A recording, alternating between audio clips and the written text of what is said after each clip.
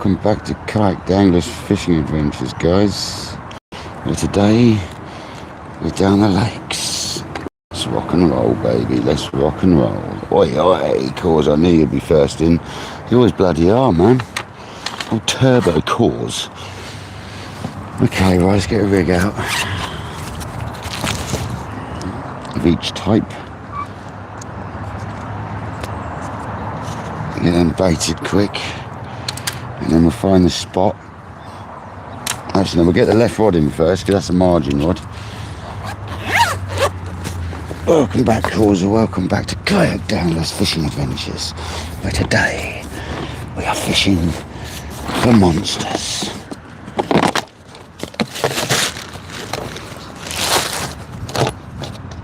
What do I need? I need tiger nut. I need my little glug pot. I need my tiger nuts. Oh, that's about it for a minute. I need that stuff in them. No, I don't. I've got some socks made up.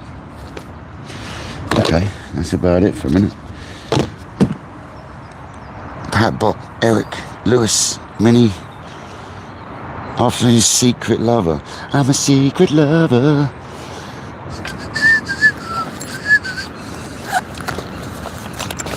I'm like no other.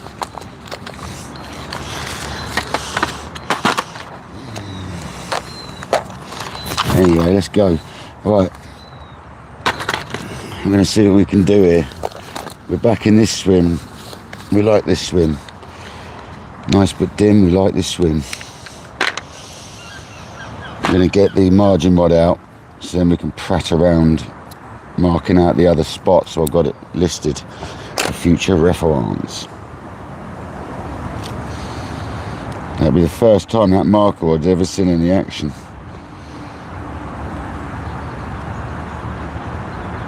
And we got the spom and the spod rod. Oh yeah, buddy. Alan, welcome in, buddy. Mr. Alan T, how you doing?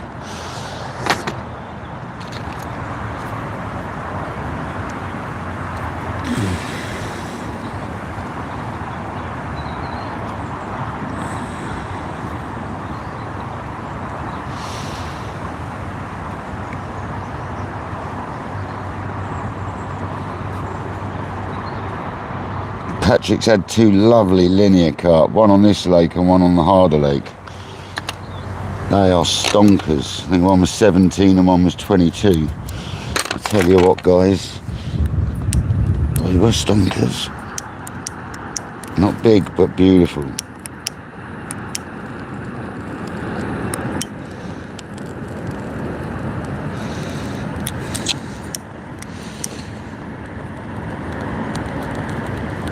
This is why I like a shelter up. I can't blob it, it's too windy. Bugger. It's not letting me blob my bloody bait.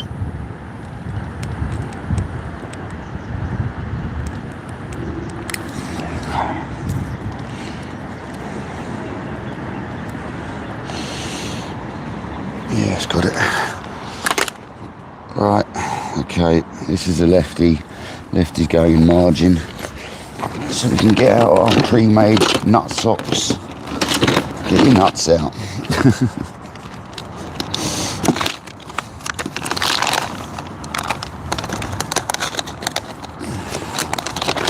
These are from last time.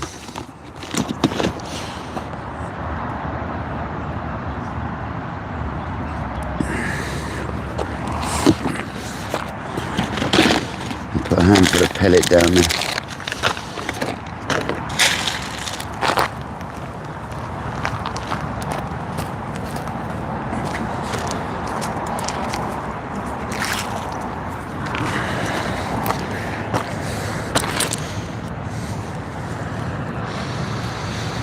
Get a lead over here would help, wouldn't it? Getting all excited about fishing. Obviously got to sort these out. Where's the volume? Volume, bosh. Okay, where's my leads got there, bosh? 2 ounce will do down that side.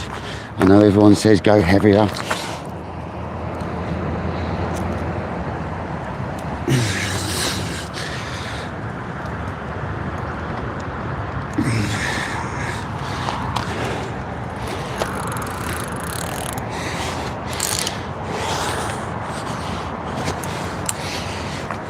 Oh, there's a tree.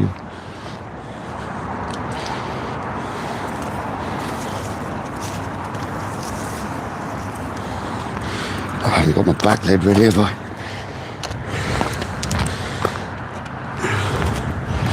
Where the hell did that go? There.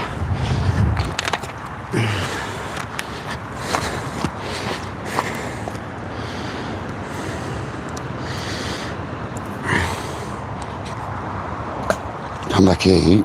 Yeah, that's good. That's good. I'm tied up with the bloody night. Oh, mush.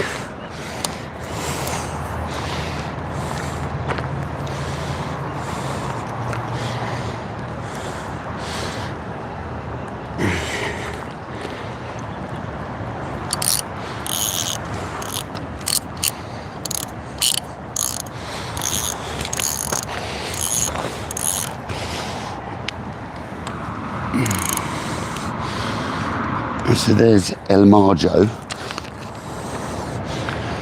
El Marjoris Inicus.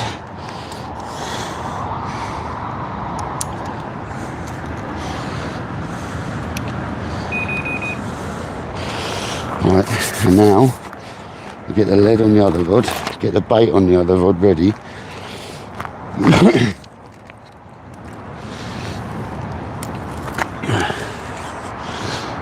Shut up.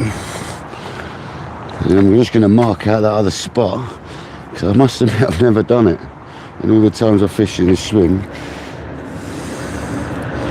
I've never marked out that other spot.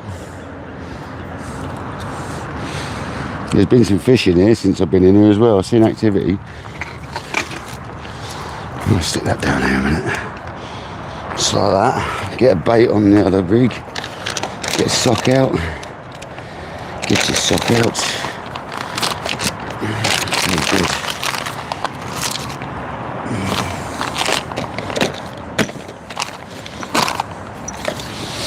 What am I doing? Put a bait on this rig. Glugged bait. Glugged 18mm wafter.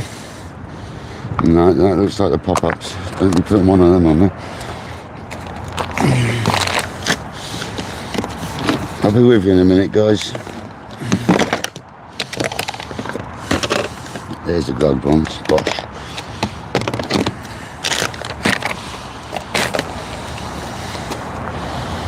Oh, they're moist.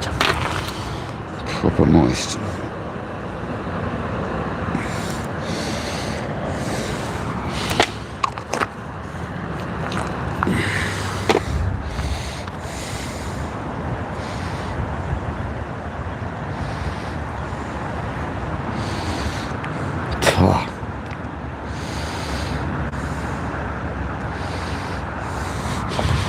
Right, that's ready to go, but we're gonna, I don't know why I'm bothering to do this, because I know the spot, but it's just for personal preference for next time, so I know. I'm just gonna get the spot, get the boilies ready, get the pellet ready, okay, they're both ready. When I come to sticking some bait out, I'll put them just in front of me there, like that. So we've got a brand new Bruce Ashby probe marker, which I've never used, guys.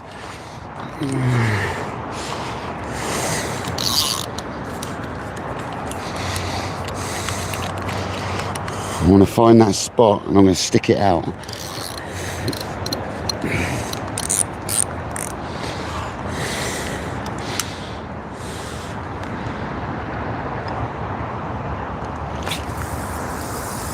To the right too much. We'll have a feel though. Oh, that's gravel. Yeah, that's gravel there. Okay, that's interesting. That's gravel there. It's good to know.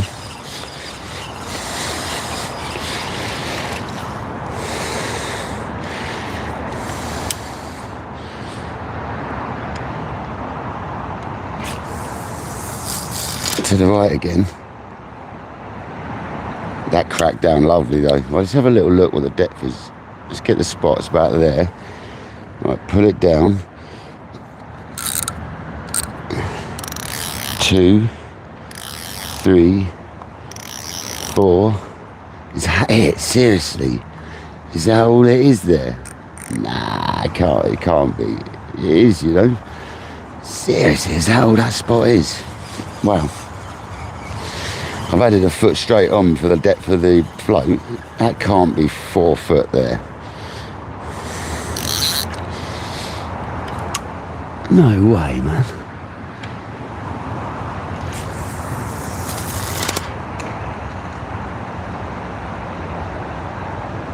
Alright, that's better. Maybe I didn't have the float down. Oh, there you go. It's right down now. 2, 3, 4, 5. It's about 5 foot deep, 5.5 foot deep there. Let me just feel that. Yeah, that's definitely the spot. Okay, so that's about 5 foot deep there. I'm not going to bother using it to bait up. What I'm going to do is I'm going to redo that again. A little bit of weed there.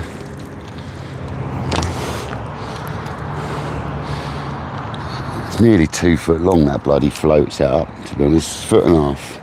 We call it 1.5 foot.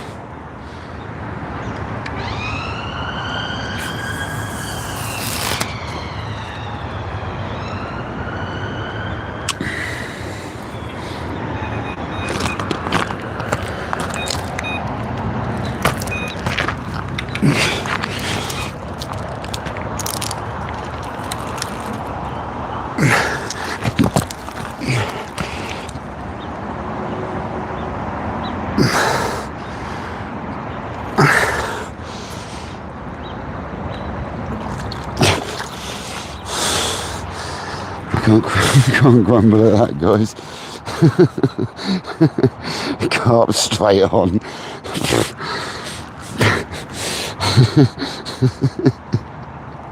It's only a little one.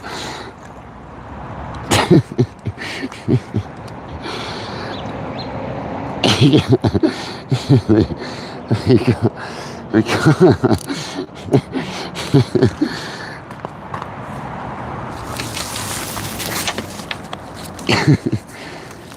Come here, you.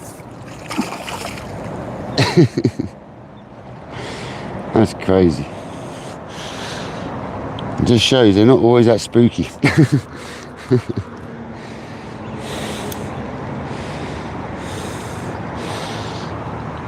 On the tiger nut, the black tiger nut. Let's go. I hope we're still recorded.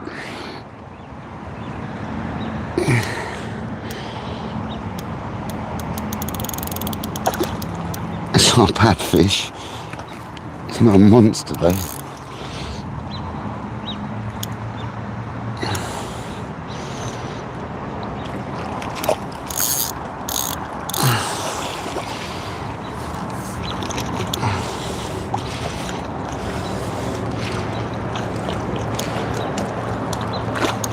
Get in the net. Get in the net, Dorothy.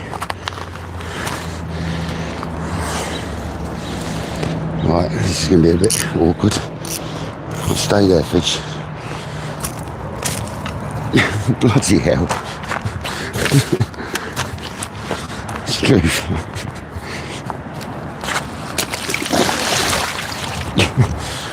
That's crazy, guys.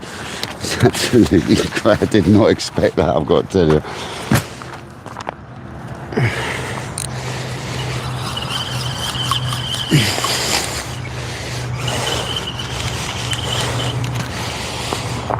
Anyway,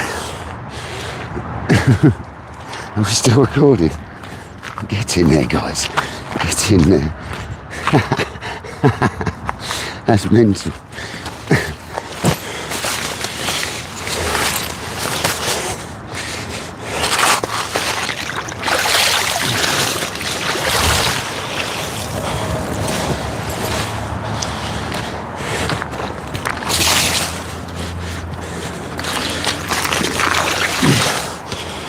Mental. That really was just mental.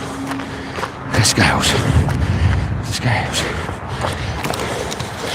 See, it's because I didn't get my scales out yet. That's why we got to fish too quick. I mean, what was that, 10 minutes? Can you see the map? Yeah, buddy. That's bloody crazy, that was. Okay.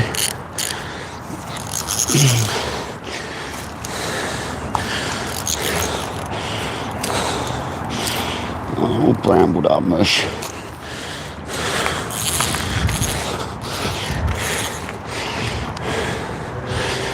That was bloody crazy. It's not what I expected straight away. Anyway. It's probably a 20.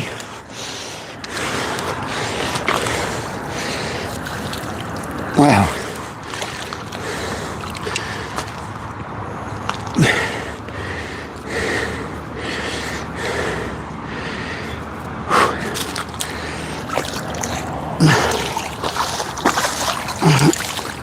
Nah, it's not 20.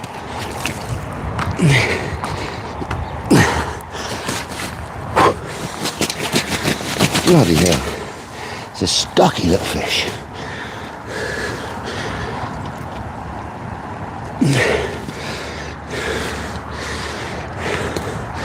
Making a right mess of my rig, isn't you?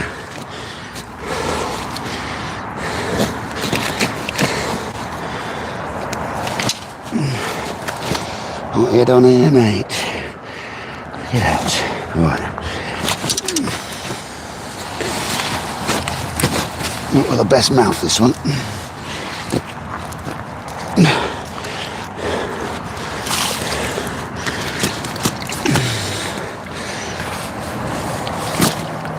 You're a bit green still, isn't it? It's probably about £16. A little bit green still, buddy, isn't you?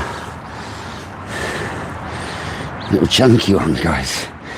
Get in there.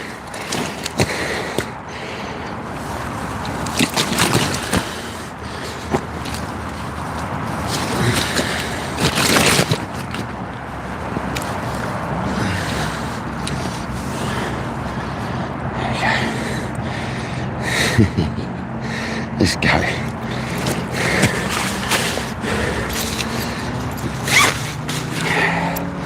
Not what I was expecting instantly. The old black tiger does it. So I've got to go to £56.5. That's £3.5 off for the sling.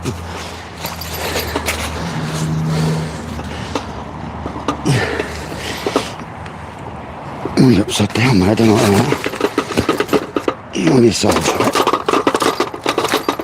Cool, okay.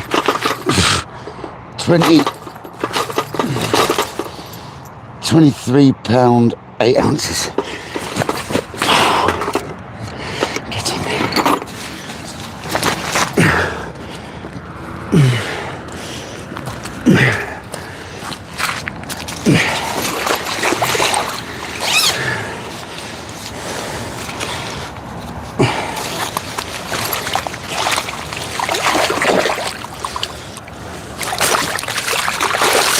Wait.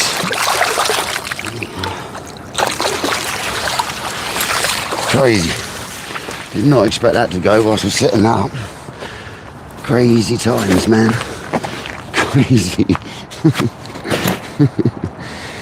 Can you let me get my other rod out now? I've got to get that back out, haven't I? Here we go. Instant fish. That's what I'm talking about. Sort that rod out quick. It's going to be a right old mess, I know it is. Might be a retie.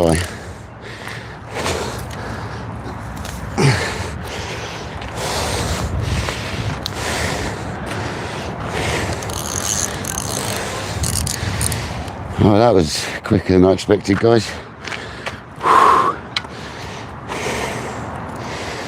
Can I sort this rig out without trashing the whole setup?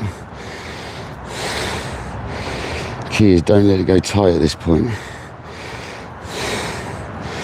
We've got a load of leaf and that's stuck in it. I think we're alright. We've got it. It's taking a tiger nut. Wow. Well, that was unexpected, I'm not going to lie. 23 pound 8 ounces. Let's go, people. Let's go.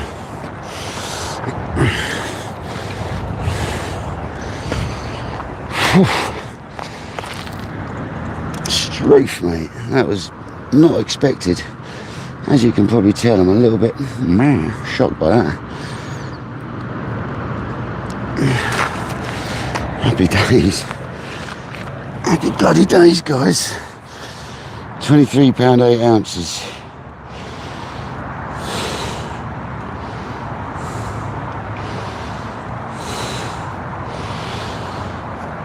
Whew. That was totally unexpected. Get in there on the black tiger nut. Come on.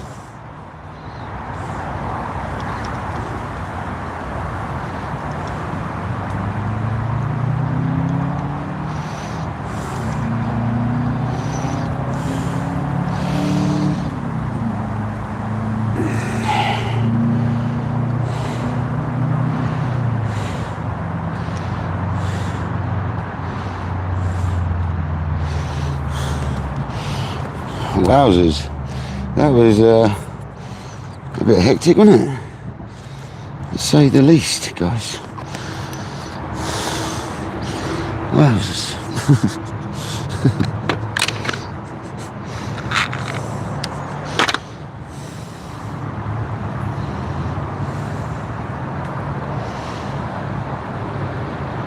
Welcome in, people. Sorry I've not been with you, but obviously I was a little bit busy then. I was halfway through marking out the other rod and boom shakalaka with fish on. Just like that.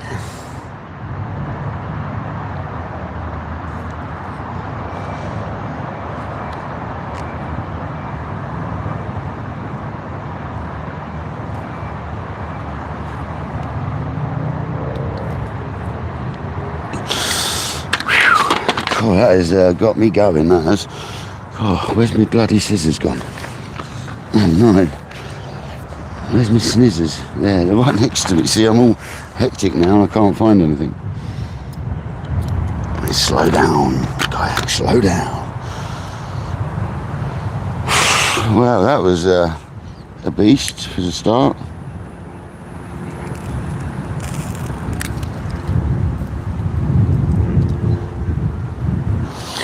£23 8 ounce beauty. Let's get another one of them suckers on, and I've got the tiger nut on. Let's get her on her way. Let's see if we can get another one. That was fantastic.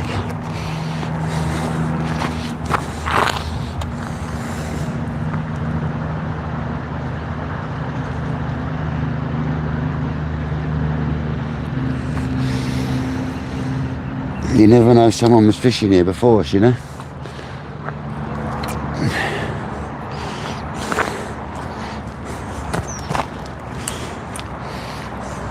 It's fizzing. It's fizzing there, guys.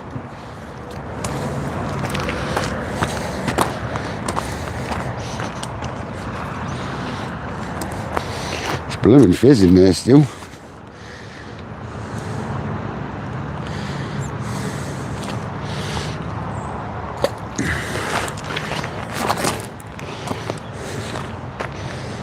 No. Don't be doing that. That gets you in a right old mess, that does. Especially when there's a chance of getting a take.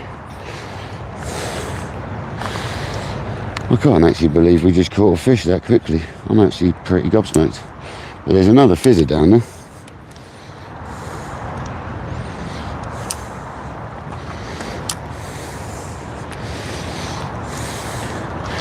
Can't have been 10 minutes.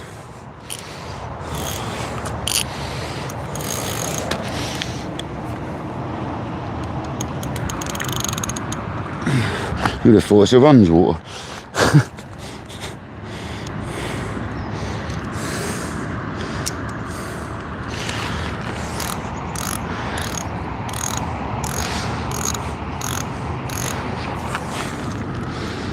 Nice creeping bite, wasn't it? Nice climber of a bite. Come on, let's go again. Right, where were we? Didn't disturb that fish at all, did it? It's gonna go again, I reckon.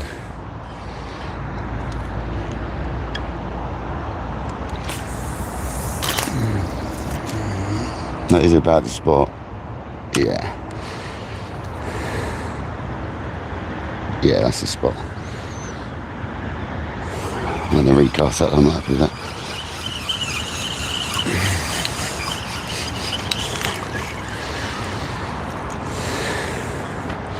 So what I'm going to do is, I'm not going to do what you normally do and use the marker to spom and stuff. I'm just going to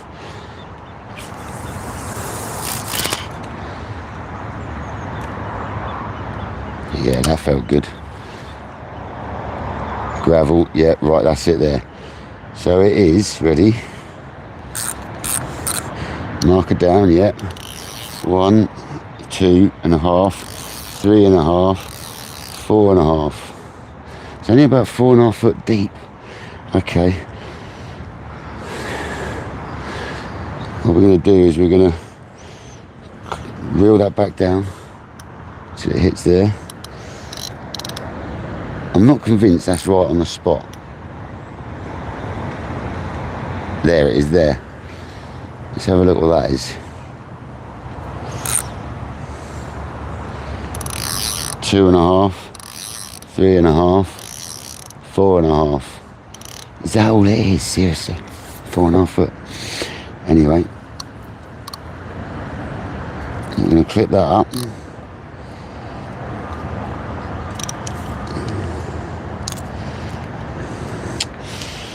Oh, god damn it, man.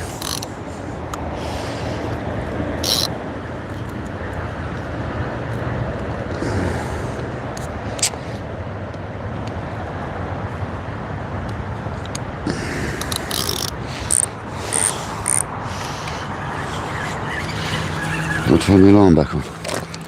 Yeah. And I'll stick this out. We'll be with you in 2 secs, guys. God, this has been hectic, isn't it? What a hectic start.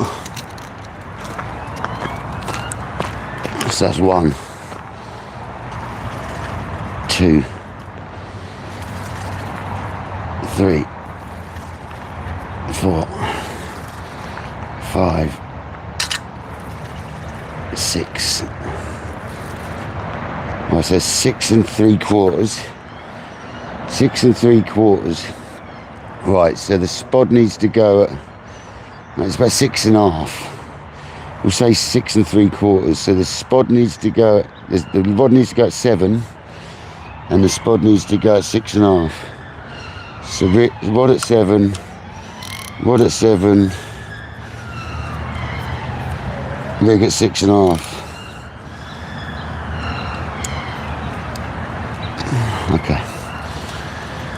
Spod at 6.5, rig at 6 3/4, we'll say. Okay, right, let's get that sorted. I'm going to put my bait out before I spod, because I'm not messing around. That's too busy. There's too many fish active in the zone. Not going to dick about. Right, it's the first time I've ever used that marker rod, so that was alright. It felt nice. Right, so the main rod needs to go at, oh, for God's sake, bloody Delkins with the stupid bits hanging off. The rod needs to go at 6 3/4. Same as that was.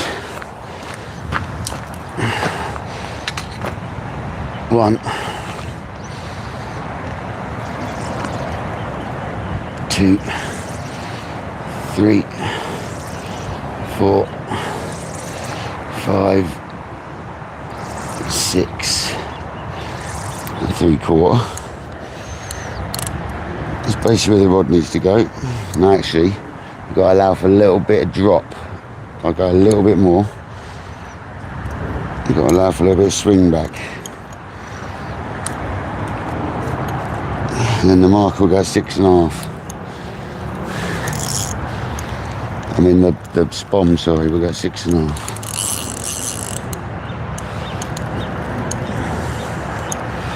Not a good time to get a tip back.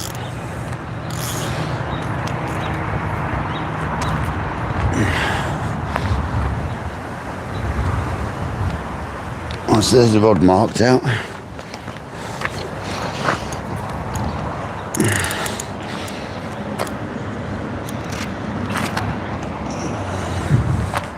And in the spawn, you do a third distance of the depth. So if it's 4.5 foot, yeah, if I come back to 6.5, that'll be about right. So that's 1, 2, 3, 4, 5, 6.5, because you're not letting that drop to the bottom.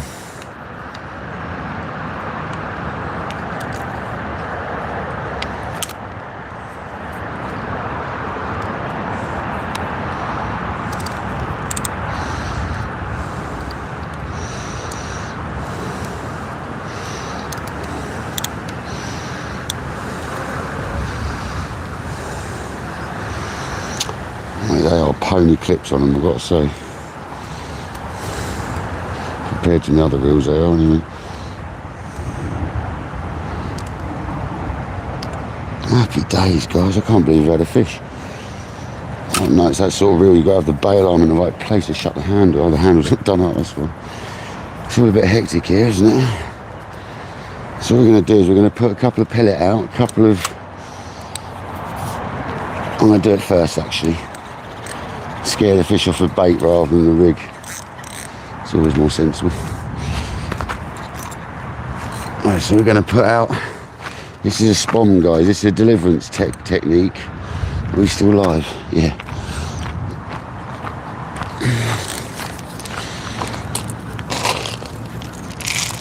It's only a little one.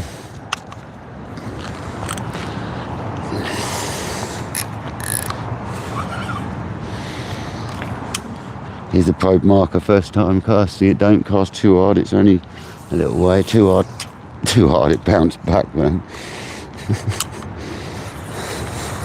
It's alright.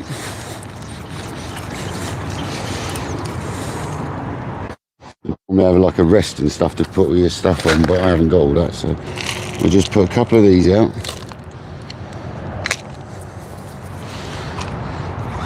Gently pull, gently. You've got to remember it's braid as well, so there's zero stretch in it.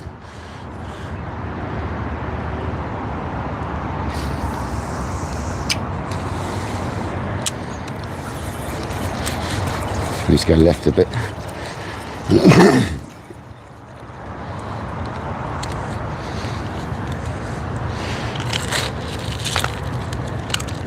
I hate putting it in that side, never works. I haven't got all the stands to put your stuff on. Most people have a special stand.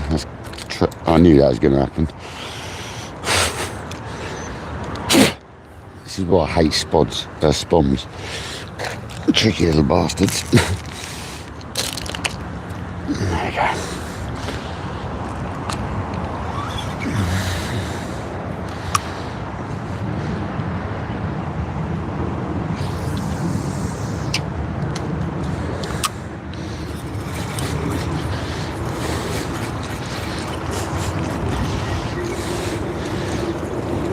I didn't open up.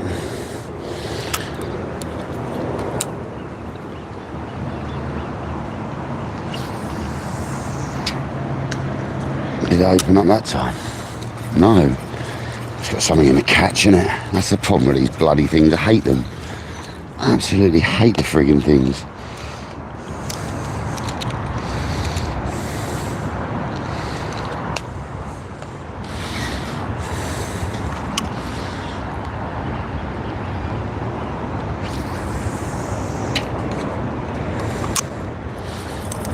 Yeah, I did that time.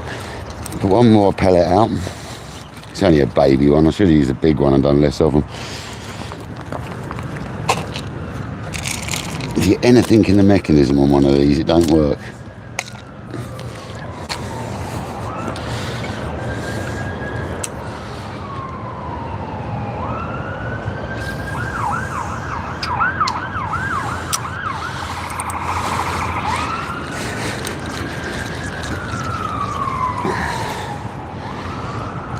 going to change it for the monster one, because I've doing my head in already, that one.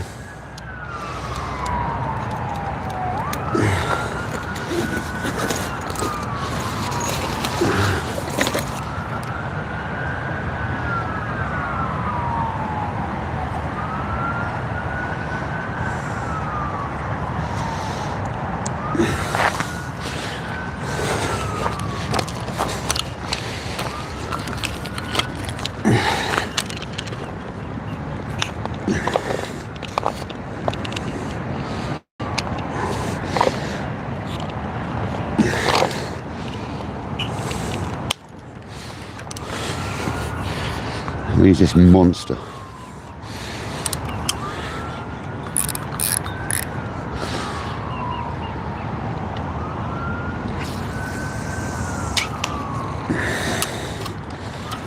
Hasn't just unclipped, is it? No.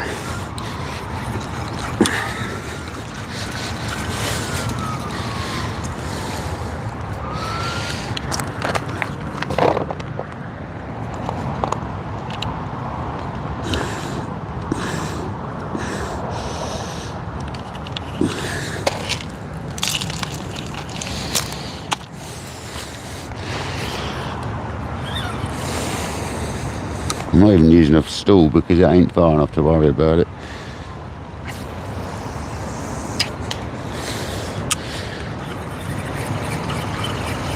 That didn't open up. Ah, you pain in the backside, man. Seriously. I hate these things.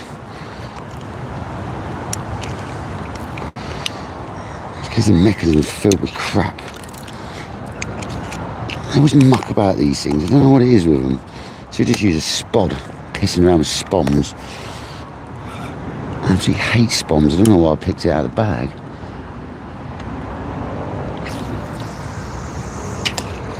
That should have opened up. Yeah, that did. There you go, one more.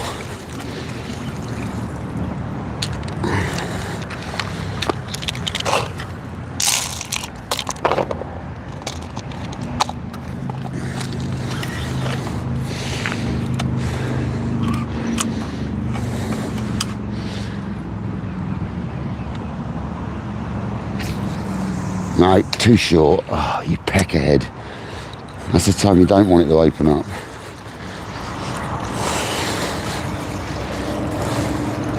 One more then, as that was short. Oh, it's all falling in there.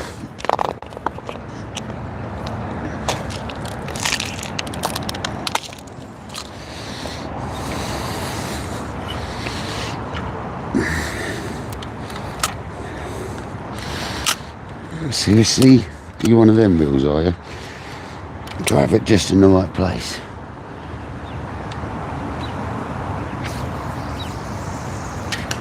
That's the one. Did it open up though? No, you pain in the arse. I hate these things. Absolutely friggin' hate them. It's because I didn't let it hit the water hard enough.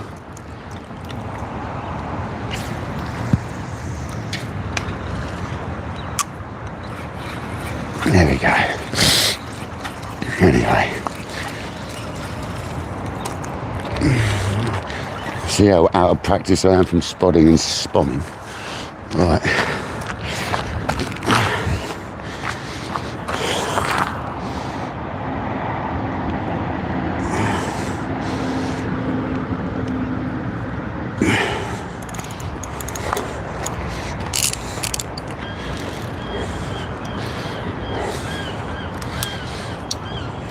It's off.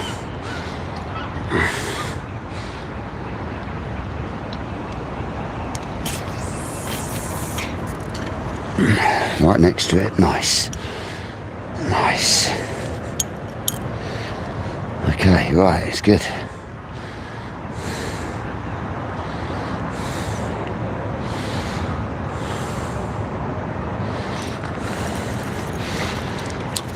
Oh, pain in the arse that was.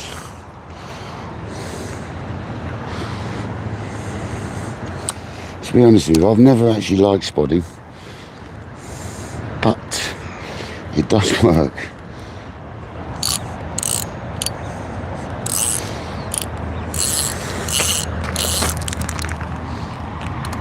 Need a cup of tea, man. Really bad.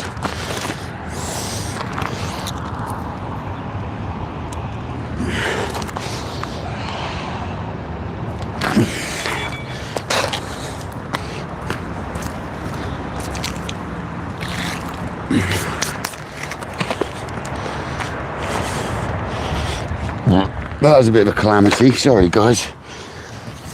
Welcome in, guys. That was a little bit of a calamity, that. I do apologise. 57 people in the house. Let's go, people.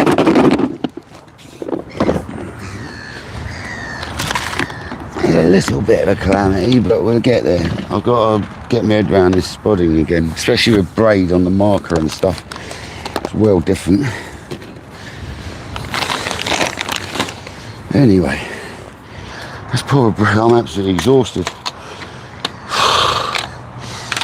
It's done me in mush.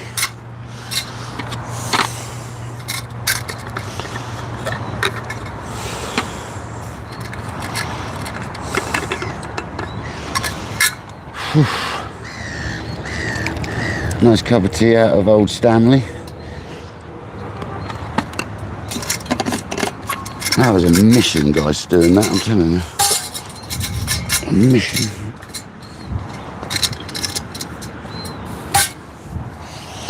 Welcome in, everyone. Monster, Skeet, Causa, everybody, Adi, Debo, George. Welcome in, everybody. I'm so sorry, it's been a bit hectic, that setup.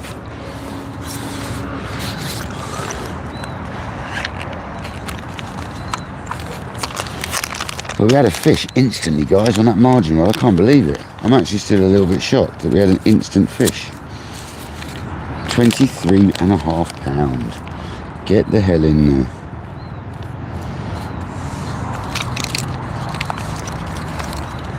Let's go.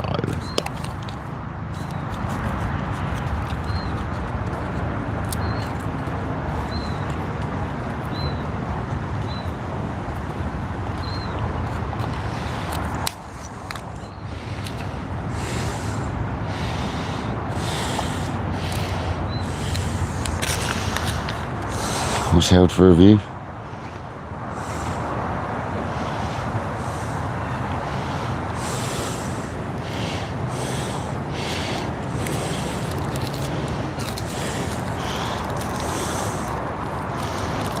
Let's go, people. That was awesome, wasn't it? Quick bite, very quick bite.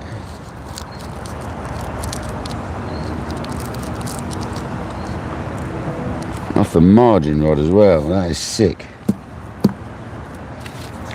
Whilst I was standing there making loads of noise, it just shows you, doesn't it?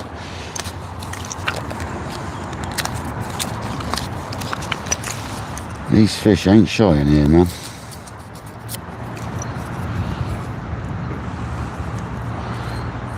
We'll get a 30 in a minute. I've got a feeling. We're going to get a common today as well. There's a fish coming to my left hand rod. We'll get a common today.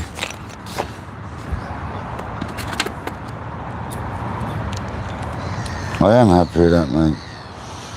Nick Powell, welcome in. I'm very happy with that. Instant fish. Not often you get one of them in here.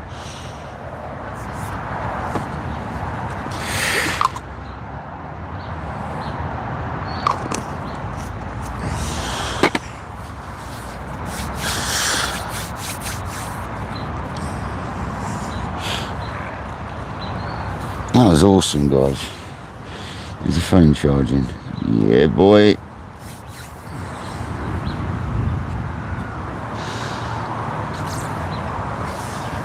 I can't believe it. I'm a little bit shocked.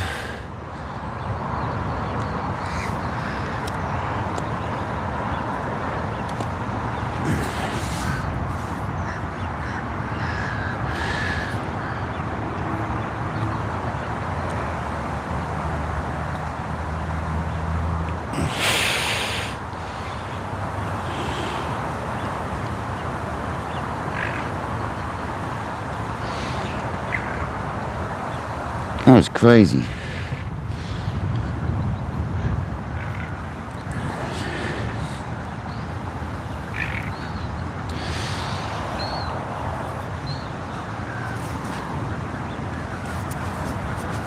Bloody sweating my nuts off.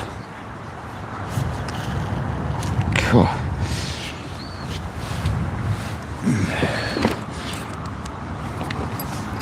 2 ounce lead as well, guys. It drove it home alright, didn't it? Everyone says a 2 ounce lead ain't enough, but that drove the hook home alright, I can tell you.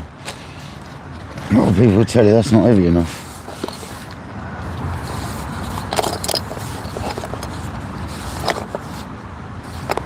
That was awesome, guys.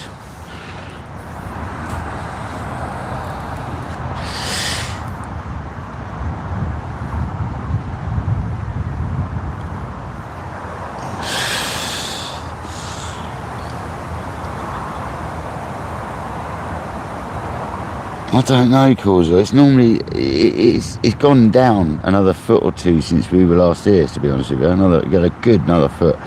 When it's up to its highest level, that is normally around 7 foot out of there, probably. It's definitely down 3 foot.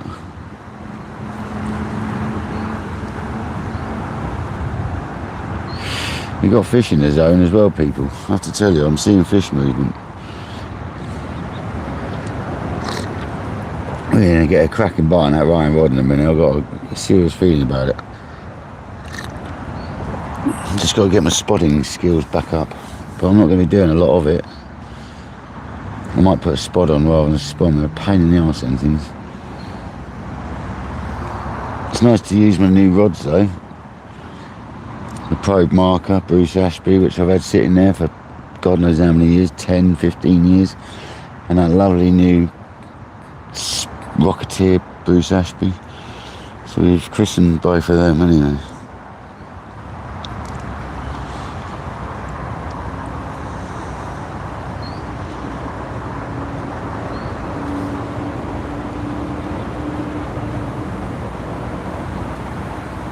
Yeah, well, if I was doing a 2-day session course, well, I'd spend a bit of time.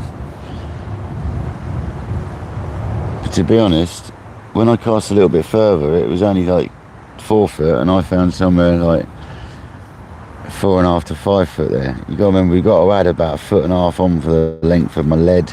My lead's got a tail on it. We've got the float, and we've got the boom. It's at least 1.5 foot, at least. I'll show you in a minute. I'll show you in a minute.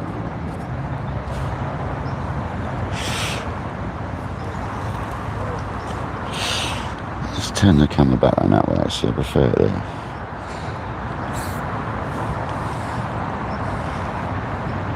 Oh man, that was hectic. Seriously hectic. We've got a nice breeze, so I'm hoping the phone ain't going to overheat today. Let's have a feel of it. It feels alright. We've got the fan though.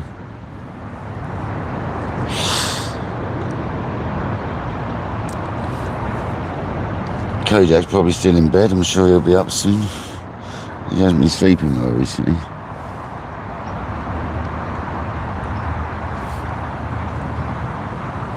They can be golden spots, yeah, Causa, yeah. I've always fished that spot though. I don't really need to marker that spot out. It was just to be used to the gear, to be honest with you. Don't really need to marker it out, mate. I know that one like the back of my hand. It's basically towards that tree. Is it that tree? Hang on.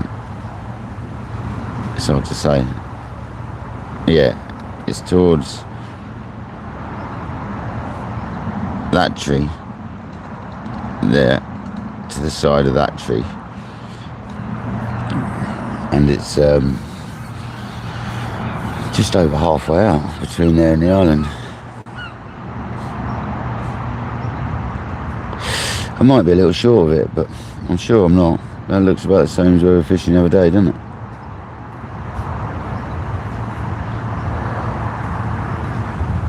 Last week when we were here.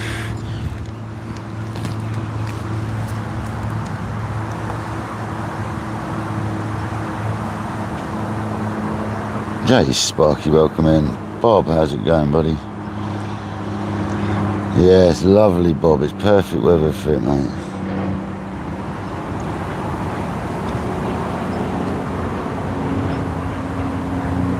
Monster, I mean, people say a heavy lead's better to drive the hook home, but I've always liked 2 to 3 ounce.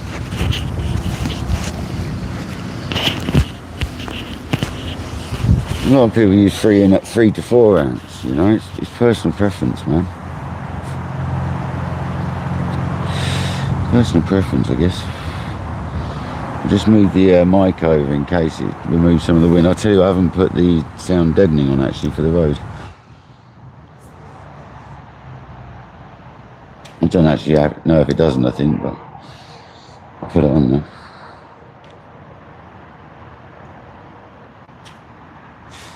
So that's just gone, my baited hook's just gone slightly to the right of the baited spot, which is a good thing. Being just off of it's perfect. And let's be honest, they didn't all go perfectly in the same place. So. And to be fair, that setup's a bit heavy for that distance. I've got to get used to it, basically. I can't believe we had one on the Tiger in the margin straight away. I'm going to get another cork and another Tiger nut. Because the other one got robbed. That was the Tiger nuts from last time as well, people.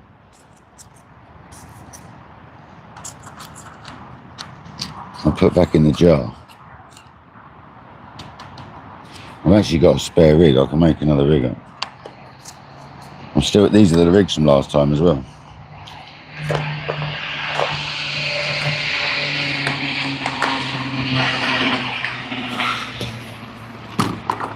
I've actually got a Pacific Tiger nut mix as well, which I've made up.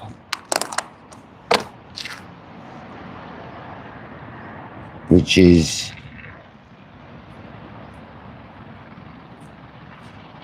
dynamite pellets, 2mm, monster pellets. It's dynamite hemp. It's dynamite monster tiger extract or juice. And it's stuff you get in a bottle. And it's... that's it, I think. And frenzied dynamite black tigers.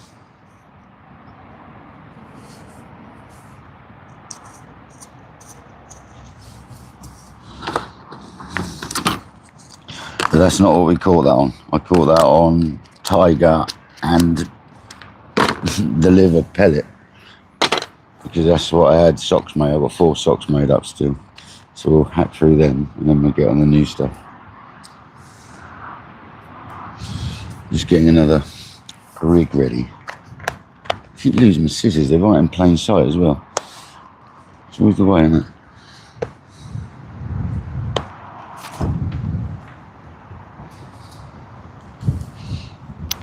To have one straight away though, I'm stoked, man. Absolutely stoked. I put the scissors there, you pecker.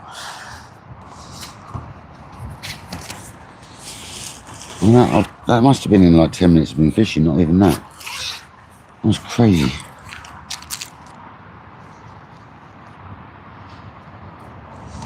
It might even be the first time I've caught one that quick off this lake. I don't know.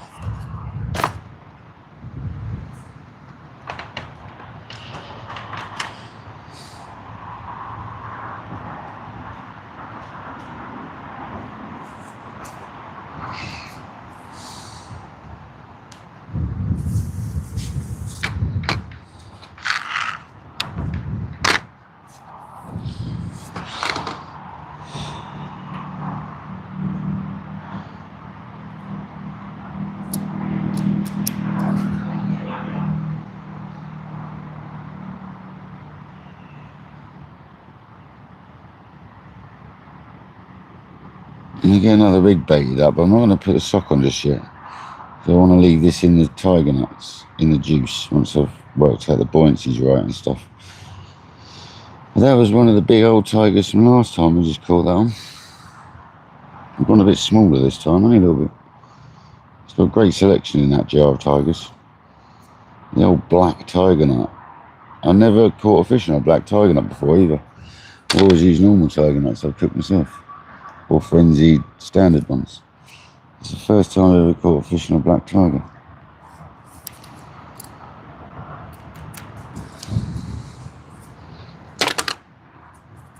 Kojak, welcome in, brother.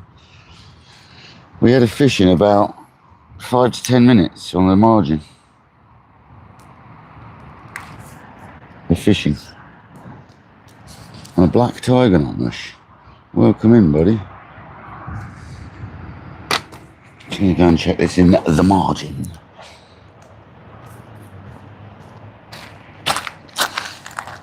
Oh yes. Oh yes. That wafted down lovely and just hovered the bait above the hook. That was spot on. If I can know what I'm doing. So that is what we called it on, something like that.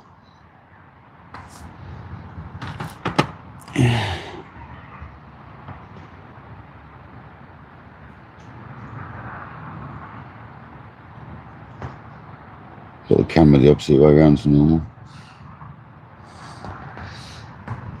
Just going to put that rig into the tiger nuts, poke the boilie of the tiger nut in. Just means we've got a spare if it nicks our rig, if it nicks our tiger again.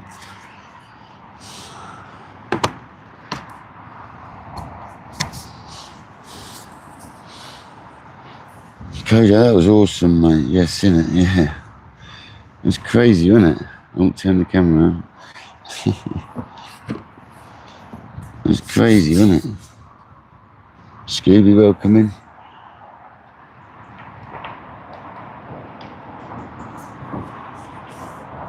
Rubbish spotting, like rubbish, mate. Accuracy of a drunk man. Because I was rushing around like a peckerhead.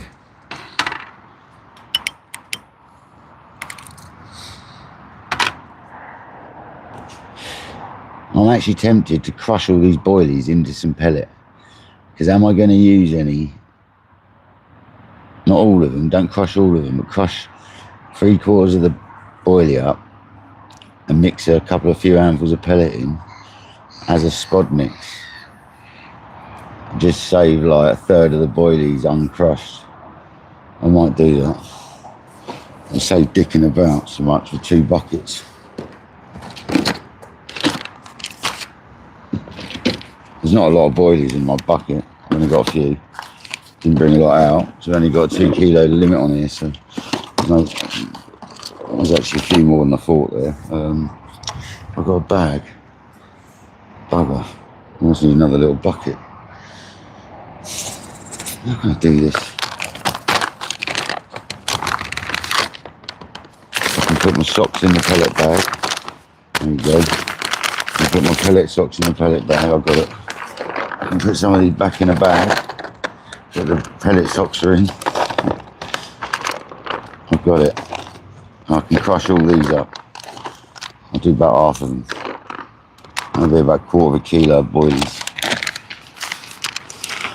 And I'll put some pellet in there.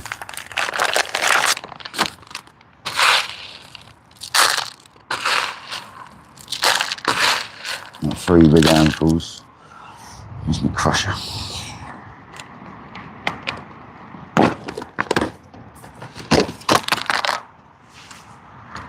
I'm not going to crush them heavy.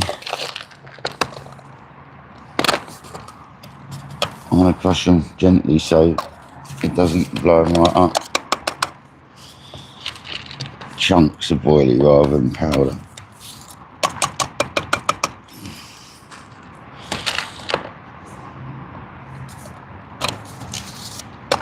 Sort of thing now I'm spotting again occasionally. I'll make up before we even get to the lake.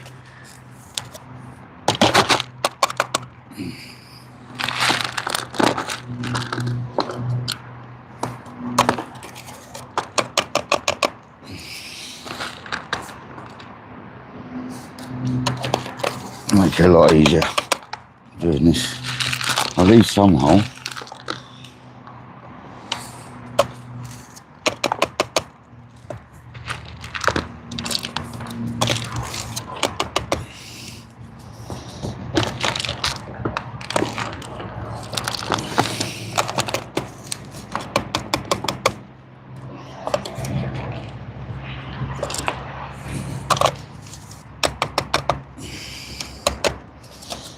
The thing is, this will all last in the bucket if I don't use it.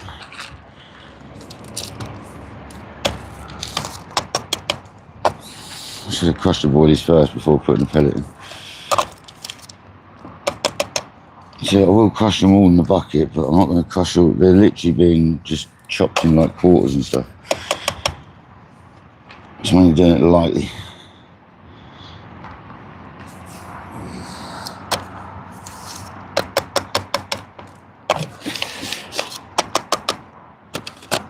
I'll do some by hand, just gonna squash a few. There's some proper halves.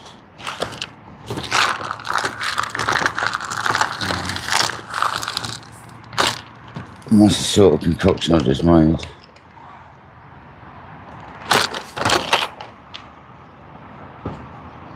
Looks deadly. It's fishy.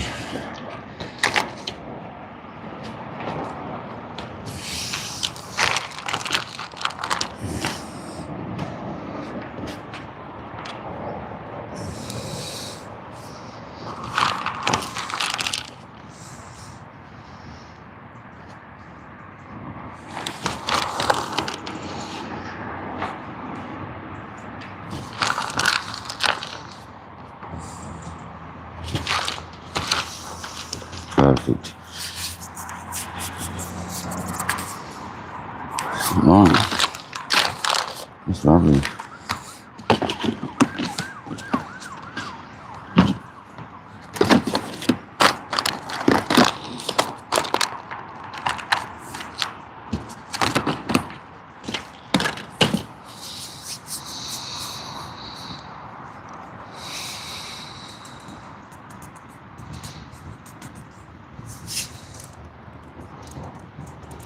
You, how you doing, buddy? How's everybody doing? Hope everyone's well.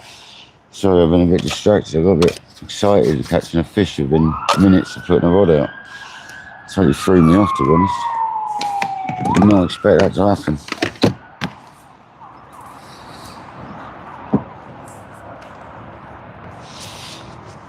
But as I was saying earlier, the marker. Hello, mate. Hello, mate. I've had one. Have you? Within about 5 minutes. £30? 23.8. See, the marker's got about 1.5 foot on it. Oh, please. And Patrick the Linear Slayer. Yeah, it's alright, isn't it? The marker's got, instead of, because I've got an extended lead on there, it's about, yeah, about 1.5 foot. This is all very nice. Can you see it? Yep. Now look on the second phone. Yeah, no, I can see it here. Look on this. I can see it here. This is all very set up nice, Yeah. isn't it? You're like a professional YouTuber. No, you're alright, you stay there for a minute. Yeah, I'm alright, well done, man. Yeah, nice, eh? Yeah. 2 linears. Yeah. So Yeah, I was basically put the left in with a black tiger, a little sock and a handful of pellet. Was standing there marking out, making all the noise in the world, and the left rod lifted into it, and it was round that corner. I'm like, bosh, have that. Have some of that it's mush. nice round here now, isn't it? Yeah. Let's swim. I think you could. I wonder what they'd say about you doubling up and one going in here, or here, one here. I wonder what they'd say. I don't know if you would, mate. I think they'd let you get away with we'll have to ask a bailiff when he comes. I'll ask him. I'll say, if me and my mate want to double up in here, Patrick, can we fish this, swim together? As long as we don't obviously abuse our space, which is sort of past where that grebe is. You know, our water is literally towards that buoy, the marker buoy, the life ring. It's much easier around here to land fish, isn't it? It's great, mate. It's got a gradient. It's great.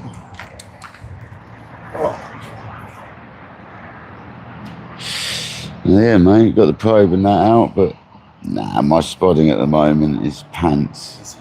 Well, it's well, it's 6 wraps. It's not going to be great, is it? Let's be honest. No, it's hard to time that. Yeah, on braid, on a 6-pound test curve spot Better rod. off standing right at the back of the swing. Yeah, but I've got it all marked up to the rod distance and all that with the sticks and all that. I've gone down that route. I can't remember what it was. 5 3/4 or 6 3/4? Can't remember now. Nice. Actually, what was it? Kojak, were you here when I was doing that? And were you listening? Nice, If not, bag, isn't it? yeah. If not, I'll have to stick it back out. The The marker rod. So I slept both nights under the stars, mate. Did you? First night, no sleeping bag at all. Really? And last night, Did you get mullered? No, last night I just put my feet in the sleeping bag just to stop them getting Yeah. Nice. I had 10 at 1:30 in the morning and I didn't put that rod back out. Left. I reeled in, went for crap this morning, excuse the language. No, that's all right, you can say crap. Put it out and then, yeah, 25.10. That was a lovely linear, mate. That was a beautiful fit. Left. On the old Left. roasting liver. Left's gonna go, mush. It's just a tiny little socket. Yeah. That left-hand rod was a sock about big. That left-hand rod's getting twitched. I can see it on the line in the water. There's a few little fish dapping around there. Why don't you rip off, mush? Yeah, nice. So you're here till what? 8, half I don't know when I'm here till. I just sort of finish work early. Might as well get down here and have a little go for a bit.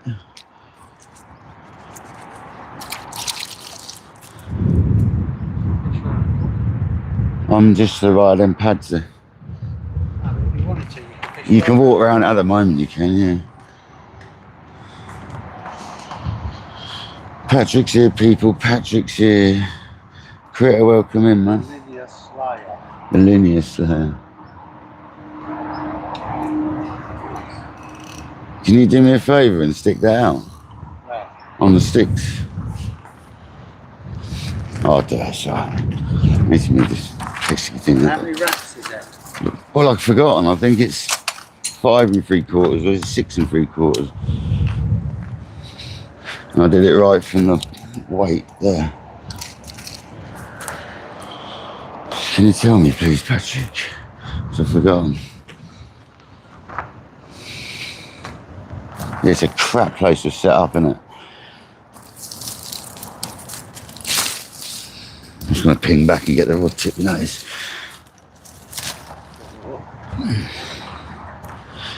It's 6 3/4. That's 6 there. Yeah, go on. There? Yeah, 6 3, isn't it? That's what it is, isn't it? It's not come off the clip, is it? It's not on the clip. What do you mean it's not on the clip? It's not even on the clip.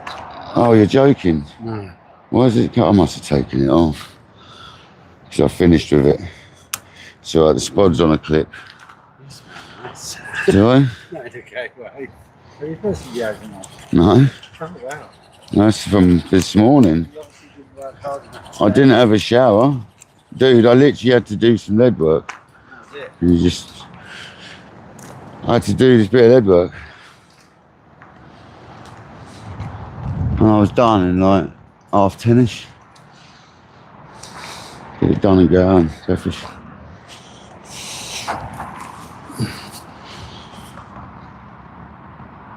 Yeah, 6 3/4, yeah. I think it was 6 3/4. I've forgotten, I'm terrible. Have you? Yeah, just take me back to the car and load it. You wouldn't have come round. I wouldn't have come round and said hello. You coming back later or not bothering? I don't think I'll bother. Nah, you don't need to come back I've later. got to drive to Bedford tomorrow. Mhm. I should be over next Saturday night. I can't do the Saturday because I've got to work. But I should go on. I should start doing a lot more on that one. Yeah. Well, now they cut the weed. Yeah. There's a lot of pretty fish in there. Yeah, there's a lot more younger, pretty fish in that one than there is. Well, there's probably the same amount in here. It's just they're spread out over more area.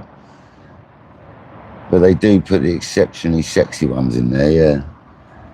And that linear from this lake compared to that linear from that lake, they were both amazing, but that one was unbelievable last night. This morning's one was ridiculous. Nice. Where's your picture? Show the camera. Your picture on it. Sadly, the guy that took the pictures didn't do a great No, job. that's not bad. You can probably edit it. If you ever need to hammer that, come round. I nearly went in 7.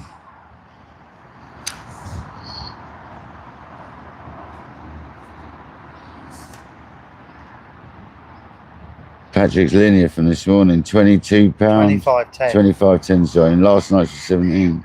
Look at that for a linear carp. Look. Would you take a look at that fish? Oh no, that was 25.12. 25.12. And then the other one I had Saturday night was 22.10. Yeah, cool. So that was on the difficult lake, mate, which isn't quite so difficult these days, but they put a load of stockies in there. But well, nobody's fishing it really. You say a 44 come out of there?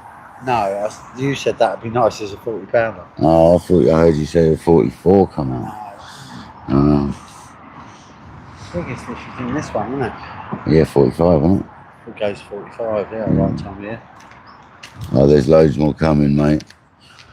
You wait till these nice old stockies will catch and go up in size, man.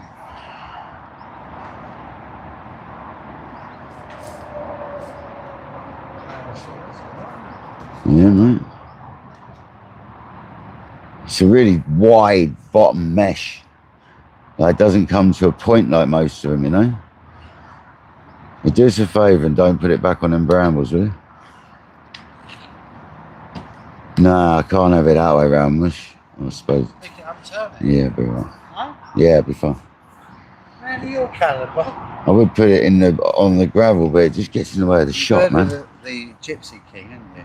The Carp King, the 30 King. I'm actually disappointed when you said it was only 23. Mikey, welcome in, buddy. No, that's not the carp I had earlier. That's the carp Patrick had earlier, Mikey.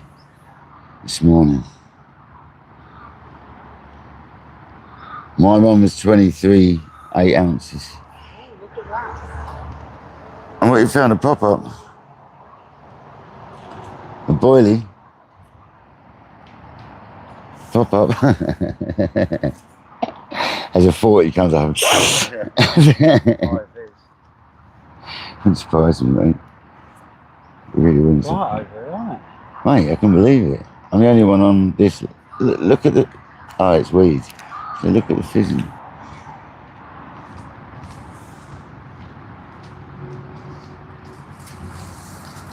What are you doing? Are you sitting on it? Yeah, I'm not making it. Don't sit on the spod bag, it's got spods in there. You can sit on the spod bag, but only the bit that, I was going to say, you could cushion it.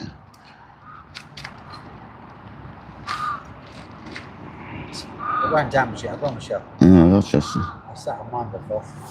It's a bit uncomfortable, isn't it? Do you want to put my rod bag on it? Get my rod bag out of the cushion, out of the car. Yeah, I'm not too keen on spoms, man. They at short range are not opening up. I'm probably better for the spod. Yeah, the problem is with the spoms. They need to hit the deck, mate.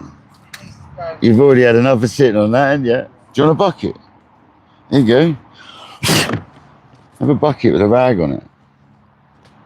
Patrick.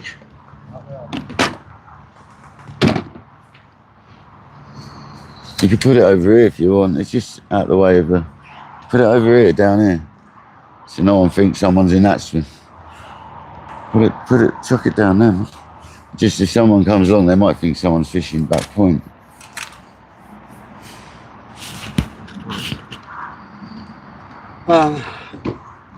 Yeah, so just gonna go home and unload it all. I enjoyed doing a couple of nights. It's nice to do them just under the stars as well. No, the spod rods are It's a rocketeer, isn't it? half.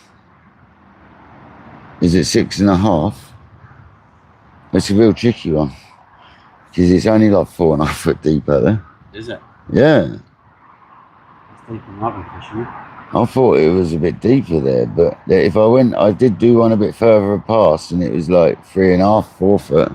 So I'm definitely in a little trophy thing, 100%. Which I knew I was, and I found the gravel. So it's like, it's there. It's where, it's basically the middle of that tree to the right of the island. One on the next, on the bank over there. If you want to know, a 6 3/4 wraps. There you go. And you could go to probably 7.5 wraps, and it's still safe. You go much past that and there's weed. I like it this side myself. You didn't want to know the other side, Yeah, We're the only two on the lake, mate. Oh, there's a guy in. Yeah, no, I mean on this side of the lake. We're the only two. I've just seen a guy. It's fizzing its nuts off over here, isn't it? Oh, When I first got it, it was fizzing over there, but it was also fizzing over here, so I was like, I'll go in here. And we're going for margins, so it was worth it, wasn't it? That was great as well to get. Yeah, it's margin. That's what I said, I put the margin rod in. I was standing next to it basically, on the left hand side, markering, chatting to the chat, and the rod just tightened up. And it stayed there, but the rod tip was bending down with the back lid. Lifted into it, and it had already got around that corner, mate. Into them pads. It's like within, I don't know, let me have a look. And that's a good thing with the second device, I can look at this stuff. You're going to get some rain?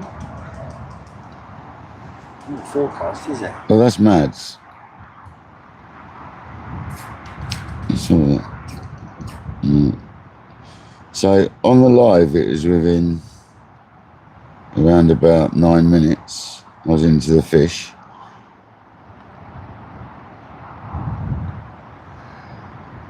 And I'd already been live like 5 minutes or something. So it's literally in like 5 minutes, dude. It's a nightmare getting out of there if you leave late at 3, isn't it? You'll be alright. It's only 2 o'clock. Some holidays as well. But it is a nightmare getting out there anywhere between 4 and 6, mate. Yeah. Well, I've had it bad at 2:30. It's bad at all times of day, man. Yeah, I'm not surprised. It's not just us though, like it's everyone else. Because there's not many industrial states there for 20 mile an hour. Well, I shall watch when I get home. See how you get on. Well, I'm hoping to get another one. Yeah, another couple. Nice one, brother. Well done on your 2 Lins, mate. 2 Lin Patrick, they call them. 3 carp, not 10. And 2 Lin. What are the chances catching the Lin out? Yeah, 3 carp. Yeah. I had another one. I had 8:30 Saturday night, and then I had one at 1:30 in the morning. And what size was the £14. Oh, 14, 17 and 25. No, 14, 22 and 25. Oh, 20, I don't know why I got 17. No, 22. So the Lin, 10, the Lin yesterday morning was 22. No, I had a Lin this morning, 25.12. Yeah. And then I had a Lin Saturday night. Saturday night it was, okay. It was early in the evening, yeah? Yeah, 8:30. Yeah, it's still light, yeah, I was going to say. And then I had a carp at 1:30 in the morning. Terry B. And then I had a tench last night. And then a carp. It's much better having this in it rather than looking down. Language. That's well dirty, isn't it? Well dirty. Excuse the French, people. Yeah, excuse the French. Right, viewers. See you later. We'll walk round, load up. There you go.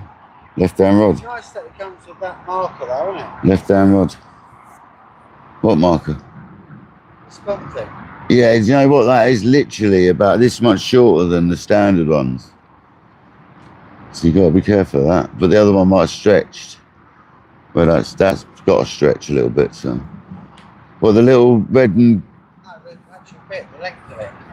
Well, it's the same... And you've got your different markers you can slide up. Yeah, for 3 different rods, yeah. Cool. Or for your spod and your main rods. I've got one of those, and then because I've got the ESP marker sticks, they give you tiny little pegs that you can put into different markers. Oh, okay. Oh, yeah, no, I've got them ones. They come with a rope already and stuff, but what's the point of bringing it? Left-hand rod. Yeah, man. See you in a bit, man. Yeah, and you, buddy. Left-hand rod guard touch a second ago.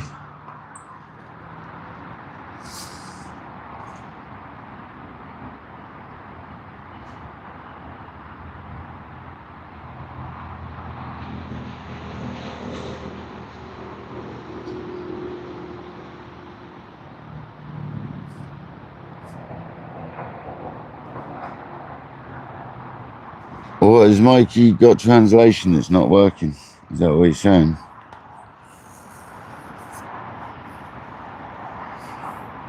Because the only French I know is Monji Tout and Bonjour and Au revoir.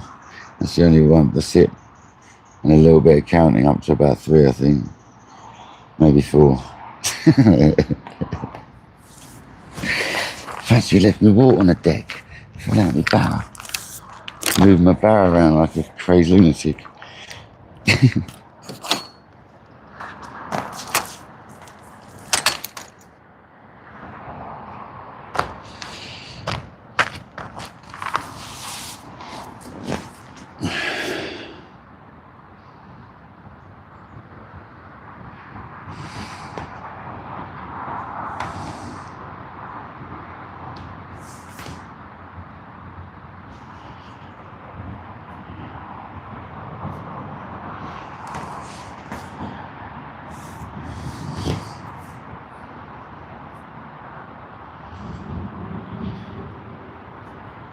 Come on. Let's get a screen on that rather than odd.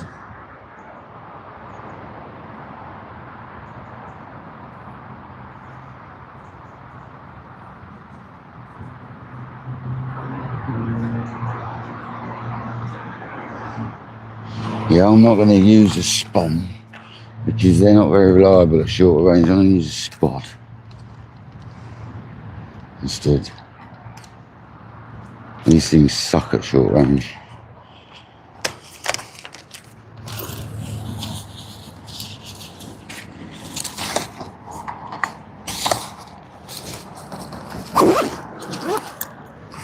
I'm just going to use the small one. That's all we need is a few small ones rather than loads of big, a couple of big ones. I'd rather spread it around a little bit, some small ones.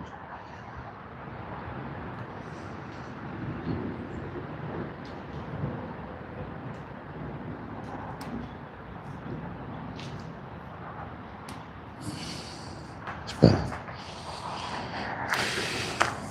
At least we've had a go on the marker and the spot rod though, not too bad. Oh mate, that is jam solid.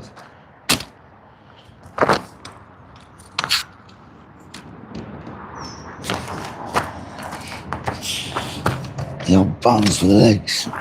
And straighten the chair up. Oh, that's better. Well uncomfortable, leaning to the right.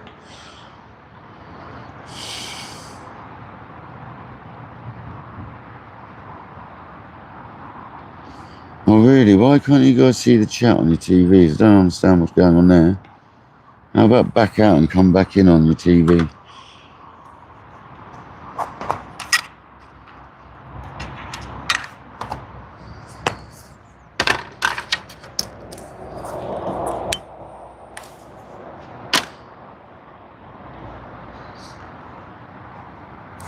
Damn, Parsons, welcome in.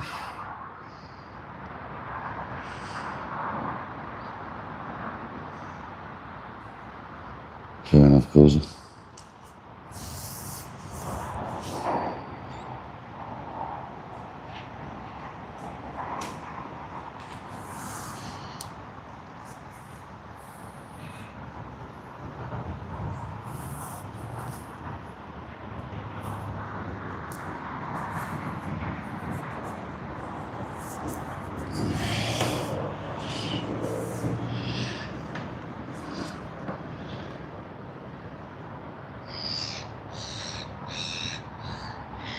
Thanks for the gem, whoever's done a gem.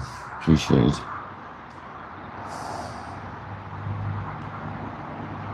Just cause all the dog burn.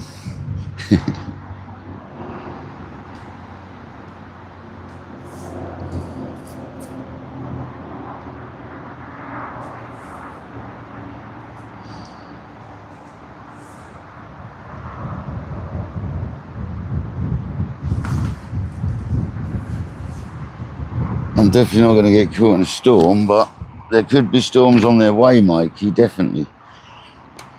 It's another cup of tea. Like I said a million times before, I'm glad this flask is unbreakable. The amount of times I've sent it flying where the lid's not on. I'm so glad it's unbreakable, I really am. Because it should be knackered by now.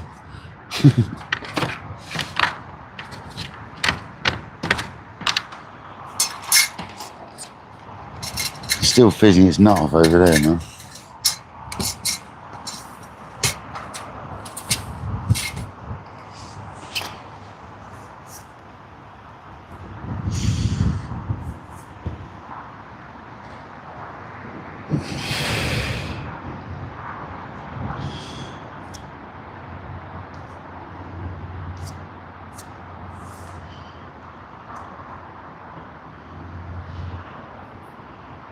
I want Lefty to get another one. Lefty should definitely get another one. Sean, are you in here? Lefty got a fish, mate. Lefty's the one today.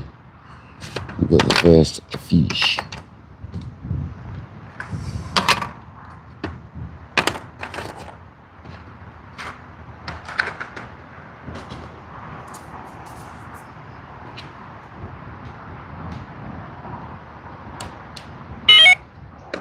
I've been the receiver nice and loud so you guys really hear it.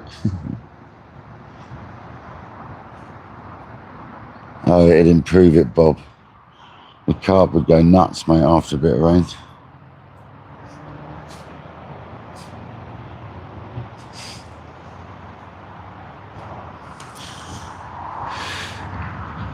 If it's too much rain at once, it might kill it for a day or two. But after that, it'd be really good.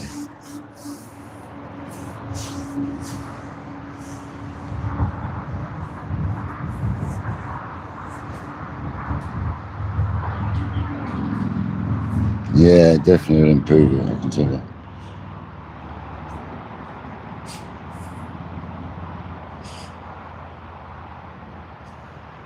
I'm still shocked that we caught a carp out of that margin whilst I was making loads of racket there. Just shows, man, they're not that spooky.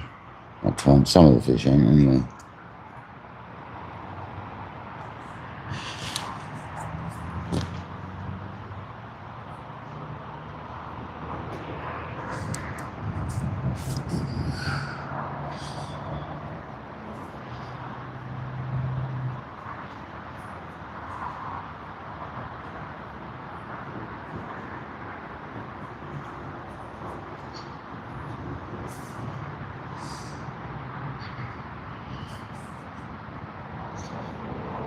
Okay, Jack, how did you sleep last night, mate? You get on alright, or did you have a bad night, man?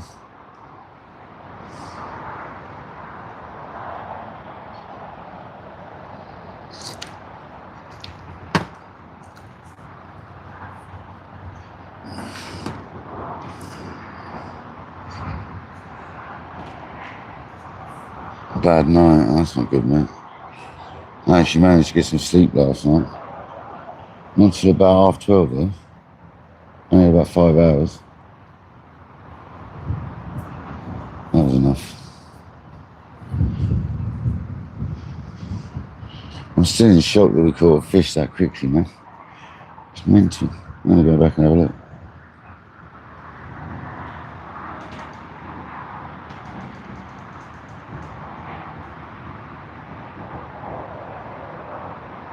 It was a bit dark. Just trying to focus on it, but it wouldn't.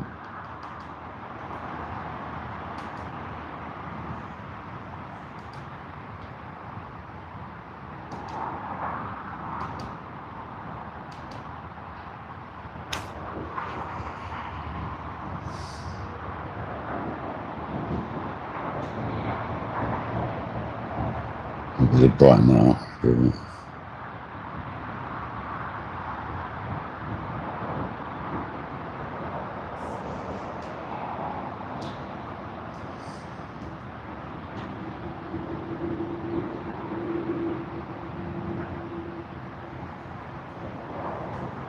Couple of seconds where it went zoomed in nice and light. So.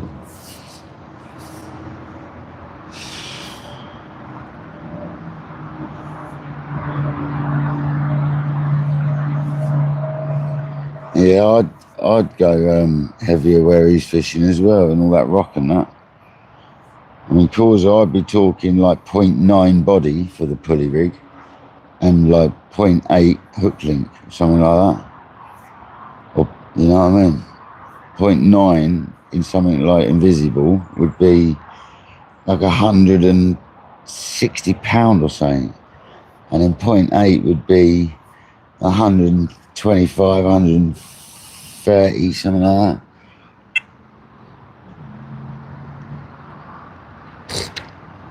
Left hand rod. So you got to have a look at them, because if the rod's twitching, then sometimes it's worth having a go at them.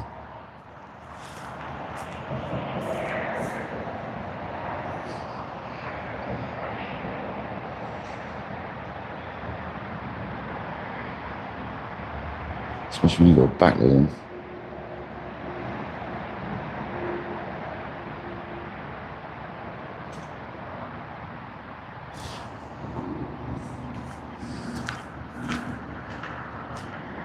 Start spotting or something, that'll give me a bite, won't it?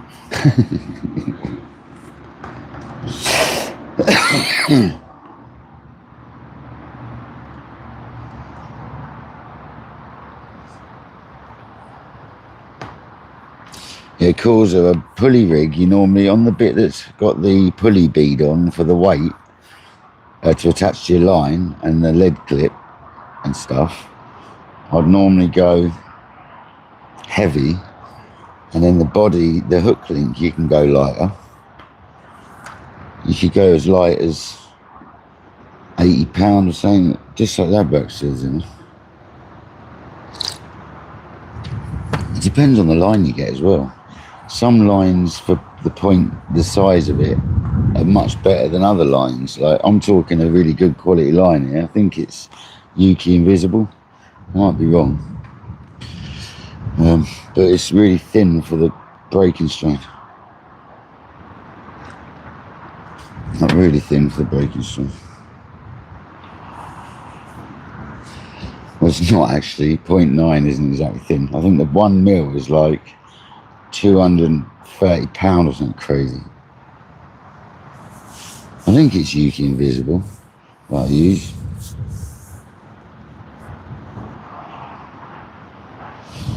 It's bloody good stuff, put it out there. I've had no complaints sea fishing. Our rigs have never broken when I've made my pulleys and that. And I use a rig a lot. A lot. If I ain't blunt and knackered, I use a rig for 10 sessions sometimes, guys, if it's not knackered.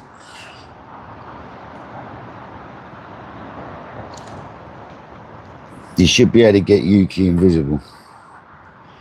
Cause I'll remember this time and I'll send you a picture of what I use. I'm sure it's Yuki Invisible, mate. I'm sure of it. It might not be. I might be wrong.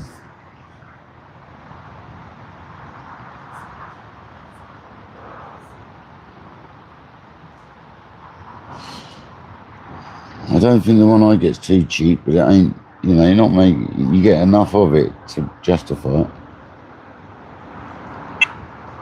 Left hand rod again. Is that going to rip, guys? Is it going to be a margin session?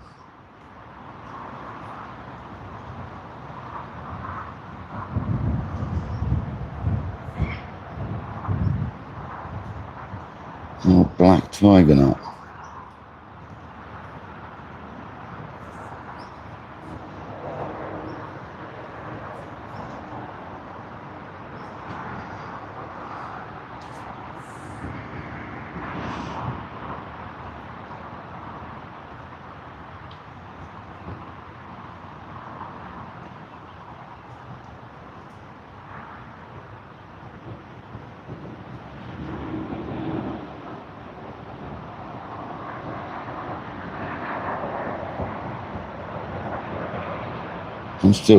I'm still shocked that I caught a fish within a few minutes of putting a rod out here.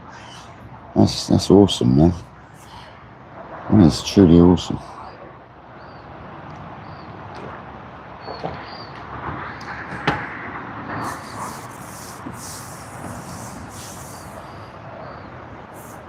$55 likes and 65 in the house. Awesome, guys. Let's go. Let's get another fish. I'm going to spot a tiny bit of bait out over that right rod. I want to just practice the spotting a little bit.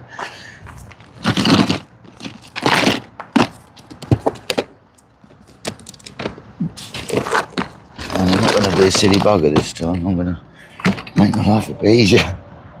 And bet that left hand rod goes, even though we're standing here.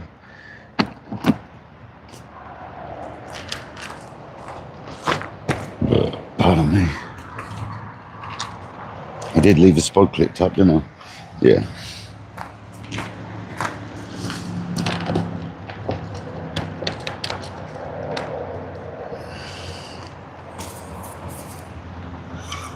The Rocketeer from Bruce Ashby.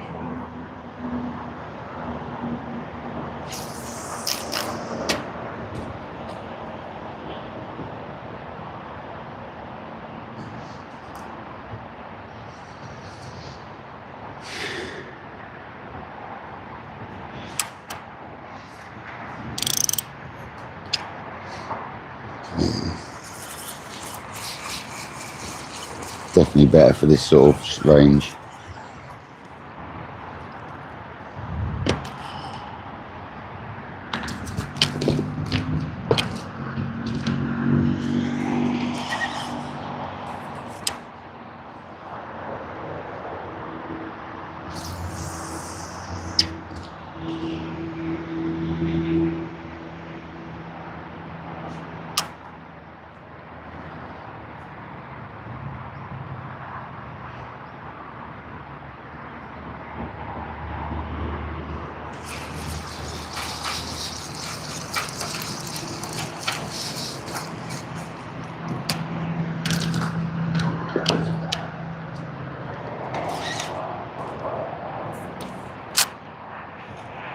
A long time coming, me having this rod.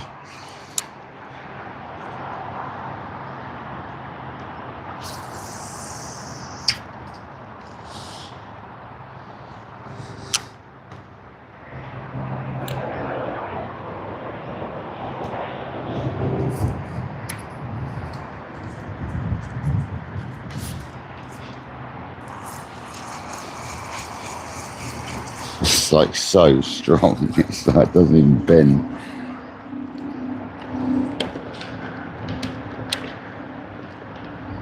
Right, this is the last one for a minute. We're not going to put a lot in, just little and often.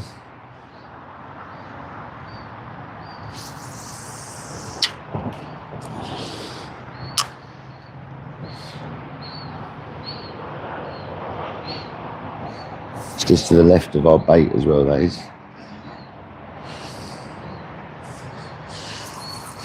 Nice little area built up. The flow will push some over, that's what I'm thinking, you see, as well. There we go, people. There we go. Let's go, people.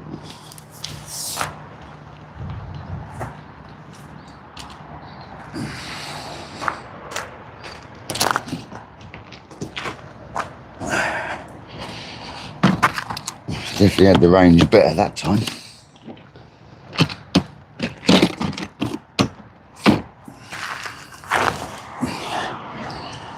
Happy days.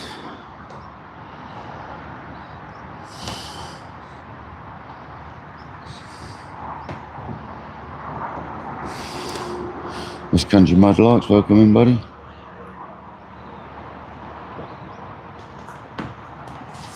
Right, do the lid up on the flask, you idiot. The reason I put the lid back on the flask, it keeps it hotter longer.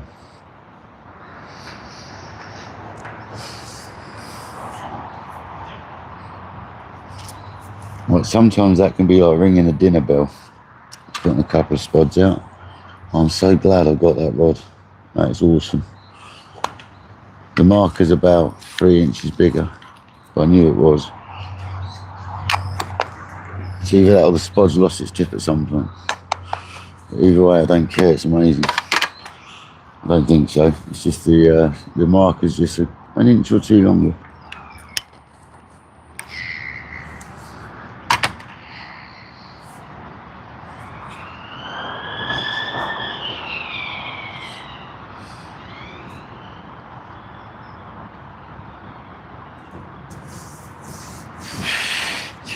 It's a shame you can't get some bits off Craig since he rates causer. I asked Mr. and Mr. Diner if you need it soon, didn't you? It's when they're going over next, I suppose. And seeing you.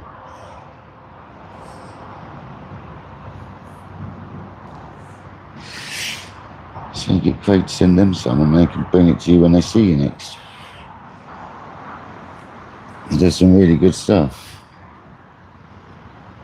No, it's cool. I mean, Labrax does a lot more bass fishing than I do, Causa.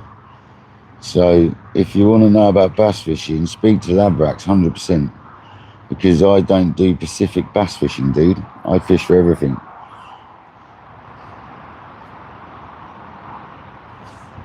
I very rarely specifically fish for bass. I can give you advice on rigs, but I can't give you advice specifically on bass. I know that stupid simple's good with bass. I don't know that much.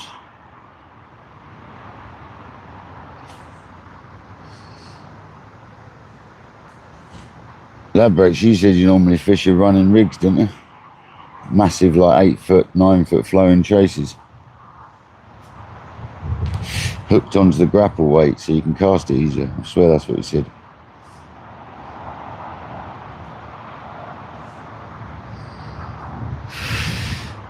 And that is the best way to fish for bass, a running ledger. 100%.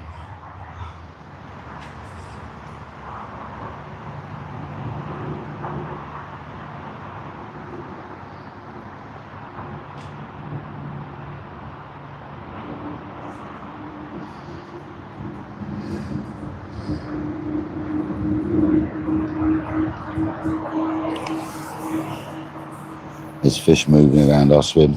Come on. That's what I mean. You sometimes ring the dinner... Oh, there's fish fizzing on the spot. You sometimes ring the dinner bell by spotting.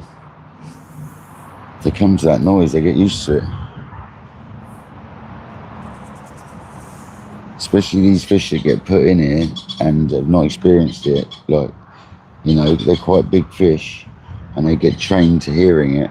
It definitely helps sometimes having these bigger stockies put in, because they're used to hearing the pellet getting put in the lake, and they go to that when they're at the fish farms where they get bred, and then they come here and they get used to that splashing sound associated to food, and you can bring them over. I've done it enough times where I'm spotting away over my spot like that and it goes off. I've had it a few times, quite a few times. At the end of the day, people use a zig rig and they'll spom a soupy mix over the top of it.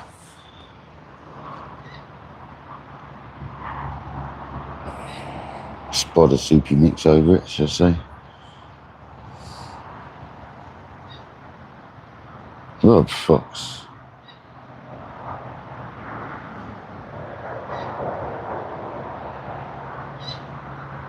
You're at work. Thanks for popping in, man. Don't just smash that like button.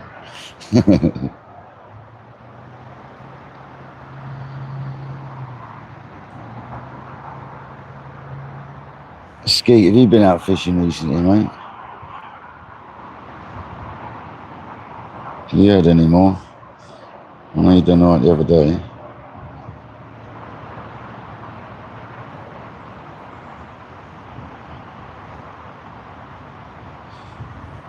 Yeah, I think unless I'm fishing at range, I'm going to use spots. And if I'm fishing at like 50, 60, 70, 100 yards, I'll go to the spom at that point. We don't need to fish on most of this complex. We don't need to fish with a spom. We need to use a spot. And I like the way a bit falls out the back as well, because it all normally lands quite close to where you're casting. So it spreads it a little bit. You can also make it happen as well with boilies. Giving it a little sort of feather as it nearly hits the water. You can overcast and do a feather and it spills the boilies out of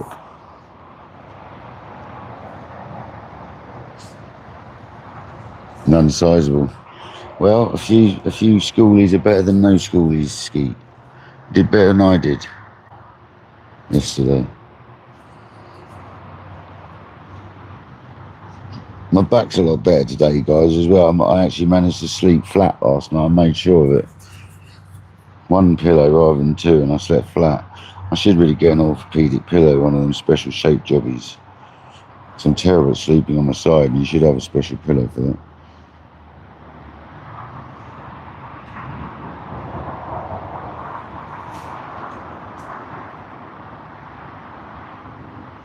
And the funny shaped ones you get.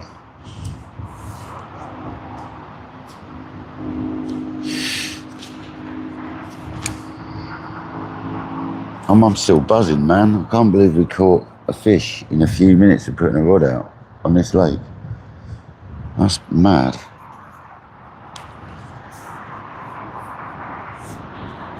Is it going to go again though? That's the question. It's had a couple of knocks. A bit worried about that left. I might change it in a minute. We've had a couple of knockaroos on that and it's not gone.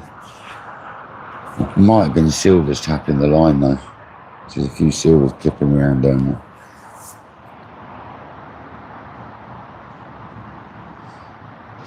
Absolutely stoked though, guys. Seriously. We caught a fish in no time. Oh, the phone's getting a bit hot. Right, we get the fan out. Strap it to the old tripod somewhere.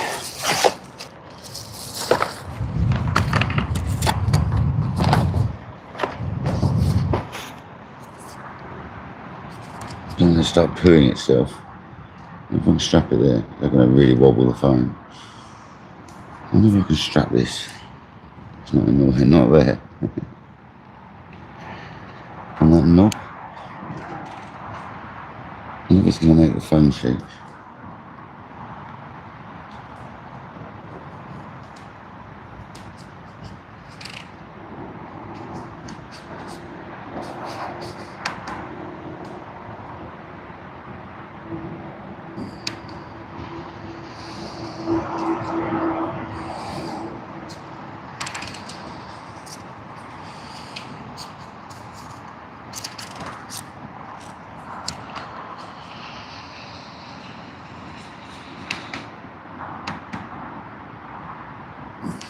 That's right in the view, isn't it? It's not bloody good, is it? It's a shame that I was holding up nicely there. It's a pain in the arse, man.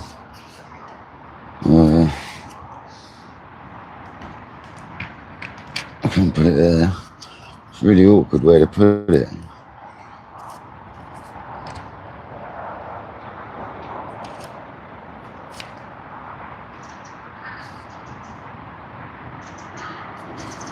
It just won't swing back enough there.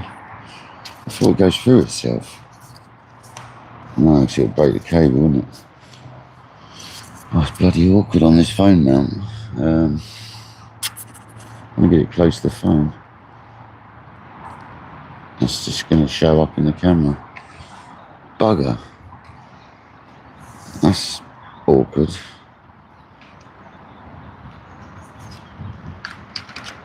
There we go. That'll do it. Oh, now it's undoing the bloody thing. Oh, mate. Seriously.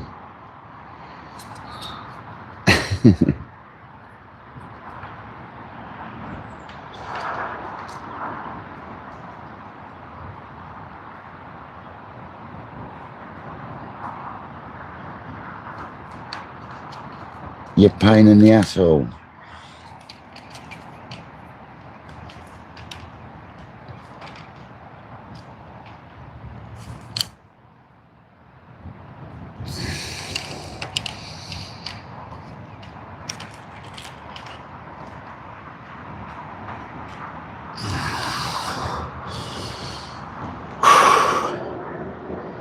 That's going to fall off.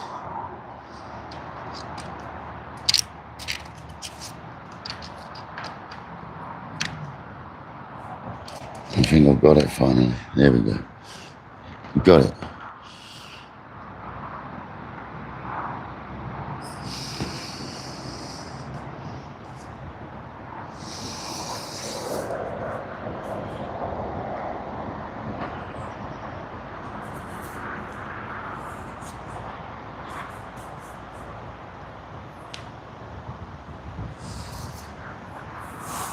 Guys.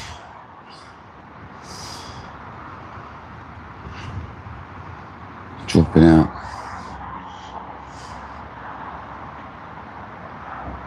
Well, that fan doesn't make that camera mount shake, does it? The wind does. I need to find that stone we had last time, actually. Where that is. Should be around here somewhere.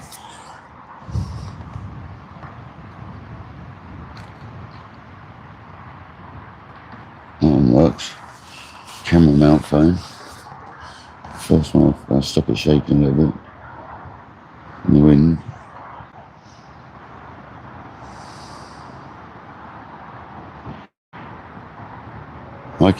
Mikey, I can read your, Mikey, it's translated my end, mate. You haven't got a cause, won't need to tell me, mate. I can read it. No, I'm working tomorrow, mate. We're just going to fish up to this evening. But you don't need to causer doesn't need to translate to you, mate. I can read your writing because I've got translate on my end.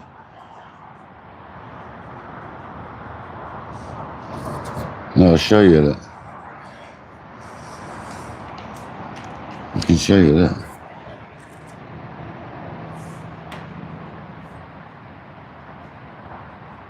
Mikey's last message comes up in English on my phone, look.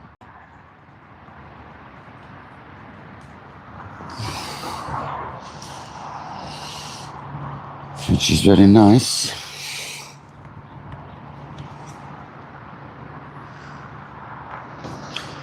Yeah, I understand that, but Mikey doesn't need you to translate to me. That's what I'm getting at. It sounded then like he's gonna get you to repeat what he said, but you don't need to do that. That's what I'm saying, Causer. That's what I was getting at. I wasn't getting at he can understand me. I can understand him.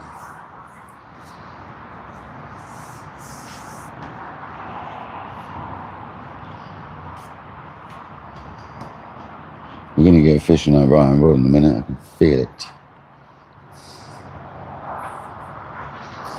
Yeah, it's translated my end, but obviously not his, because he's not got the chat on the TV for some reason, by the sounds of it.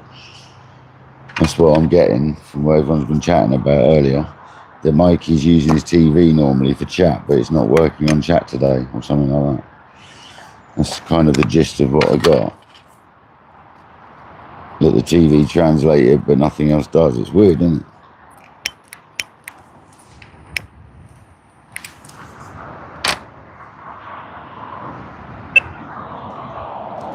Told you right, I was going to get a bite. Here it goes. Come on, scream off, baby. See, if we get a fish on that rod now, I feel much happier about what I'm doing. But the last spod was much better than the spawn. Them spods went out lovely because I could put enough in them to make it the right weight for the spod. And that.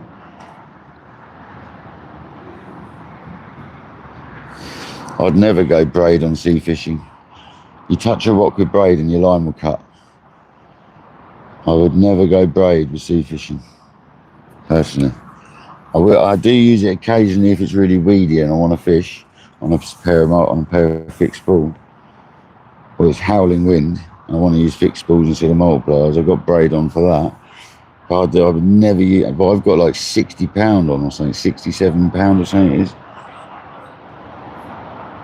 But I'm fishing cleanish beaches compared to what you're talking about. If you've got big boulders and stuff, I'd stay away from braid, mate. Totally. If it touches a boulder, it'll cut you straight off. It's got great strength, rubbish abrasion resistance.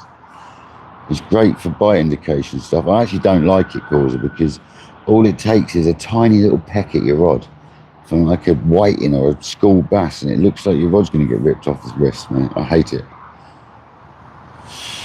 I hate it. It literally, if a crab farts on your bait and you get a bite from it, literally, not for me, man. I like the stretcher mono, mate. I'd go something like 25, 30 pound mono where you're fishing. I use 20 pound mono for myself where I fish. And I'd go with a 20 to 80 pound leader, tapered leader, Cedra one.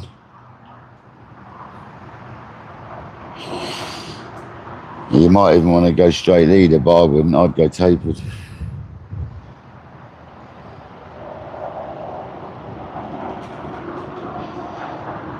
Yeah, you don't want braid, mate.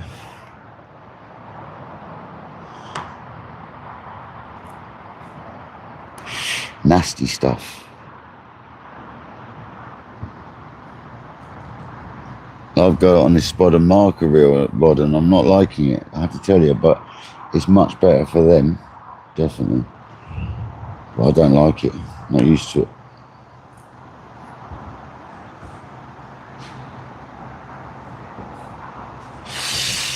Yeah, Labrax, like the bites you get, I bumped so many fish when I used braid. I bumped off so many fish. Whenever I've used braid, I bump some fish off. It's really weird. Because there's absolutely no give in your line.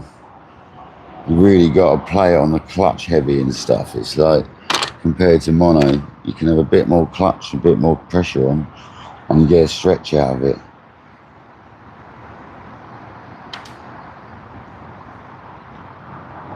Cut you off on granite. Was that on braid?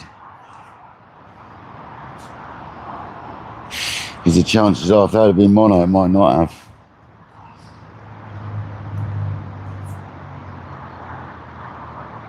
Yeah, I don't know if you need to go fluoro leader. I'd go with a clear Cedra leader.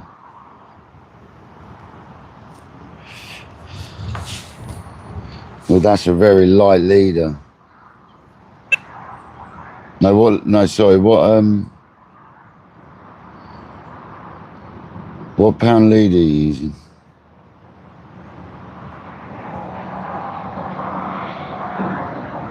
It's okay, Mikey. Bonjour, mate. Bonjour, Mikey. Right, and Rod's gonna go, guys. Seriously, you get a bite on that soon.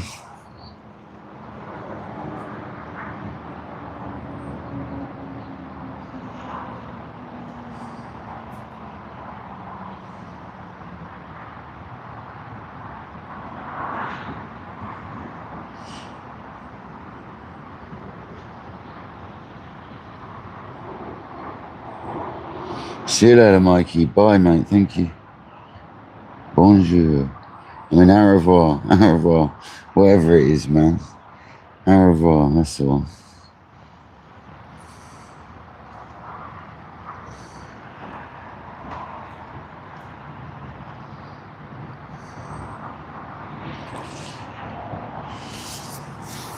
Monged out, Rodney. Monged out.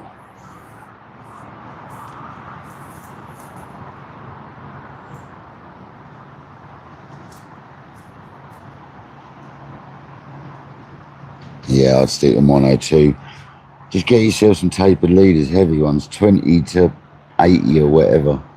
Get yourself some heavy ass leaders, man. I'd go like 20, 25 pound line, 20 to 80 pound Cedra leaders, clear ones. And then the rigs that you've discussed already, bosh, jobs are good, mate. Extra strong clip to attach your rig with. One of the extra strong ones.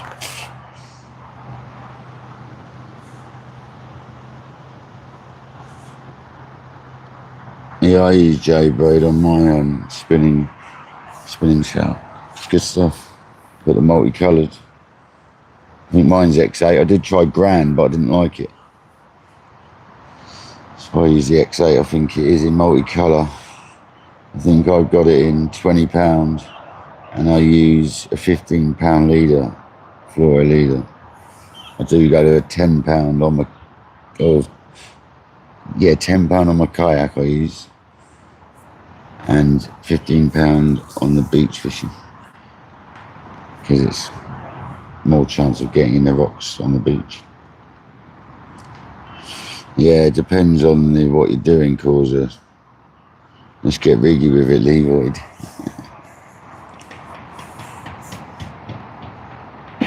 Trust you to come out of something like that. Let's get riggy with it, Leroyd.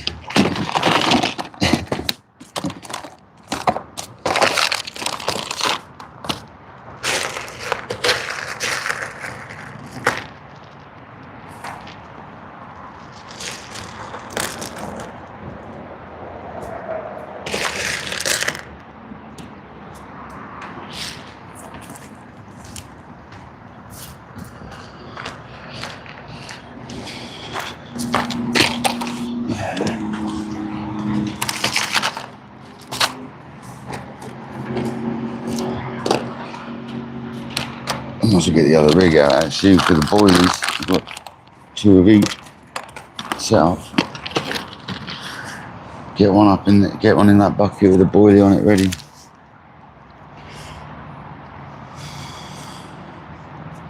When you get a fish soon, I can feel it.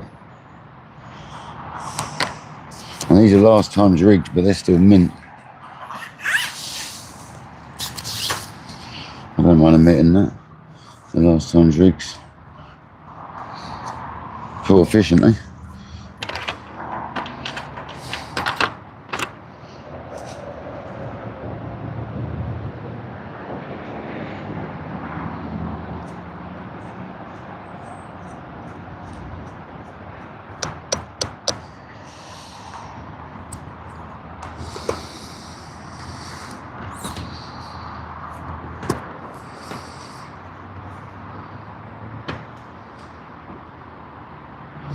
Do you fly fish causer? If not, mate, I'll come and give you lessons one day on how not to do it. If you follow everything I do, if you don't follow everything I do, you'll probably be alright. I can give you lessons, mate, on how not to fly fish.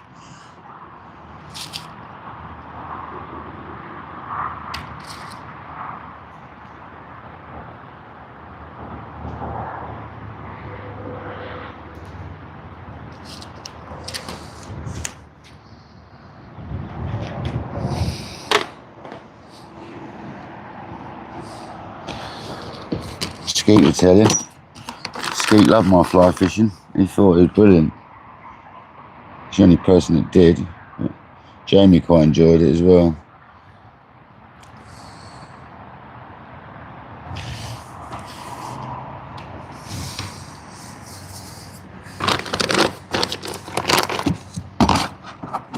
Happy days, right. We got a spare sock made up with and a boilie on a hook, ready to go in the bucket.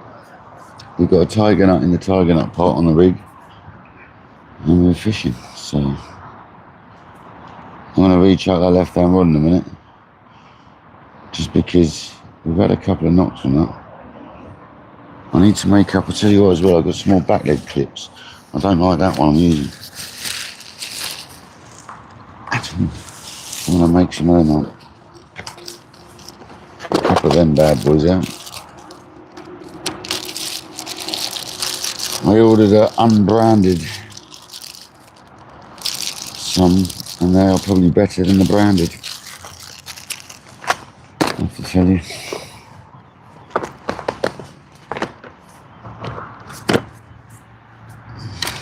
I need to get some lighter leads though.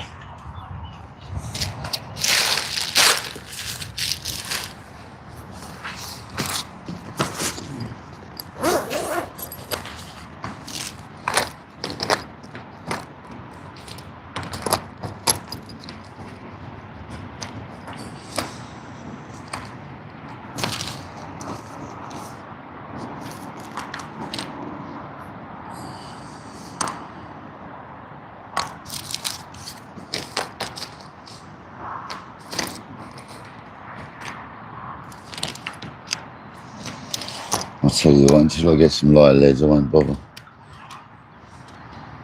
Don't want to put them on, they're too heavy. 1.5's too much, just need like 1/2 or 3/4. 1.25's too much.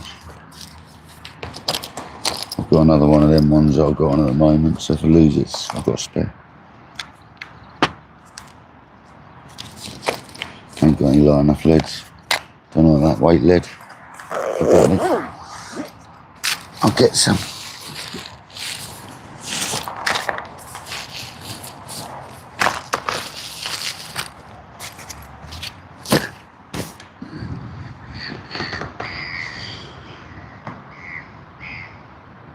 Fluff chuckers.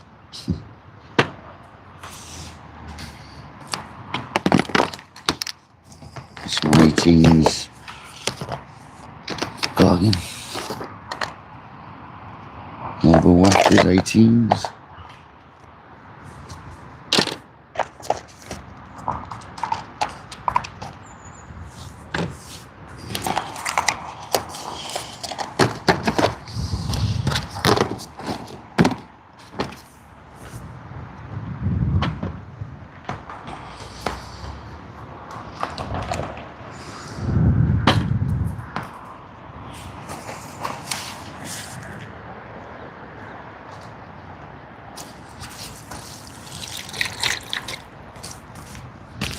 Let's have a look at this left rod. I'm not convinced. I don't need to change the bait necessarily.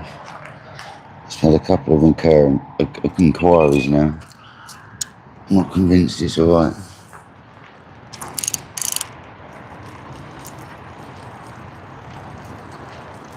But it is. It's fine. It's absolutely fine.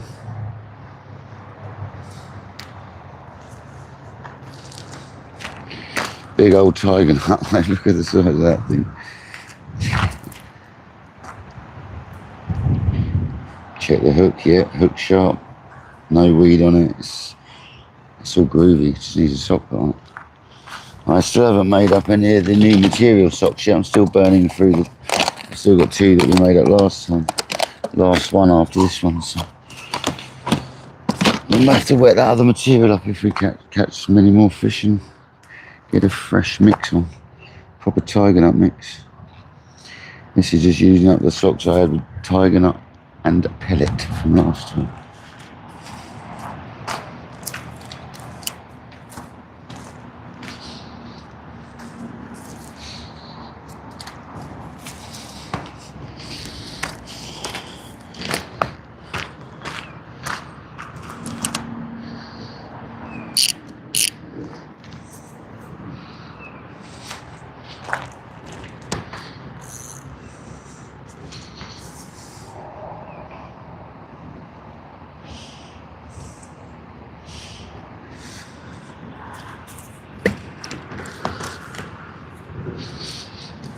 Get out that weed.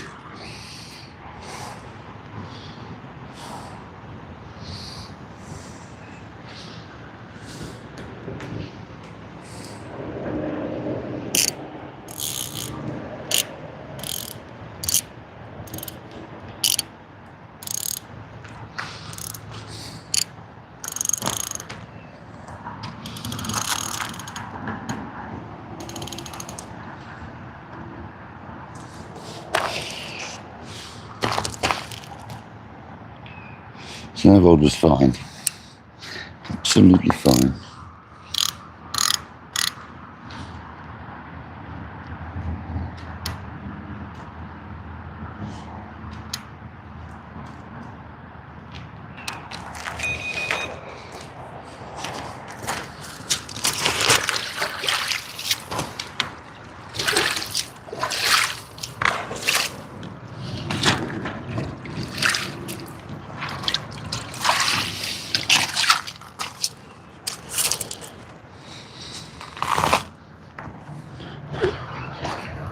Happy days, man.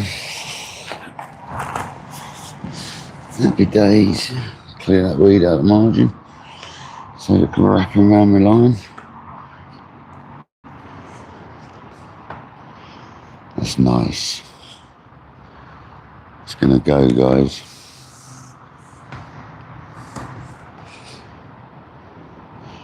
Still charging. How's the phone now?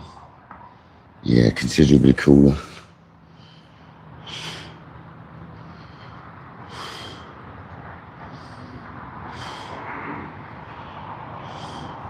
"66 people watching. Thank you very much, guys.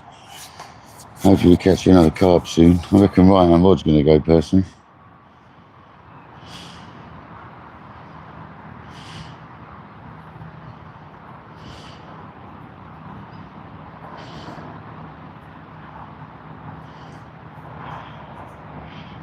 It's lovely to be using my marker and my spud rod. If I wasn't fishing, I'd fling the marker around and have a feel around, but like Causa says, what you need to do with the lake is come down when it's really quiet. Winter time I find is best. Although the weed beds aren't up then, that's the problem. Not the same. Well, they are still there. So go around in then the pads ain't there and all that. So it's actually best if you can do it at this time of year, but it's just impossible. I mean, fish just topped out next door on the next swim. You can do it this time of year as long as it's as quiet as it is now. I could work my way around this lake all the way around it pretty much, other than the left-hand side. There's someone on the other side of the causeway, of the channel.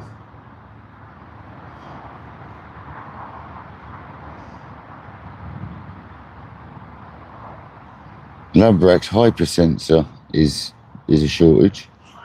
I use hypersensor for sea fishing, and there's a massive shortage of that, mate, I can tell you. That's coming back this month, I think it is.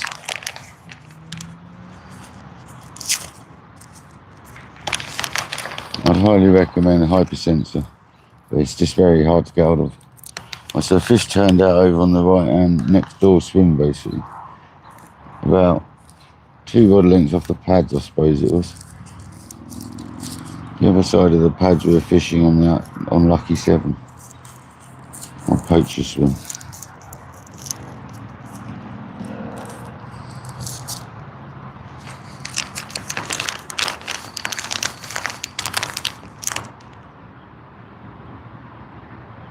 I haven't got on the kite, Darren, no.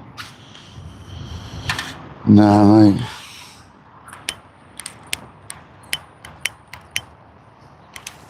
To be honest, it's been too hot anyway. I prefer it like now onwards when it chills out a bit and the wind gets a bit better, to be honest. In the summer, the wind's very fluky, man. Very fluky. You can really change a lot. Where in the winter, if it's forecast, it normally stays that direction. I always preferred winter kiting, to be honest.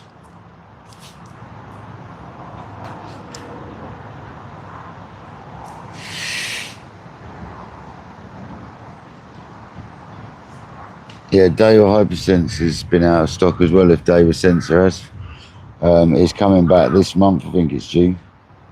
That's what I think Kojak, is that what they said, this month?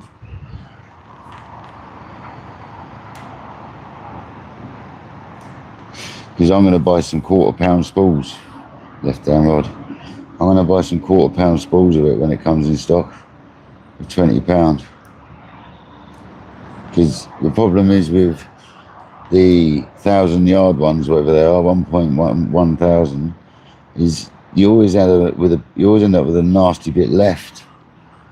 So if you can get a spool that's like 4 times the size, you're not going to end up with, it's not going to have so much nasty bits left. Come on, lefty. See, at the angle that's that, I'm tempted to hit them. It's probably too late at that point. It's probably come off. It's probably what the beep is. Fish coming off. On a screamer. On a common scream off.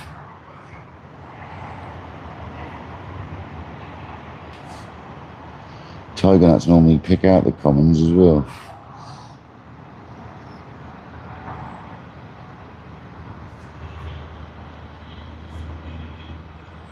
You use braid on your feeder rod, wow.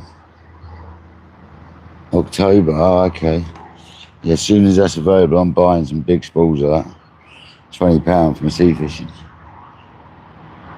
And I'm going to see how I get on actually with the... Actually, I like it for the... I might buy 1 spool for match fishing as well. In 15 and 12 I might buy. Or each of them. Because I like it for the match fishing.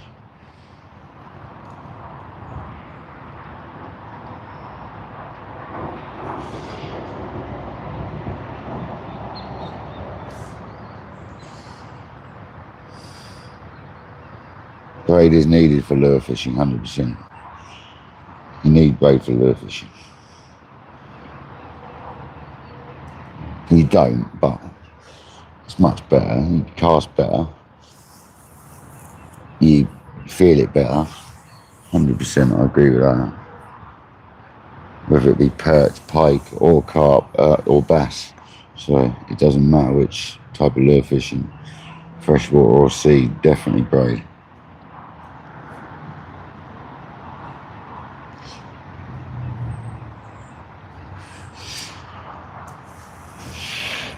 Yeah, that's why I like to use a coated hook link monster. That's why I use coated hook links, man.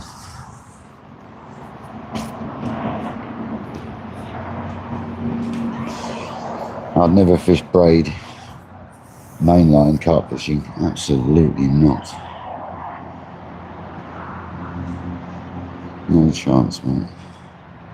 That'd be heart in mouth, that'd be disgusting. The feeling that must give you for a rod would be horrible. Every little turn and plink on its fins would be disgusting. Couldn't think of nothing else.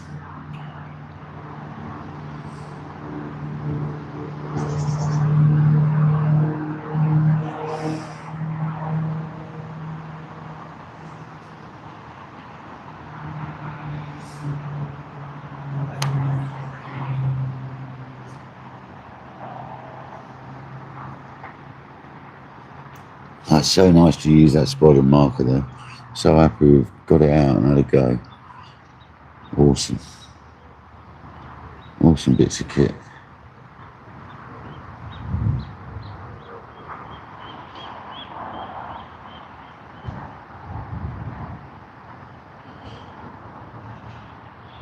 The other time to have a probe round is at the end of your session. It's always, if you've got 5 minutes spare, it's worth having a little feel around at the end of the session. If you want to map the swim out, that is.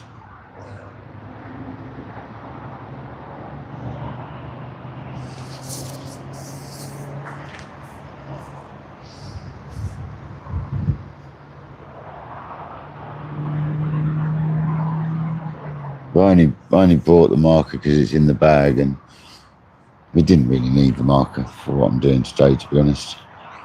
You can just find your spot with your rod you're fishing with and take off a third of the depth, basically.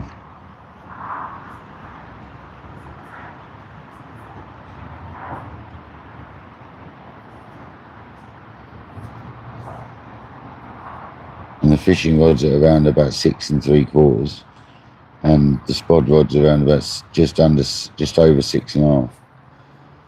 You know, it'd be about the difference in depth for the drop back on the fishing. When you cast your fishing rod out, it pulls back a little bit. You got to allow that on your spod.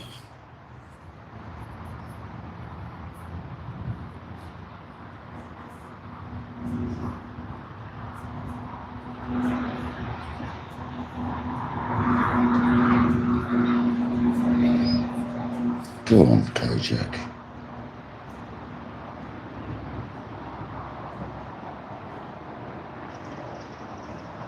Yeah, it is a nightmare, Hugh, when you get loads of you people that can't fish.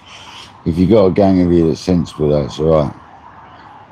I use braid when I'm boat fishing if the boat allows it.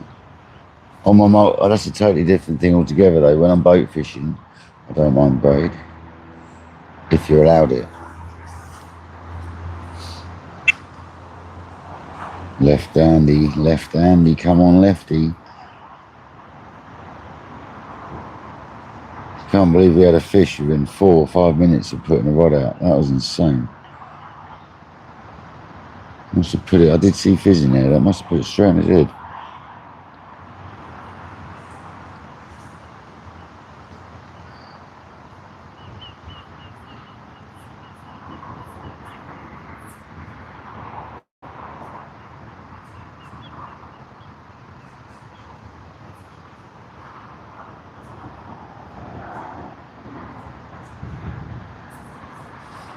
Still gobsmacked to caught a fish. At least it's not a blank.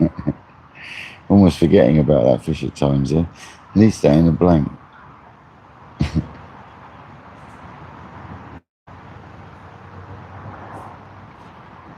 Just need that 30 now.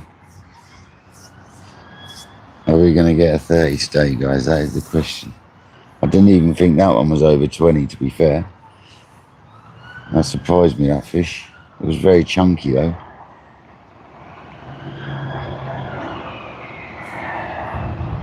The wind's puffing straight up this way now as well, so perfect.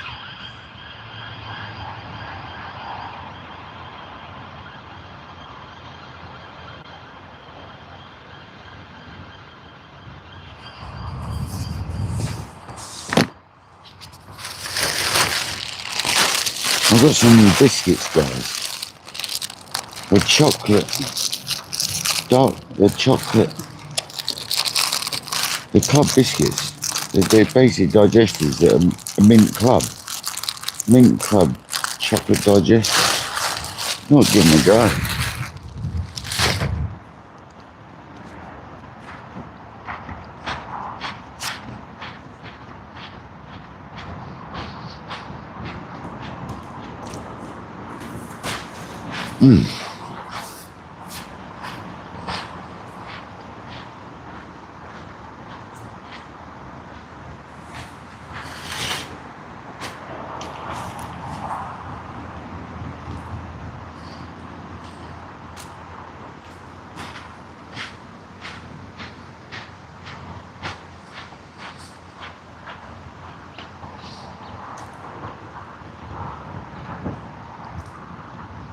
Paul, welcome in, mate. Yeah, we had a 23-pound 8 ounce within 4 or 5 minutes of putting the rod out.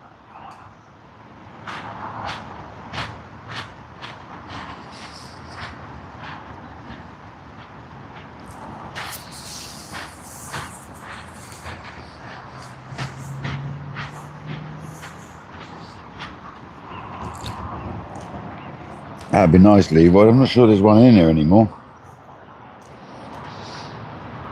There used to be one that went over 40 at times. 42, I think it got to.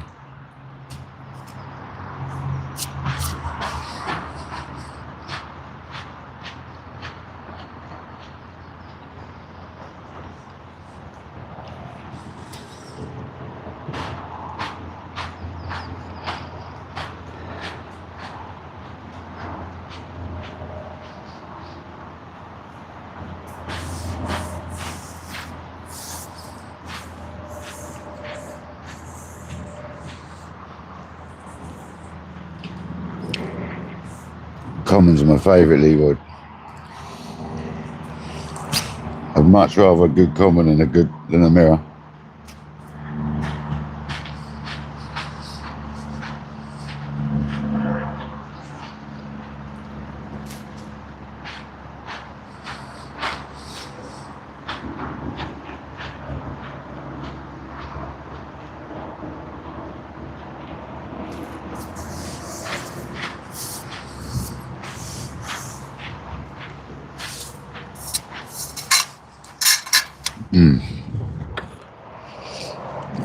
They're not bad, them club digestives. They're alright, and they haven't got the stuff in them though. I thought they were going to have the paste underneath the chocolate. They don't. They're just minty chocolate digestives that taste like club biscuits. Good though. Kind of combines both quite well.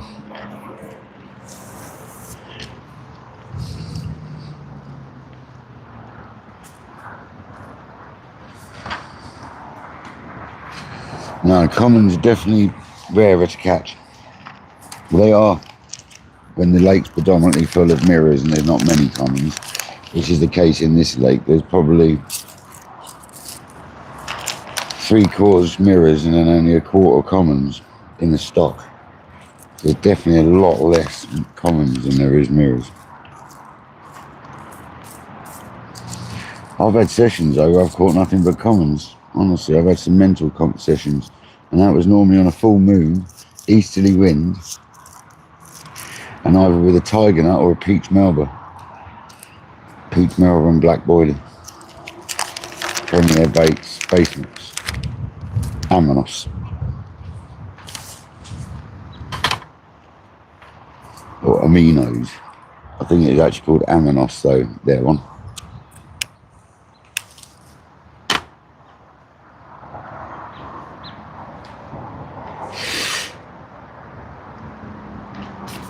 Oh, you're going to fish a canal pool. On your spot you fish, mate.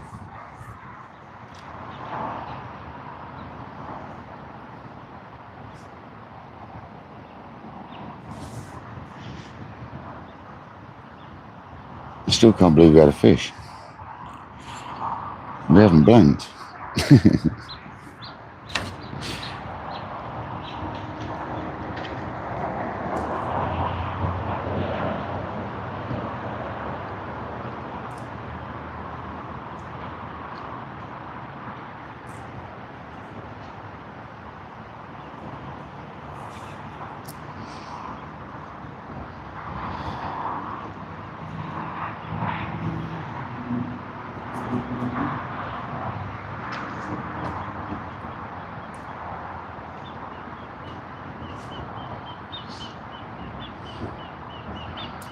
Yeah, I got kicked out of school as well as a naughty boy.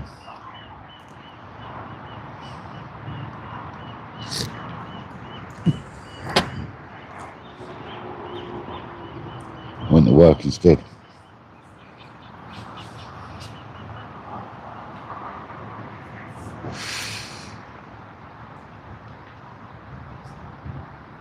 Yeah. Yeah, I got booted out of a couple of schools over the years. It's nothing to be proud of, mine, but yeah, I was a naughty boy, mate. I didn't like learning. I'm more of a learning with my hands sort of person.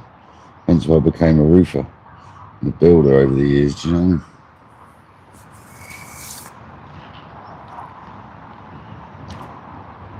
what I mean? Nice, Paul. Yeah, catch a big old carp as well.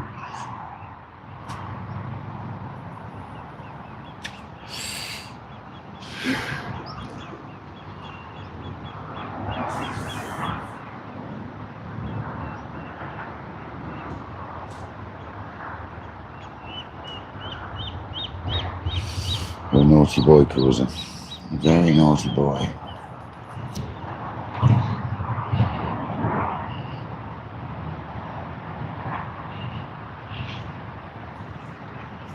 Check my right hand rod in a minute. Don't really need to, but I will. Just the hell of it. Well, I did go in alright. No, I won't. I'll leave it for a bit.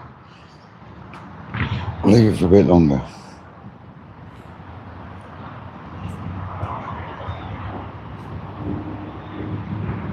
You don't need to check it, it's fine. I know it's fine. Don't know what I'm worrying about.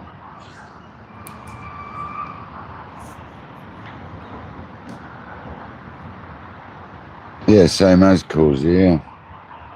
He gave me the option. He said you can get work for free until you would have been old enough, or you can pay for you to do your exams, because they weren't willing to pay to put me through them. So I was like, I'll tell you what, I'll find a job instead. And I found a job at a local building centre, and then from that I become a roofer.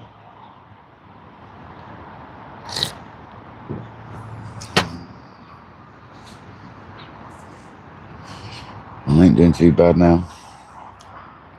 I fixed one of my teacher's roofs that told me I was going nowhere in life. That was the funniest part of my life, fixing my teacher's roof that said I was going nowhere in life. After about 10 other roofs I tried over about a 10-year period. And I went and knocked back on the door like several years later and said, how's your leak, Mr. Brown? And he went, I haven't got one anymore, you fixed it. And he was having a good chat with me then, saying he's proud how I got on, because he didn't think I was going anywhere and stuff. And I said, I didn't want to bring that up. When I was doing a job, you're the customer at the end of the day, I'm not supposed to sort of give you grief. He was very impressed.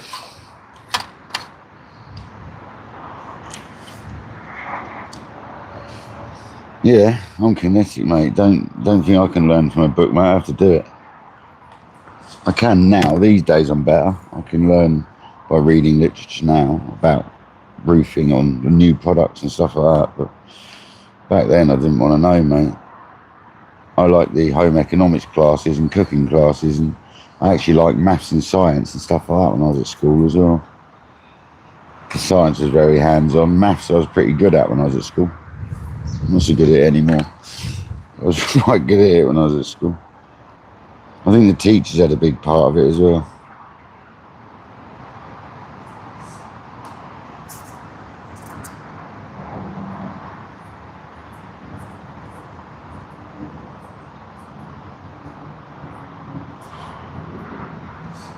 Leroyd. Give your teacher ringworm. You know ringworm's not actually a worm, don't you? Ringworm's a like same as athlete's foot is what it is.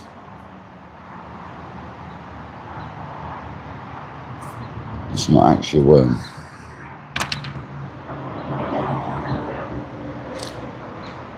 Everyone gets well confused with that, thinking it's an actual worm.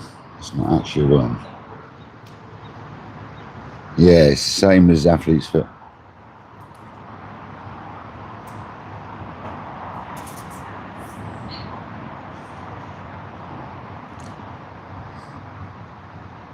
weird thing to talk about. Not a live fishing live. Get your ringworm out.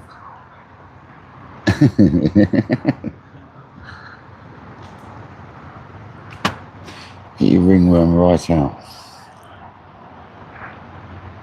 Yeah, I've caught that. I've had that a couple of times over the years. It's one of them things. Stress can cause it as well. I've had it a couple of times. I actually caught it fishing before, where I was fishing for weeks on end. It's not hard to get rid of. Stress can cause it.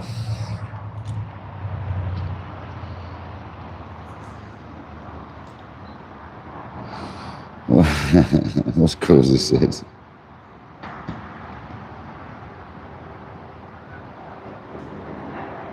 Oh, you're on the knob again. I don't know why they trust Leroy to bring that up with the face got done as well. That's really strange. I'm just going to go on Nightbot 1 minute. What's going on with Nightbot? Yeah. Let's going to start the knob thing again.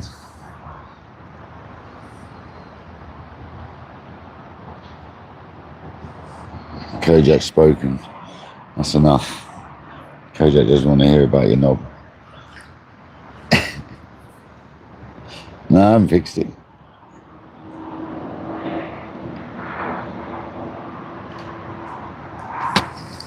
I went home and watched Dano, mate. I forgot.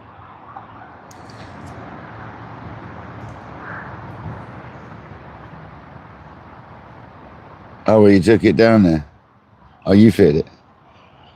What have you got? A Geomaxis one, or whatever it's called? Geomaxis. I can't remember what they're called. Have you got one of them ones with all the fancy, the big round handles? Dude, I don't go on Insta. Seriously. I don't go on Instagram, dude. Left hand rod just knocked.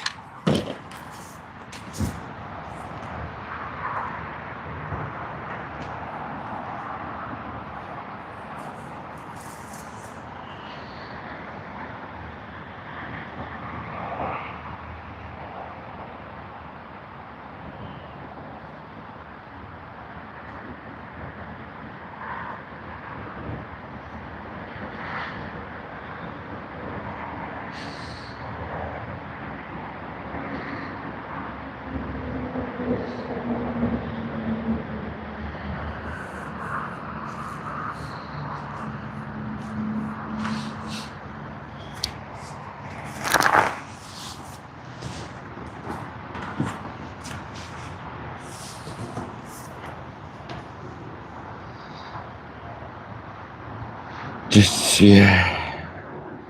We know what you mean now. Don't have to keep going about it.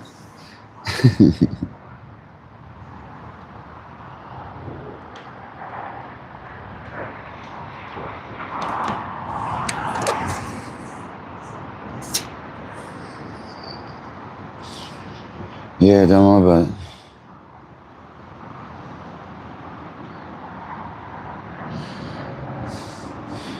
Nice one, at least you sorted it.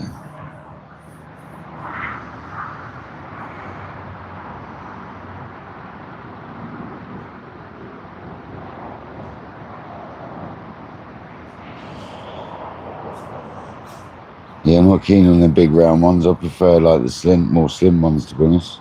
Never been keen on them big round handles. Fair enough. See, I prefer the normal ones. I don't like gripping hold of that big old bulbous thing, mate. Not for me. I mean, they're good that you can grab it anywhere and it's the same shape. I get that, I understand that part of it, but I don't personally like it. It reminds, you know what, it reminds me of you get them really cheap reels, they always come with them. I think that's why I don't like them. Because you get them really sort of cheap Alibaba ones, and they come with them funny, cheap versions of them handles. I think that's why I don't really like them. I just like the feel of the standard handles. on most reels. Oh, it's the smaller one, is it? Not the big ones. Yeah, some of them are massive. Don't like them, though. Patrick's got them on his reels, I believe.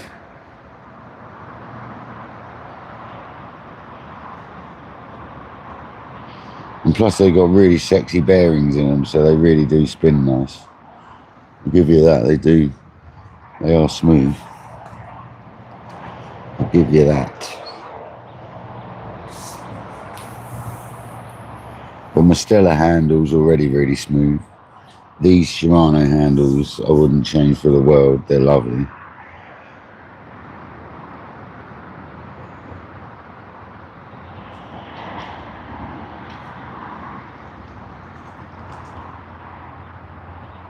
Especially as they're original for them sexy reels. Yeah, I get that. I get that. I get that. I understand what you mean, Cruiser. Just not for me, buddy. Each their own.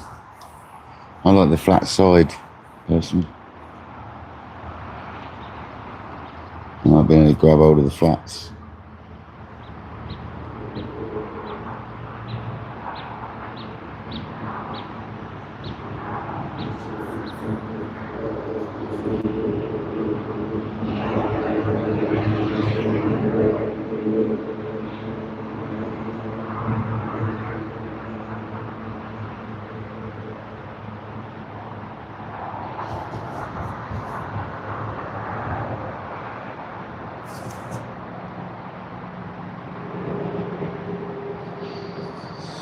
Tell you what, I love these reels, mate. These 10,000 XTs, mate. Honestly, they are. I'm so lucky to get 3 of them when I got them. So lucky. They discontinued them, and I was on the last of the stock from Eric's Angling. Honestly, they had the last of the stock in the country or in the world, literally. And I managed to get them.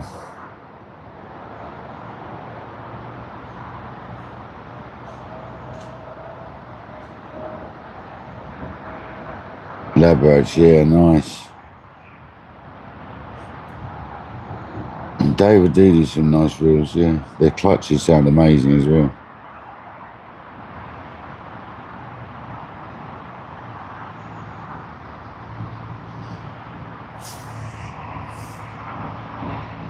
If I didn't have the Stella, I'd definitely have some sort of Daewoo reel, 100%, for spinning.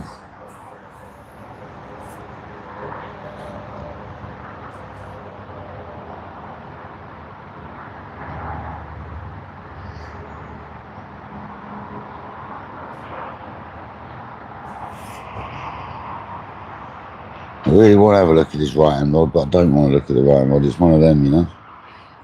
Do we need to? Probably not.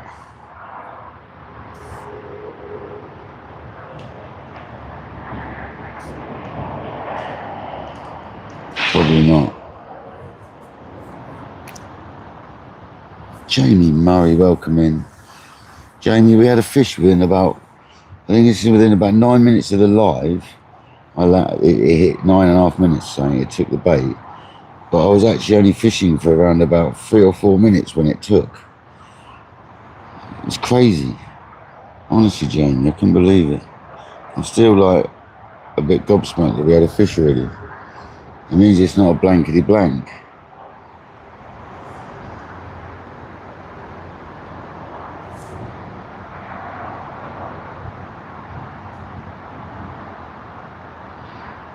Nice Ladbrokes, yeah.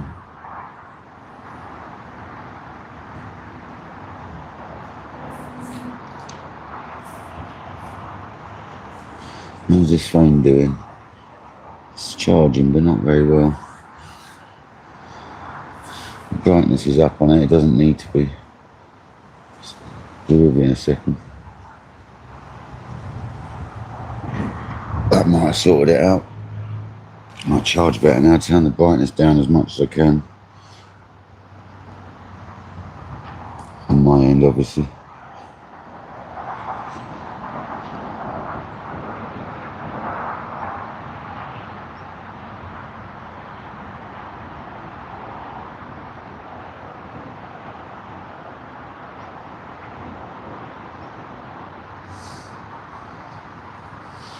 Yeah, I love day with rods.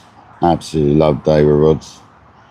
You know, if I didn't have a set of Bruce Ashburys for carp fishing, I'd probably have some sort of day with rods. They're higher end carp rods or something. I'm not even in the loop of the day with rods though, to be honest, when it comes to carp fishing.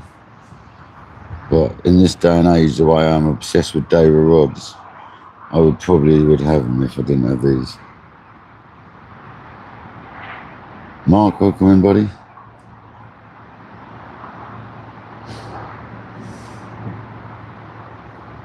Will Mees, welcome in, buddy.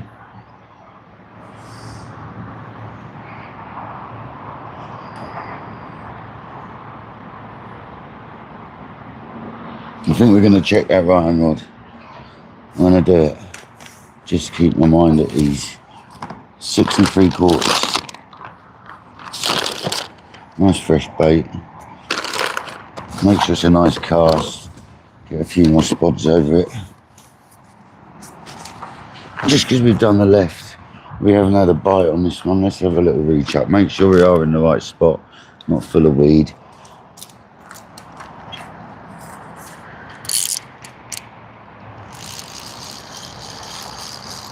You know what? We got some weed on that.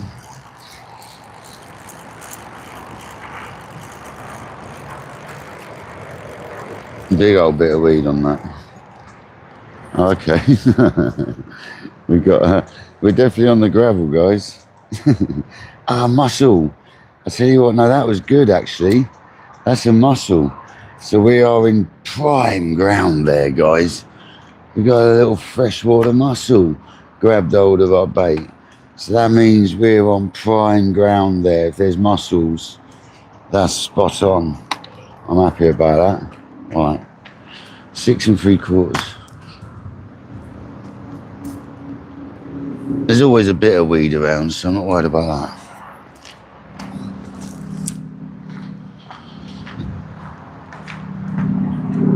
Oh, get off. Oh, don't leave your bail arm open, you peckerhead.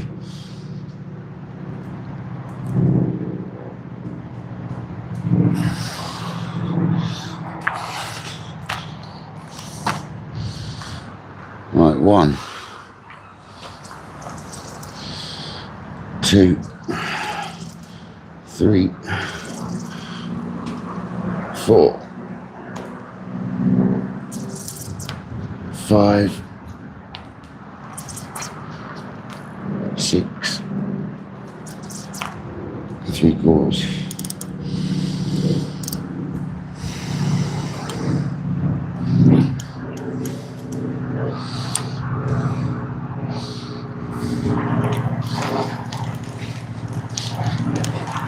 Yeah, that's prime ground if we got mussels. I'm telling you, I'm happy about that.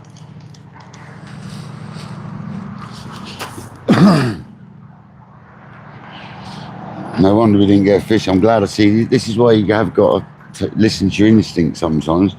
Someone was telling me to check that, and all the time we had a mussel on there, we certainly weren't catching a carp. So I'm glad we checked that. Very glad.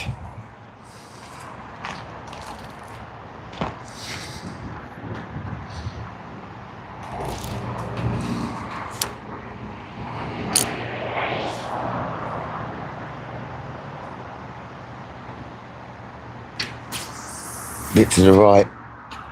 I'm going to redo that. Let that bag melt quick. I'm going to redo that. Left it clipped up.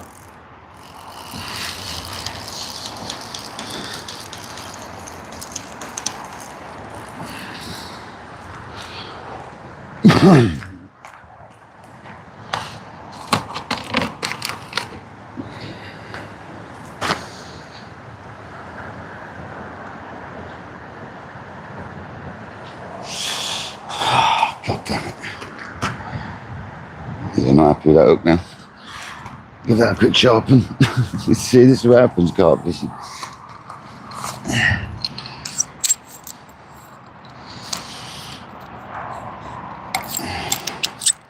It's a great bit of ground though.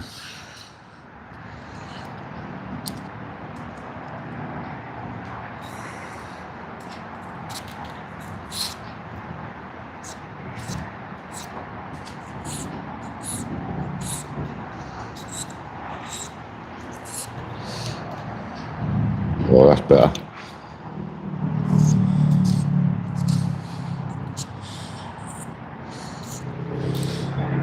Oh yes, that grabs hold, all right.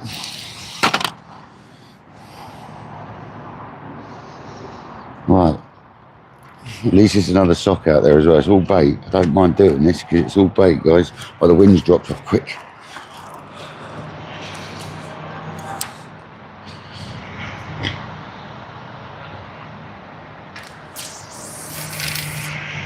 Perfect.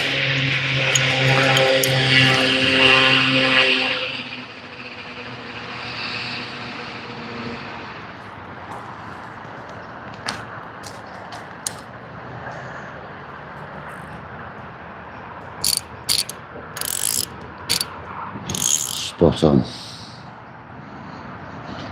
I'm trying to get that muscle off the other rig.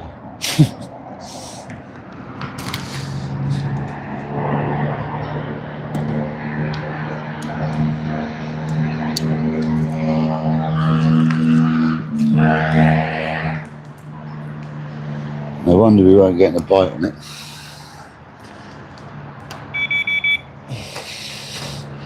Pesky mussel. You're gonna let go. That's barbless. There you go, look. Mussel, so we've had a carp and a mussel. Luckily, we've got a hook sharpener because it's blunted milk. I'm not surprised with the rocker pulled in with it.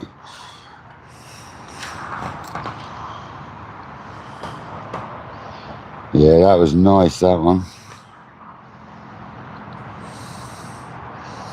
That cast was nice. That's going to get us a fish. See, that's the thing, we sat here for a couple of hours now, maybe longer. That mussel might have been on there for the last hour or so, 2 hours. But we're all right now. I'm going to do a bit more bait in a second once I sort his hook out.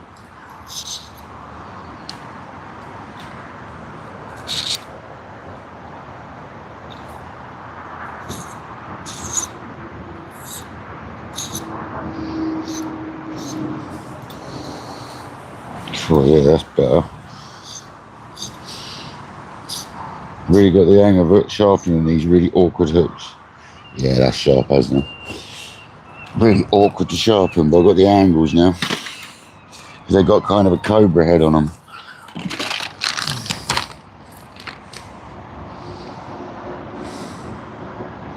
Perfect, that's in the bucket, ready to go. And now we're going to put a couple of spods out. I reckon we're in a chance now to get a fish on that right-hand rod. Pesky bloody thing, mate.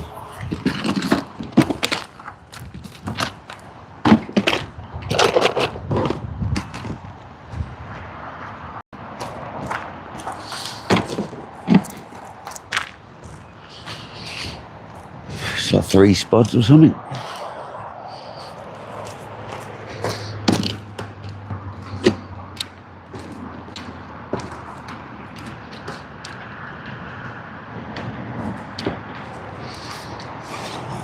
Not completely full, so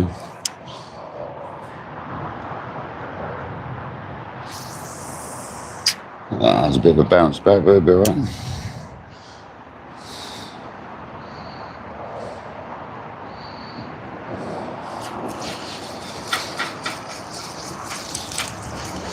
Didn't get the range right, a bit hard on it.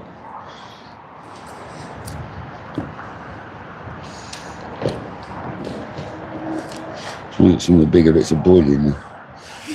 Let's fill the thing up this time.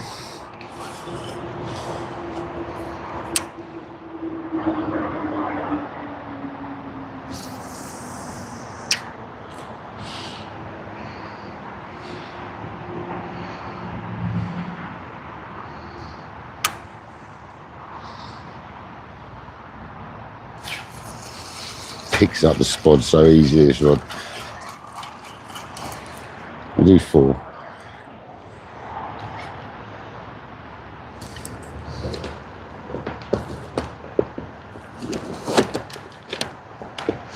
Four or 5. It's only a tiny spot. I'm not putting a lot out each time.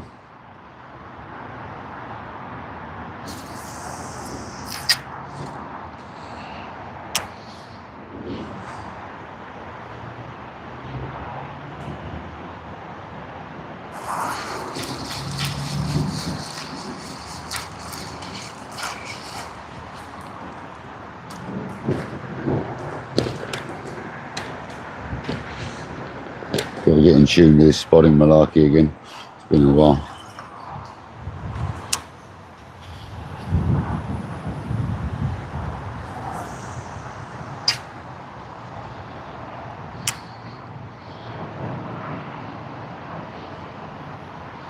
Nice. One more for luck.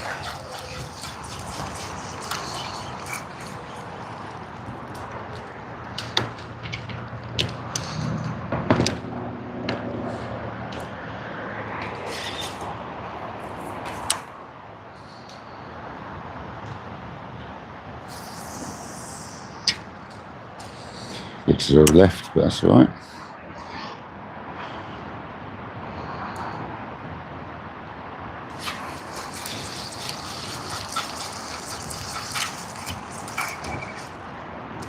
Happy days.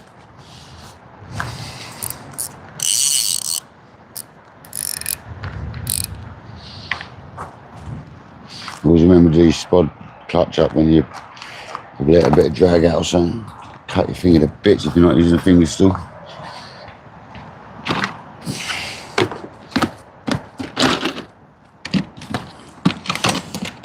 Just going to leave you here and go and walk the horse.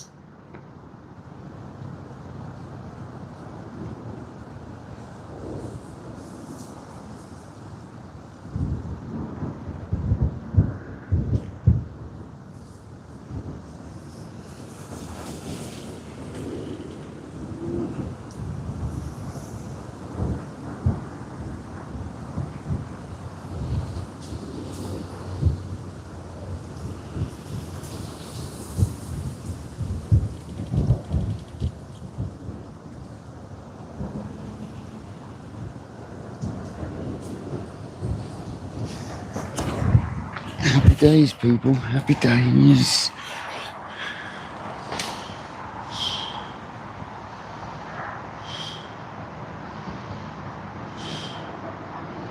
Yeah, I know, it was a little crazy. Yeah, I'm sharpening hooks, yeah. Oh yeah, I'm sharpening hooks.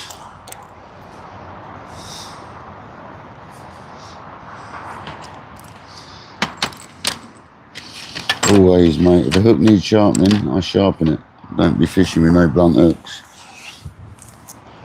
I can change it if I need to, but there's no need to. There's nothing wrong with the hook. It just needs a little tweak. Need a little bit of a sharpen up. She was good as gold.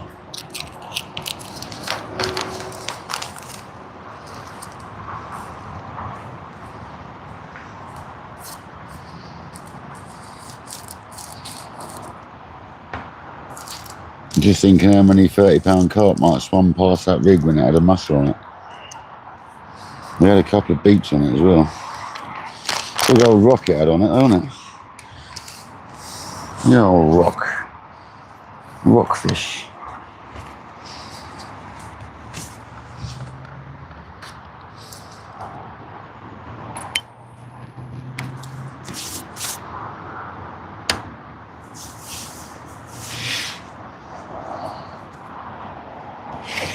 No, it really wasn't. Totally threw me off. Standing right next to it as well, making loads of noise.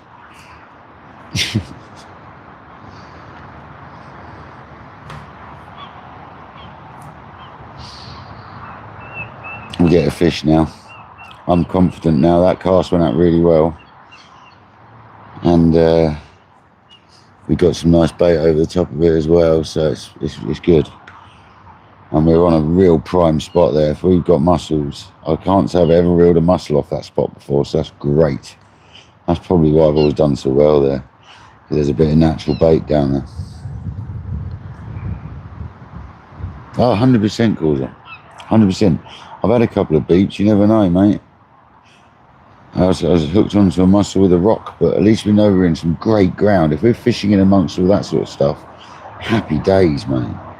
That's perfect.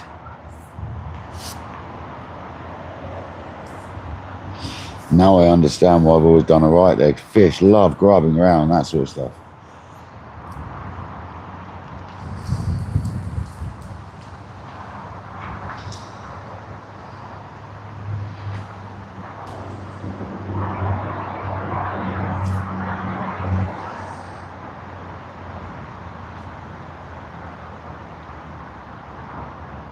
Yeah, I always do cause it. It's been on my mind since like the second beep.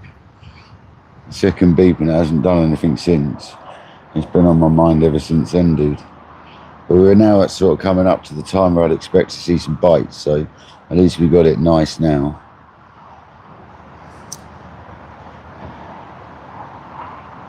That's when you're glad you haven't sat on it for the last 12 hours. But you know, in 12 hours the muscle might have let go, you know? That's the thing. And if a carp really wanted it bad enough, mate, it's going to get the boilie still. So you could, you know, the kite is a barbless hook, so it would have pulled it out if it needed to.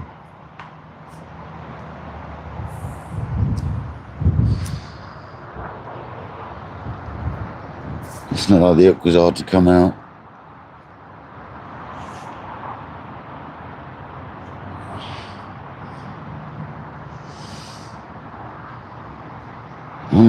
Cause that's definitely a good spot, man. I knew it was. As you can see, there's a little bit of weed near it, but that's good as well. If you're on a gravel spot in amongst a load of weed, happy days. You got weed all around you and you found a spot like that, happy days. I'm impressed with myself that I found it that easy with the marker. We found it that easy to start with. But I know where it is, so. That's where I caught my PB common from, dude. Right there. Car spotter, welcome in, buddy.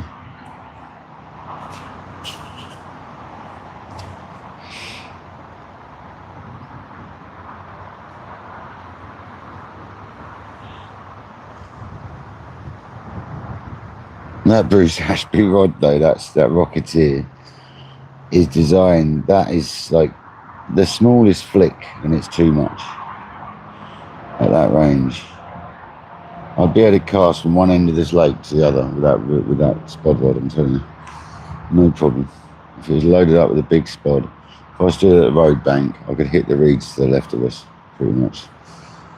Easy to the end of that island, you can see in front.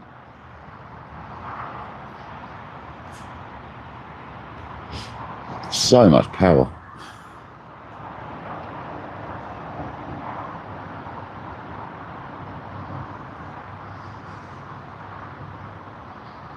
Yeah, the spod's small. The rod's 6 pound test curve. That's got so much more to give, that rod. Like, that thing would cast no problem if you need to go distance.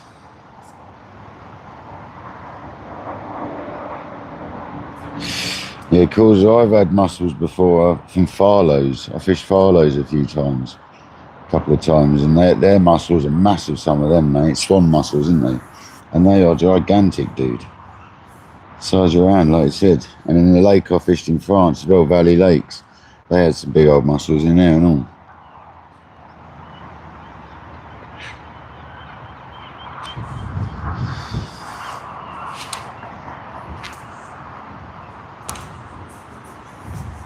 The Farlows has got some massive mussel beds in it. I can't recall ever seeing, I know I have seen mussels in here before. When the water's been down, you can see them in the edge sometimes.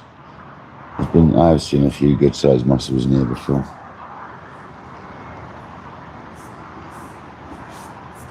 Oh, cool, mate. That rod's designed for big spots, for casting 150 yards like this. It's designed for smashing out baits further than we're ever going to need on this complex. But the joy of it is there's not going to be any swim where we're outgunned.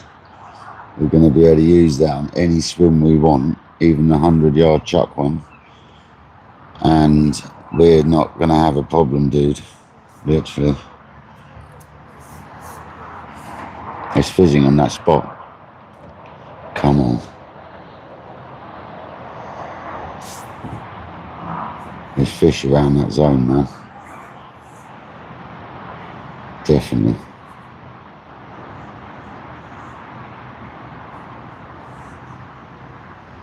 So both rods are good.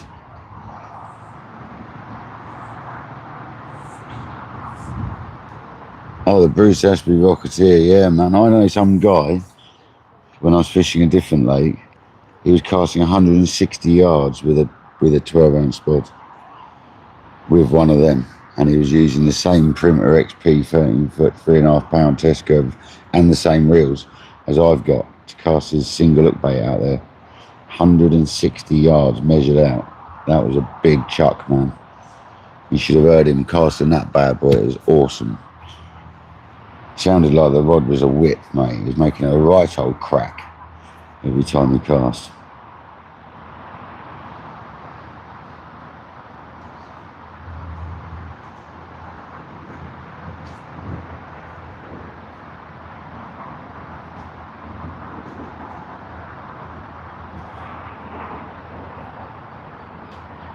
Yeah, that Bruce Ashby, mate's designed for big time stuff.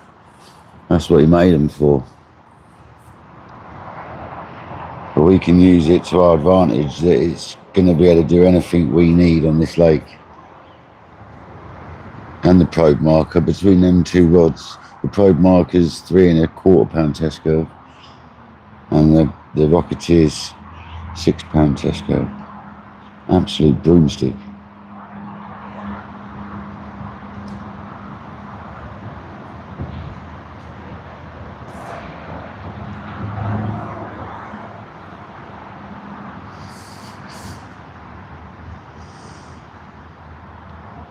Alan Taggart, how's it going, buddy? You had a nap, how you feeling, mate? You feeling alright? Mate, you feeling good, mate? Let's go. We haven't had any more fish. We had that one straight away, but we just recast the right hand rod. We found a mussel attached to the hook with a massive rock. So we've got rid of that, rebaited, and we're hoping for a bite now.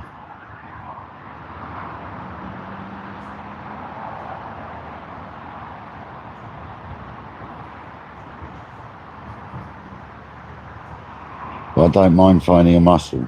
That's a good sign. In gravel. Well, it's more like rocks than gravel. That's alright. There's fish on that rod now. I'm seeing fizzing even in that ripple. There's fish on that rod.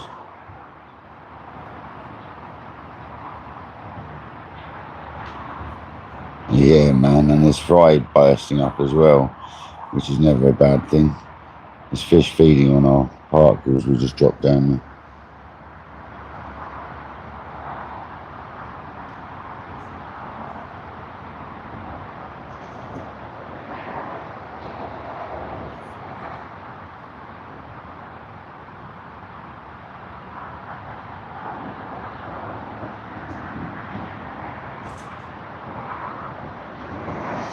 Yeah, if you've been given permission to do a cruise, it's not so bad. It ain't a good idea normally, no. But if you've been given permission, it's alright.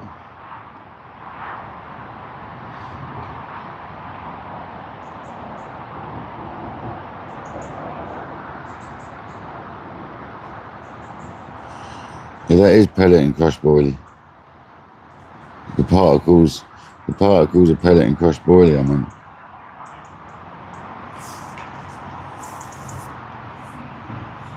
Yeah, mate. I will get some pigeon mix at some point, but at the moment we've only got a 2 kilo limit on bait, so it's not really worth it. And plus I love this boilie, man. I don't like mixing particle and boilies together. I'd rather go pellet and boilie. Particle would be on the left hand rod with the tiger net.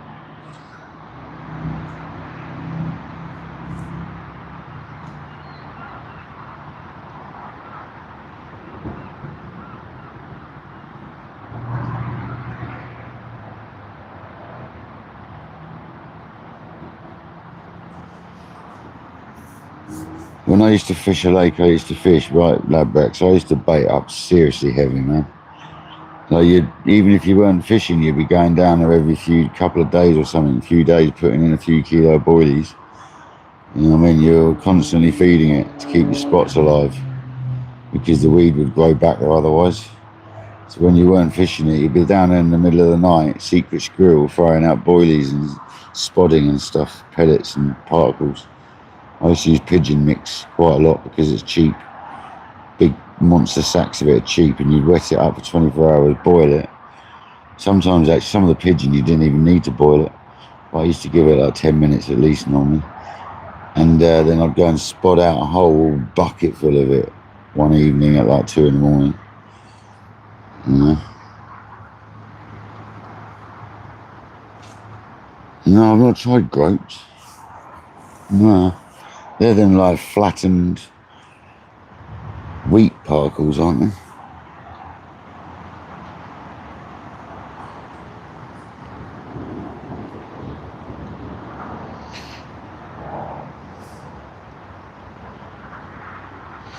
Yeah, and I see loads of chili flake. I used to buy chili flake off like Amazon in like the kilo bags, and I used to just tip like half a kilo into my bucket as it was like after it had been cooked.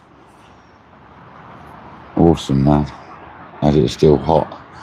And I used to like, they used to love the chili, man. They'll be ripping up the bottom even when all the bait's gone. They love chili. I've heard of grapes, yeah, I've never tried them.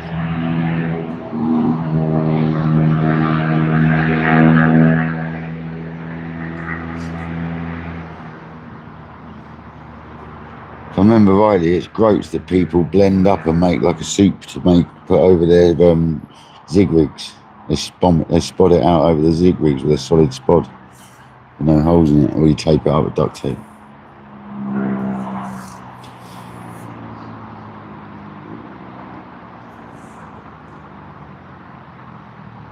Dutch carp fishing, welcome in, buddy. We've had a 23 pound 8 ounce mirror carp. About 9 minutes in, it hit the rod. Literally, I started the live, and within about 4 minutes after it took about 4 or 5 minutes to put a rod out. Within 9 minutes, I was into a fish off that left down margin. Whilst I was making a load of noise next to it. Just shows, doesn't it?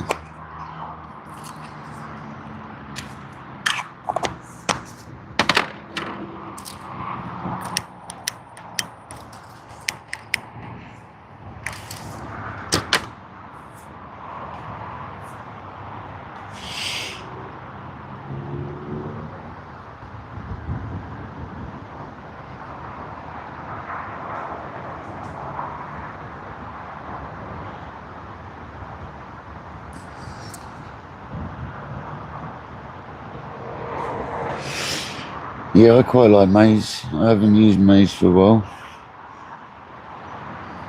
Maize on its own can be really good because they feed maize in here in the winter. So maize on its own, and on the close season they put maize in here as well. So maize can actually be a deadly bait on its own.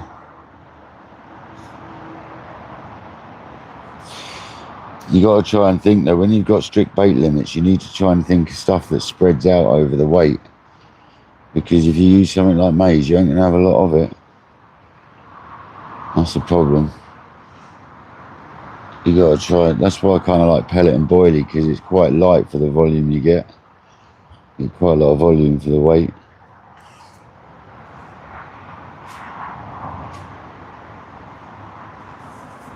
And pellets always work for me, innit?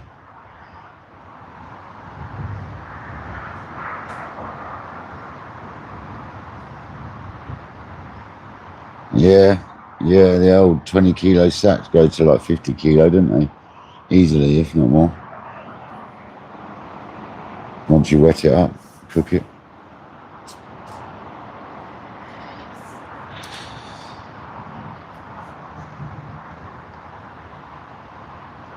When I first went to France, I used maize. And I took some boilies, tiger nuts.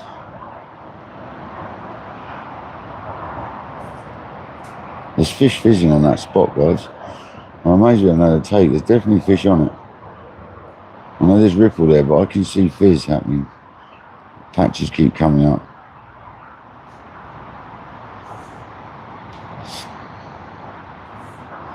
We've got a lovely little area there, the size of a car bonnet to graze around, haven't they? So probably about the size of a car, but I missed some of the spots. But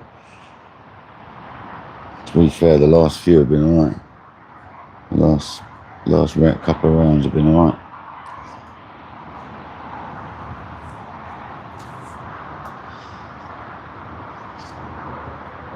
Yeah, you get about 50k out of a 20 kilo sack, if I remember rightly. By the time we've added chili and all the other gubbins to it as well.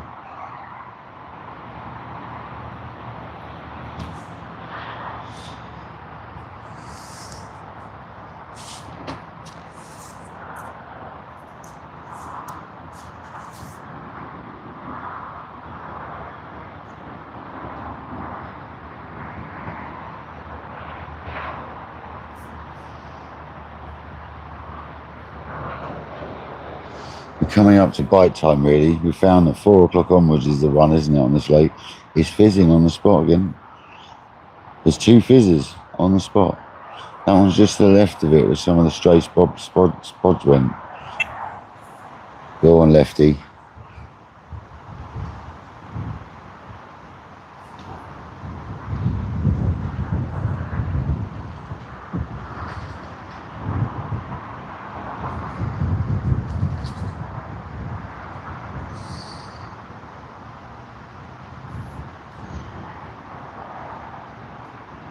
Nice, Leeward. Nice.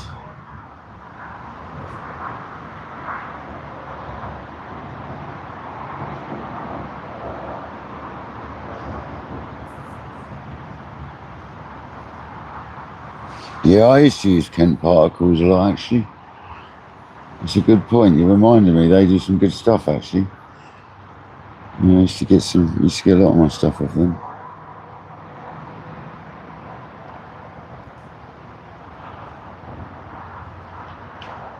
And it's 6 eggs to a kilo normally. I thought I used to do 6 eggs to a kilo, roughly. Might be wrong. Depends on the size of your egg, doesn't it? I used to get large eggs. If you get medium eggs, it's probably 8 actually. I used to get large. If you get medium, it probably is 8 actually. I used to make a lot of boilies myself, man. We'll make some one day. I'll do a live and make some.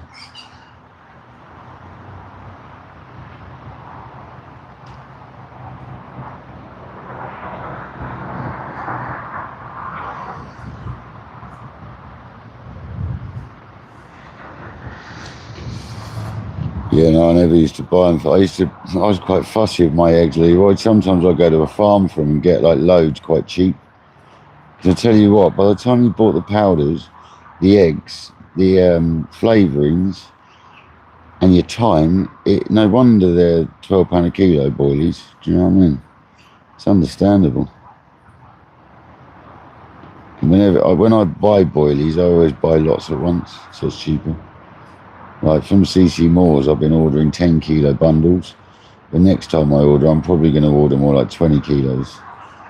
It'll be a lot cheaper.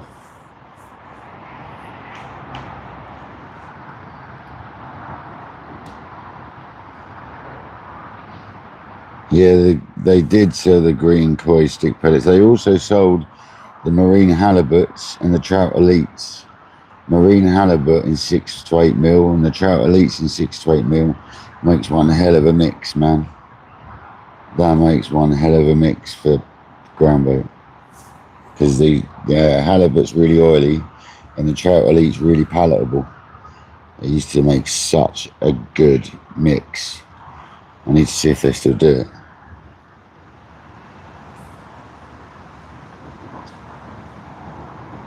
Yeah, Labrax, yeah, big old chunk of paste wrapped around it to squash the weed down and then dissolve on top, mate. Yeah, that's a great technique. Bit like using a giant 12-ounce bag, a monster bag, and squashing the weed down with that as you cast. Patrick on that swim across the Lucky 7, he had loads of fish one session doing that. Loads of fish over 2 nights. Loads.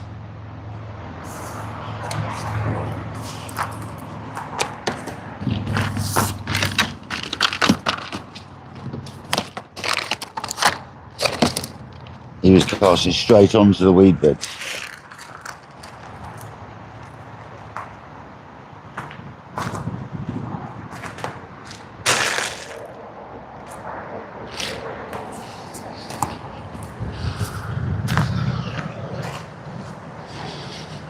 See, we should have particle for that left hand rod. Definitely. Doing tiger nut.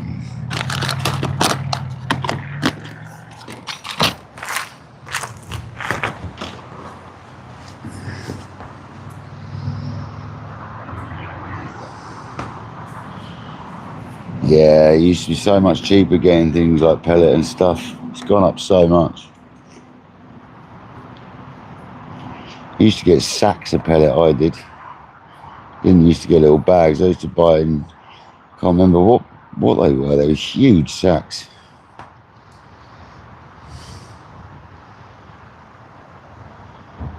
And I've got them sort of half barrel size barrels, you know, not the monster size barrel. I've got the half plastic barrels. They've got the metal snap like rings with the plastic lid. I used to keep all my particle and pellet in them, in their bags. Otherwise the rats or mice were really on it. So I used to keep all my pellet and stuff. Still got them. 2 big snap ring barrels, plastic ones.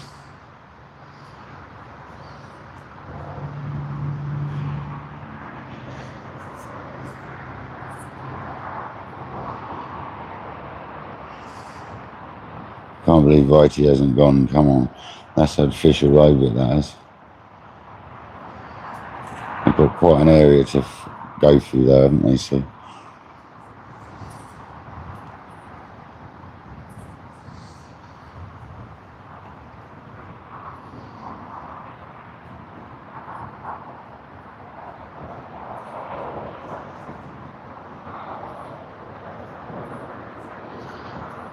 yeah, I forgot about my my nut extract to put over my tiger nut. I forgot about that. Get out actually, so don't forget about it next time. The old roasted nut extract. Forgot about that. I'm actually going to wet up the stick mix. No, I'm not. I don't need it yet actually. If I don't need it, I won't wet it.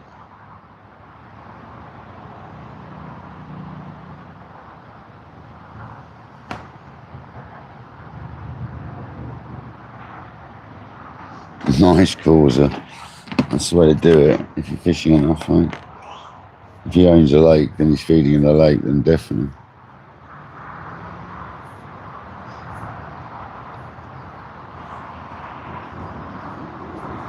Chat's on fire today, guys. Come on.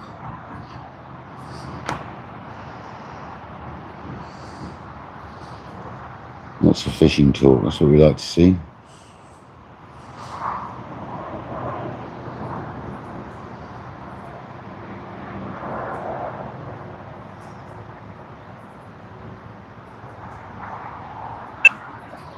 Come on. Let's go. Righty. Good sign. Let's go.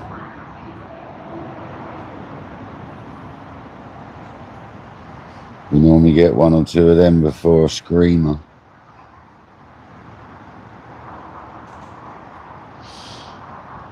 Yeah, I used to use the donkey chokers, 22s and stuff. I've used 22 double 22s for carp before. You normally pick out the bigger ones then, that's for sure. I used to use string of 6. I think my mate used to get the monster ones for catfishing.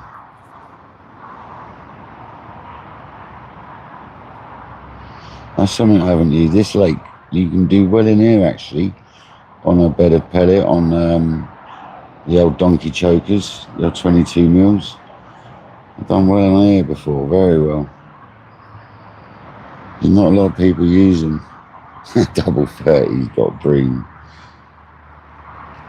Yeah, mate. Some of these fish are greedy, man.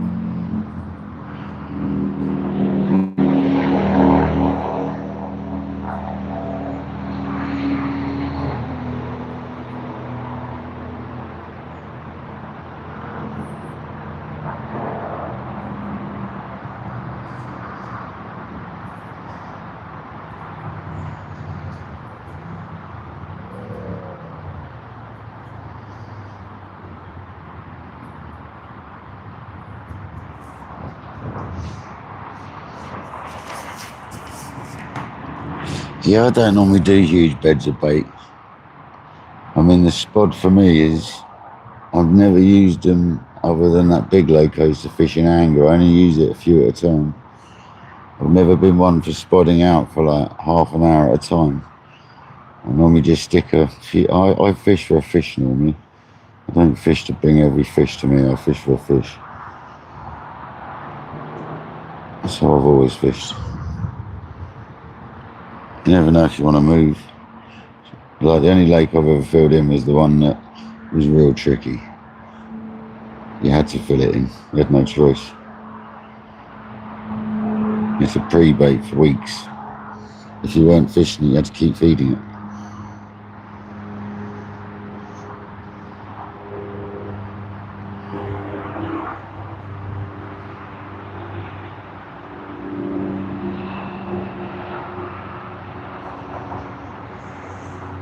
Four o'clock.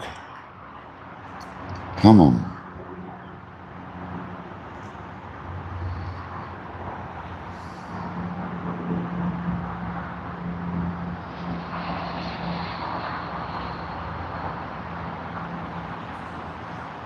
I'm just resetting back to that first fish. It didn't half bend the rod, that little fish. Well, a little 23 pounder. Didn't half put a bend in that Bruce Ashby. It's because it was all close quarter fishing. Really put a bend in her. It's awesome.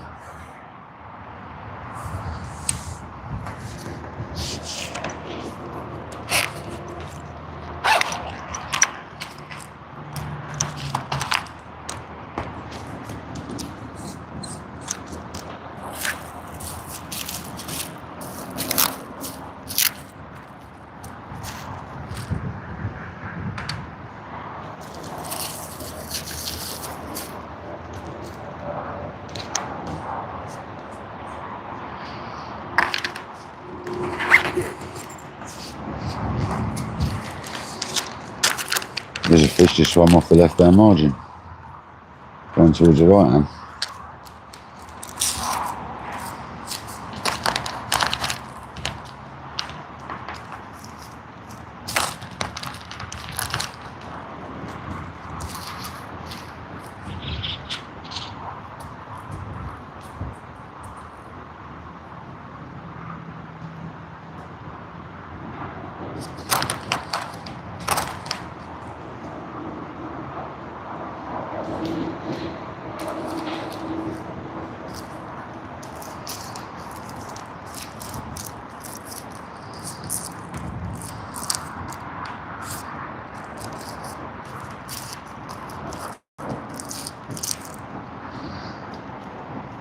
I don't like catching bream.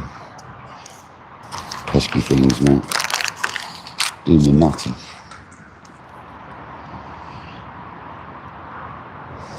Kojak loves a bream. Prefers a tench, but loves a bream.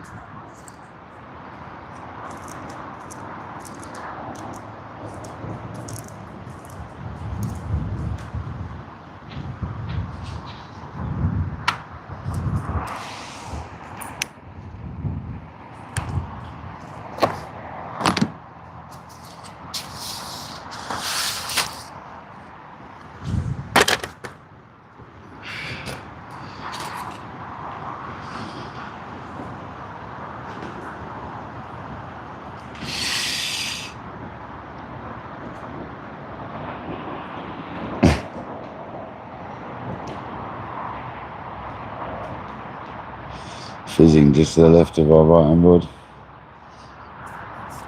About half a rod length away. One of the stray spoms worth.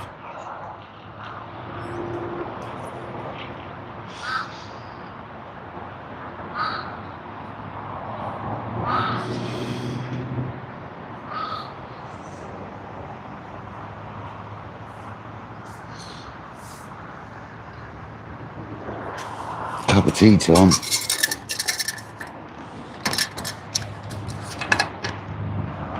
Got the old flask today. Haven't even set a shelter up because I knew I was in shade if I come in this swim, so I've got a shelter with me just in case I didn't get in this swim, but I had my mind set on this swim today as well. Luckily when I got it, there was fish showing, so left-hand rod.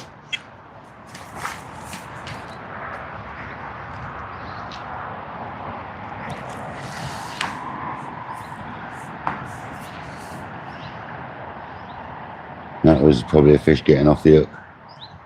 I saw the rod tip twitch and then the bite alarm made a noise. That's the problem with backleads.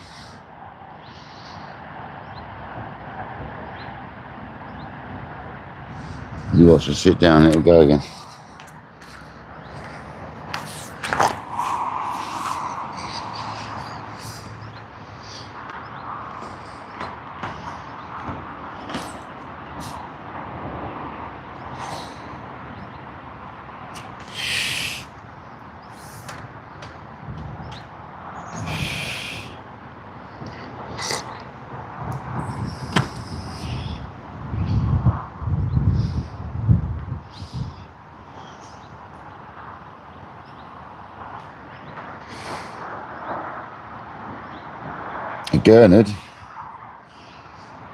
Gurnard, a great fish. Course exploding on that right hand rod. There's literally just to the right of it is an absolute jacuzzi. Someone's been fishing to the right. It's fizzing like mad on our spot. Right, the right hand rod's going to go. Seriously, that is going to go. God, I can see the bubbles coming up through the ripple. That is going to go, that right hand rod. Come on. That is fizzing its nut off.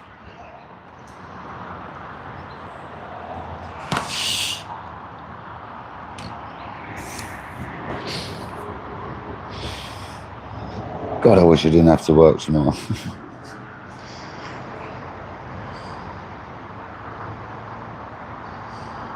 Honestly, that is seriously fizzing its nut off.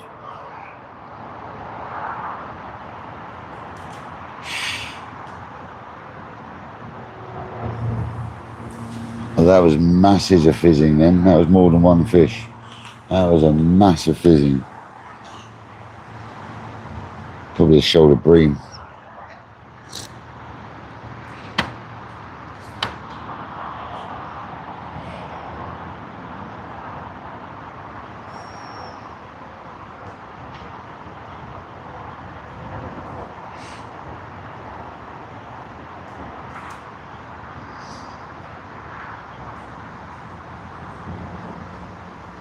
Yeah, bass do love rockling, yeah. Yeah, top knot. I've never caught a top knot. Never caught a top knot.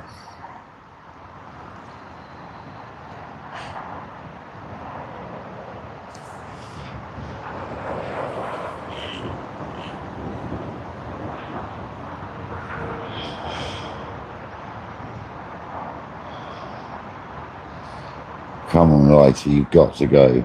That was a crazy amount of fizzing then.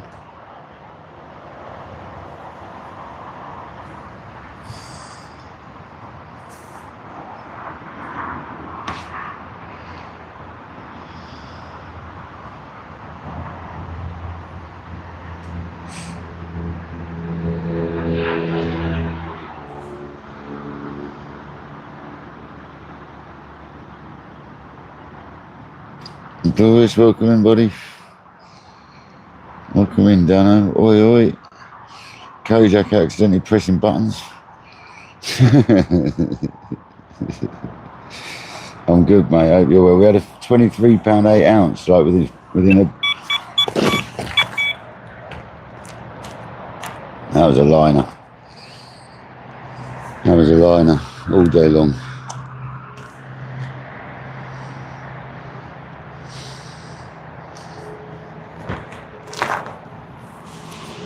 Gone back to exactly the same position. That was a liner. Left arm on was a tiny bit lower. That's the one, yeah, that was a liner.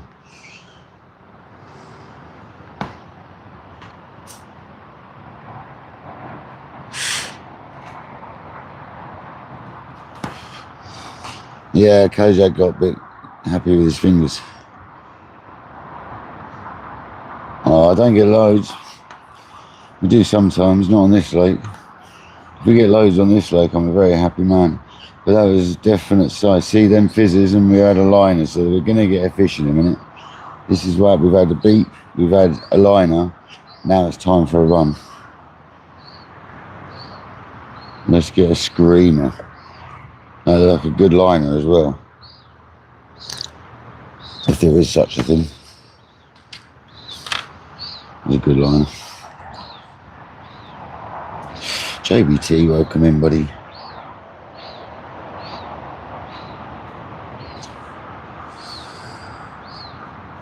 Are you going out later, Dano, again or not?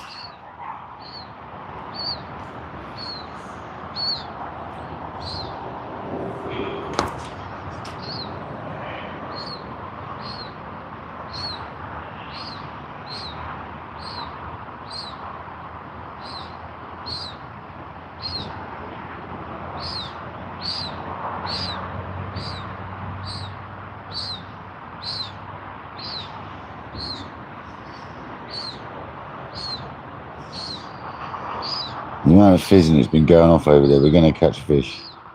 It's been like a blooming jacuzzi. And it's doing it again. It started doing it again.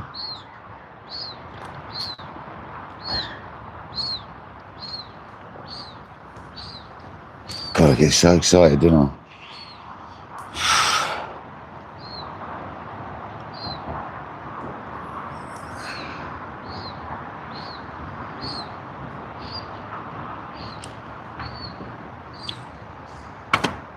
It's a bit windy in it, Dano.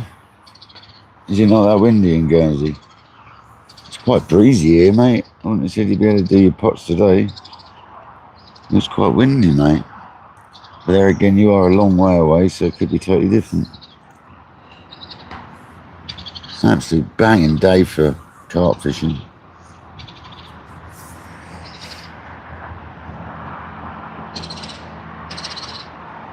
We've got to get a 30, guys. We can't break. We've had one every session we've come, whether it be a 1-day session, 2-night session, or 1-night session. We've done a 2-night session, doesn't matter. It's been a 1-night session or a 1-day session, we've caught a 30. 3 sessions in a row and we caught 30. Everyone, we've got to catch 30. Come on. Let's not break the streak. We're doing really well on this lake right now.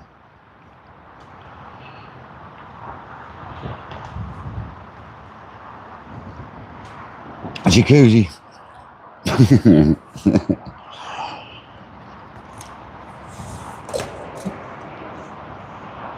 When you can see it through ripple, you know it's a good bit of fizzing.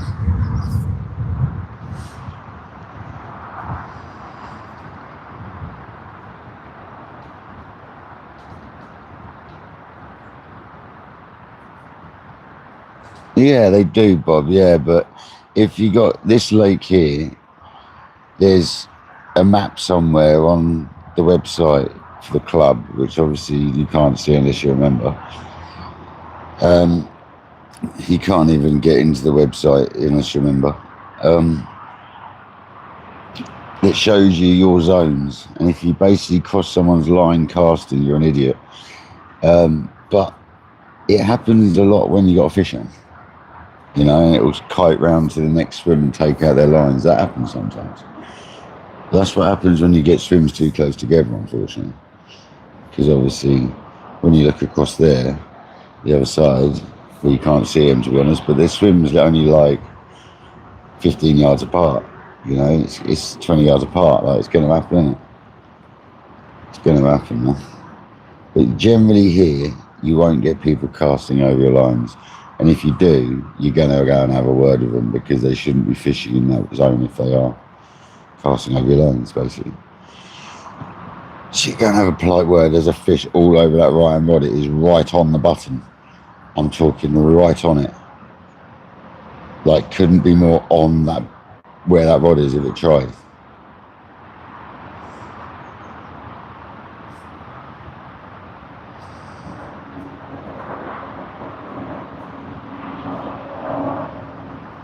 Go on. Just slow and steady, lift up, Bob, and start peeling lines slowly. Come on.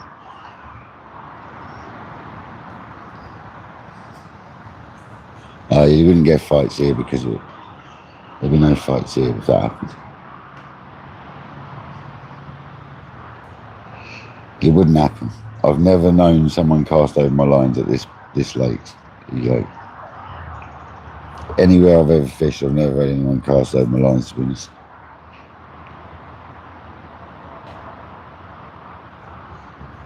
Not when I'm freshwater fishing. Mate, I wouldn't fish. This is why I don't fish ticket waters, mate. Because you get people in these swims thinking they can cast to the end of the island, say, but they'll be in the swim 3 swims down, casting straight and cross over everyone else. No, mate. Not for me, buddy. See, my water here is basically to about...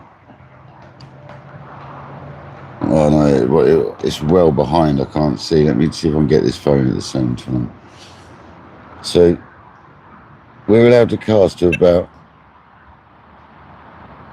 there, down that island, and then somewhere towards that marker buoy over there, like sort of there is our water, sort of up to halfway out. So the end of the island sort of distance.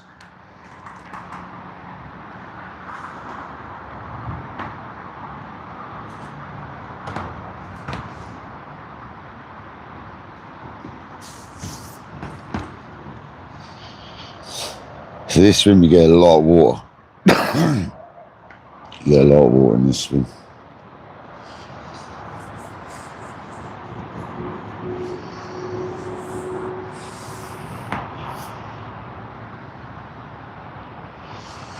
Which is nice. But we used to have people trying to cast down here from this swim when there's no one about as such, you know. But there's another swim the other side of the channel, and that's their water. You know what I mean? That's their water. You used to get people trying to cast the reeds to the left-hand side that you can't see. That's why there used to be a spit of land on the left-hand side of that swim here. It stuck out about another 12 foot or something. And we used to be able to stand on that and put rigs down there, lovely.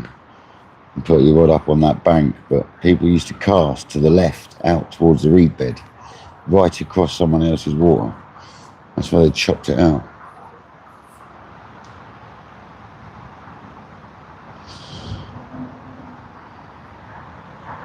Yeah, this swim's good, man.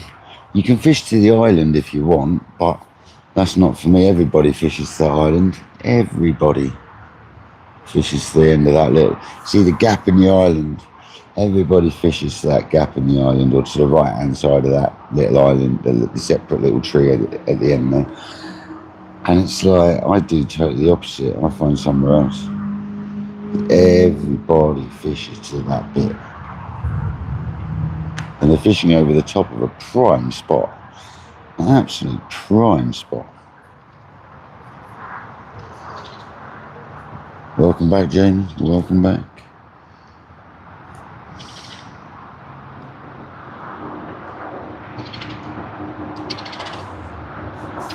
No drone fishing here. No bait boats, no drones. Absolutely not.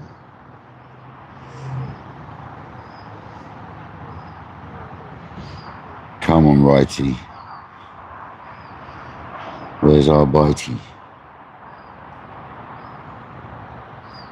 Let's have a screamer.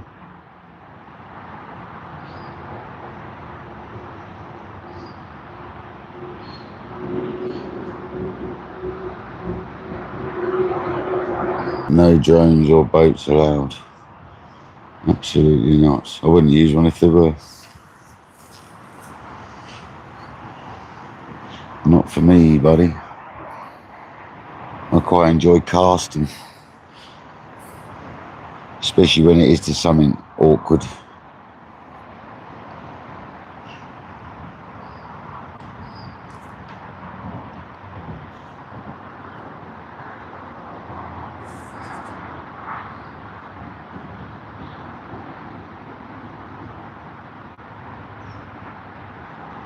Yeah. I've got a 6 ounce lead in my bag for a bait boat. Now I don't go anywhere that allows them anymore. I don't fish day tickets anymore. And this place is banned. It's never been allowed here. It's never. They don't even want you spotting most of the time here because of the quantity of bait people throw in.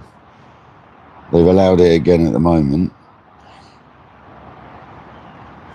but there's still only a 2 kilo limit for 24 hours. It's normally 4 kilo for 24 hours, but they've kept it at 2 kilo for 24 hours.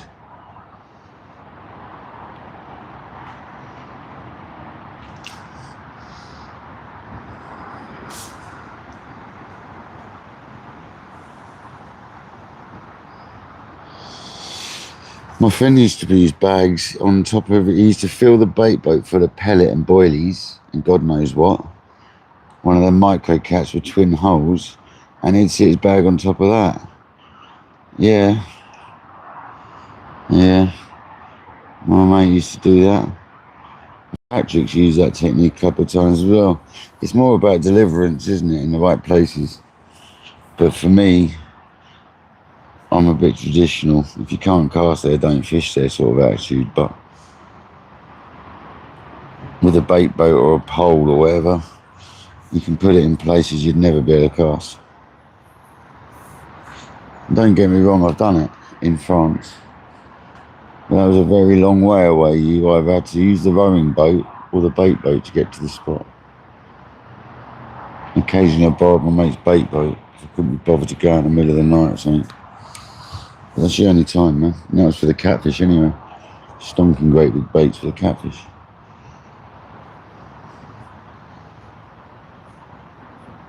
Bob, I'm traditional, mate. I love to use a cast myself. I love casting.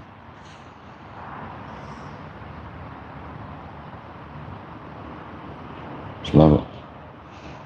It's all part of it for me. Like earlier on, I messed up that cast on the right hand, went a bit too far to the right, recast it. If you're not happy, recast it.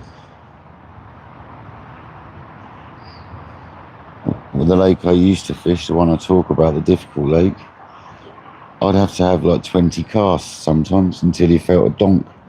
If you didn't feel a donk, you didn't carry it. You carried on casting until you did feel a donk, literally.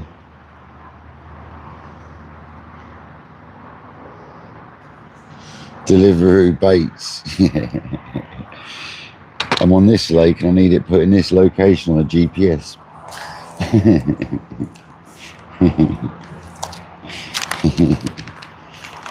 Put a marker on maps and I have to drop it there with they come in with air drones and drop it in for you. Pick up you clip on your rig and they put it out for you.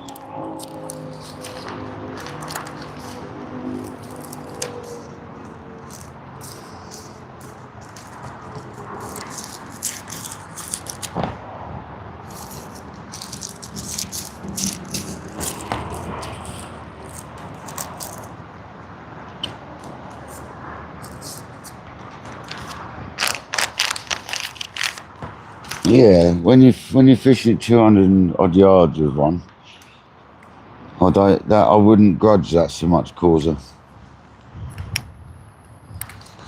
But if you're fishing 40 yards out with one, straight out in front of your swim, that's when they bug me, man. Why would you do that, innit? But each their own. Patrick uses them. Patrick's got one. He uses his.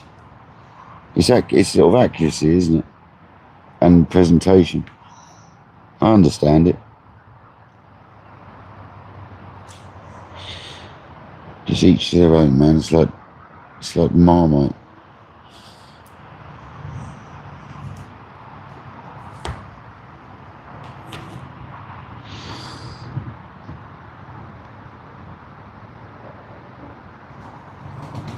I've had experiences with bait boats where they've dropped their bait and then they go in front of you, they come over your swims like driving it back. That's when I used to fish a day ticket water and they'd actually come over your swim. You'd be like, hello, how about you get your thing off my spot? Like, get away now. Like, seriously, taking that thing over my swim. You know, and they don't see it as a problem, some users. People like Patrick are respectable, you know, and he uses it properly.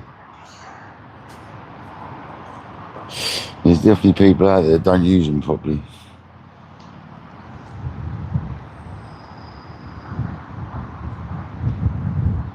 Yeah, if you get like the micro cats, they're well expensive.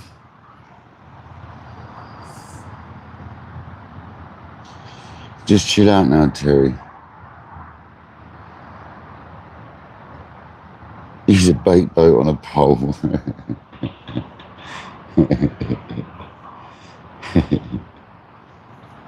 Not much point, is there? Them bushwhacker poles have got the XL heads for them. They're like bait boats anyway. Massive things.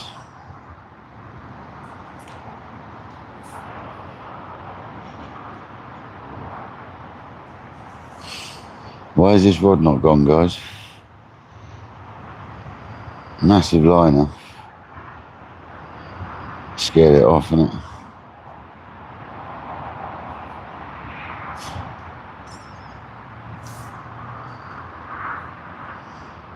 He'll be back.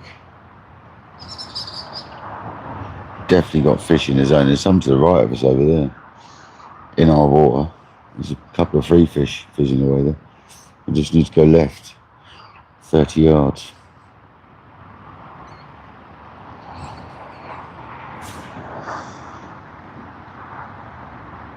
It is Bob, yeah. Hound Dog Hunter, welcome in, Steve. How you doing, buddy?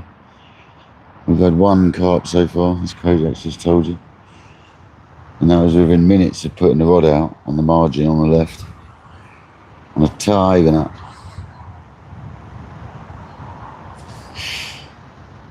And we've had a mussel on a rock. And we've had another bite on the right hand rod short a little while ago. I'm tempted to ring that dinner bell again in a minute and just do a couple more spots. Just keep it trickling in there because it doesn't freak them out if they're down there. And you can bring them back in. So I'm definitely tempted to have another couple of spots in a second. Instead of flicking boilies out, that's how I'm going about it today because I want to use my spod rod.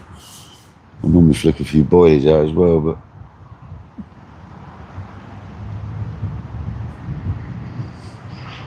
on this occasion I'm not gonna.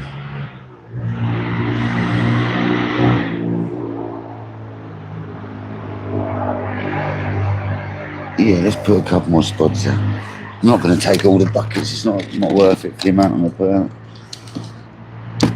See if it rings the bell. I'm not singing this song either.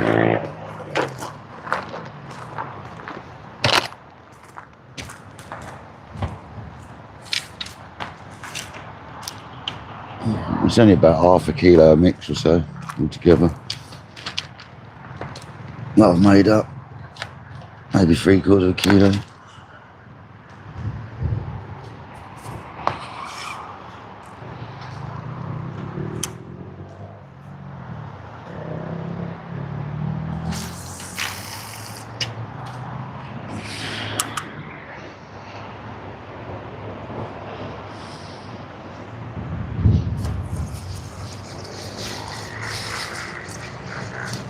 Need to pack the end of it down a little bit so it's spilling out. I'll do 3. 3 is the magic number.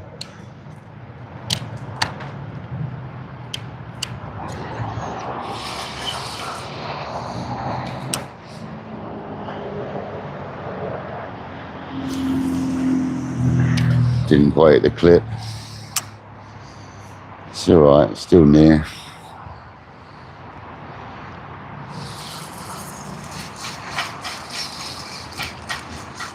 Do an extra one. It's not exactly a very big spot, is it?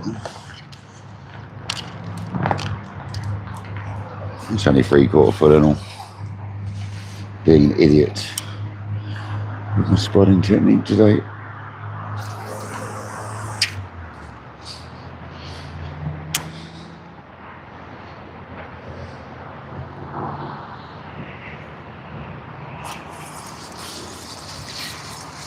because I haven't done it for ages. It's been a long time since I've used a spod.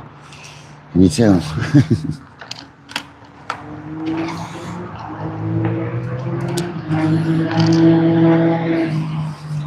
Make this one count. Come on, kayak.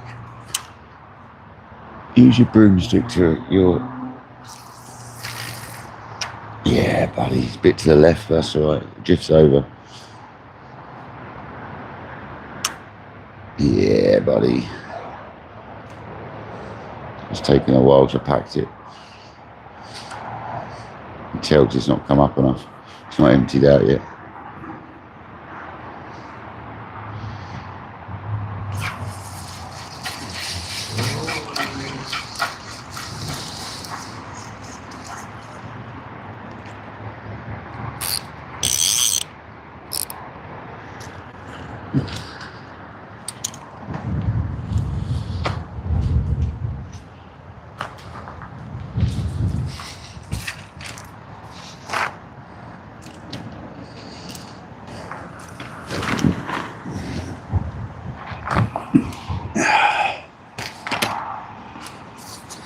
See if that brings them back.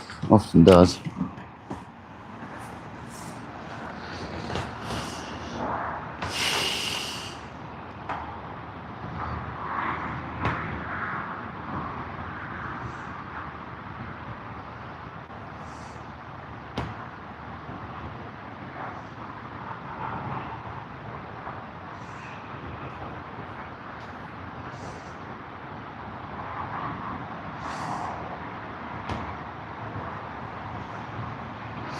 Yeah, Leroy, let's not talk about stuff like that on the live, man. Thank you very much. Julian, welcome in.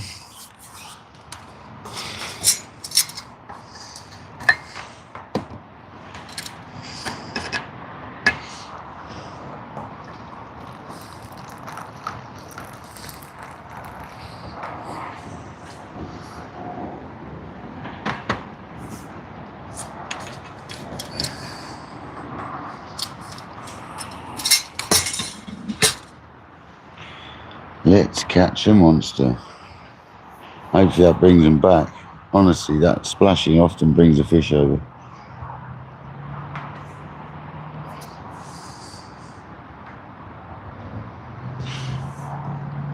It might have worked, but we told you to stop talking about it, Leroy. Don't make me time you out, brother. Can you listen? When we say to stop talking about something, stop talking about it, yeah? Seriously, I'm not mucking about. I don't want to talk about stuff like that. I'm alive, mate. No, I've already taken it down, mate. I've already taken it down. I'm taking it all down. It's all been dealt with. Don't worry about it. It's all off, mate. We can take it down. Don't worry about that. Just don't talk about stuff like I'm alive, mate.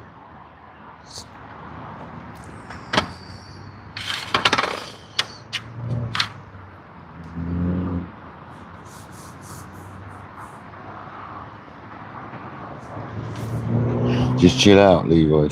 Just chill, man. Watch the fishing. Enjoy the fishing, man. Nice talk, not nasty talk, yeah? Keep it nice, man.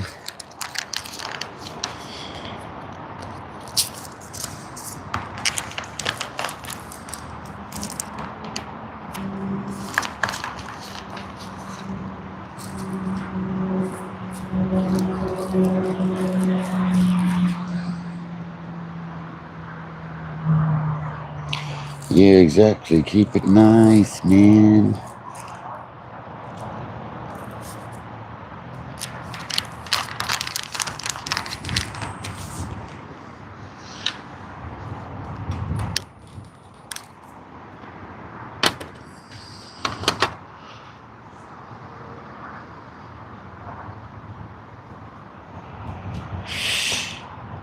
Hopefully we'll catch a 30 in a minute. That'll change the tone, won't it?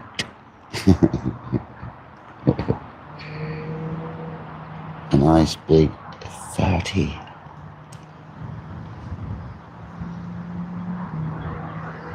I've really got to get my spotting into... It's too short distance though, man. That's the problem I'm having. It is actually too short distance.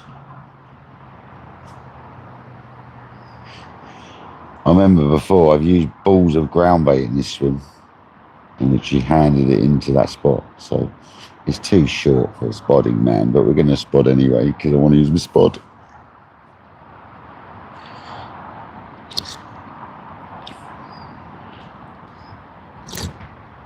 I'm also not used to using braid on a spot because last time I spotted it, they banned braid on them.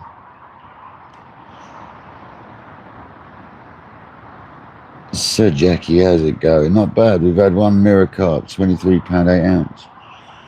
Within 4 or 5 minutes of putting the rod out on the left-hand rod, right at the beginning of the stream. It was a crazy, crazy happening. I can't believe it happened.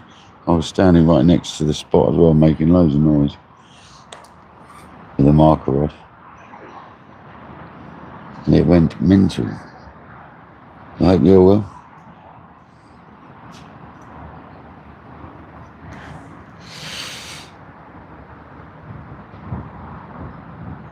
Locker got a new video out. John Locke got a new video out. There's a fish cruising from the right to left, and he's just gone back towards the spot.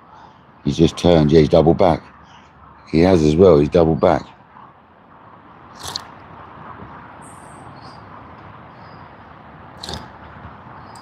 And now it's fizzing.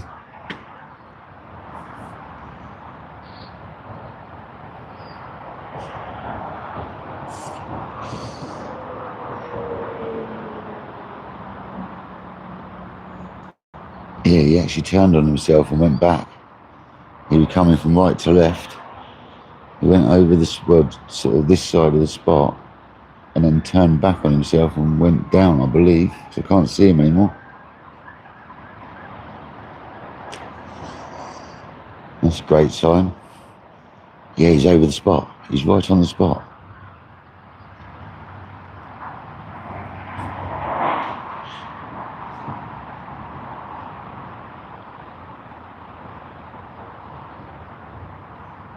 Come on, fish. Come on.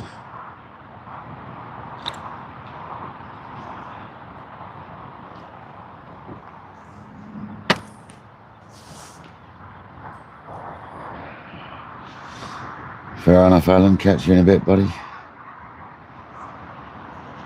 Dan, man, welcome in. Yeah, it was a great start, mate. You caught me by surprise, fella, I can tell you.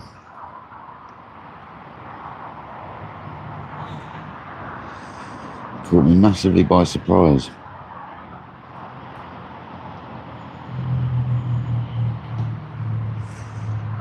And the old black tiger nut. Done the job lovely, that did.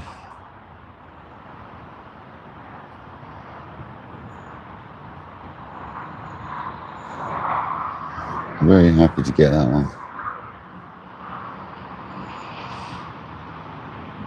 Might be the only one, but we've still got a bit of time. We're not in any time limit other than me wanting to go home because it's late. But that ain't happening yet, is it? I've got my head torch as well, just in case. Oh, fish jumping and swim behind us. So they're all being pushed through the channel. That's what's happening, you see. They're coming through that channel. The wind's blowing down through it.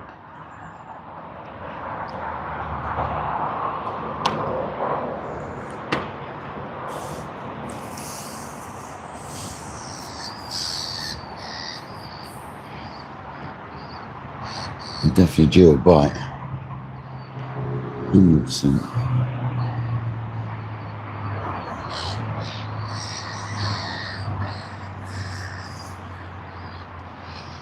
Looking forward to getting a bit of rain, to be honest. These lakes need some rain. Kojak was saying Thursday we get a proper bit of rain. I think we actually get it from Wednesday night. There's another fish cruising towards our spot. Come out that channel and cruising towards the spot.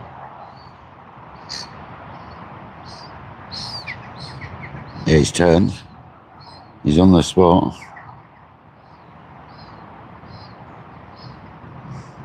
It's definitely attracting them, that bait. They're stopping them in their tracks. Literally. 100%.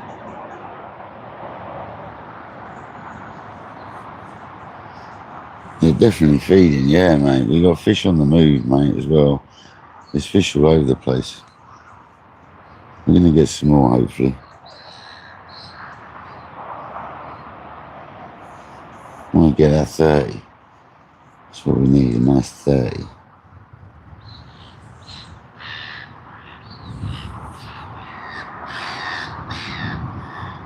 Yeah, it's a lovely collection, isn't it? Bruce Ashby perimeters and a Rocketeer and a marker. I'm so lucky to have that collection of Bruce Ashby's. So lucky. Like, there's a fish just beyond our spot. Come on, fish.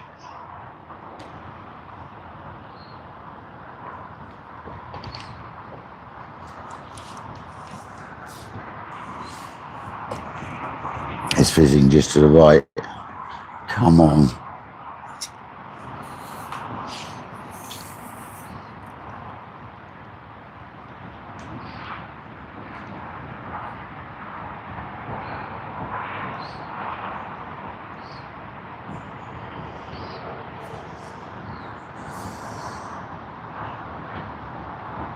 Bob. I won't, mate. I've turned it off.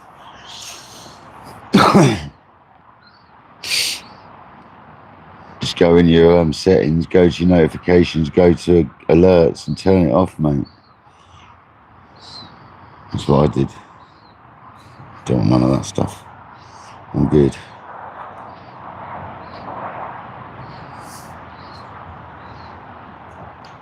Blasting on my live the other day. How very dare it.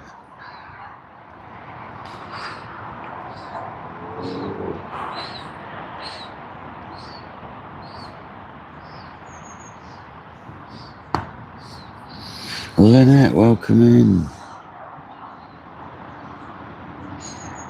Come on, the 30-pounder. Yes, Lynette, I like your style. We're using the new rods today as well, Lynette. I'm using my new Bruce Ashby's Rocketeer, which is a spod rod. Let's show you guys. I don't think I showed you it properly. I showed you the marker rod. So the Rocketeer is in very good condition. It's like, other than the dirt I've got on it, it's very hard to show you a rod, but it's in seriously good condition, guys. So that's the Rocketeer. And if you're wondering what a spod is, that's a spod, Lynette. And you put your bait in there, hits the water and turns up that way because the float on the top and empties it all out. So that's a spod. And that's the reels that I've been getting, the Witchwood Dispatch. Good for the money, 40 quid. And then that's the one we got recently, that rod. And this rod and reel I've had knocking around, same reel with the same braid off the same person. And this is a probe marker, 12 foot, 3¼ pound. And that is literally the first outing it's ever had. I'm a bit disappointed to see though. I remember scratching it. I put a little dink in the lacquer there where that safety sticker is. But I remember doing that when I was moving. But yeah, there's the probe marker. She is brand new. It's the first time I've ever used it.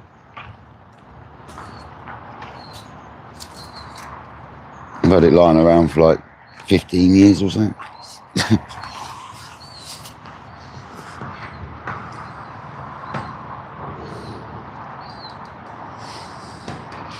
I know that I didn't really show you a lot. Oh, you did see it. That's all right.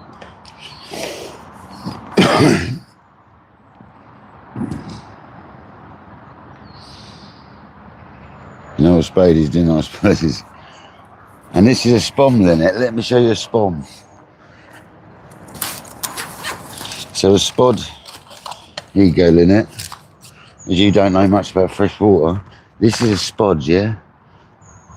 Let me turn you around a minute. Probably get a bite then. So this is a spod, yeah?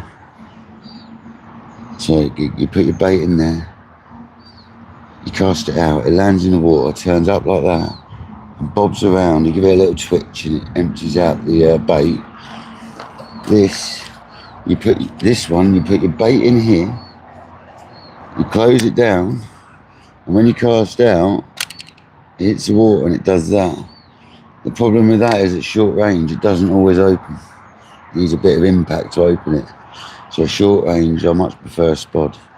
And it's long range, the spom's probably better. There you go, that answers it. And that new rod I've bought is specifically for that job.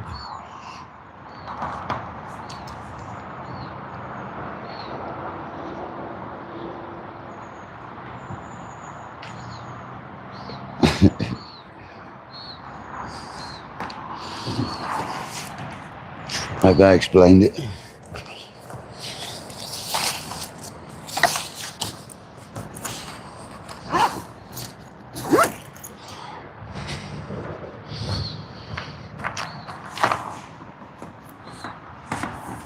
And then Lynette, on the marker rod, here you go, I'll teach you a bit more. On the marker rod, you see this setup here? So this, I don't like this lead, to be honest. But this here is just, you cast this out and then you let this up. On the rod there's a mark from that ring there to that foot marker there, which says 1 foot on it. So you cast that out, reel it down tight to the bottom. So it's down there, like that. And then you got 1.5 feet. That's why I don't like that leg, because it should only be 1 foot. And then you let it up, foot at a time, like that, until that pops out, and you know how deep you're fishing. And you also can use this to feel around and find spots, like gravel spots and stuff.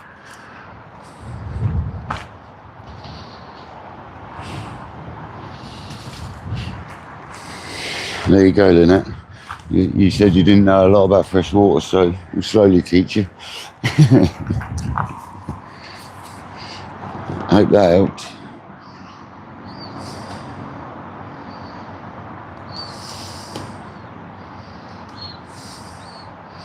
I'm going to watch that back. So whatever the depth is, I'm adding 1.5 foot for the length of the float, the boom, and the lead with the stupid tail on it.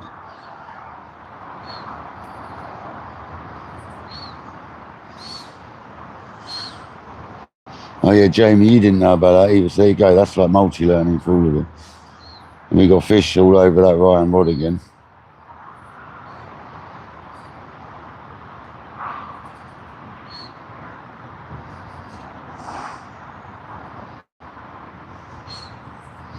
Yeah, you could see what I was doing.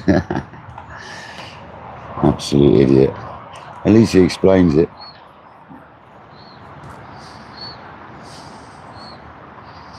I know they have you, yeah.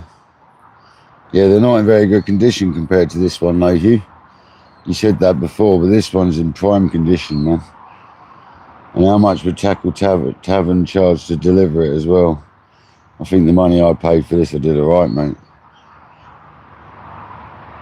This one's like mint and all. And the guy I got it off has got 60 Bruce Ashby rods. Well, he did have, he started filling them out.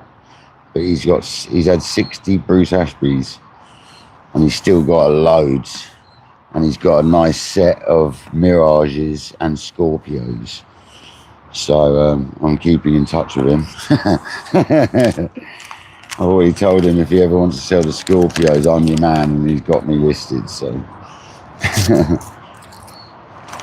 Yeah, I want his Scorpios, man.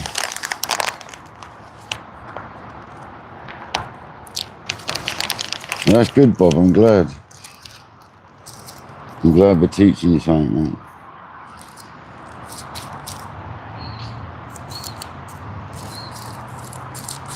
Basically, that marker rod and spot is the equivalent of my bait boat. I feel around instead of using sonar, and then I use a spot to put the bait out.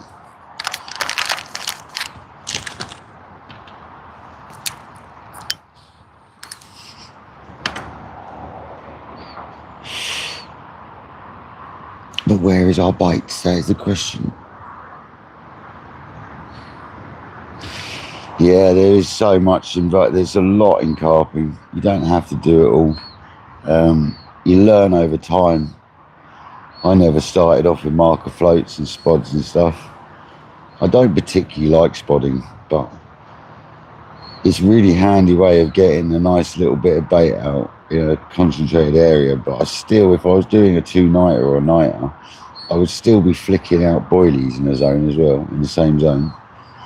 Because I like the way you get a spread of boilies, and then just every fish you put, or every few hours, like we were on a short session, so we're doing little spods every now and then.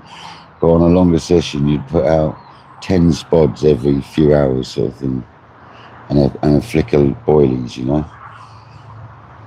I don't know, I'd never like a real tight patch, to be honest. Them odd stray spods ain't a bad thing, to be fair. Gets the fish rummaging. Hugh, that rod, the marker rod would make a very good fishing rod, yeah. That marker rod's only 3 1/4 test curve, so that would make a banging fishing rod, yeah. And the people use the spod rod, the 6-pound test curve spod rod, for catfishing. A lot of people use them for catfish, mate.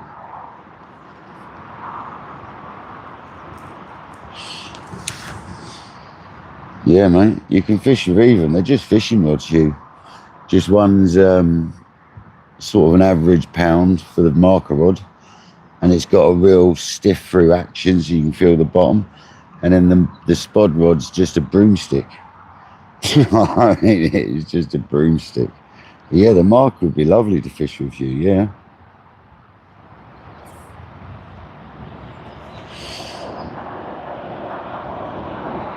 Why, is there some available? If there's some of them available and you fancy some decent rods, mate, get some. Definitely. They'd be nice. There would be nice fishing rods, yeah. Basically, for what it is he did quite a basic build on, but then he does a basic build on most of his rods. Bruce did. You know, Bruce didn't do like all these fancy whippings and stuff. He always did plain black whippings. He kept it real plain and simple. He liked it all plain and simple. Didn't like all this fancy stuff. He didn't.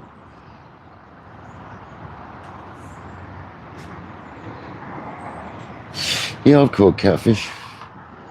60 pounds the biggest I've ever had. Never had a monster. I've hooked into one that was allegedly like 124 pound or whatever he said it was. 142 pound. I can never remember. It was a monster in France, and there was only one catfish in the lake, and it lived in a corner, and it used to get hooked and never landed, and I hooked it lots of times when I've been to France. I went to that lake 3 times, and the 2 times I fished that swim, I hooked into the thing. It was savage. I spent a long time one night in the boat trying to land that thing. My friend wouldn't come out in the boat in the middle of the night because he didn't like it, and I was getting dragged around the lake for hours by that thing, mate. And I got it over the top of this weed bed. I got over the top of it, and I went to net it. Well, I went to start lifting it, and it obviously done me in the weed. It left me with the weed bed. I was absolutely gutted, mate. I didn't even get to netting it. I got over the top of it. I started pulling to get it out of the weed, and it transferred the hook to the weed bed after like 2 odd hours of battling around the lake with it in the middle of the night, being towed in a boat. But at Par Fisheries in Essex, I had them up to 60 pounds.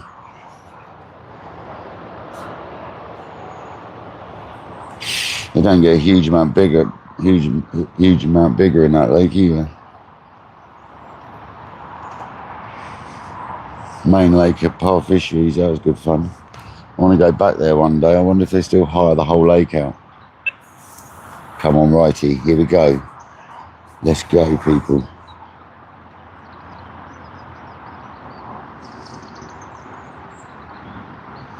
Oh, it's the same method for carp pretty much, Bob. You either use loads of pellet and you stick like halibut pellet, like 2, 3, 6, however many you want on a hair, depending on how big the cats are, or you go down the live bait route, mate.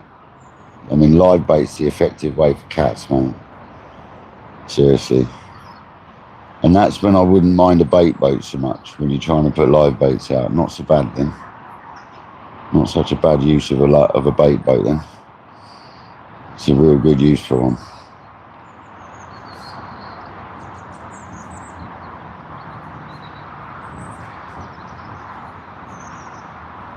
Yeah, go to Watson Lures on Facebook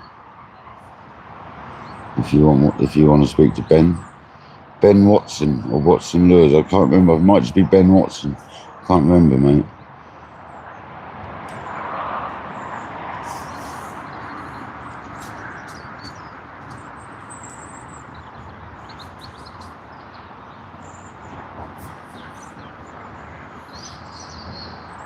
I'm not sure, Del Boy.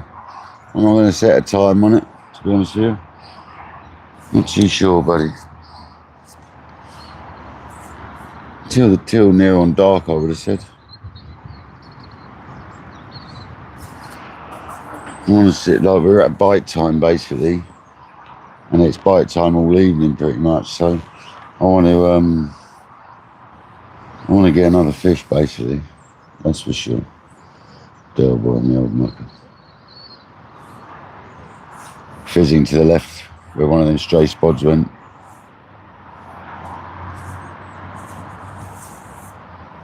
We're gonna get one soon.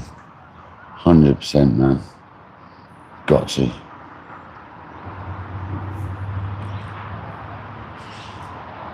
No, it's fizzing its nut off to the left, mate, where one of them stray spods went. That is so annoying. Go right a bit, mush.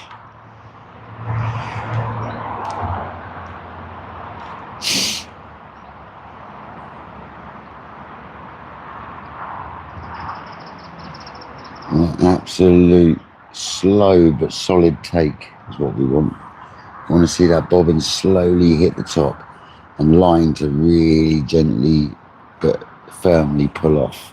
As in slowly but firmly pull off. That's normally a big fish when that happens.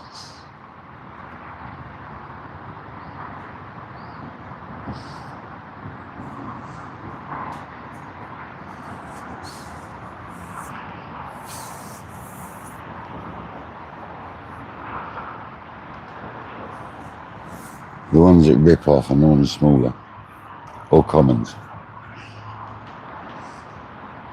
That's a good point, we want it to rip off.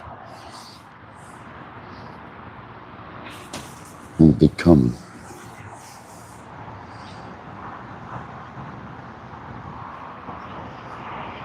Oh, there's fizzing just there to the right, about 10 yards out. Struth, mate. Can you bugger off over there, mate? See, I'm going to catapult a few boilies out of them. Just a few.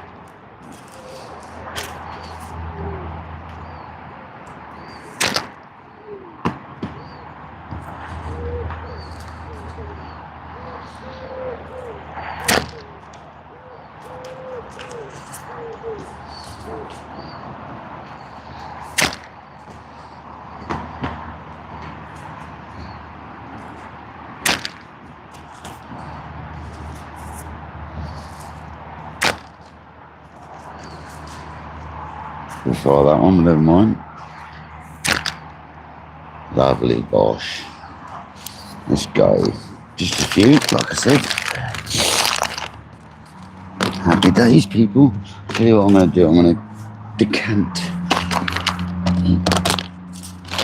right into there. I'm going to decant half of this mix and start making a few.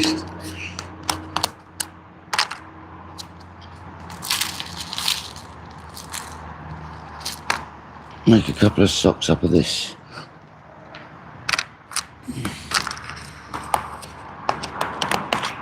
It's nuts.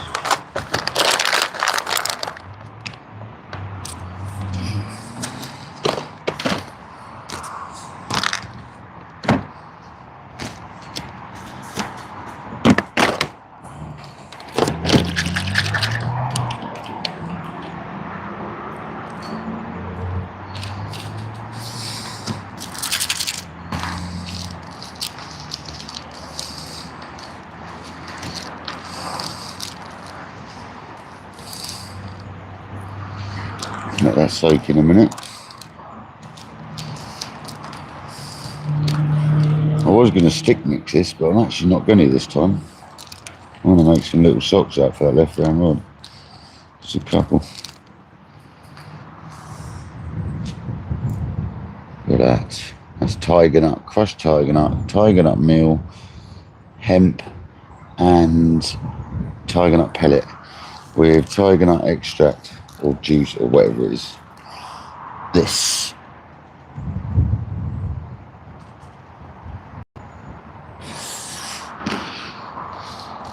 I'm just going to let that soak in. And put a tiny bit more powder in, to be honest. Just a little bit. That's a little mix I've made up for the tiger nut rod.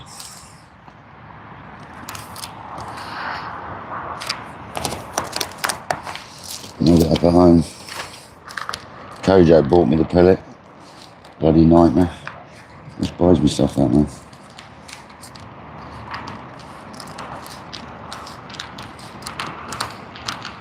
It's got a few maples in there as well actually. Good bait they are. A couple of them on a hair normally catches a good carp. Oh, that's a lovely little mix that is. God, it just stinks of tiger nut. That is awesome. Give that like 5-10 minutes and I'll make some socks up. I am going to sock it this time rather than stick mix it. I normally stick that sort of bait, but I'm going to sock it into little socks. It's only going in the margin. Oh, that gives a great dispatch of like juice and wow.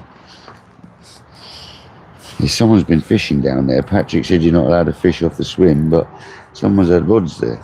I reckon you're allowed to double up in here now. Be a great one to double up in. To get me and Patrick doing a session in here one day, guys, together. Be a good one, really good one.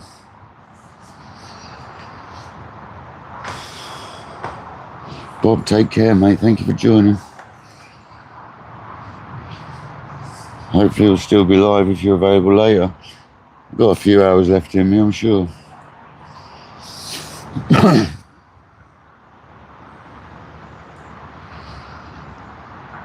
Yeah, we're only allowed to use tiger nut in moderation though. I'm not allowed to stick in like 50 tiger nuts as freebies, which I never would anyway. But you gotta use them in moderation, you know. But you have to with tiger nuts anyway. You're allowed to use crushed tiger nuts and stuff. Yeah, they are strict on some things, but as long as you're sensible with some things, they allow it.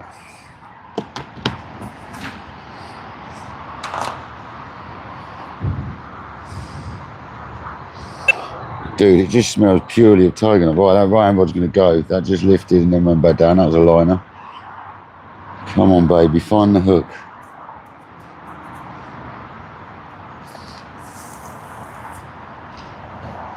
You've definitely got fish on that spot. 100%.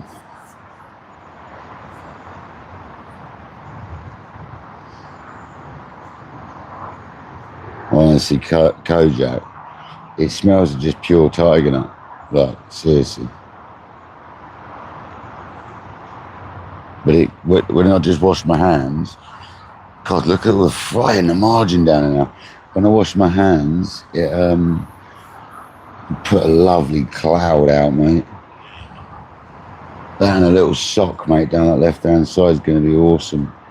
To the point where I'm going to have to redo it in a minute. Just to get one of them out there. To be honest with you. It's a real simple rod to do, so I don't mind. I've got this fresh bait actually, I can stick that on. Where's my PVA gone?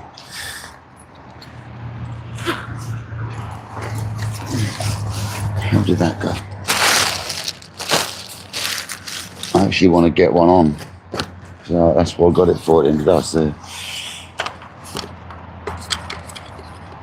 At the end of the day, we're fishing with pellet at the moment. I don't really want to fish with pellet. I don't mind putting a few freebies down there. But I want to fish with a sock of this, mate.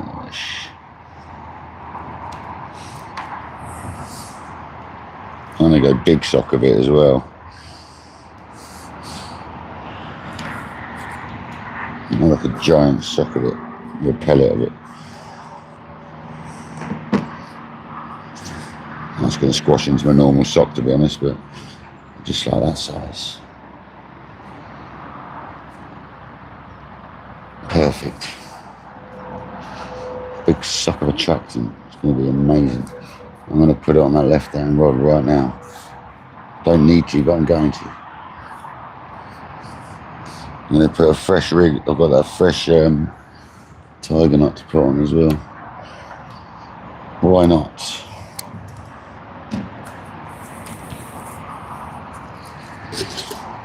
That'll definitely get a carp excited if there's one in the zone. Try and draw them away from when they come through that channel. Get them over to our bait.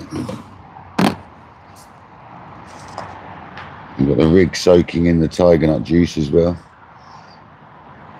Oh, it's all slimy and lovely and all. Oof. Get in there.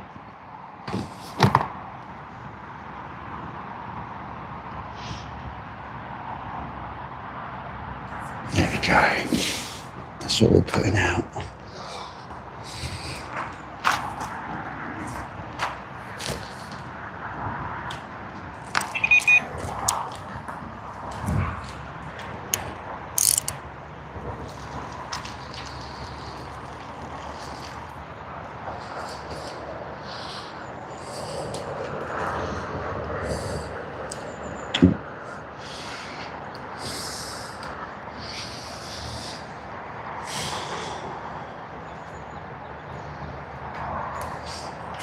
It's a nicer sized tiger nut going out anyway, it's a bit smaller.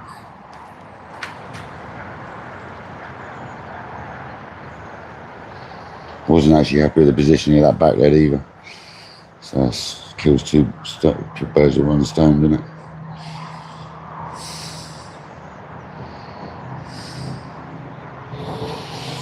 Alright, oh, it's melting. Oh, I didn't think that would melt the PVA. It might be because I touched it. But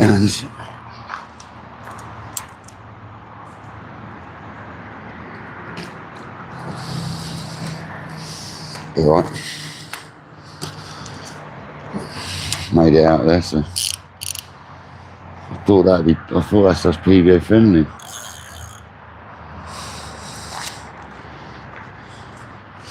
On the back then, more over there.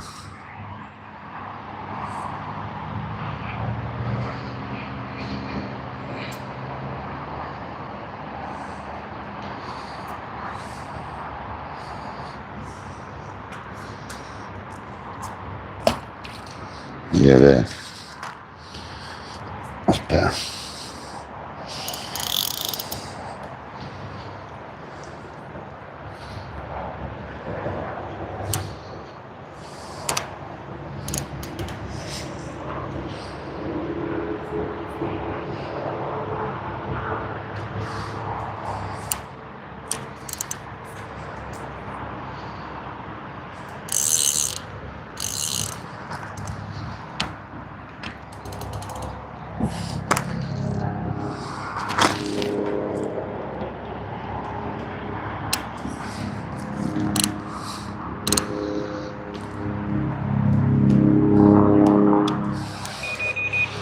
That's lovely, that is. A chuck. And I find like some smaller tiger nuts. Oh, that rig down there as well, don't forget.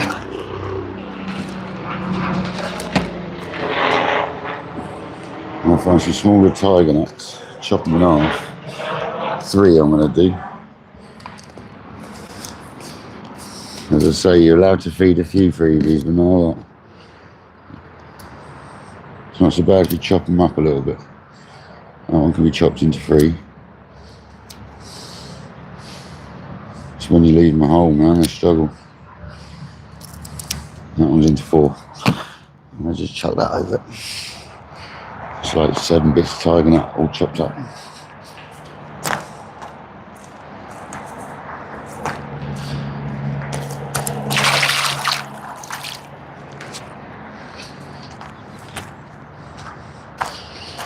bloody days.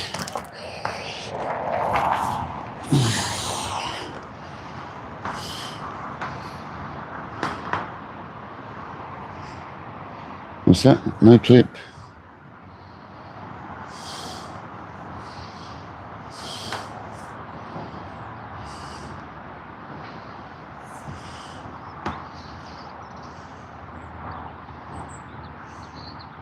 Mark, okay, yeah, 1 minute. As if someone fairly needs carpfish, can I ask about clipping up? Do you do?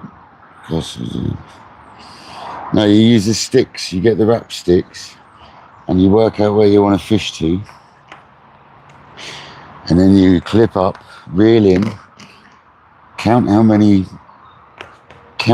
turns on the like how many times you have to go around the sticks. Each time you go down once, it's 1, and then back up set number 2, you know what I mean, like that. And then you cast your rod out.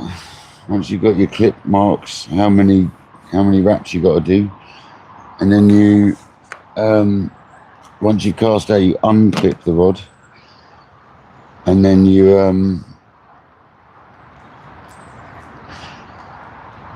and then next time you reel in, you just count the wraps again. You do the same thing. You put your back onto the old sticks, and you basically put your 12.5 wraps or whatever on, you know what I mean?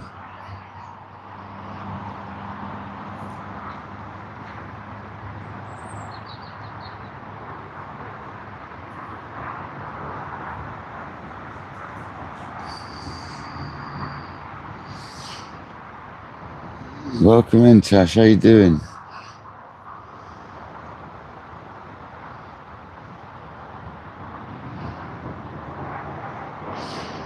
Come on, Dale boy, get out there and have a go. We've had one mirror, Tash, 23 pound 8 ounces, 23 and a half. Literally within minutes of putting the left-hand rod out earlier. Minutes. Literally first cast. Sorting out the left, put the left-hand rod out. I was just markering out the right-hand rod with my marker rod, and the left-hand rod ripped off. Happy days. So we haven't blanked, and it wasn't a completely small one, so it was a 20 at least. I thought it was about 17 pound, but the scales don't lie. It was really chunky though, and deep, short, chunky and deep. Just easy fish, that one.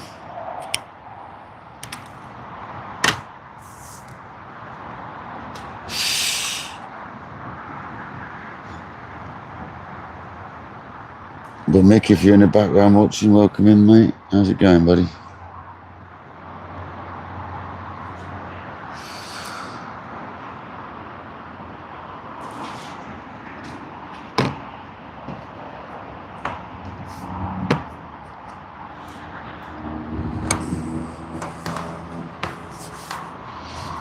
We're actually using my spot and marker rod for the first time as well, so. You know, the marker rod I've had with a reel ready to go for the last 15 years, but never used it, you know, that one. I'm actually using it. It's not just a waste of money anymore.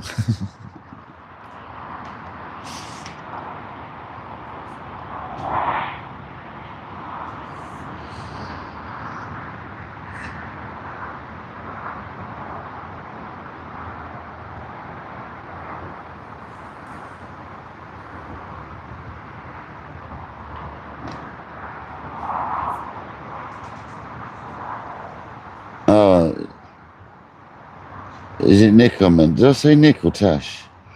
Did I say Tash? I meant Nick if I said Tash, sorry about that. You're so confused sometimes. Welcome in, Mick and Nick. Sorry.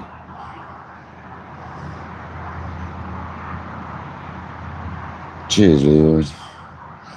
Oh, sorry, Nick. been a bit hectic. Catching that fish really threw the whole session off for me, to be honest with you. Catching that fish within a few minutes, casting the rod out on a lake that's quite a difficult lake. It really sort of blew me away.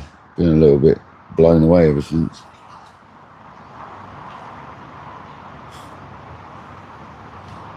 It's not what you expect to do on here, to be honest. Especially after banging bank sticks in like 15 minutes before.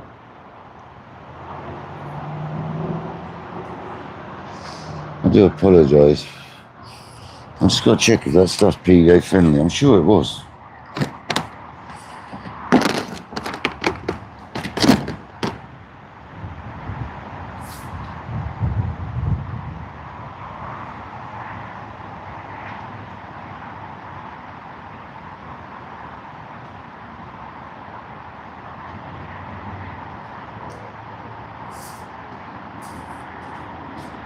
I'm not sure this one actually is.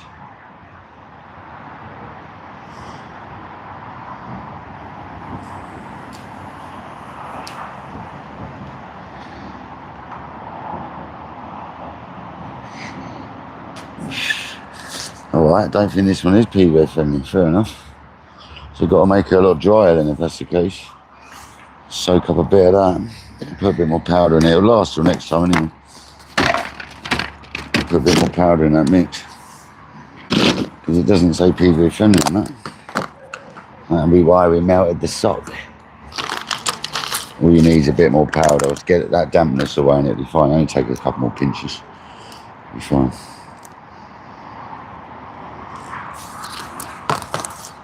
Just need to take that wetness away from it.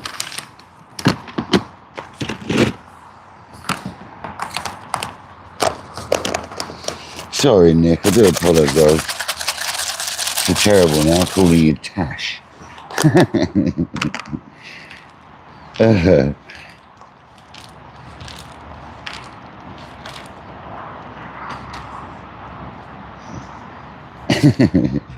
What a pecker. Got a bit more powder than that, actually.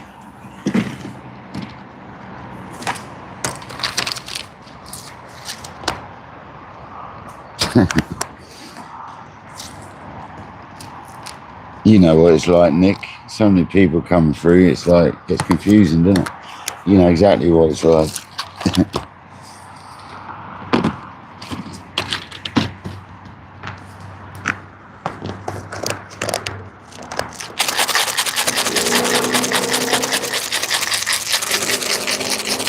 You can call me Sid if you want.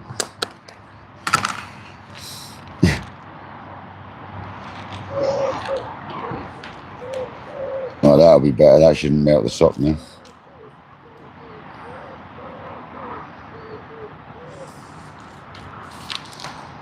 It's not dry, but it ain't as wet. It's not like leaking all over me now. It's better. Yeah, Kojak, have a smell of that.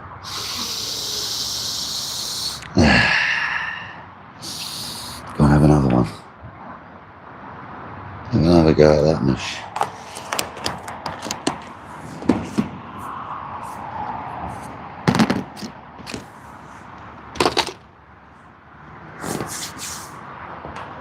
You know, Sid. Oh, you know, Sid. Call me whatever you want.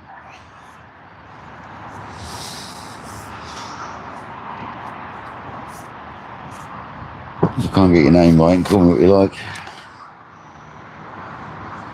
No, it's Tiger Nut Tash. It's all Tiger Nut. Tash. Nick. I'm doing it again. You have to change your name to Tash now. That's your new name, Nick. Nick's now called Tash.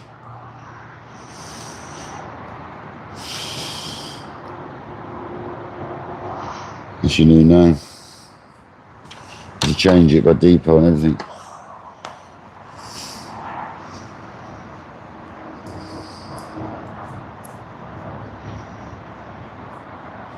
It looks like the inside of a haggis.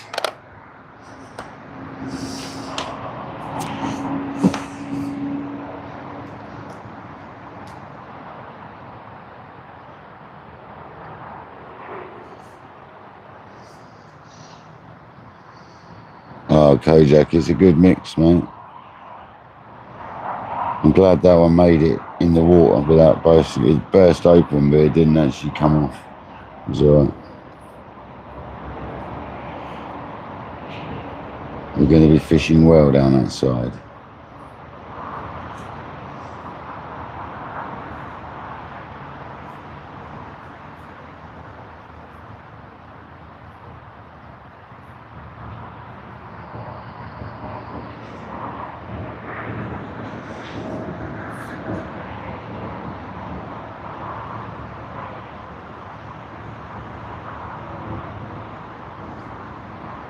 We're going to give Variety a little bit longer, and I'm thinking of chucking out. We've had a couple of occurrences on that now. But that normally happens before we get a take.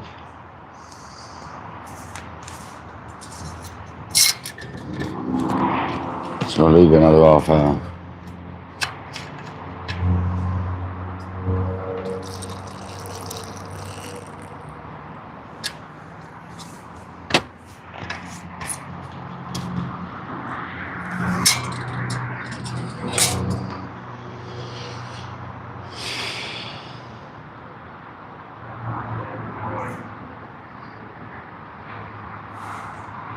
I started fishing at about 1 o'clock-ish, I think.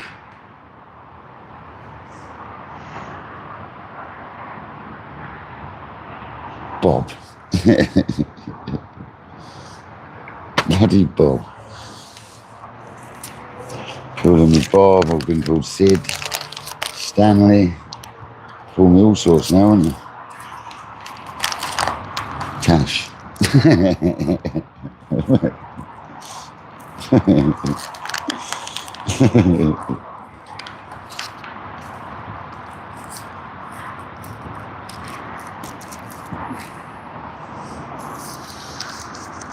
Well, that's my middle name. That's alright. Call me William.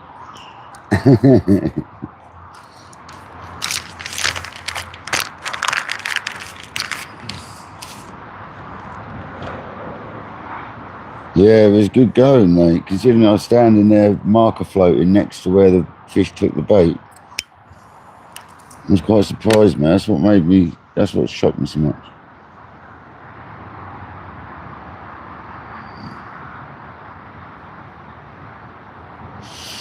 Watermelon, Jamie, yeah, definitely.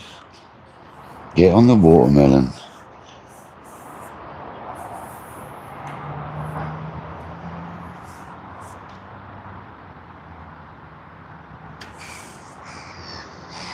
That fan's still chugging away on number 2, keeping the phone cool.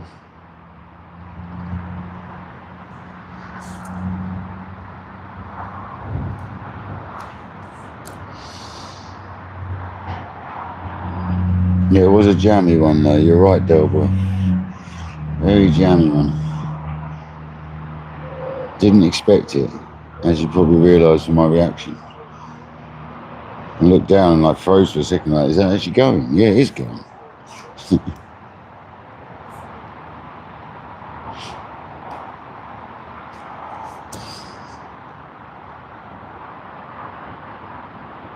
I expected another one by now, to be honest, after that, but no.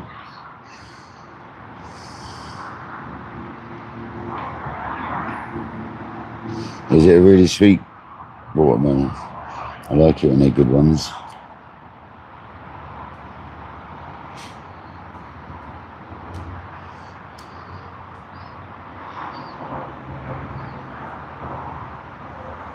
Yeah, we need another take, definitely.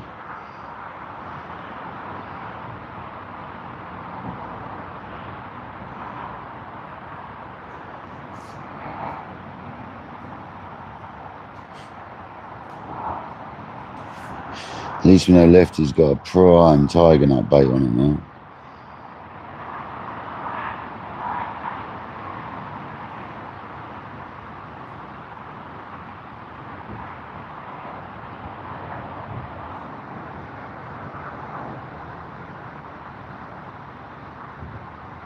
Yeah, it gets difficult, Nick, doesn't it? There's so many people to say hello to.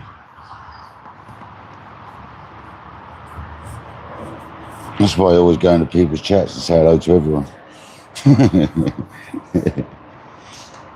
Don't feel so rude then if I miss people. Left hand rod's got a fizzer near it, about 5 foot away from it. Right hand rod's got a fizzer near it, about 5 foot away from it. It's definitely fishing the zone. Right hand rod's got 2 fizzers next to it.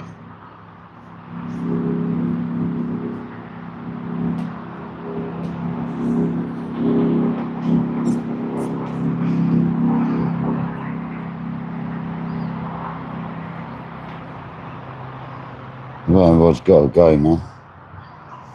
Put a bit of effort in there today.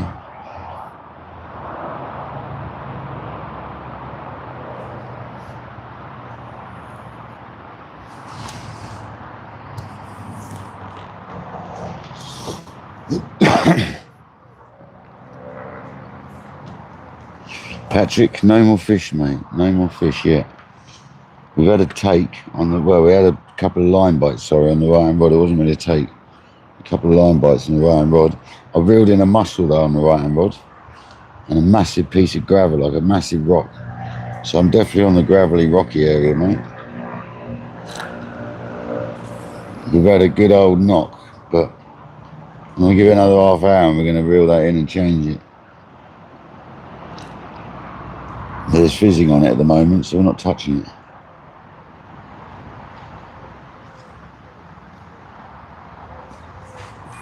But no 30 yet, Patrick. Still waiting. Waiting for that 30 to come along and munch our bait.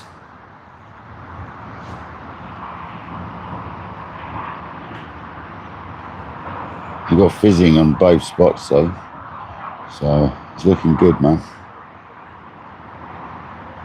Plenty of fish moving through. I tell you what, there was a bit of fizzing on the pad, this side of the pads, Patrick, as well, from the next swim up, you know. Been a bit of fizzing there and all, mate. Fish tail there as well. But I reckon we're in for another one soon. Got a feeling.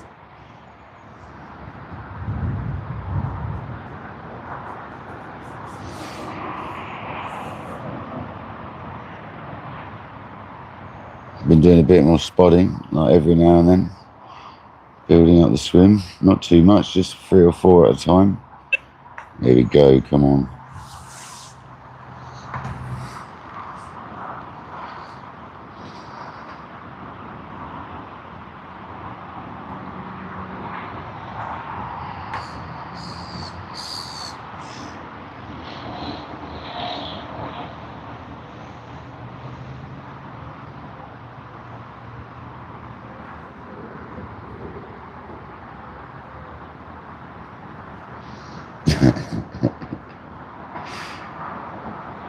Patrick the poacher.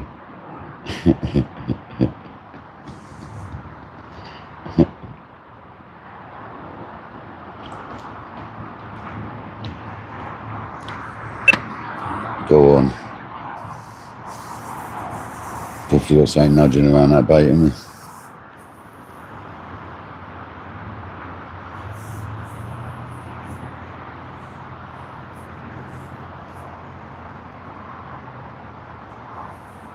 It was a lovely looking fish, definitely. Both of his fish, the 2 linears he showed me, were stunners, man.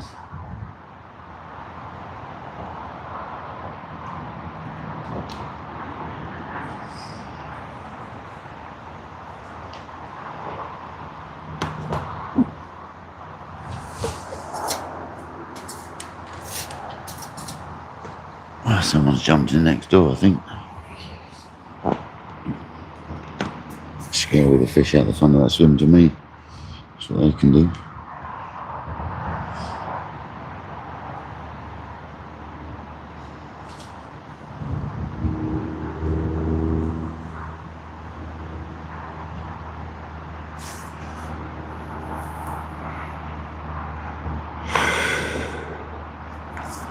How's the old charge doing on that phone?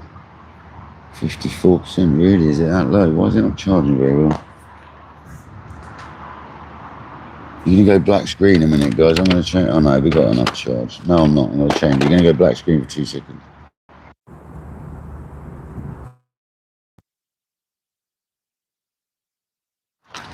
This little one seems to really charge his phone now, so I'm gonna go with this little charger for a minute.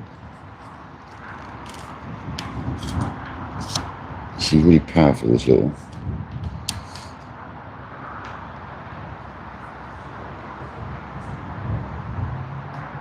There we go, see if that builds now.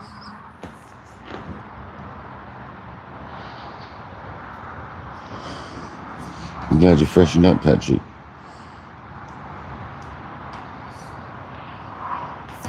So we're not going to touch that rod for a while now because we're getting bites.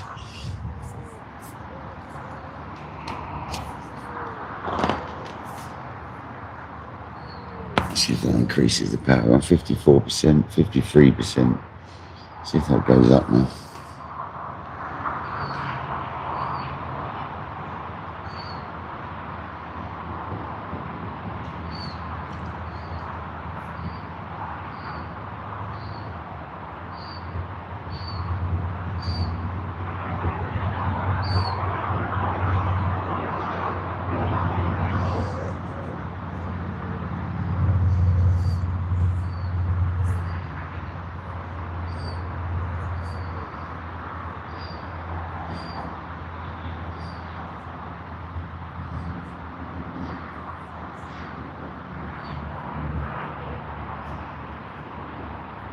Come on.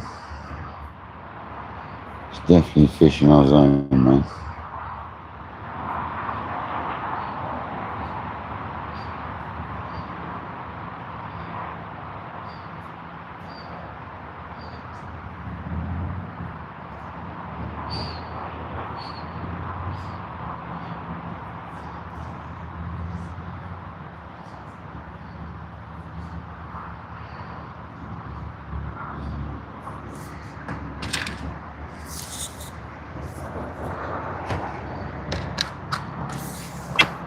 Go on, Lefty. Come on, Lefty.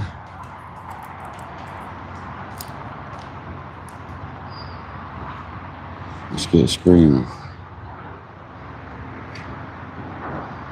Alan, send it our way, man. I'm Lefty getting bites now as well.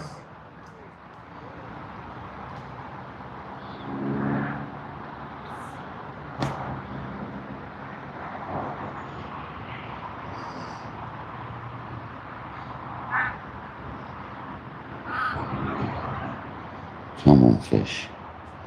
Doesn't matter which one, just give us a fish. £30 common, as Lynette says.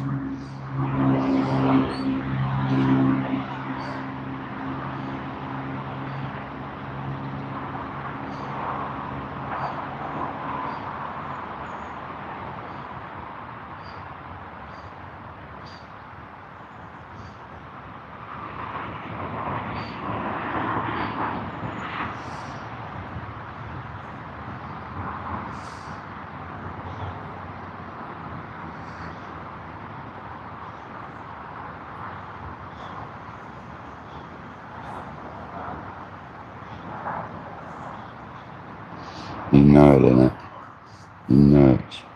Yeah, I hope Alan's alright.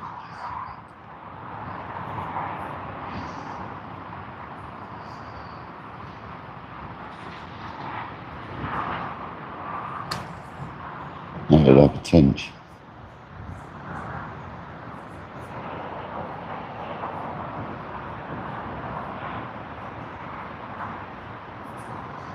Much like a tench.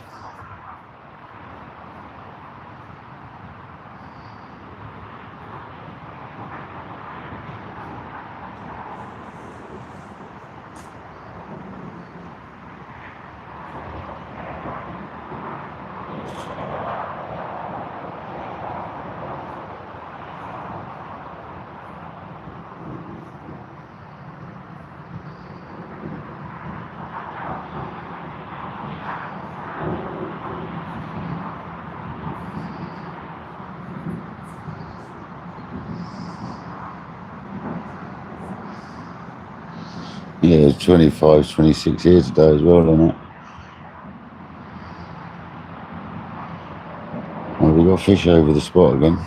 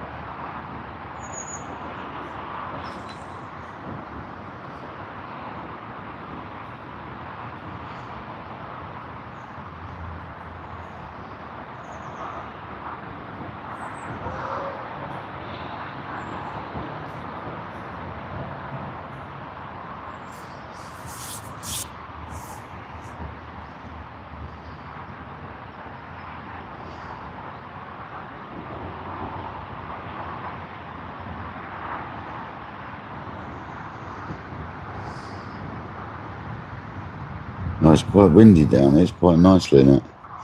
We've actually got quite a bit of breeze. That's all right.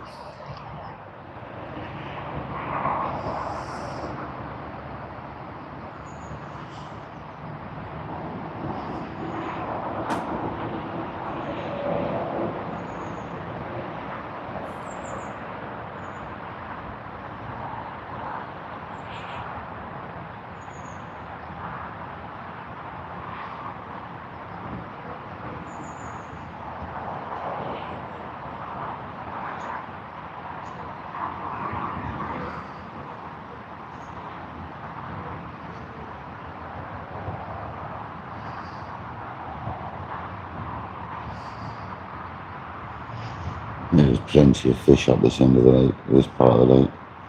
Seriously. Seeing them all over the place. They're all coming through that channel, I'm telling you.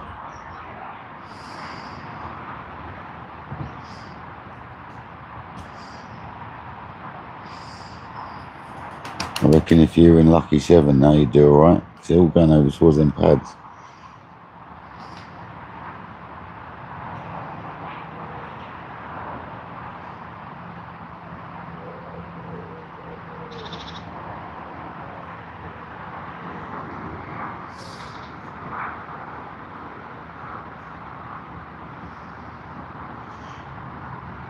Yeah, we are definitely cooling down over the next few days. Thank God.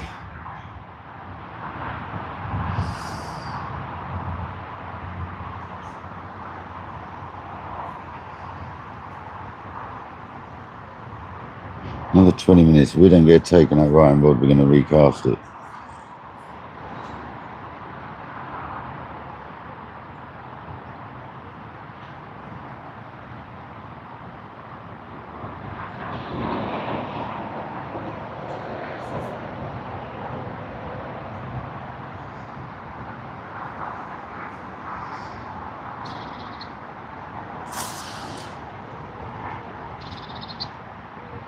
It's going back up now, the charge on that phone.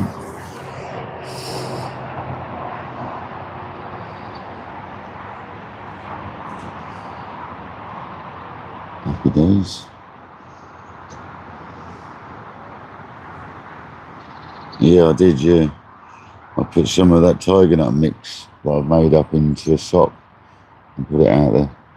Because until then we were using pellet that I had made up last time with a bit of tiger nut crushed up in it. Here we are, yeah. We have.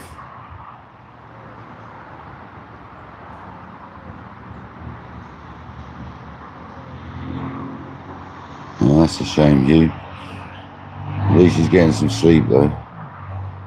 That's the problem, when it's hot you can't sleep, can you? Can't breathe properly, bless him. As soon as it cools down, hopefully he sort of gets a bit better.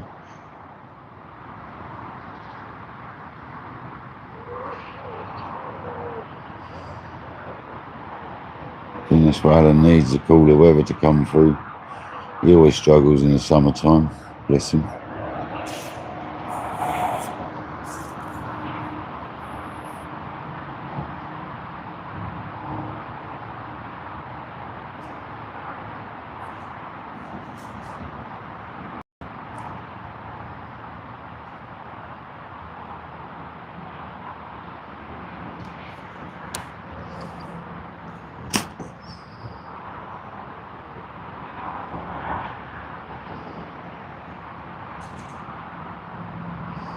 It's fizzing right on the spot. Well, we've got another fizzer right on that iron rod. Oh, that's a massive patch of fizz coming out now. It's mixed in with ripple though, so it's hard to see.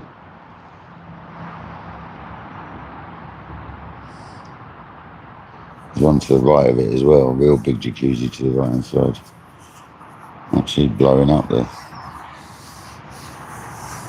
Look, someone's been fishing slightly to the right of where I'm fishing recently. Oh, there it goes again, right on the spot. The right hand rod's going to go, seriously. Any second now, that right's going to rip.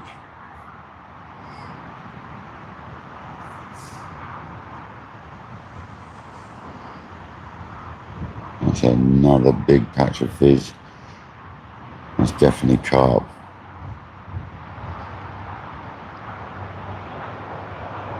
There's two or three there is. It's not just one.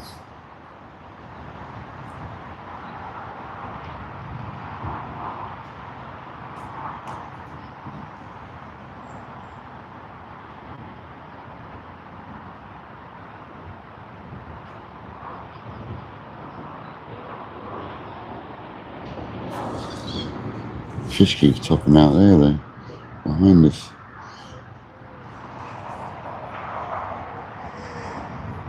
Oh, it just turned, do you see that? That's just turned right on the money. Come on.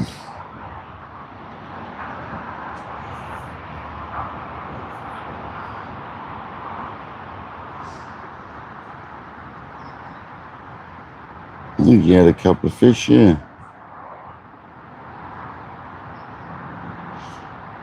It is scary, Hugh, yeah. It's not good, mate. Yeah, it's not good for a person, that, not being able to breathe properly. It really does make you worry. I know it's not the same, but whenever you have a big motocross crash, you can't breathe for about 3 minutes after that when you wind yourself. And I'll tell you what, it is pretty freaky. Trying to get a breath and you can't. It's not nice. I feel for him, man. He's like it most of the time, bless him. Nice one, David. Well done, man. Any size on the carp?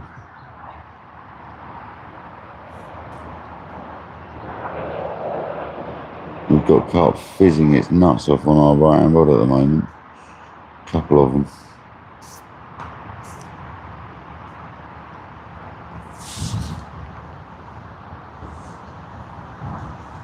I think someone's going next door. Looks like a bucket in swim. We've definitely got fish fizzing. There's three. Yeah, it's got to be 2 or 3 fish on our spot. It's got to go, man.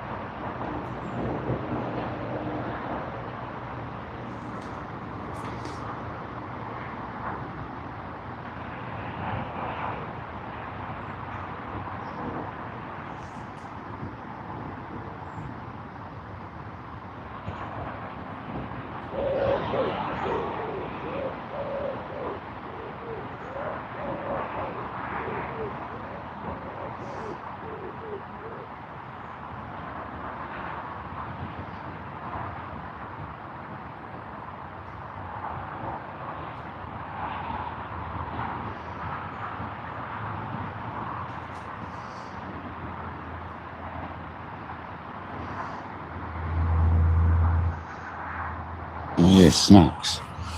Well done.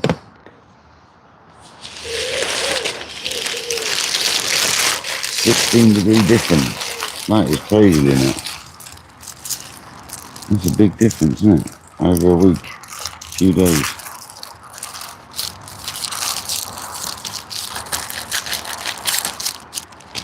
Come on, we're eating now. You know we're going to get a bite.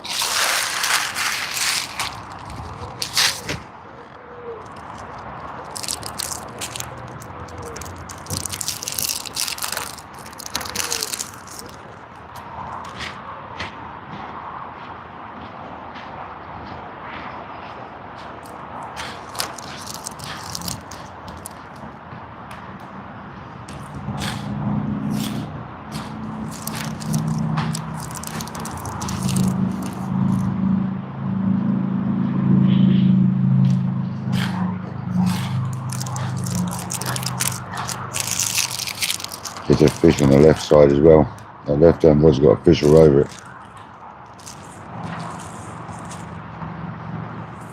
It's fizzing its nuts on that left hand side.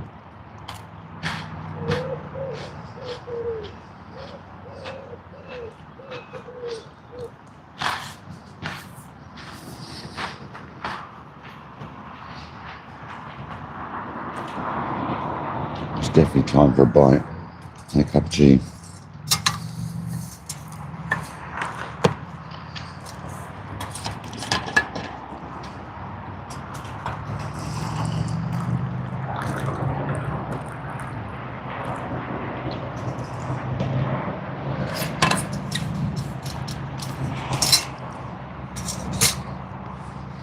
And just see well on that left, and it's fizzing, man.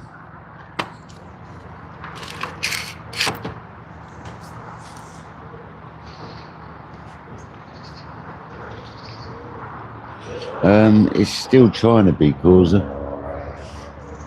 It's sort of like burnt through now, yeah, but it's alright. We've still got fizzing, mate. We've still got fish in the zone. That's now right on our bait, that right hand rod. Right on it.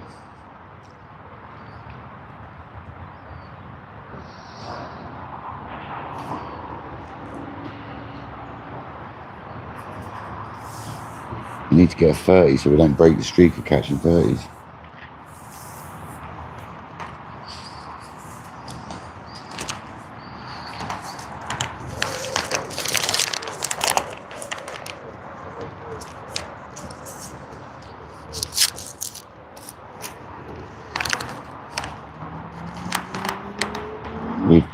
We've got a couple of fish on that right hand spot.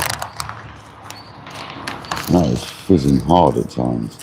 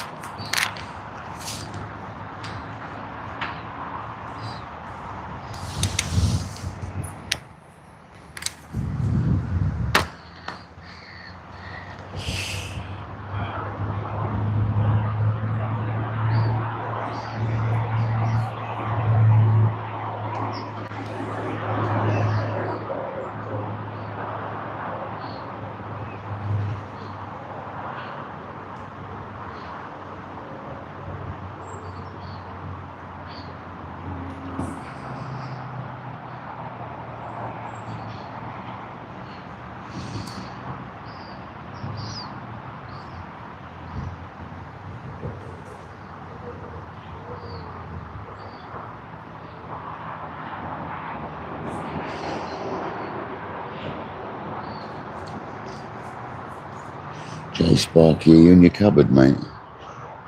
How you doing, buddy?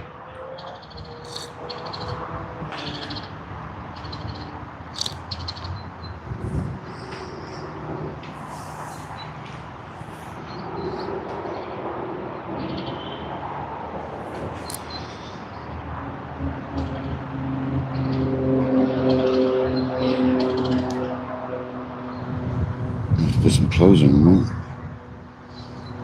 Yeah, go fishing, cruiser. Get up early and go fishing, bud. Definitely.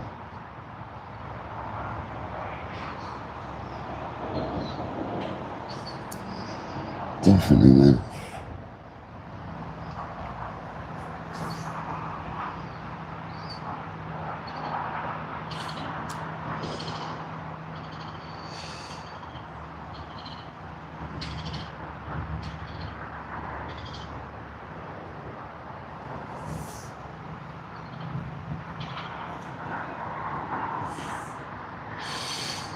Nice, Jay, nice. Get out there, cruiser, man. Catch a stonker.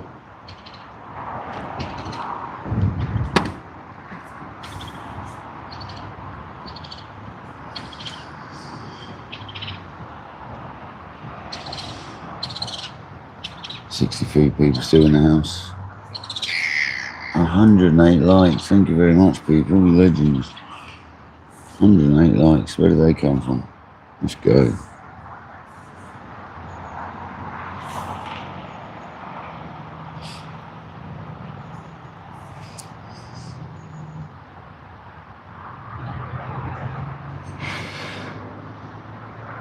It only gets busier now because all the English people finish work and they get home soon.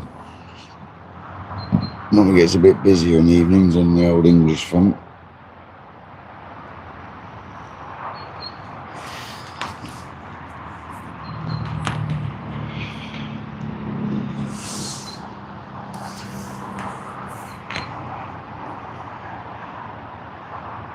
Oh, there's fish chopping out there and all sorts. Come on.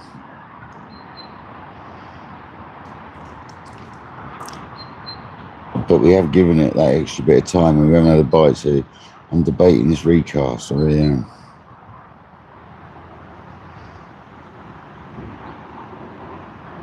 Even though it looks like we've got a bit of action over there, we're not getting bites.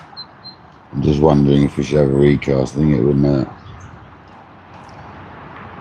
No Ryan rod. Got a fresh bait out there.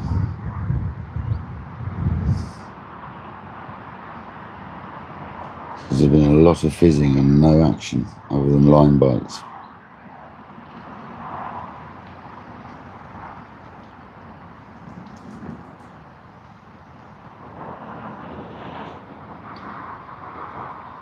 Saints, welcome in, buddy. Hope you're good. Thanks for joining. We've got a 23-pound 8-ounce mirror carp at the beginning of the stream. Literally 9 minutes in or something. Rod had only been out about 4 minutes. Left hand rod, setting up the right hand rod, and boom, off it went.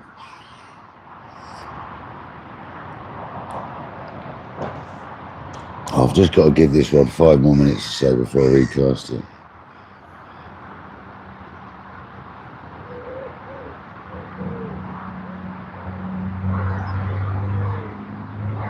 It's a one-hit wonder.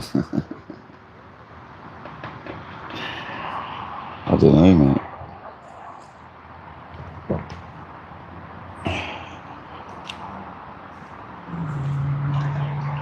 I wouldn't have no hits if I was a singer, mate. I don't do singing. Very rarely. Sounds like Barry White being strangled. I'm going to go and water the horse.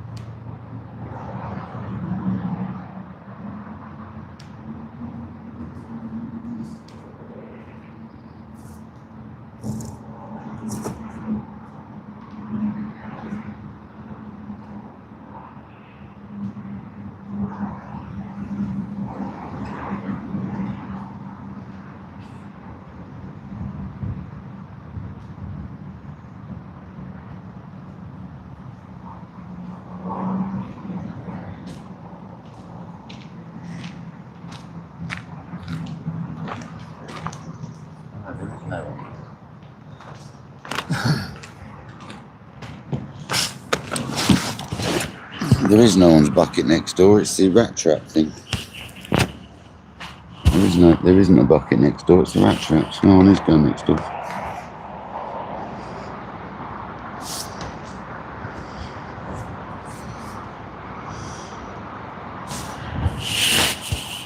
That's the right cause to do it, man.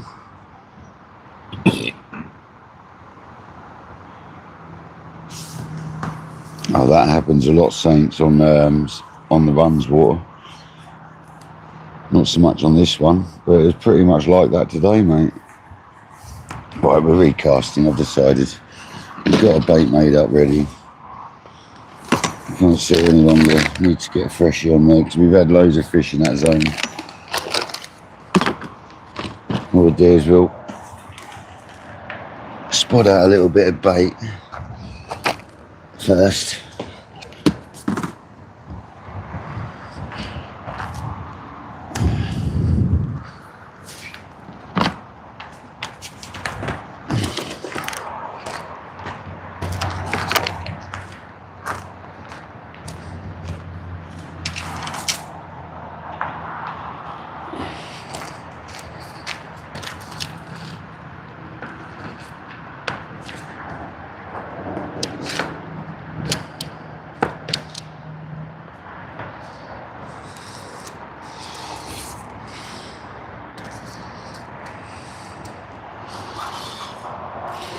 Sometimes I wet the spot as well, but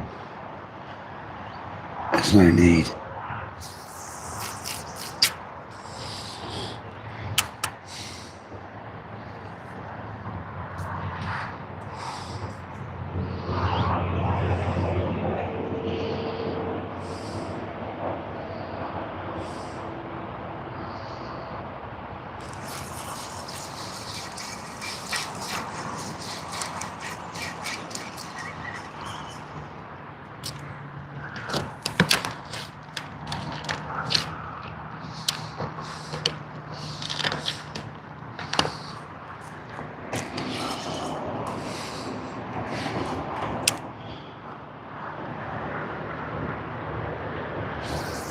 It's alright, it's alright.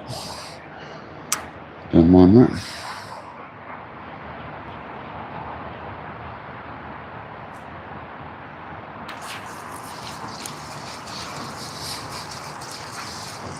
One more.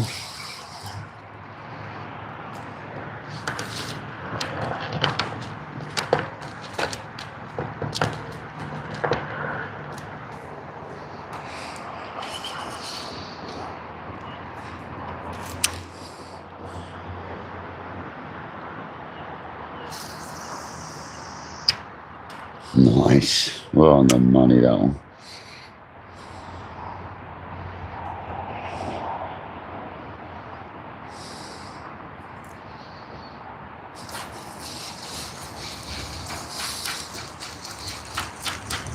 Seriously smooth little reels. Well, not little reels, but seriously smooth for the money, man. I've got 5 ball bearings, I think, man. They're not like, for 40 quid a reel, they're bloody good value. Gotta tell you. Right, now we're gonna have a rechuck. Let's get a little bit of glug on this boilie.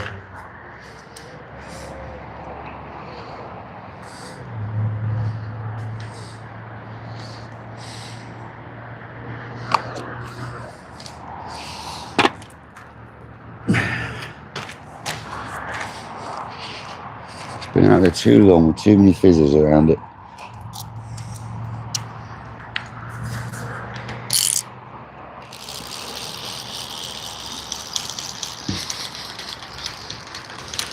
It's absolutely fine. There's nothing wrong with it, but it's good to check, isn't it? I'll take that one off, do the measuring up. 6 3/4, baby.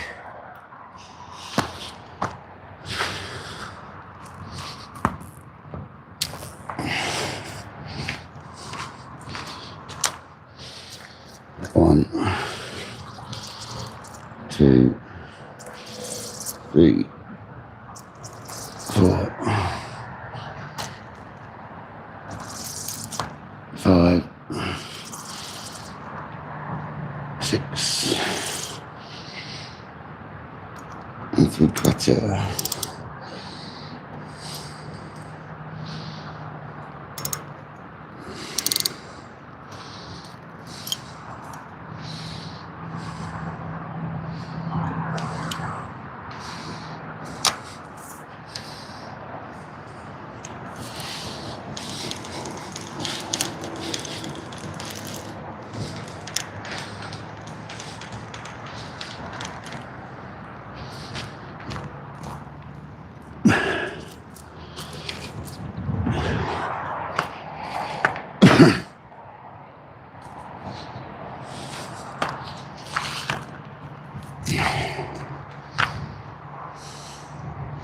That was absolutely fine, that rod. There's nothing wrong with it. Could have left it. You never know how it was sitting out there though, do you? Might have straightened up as you reeled in.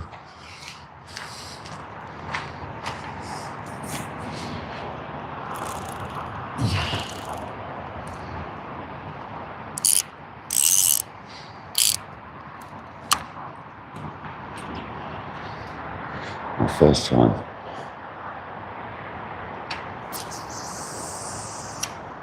Oh yeah, man.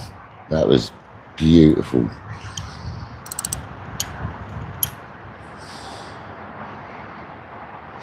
That was beautiful.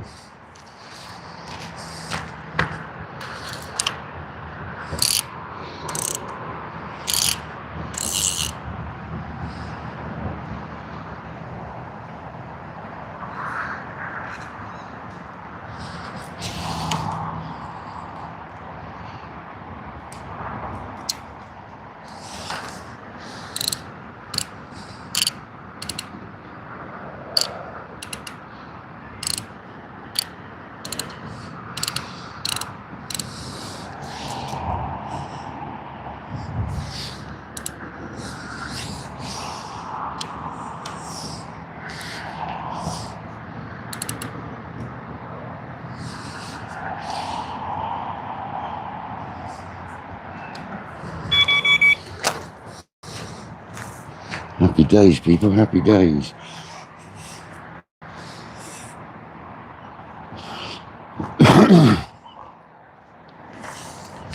Don't sit on the rig, that sucks. There's nothing wrong with that rig. Let's check the point. Oh yeah. I will sharpen it, but yeah, it's alright still, but I will give it a little nick up.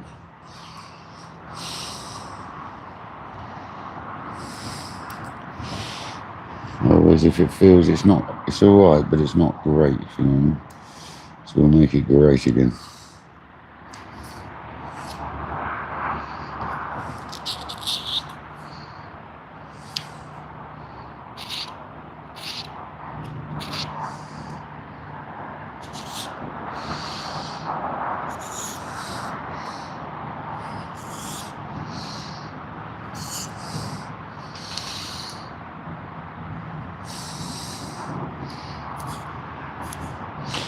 These are awkward hooks to sharpen now. Come on, lefty.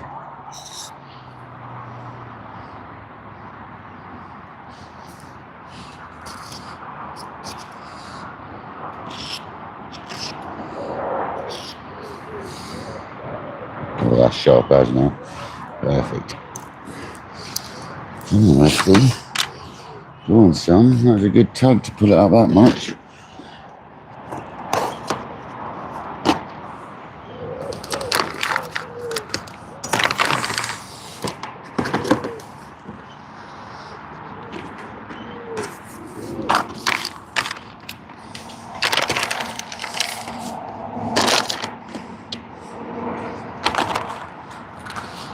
Come on, lefty.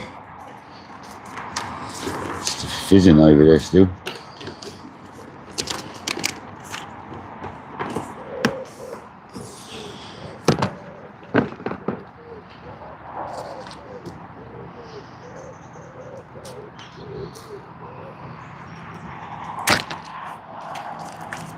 Not hard enough, you pecker. That's the one.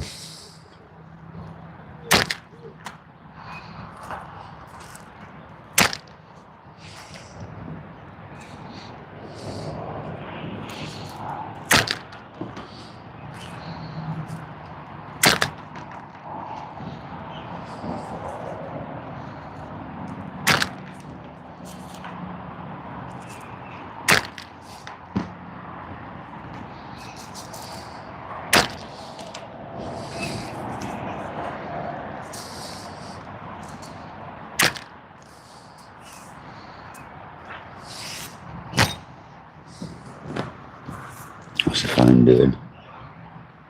It's not going up anymore.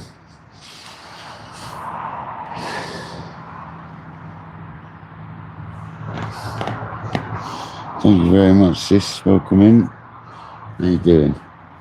We've had one fish, 23 pound 8 ounce.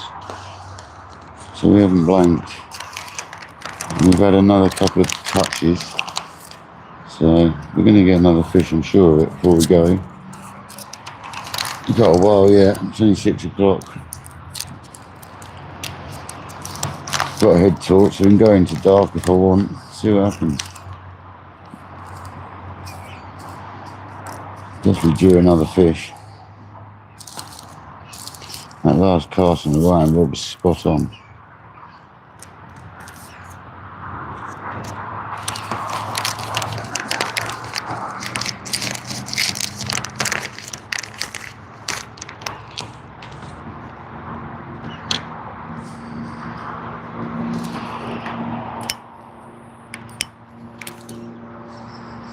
$70 people, 112 likes, thank you very much.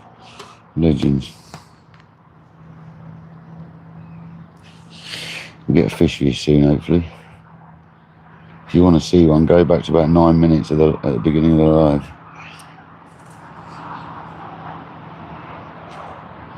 There's fish on that Ryan rod now, though. There's shadows right above it.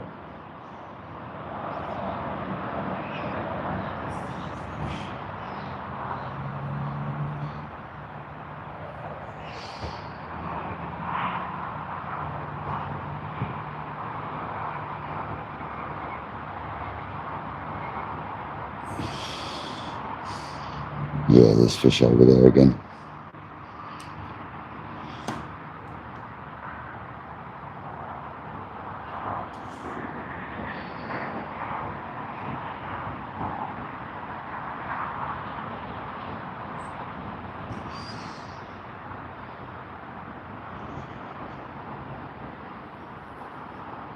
It's fizzing on the spot.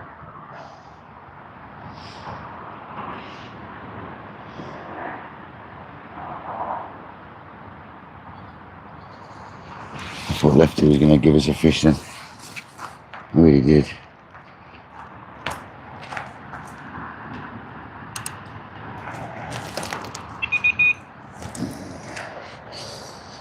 I really thought Lefty was going to chuck us another fish.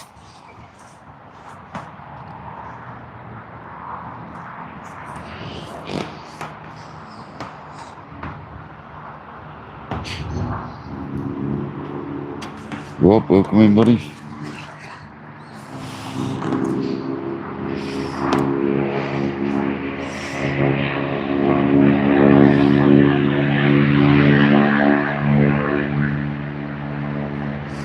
Hope everyone's had a great Monday anyway. See you later, Jay. Have a good rest of the day, mate. I doubt I'll be live when you finish, mate, but if I am, I am. If I'm not, I'm not. Have a great day, buddy. Hopefully we'll have another whacker. It's fizzing to my right over there, quite a bit of it. Someone's definitely fished over there. That's why there's bank sticks down there. So they've been putting the rod over there. I definitely think they'd let you double up in the swim. I'll ask a bailiff.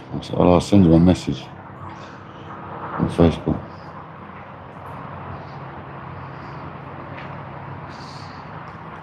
It'd be nice for me and Patrick to double up in this one. Loads of room for your bibbies. Got loads of room for your rods. ABC, welcome in, buddy. How you doing, pal? One fish in so far, mate. 23-pound, 8-ounce mirror. Just waiting for takeoff another one, mate. It's not going to be long, I don't think. Definitely in prime bite time now for the evening session.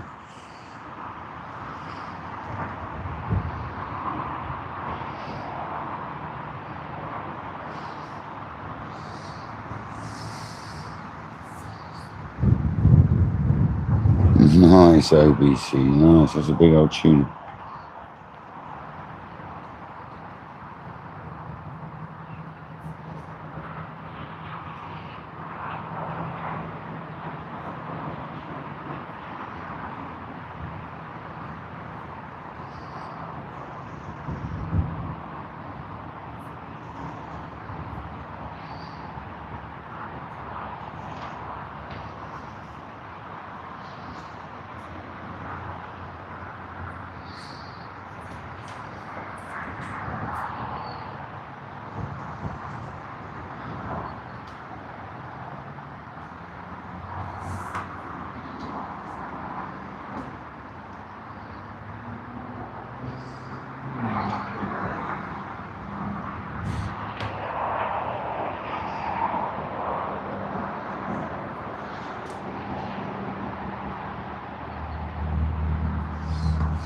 Oh, the mic needs changing. I'll just change the mic quick, guys.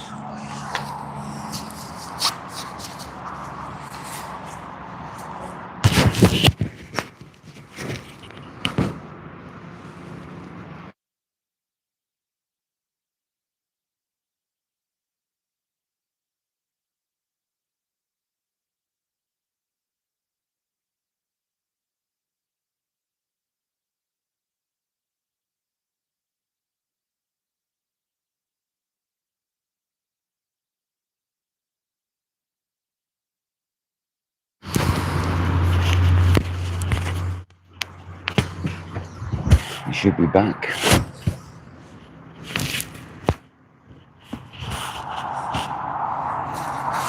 You should be back. I don't think it went in the first place. Yeah, that would help the legs massively. Time for food. What are you cooking, Alan? Anything nice?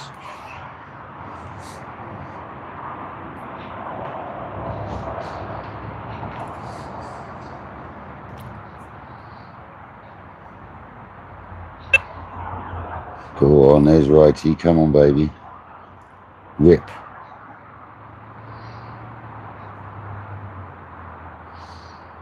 Yeah, that's annoying, that is, Rob, when you really bait up. Sometimes baiting up like that doesn't help, though.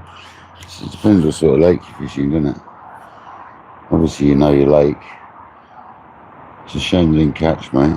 It's annoying, that is.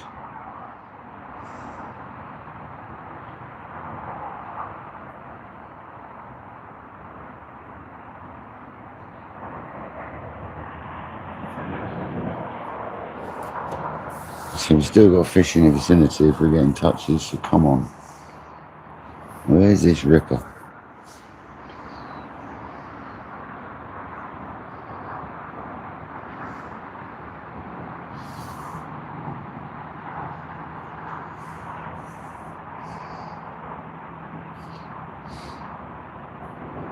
We need a stonker.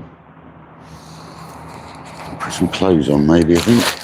I haven't got any joggers with me. I've only got a jumper and a t-shirt. That'll be enough today. Get an old t-shirt on.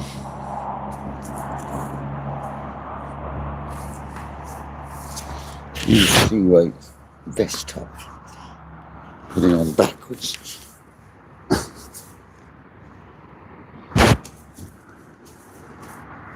Very easy to do with these.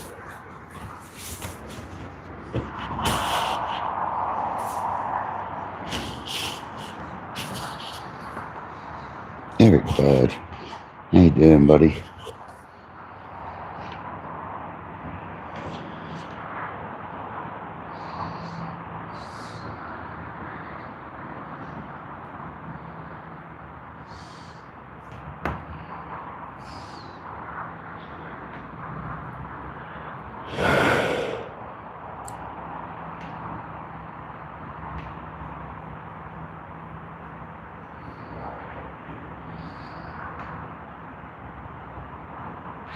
You've got fizzing on that right hand rod again.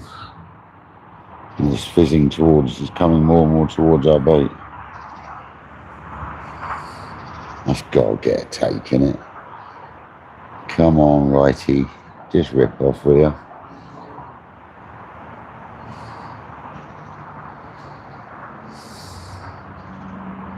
Look at the fizzing on it. They are all over that spot. Seriously. Gobsmacked, we ain't getting fish.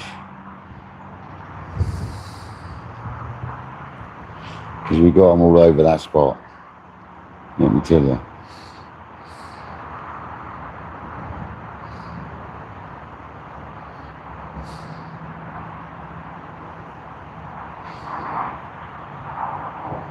There's some mad fizzing to the right hand side of it at the moment.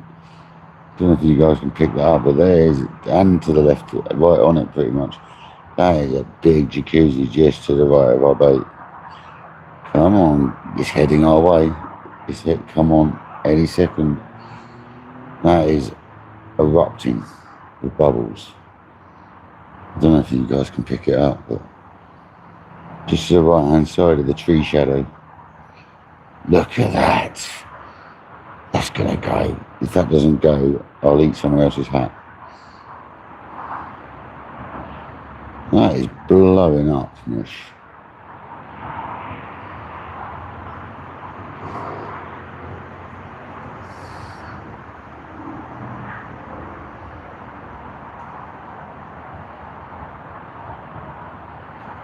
Don't go away, come towards us, not away from us. There is more of them to the right as well.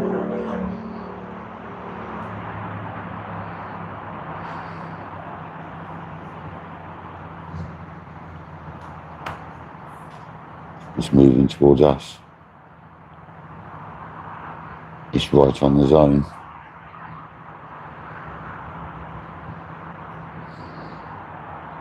Look at that. Jacuzzi. Seriously, mate.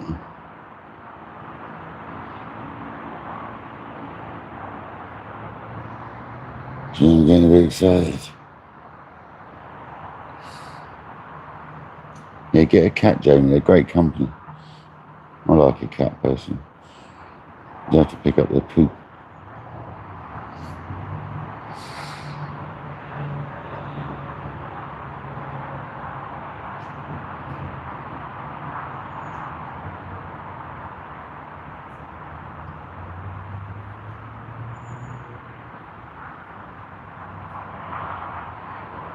That's got to be a 30 fizz. That is huge. It's getting close again. Just a little bit more left, Mush. You're almost there. Go on, keep going left.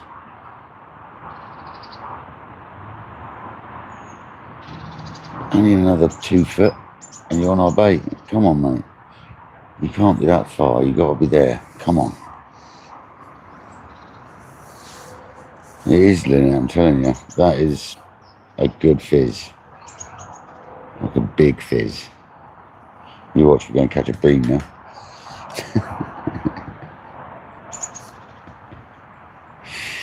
No, but that is a big carp fizz. Them bubbles are like 50p piece size. They're not little bubbles. For me to see it through ripple means they're big bubbles.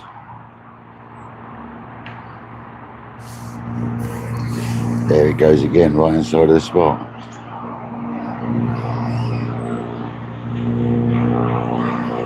Jacuzzi. Absolute jacuzzi. It's got to find our bait, innit?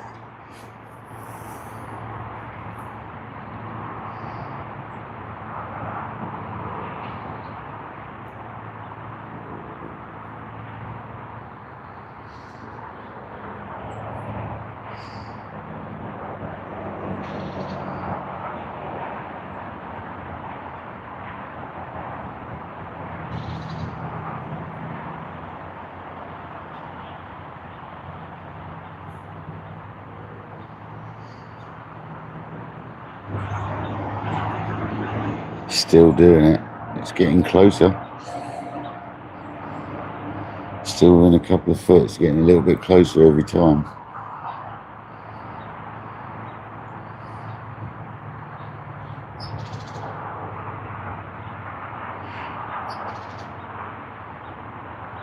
I was wondering if a bit of our mix has drifted over with that sort of flow coming through that gully, that channel.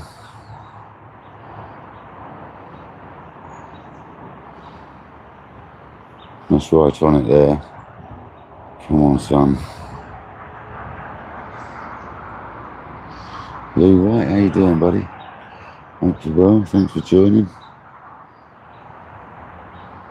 80 people in the house. Come on, let's go. Let's get these 80 lovely people a fish. We've had bites on the left. We've got fish mooching around the right.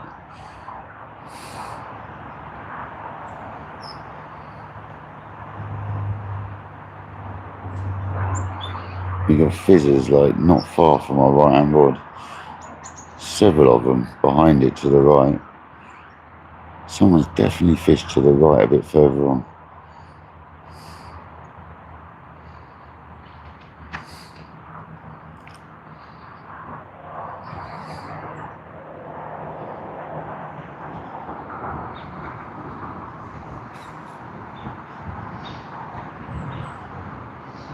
Cowboy, honestly, it kills me, man. 6:30. That time we had one. When you're getting this much fishing on your zone, why are we not getting a fish? Do you know what I mean?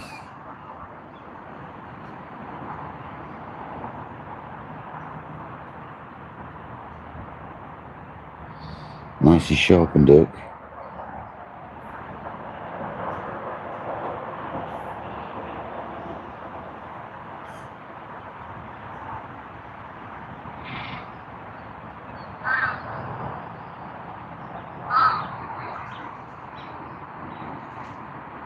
Breed's got a fish.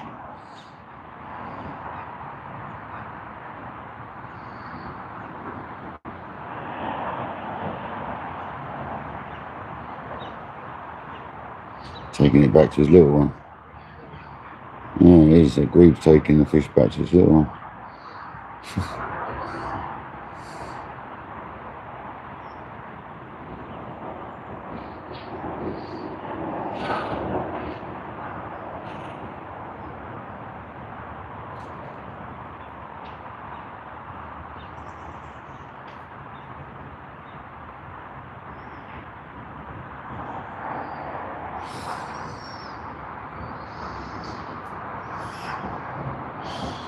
Honestly, Del boy, when you're seeing them fizz like that next to your bait, it gets you really excited, doesn't it?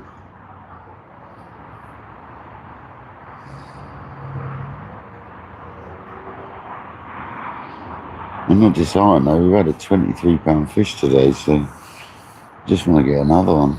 I'd love to get a 30 so we're not breaking this 30, this 30s, runs of 30s we keep getting. Come on.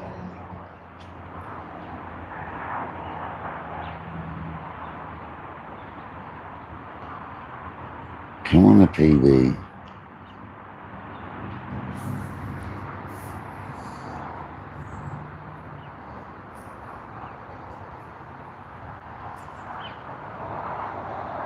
Oh, nice one, nice one. Was he still there? Was it today that he lost the rod and you caught it? That's awesome when that happens. Did it still have the fish on it? So many questions.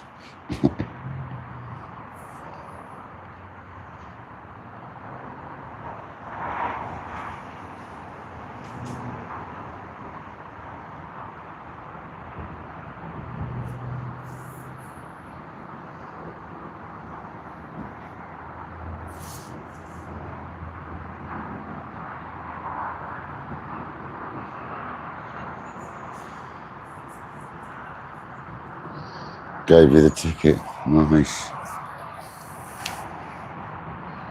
Nice.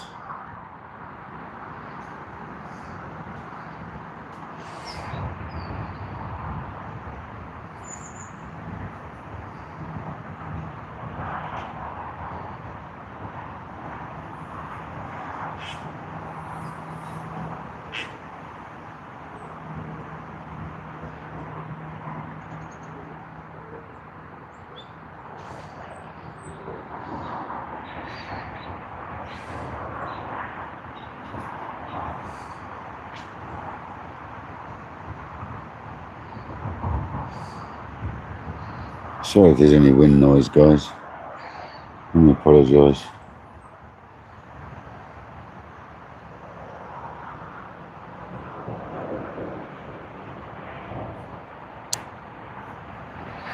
Still can't believe we had a fish in the first 10 minutes.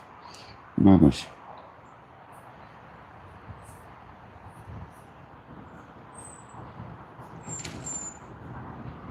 I had a fish on it still and it went back, sweet as. I wonder what that was just turned on the left hand rod. Was that a tench or a carp? Slap on the surface. Something just turned on the left. Didn't see what it was. Could have been a big silver jumping out.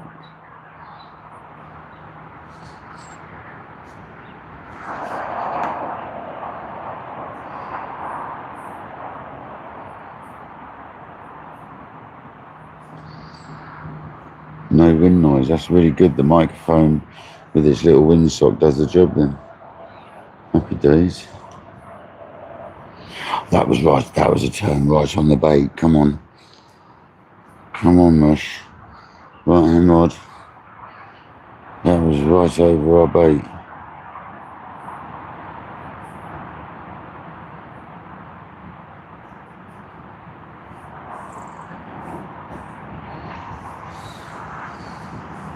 God, I shouldn't watch the water so much. Does my head in.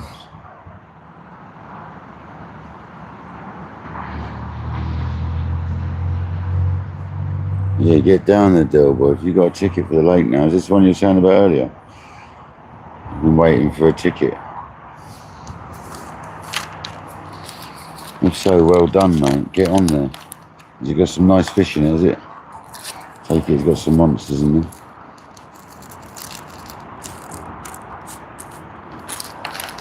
Can't believe that turned right over our bait, that fish.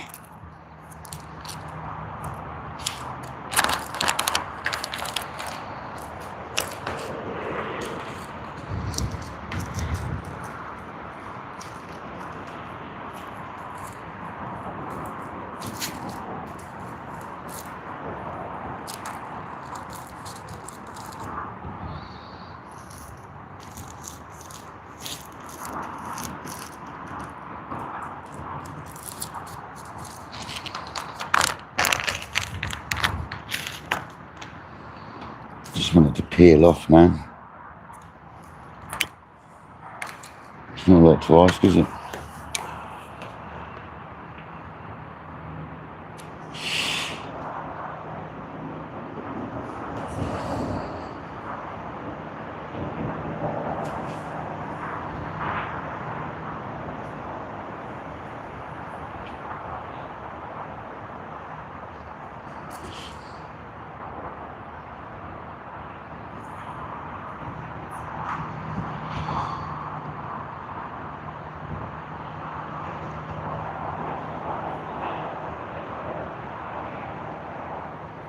I thought Lefty was going to go earlier.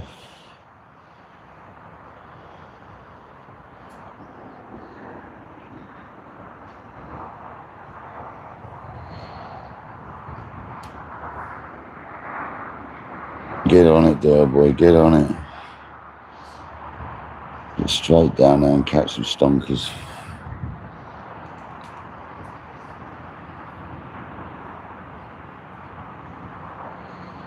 The fish that's fizzing to our right hand side of our spot by about rod length needs to move over, because that is going nuts.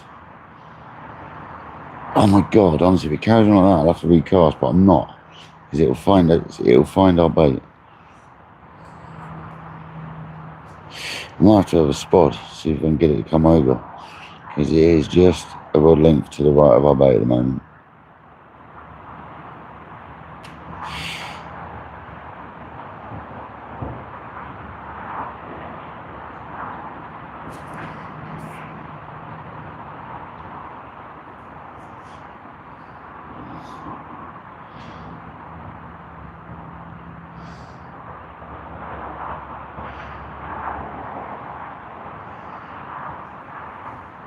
It keeps coming closer.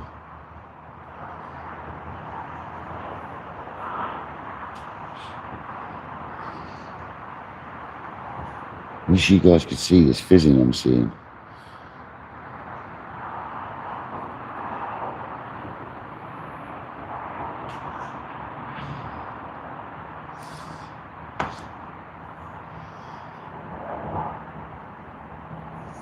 It's enough to give a man a heart attack, I'm telling you.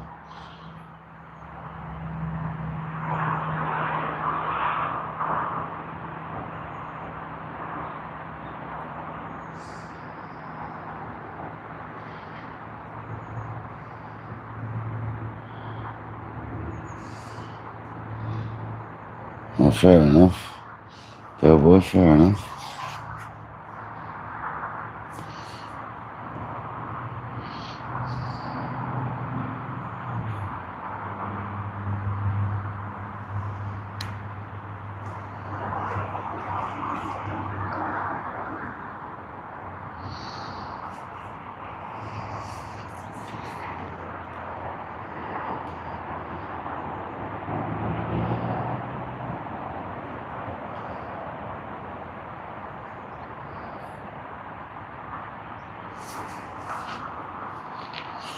He's heading back our way.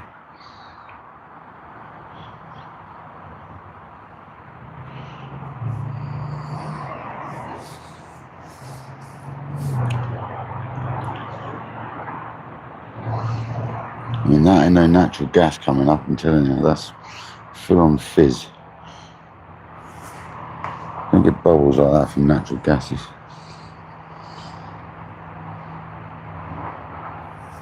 Not on this lake.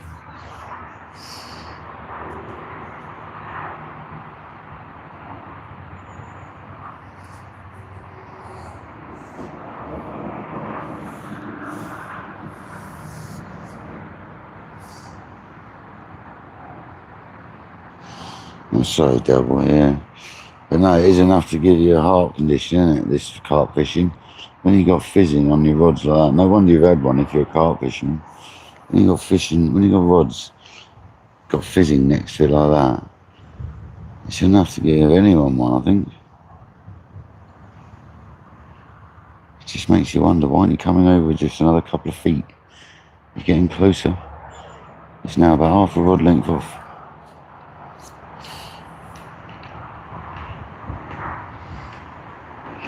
Just want to see that bobbin smack that rod.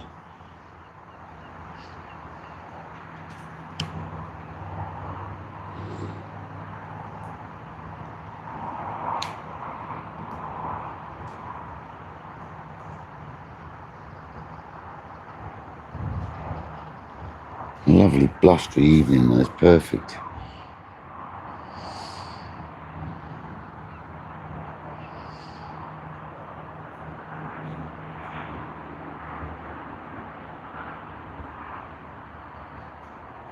It's getting ever closer, that fish, to our spot. It's doing my head in, man. Makes me wonder if some of these bubbles are coming from near our spot and surfacing over there because of the way the flow's going. Oh my God, come on.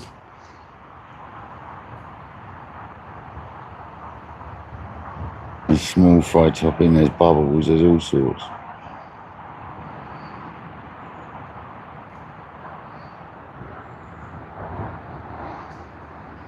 John B, how you doing, buddy? Well, that's now fizzing on our spot. Only a little bit.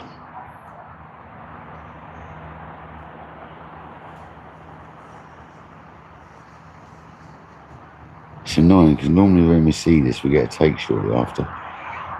Just not getting that take, are we?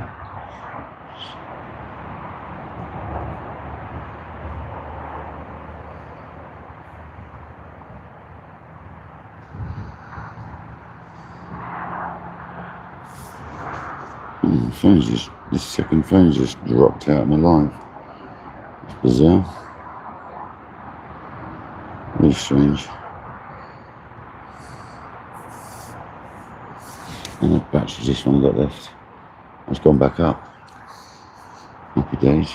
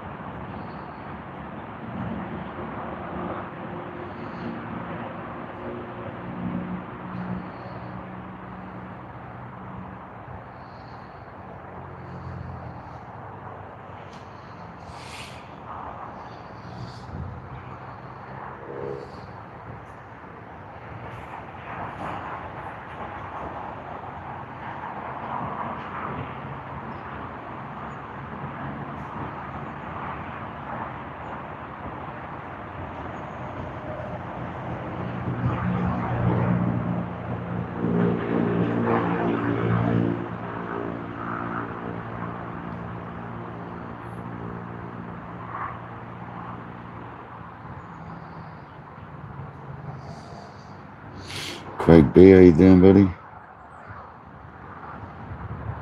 Yeah, wasn't a bad one. Right at the start as well. Only had the rod in about 4 minutes. It ripped off, mate.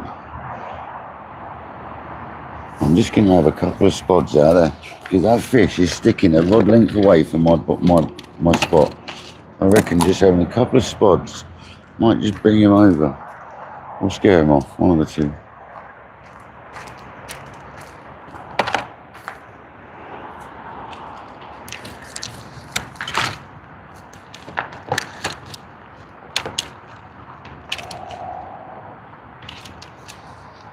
Small spots as well, only like 2/3.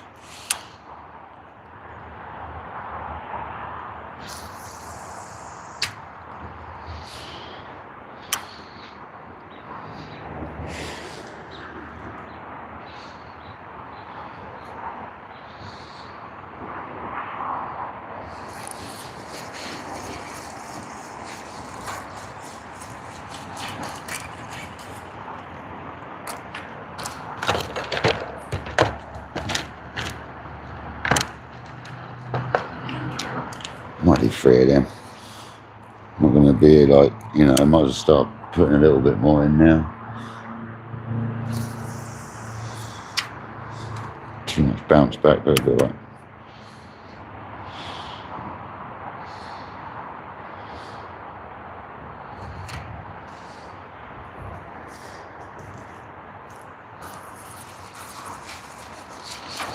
One more.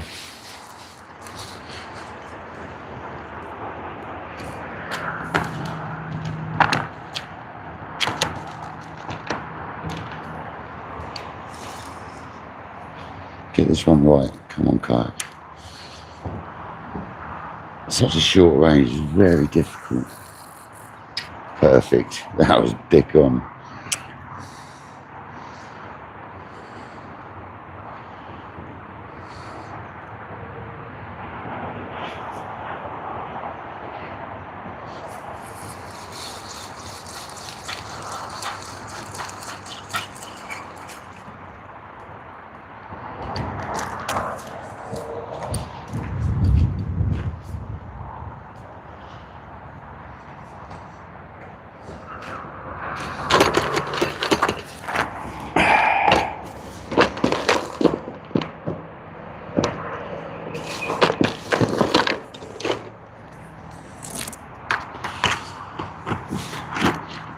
See if that scared it off or brought it on.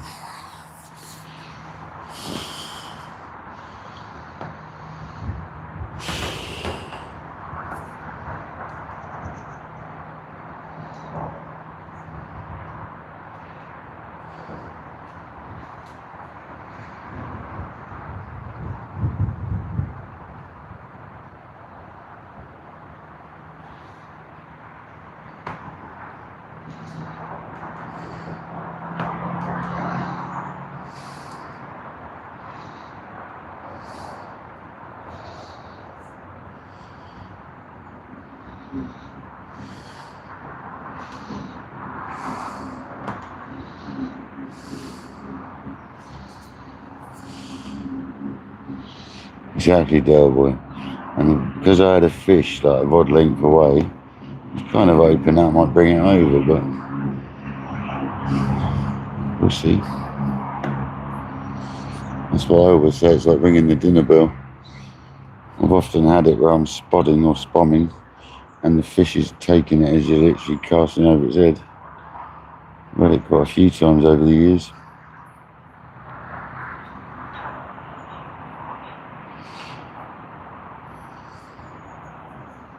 It's nice to be using my new rod.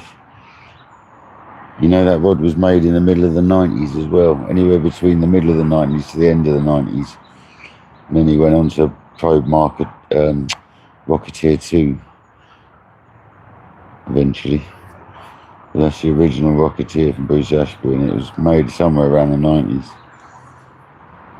Awesome. Still got loads of give in it. It's like, it's still like it's virtually brand new. It's hardly been used. It's really good. The guy who sold it to me said he's going to watch occasionally, so he's going to be able to see me using his rod later. You know? Told him that, said you'll be able to see me using it. It's fizzing on the spot.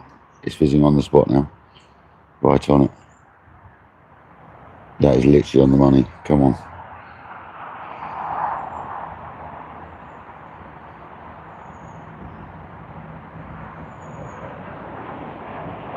That is right on the money. Let's go.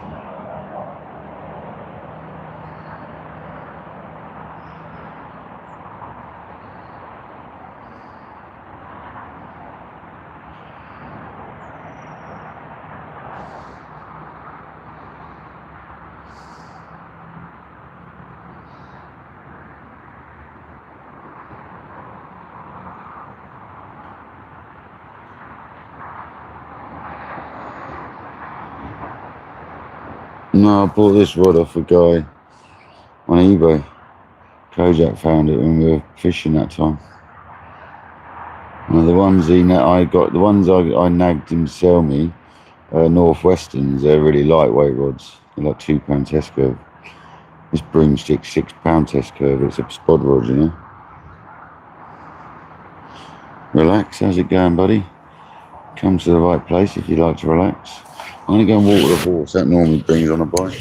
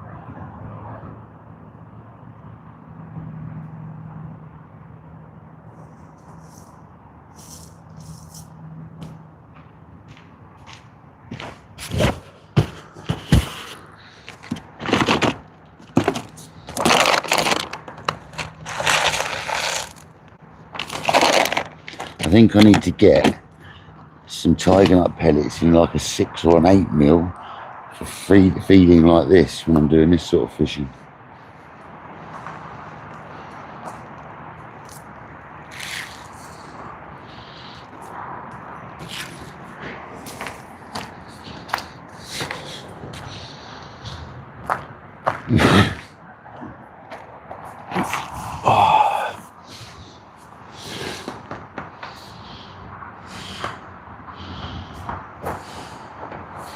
You're not well, John B.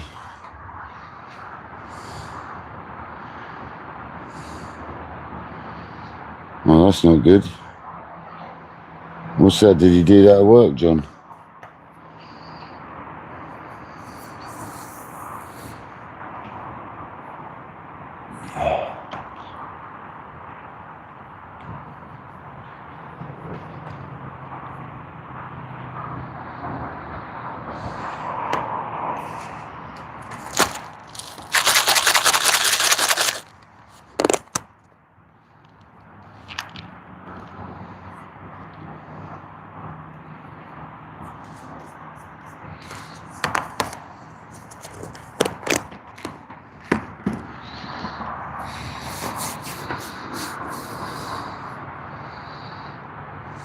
Used to eat them. Fair enough.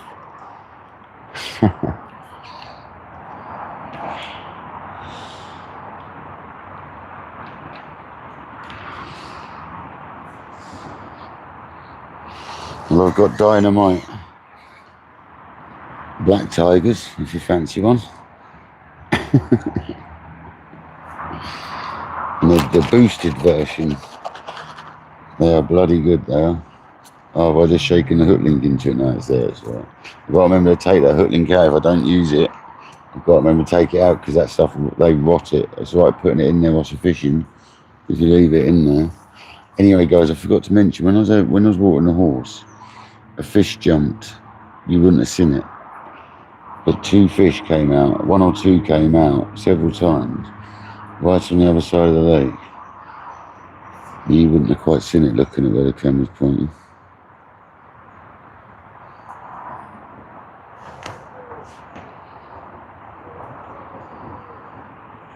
There's definitely fish in this area.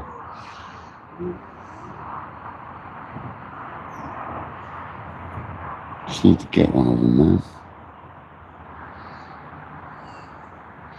Yeah, some of the body, them liver system, I've had the glog in my mouth and it tastes lovely, mate. It's a bit sausagey almost. It reminds me a little bit of sausage oil that Steve Whitty used to make from Shoreline Baits. It reminds me a little bit of that, to be honest with you, the taste of it. Yeah, I've often tasted my boilies. It's good to know, isn't it? No wrong with trying your bait.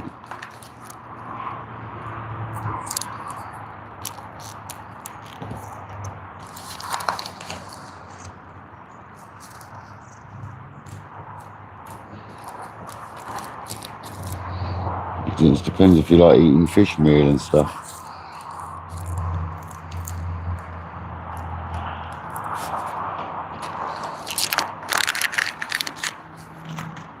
The anticipation's killing me today.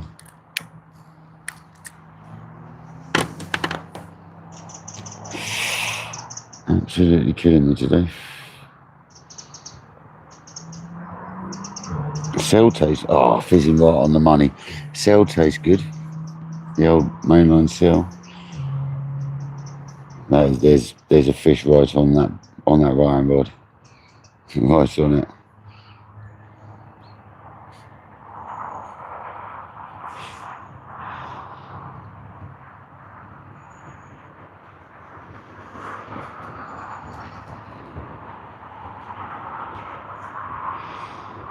It's getting closer and closer. Come on. Look at that erupting right on the money. Come on, baby. Come on, right in the road.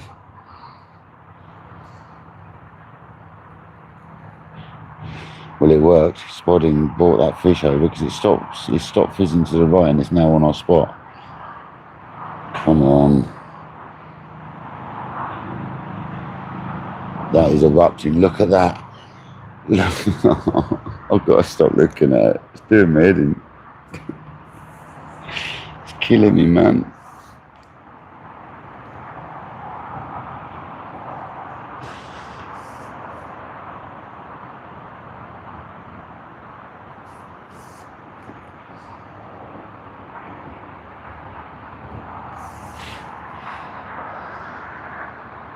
Craig, thank you very much, buddy, for the 10, for the jewels, for the pieces of 8, for 10 points, mate. Thank you very much.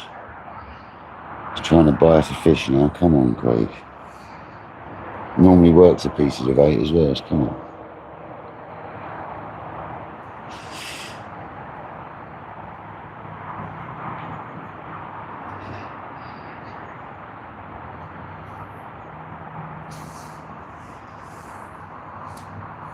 Just when you see that thing absolutely rip off.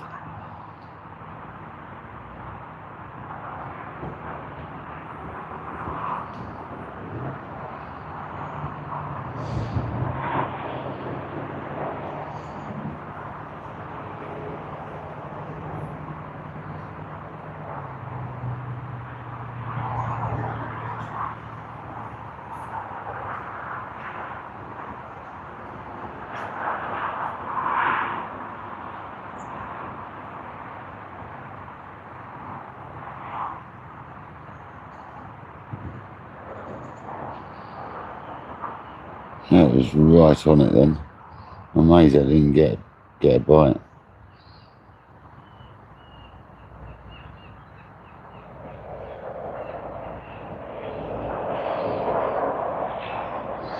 £7 come on, fish.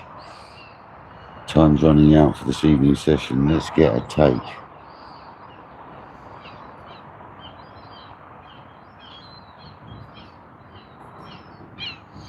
We've still got plenty of time, but Seems to be flying, man.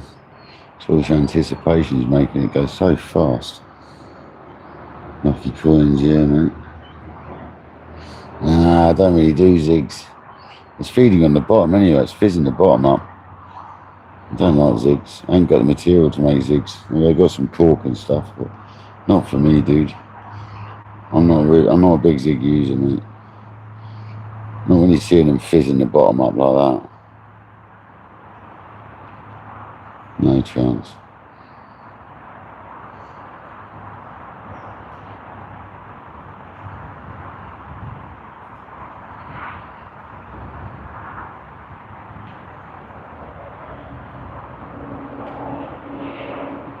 I've seen less up the top than I have fizzing on the bottom. Seems so much more fizzing on the bottom.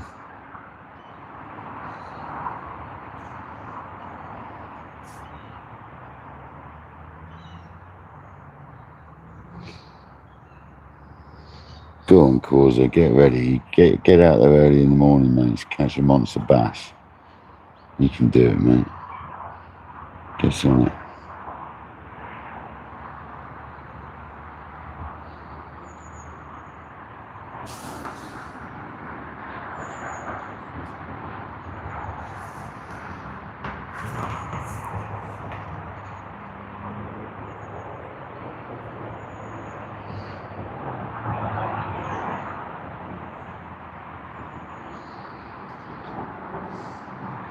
%40 chance. I always do that. I get myself all ready and I wake up in the morning like, oh, no chance, and go out of bed. I've done that quite a few times. Gone are the days of waking up before your alarm and getting out. Stop fizzing over towards the right. There's 2 or 3 patches over there. You need to stop it. It's come over my way.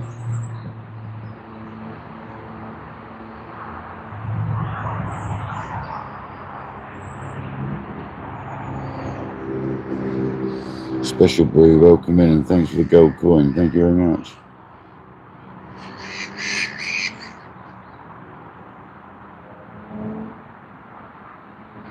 Yeah, I mean, I know they're effective at times, Leroy, but I'm not a fan of them, mate. I'd much prefer to bait a spot and get some fish going off the bottom. Although at times the zig rigs do kill it, man. I have fished them in the past, I'm just not a fan.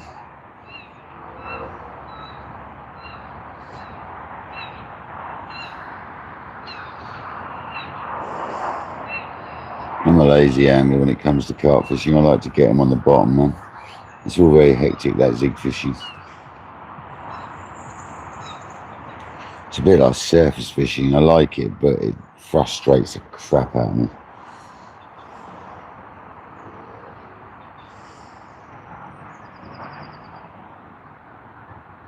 Alan, man. No worries. Hugh said you come in. Hugh said you weren't very well today, Alan. He came in. Hugh's been in and told us. Thanks, Alan. Thanks for the coin, mate.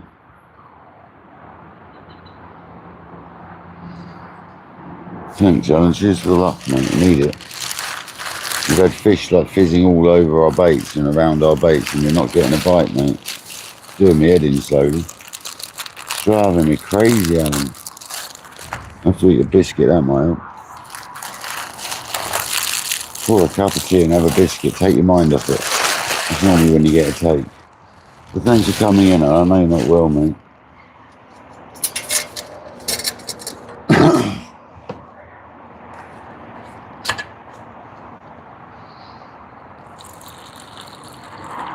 It's normally when you got your hot cup of tea in your hand, you get a run.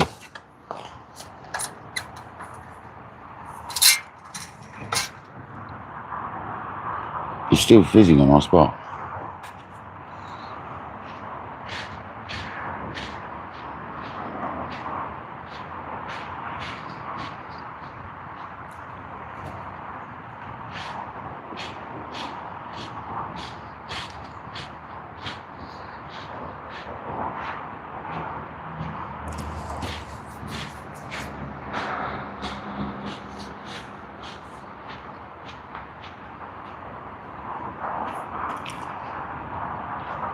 Yeah, I hope you feel better soon, Alan, buddy.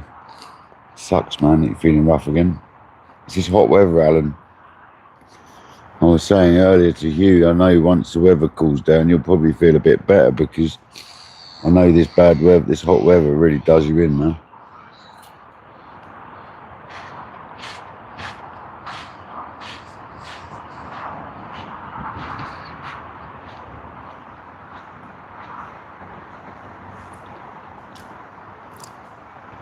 No worries, Alan. Thanks for coming in, man.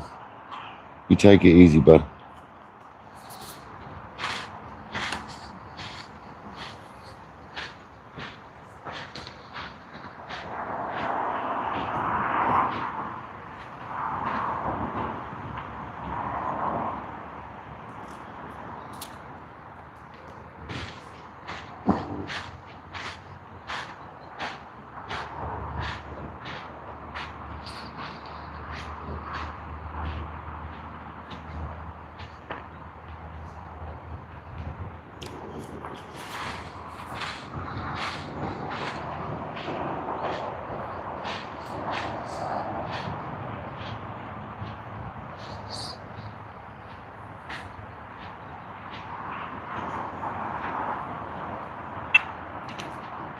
Go on, Lefty.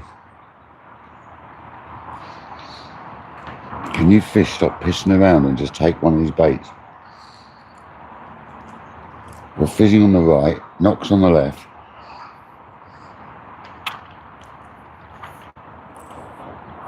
Come on. That's now fizzing good on our iron rod. Or just to the left of it. Maybe we get a double take on here. Double take of 30s would be nice, wouldn't it?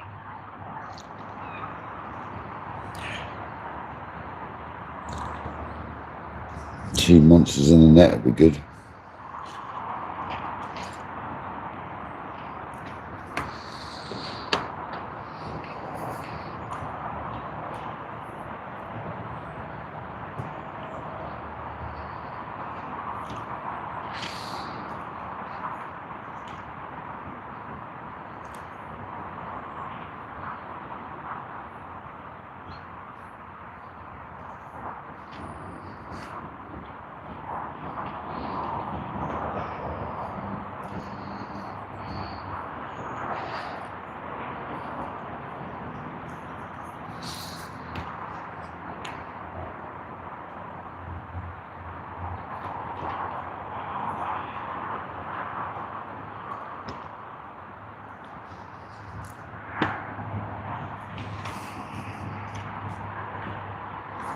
Seven o'clock. It's 5 minutes past 7.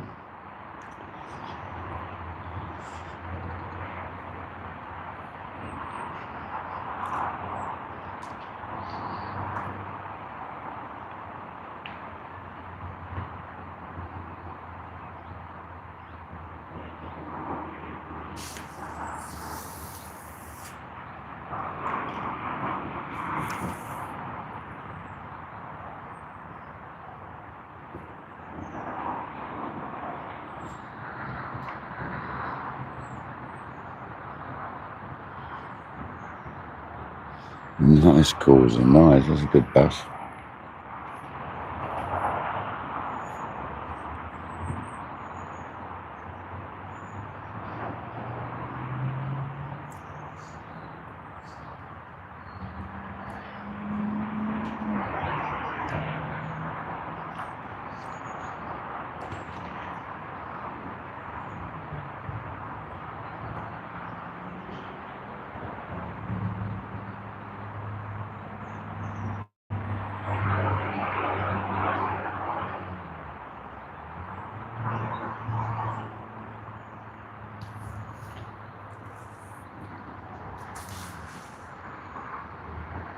Yeah, I was going to say it's about somewhere around £7. Depends though, man. It's very hard to say. Because you can get a 60 centimetre which weighs £6. You can get a 75 centimetre weighs £6. Depends, doesn't it? I don't like all that going by the length of it, personally. This is a very different sun bass. Depends on how chunky they are, you know. I know it's a general rule, but not a fan. I like to weigh them. Not a fan of going by the length.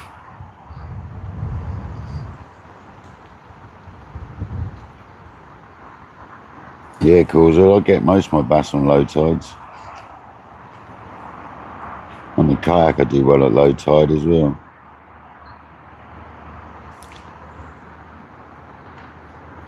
Yeah, it can vary a hell of a lot, Causa, yeah. I never go by that length to weight thing. Because I've had fish that should have been 10 pound in length, you know, but they're not. They're just skinny. You're trying to helicopter zig, fair enough. Fair enough.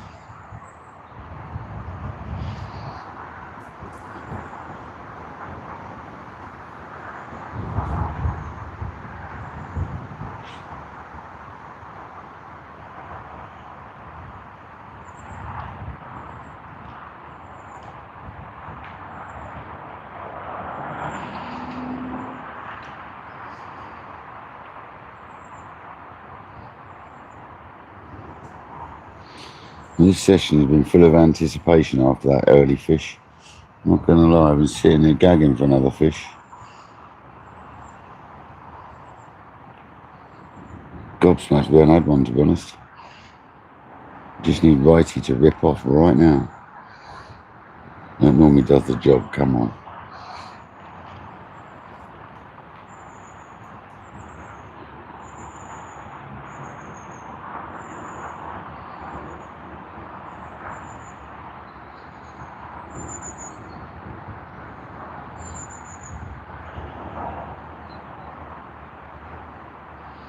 Yeah, not a lot of people actually weigh bass, they all often measure them.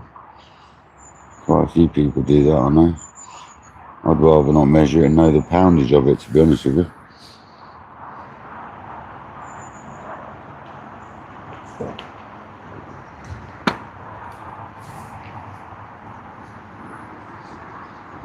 No, it doesn't, Blue Eye, it doesn't always matter, you're right.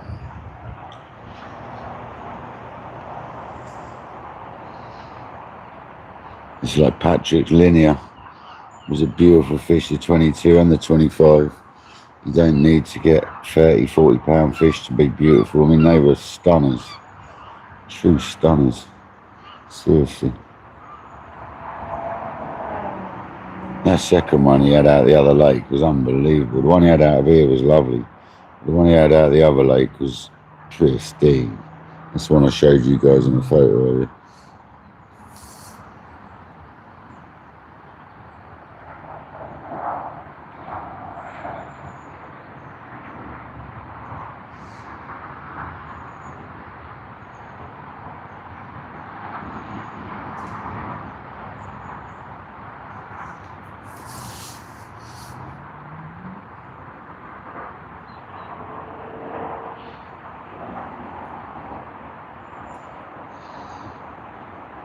Leroy, that's a daft thing to say, to be honest, because you catch it by the mouth, mate.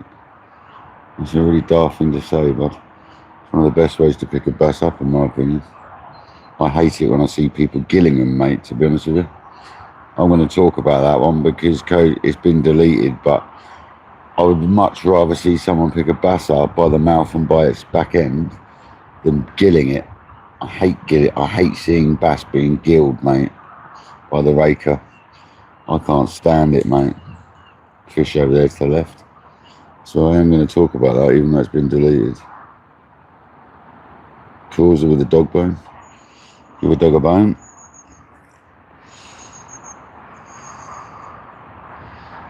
There's no need to put the American bit into it.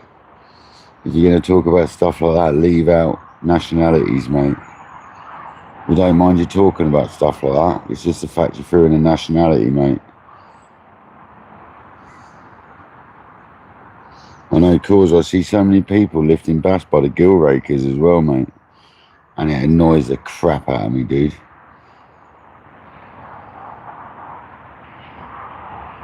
It's like you're pulling on its main blood supply and all that. It's like, nah, man. You're better off putting your thumb in its mouth and cradling it around the back end and gently lifting it.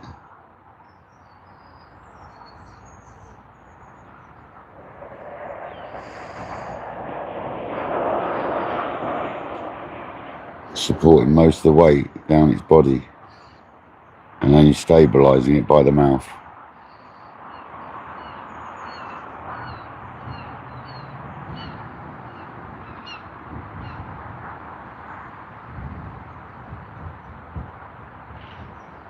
Yeah, I never do it, Causa. I don't do that, mate. Not for me. Can't stand it, mate. Hate seeing it. Absolutely hate seeing it.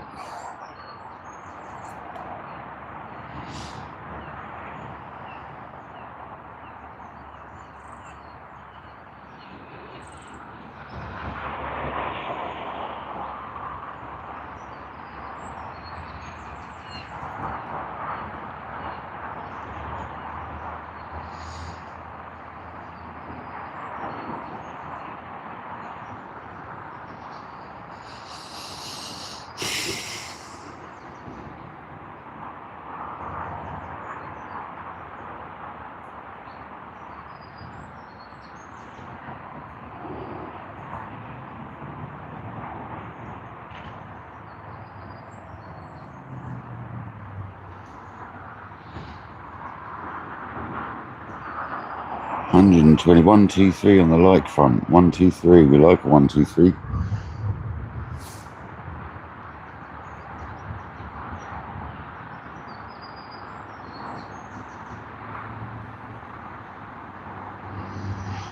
Yeah, I know, Blue Wire. I see that sometimes. Definitely, yeah. If it's a good enough fish to drop net in the first place, drop net to put it back, definitely.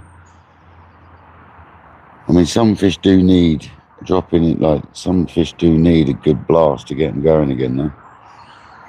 That's the thing. Some fish do actually need it.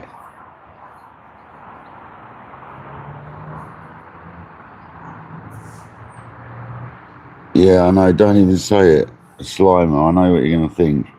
A stinky, slimy bream. That's exactly what you're about to say, isn't it, Causa?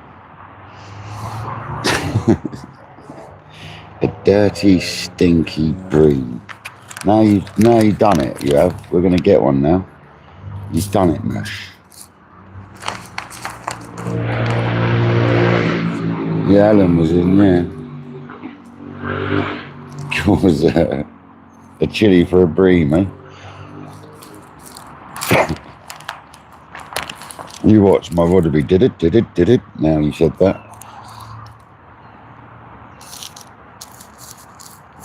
What I'd like is this. Patrick had like a £5 tench last night. Well, that's what we could do with one of them. I love a £5 tench right now, I can tell you.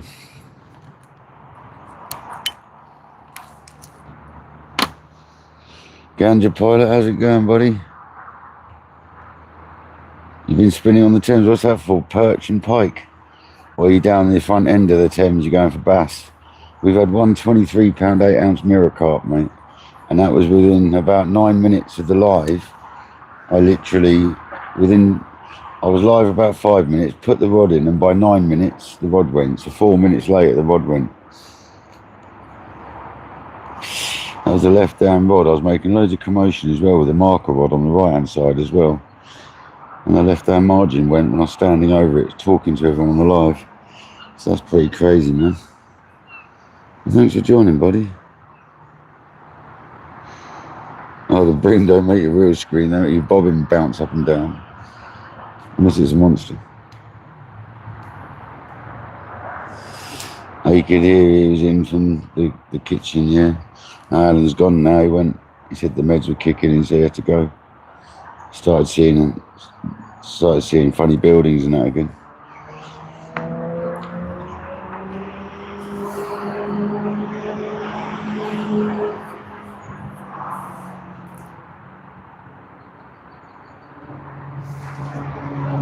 Come in like a plastic bag. I think a plastic bag puts up more fight.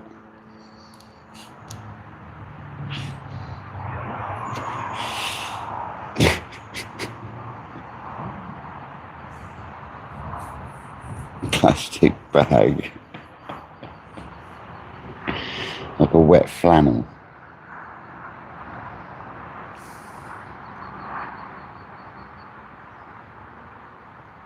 She's in the car waiting, a little bit early.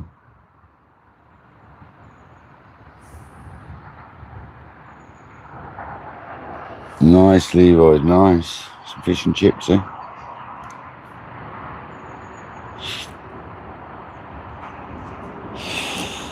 Yeah, I haven't had fish and chips for a while. It's a shame there won't be a chippy open on my way home. Otherwise I'd have grabbed one. I haven't had it for a while.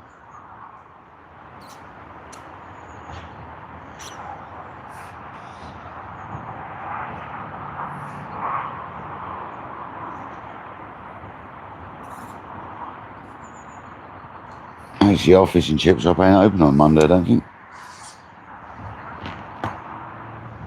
Our local fish and chip shops, most of them ain't open Mondays. We've still got a fish hassling our spot. It's doing my head in. I wish it'd just take our bait, man.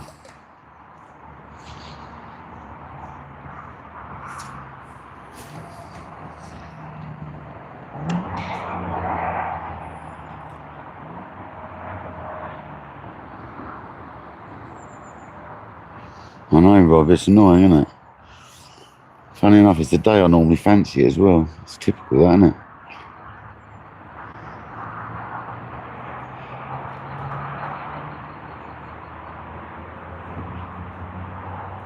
That'll be them bream hassling our spot.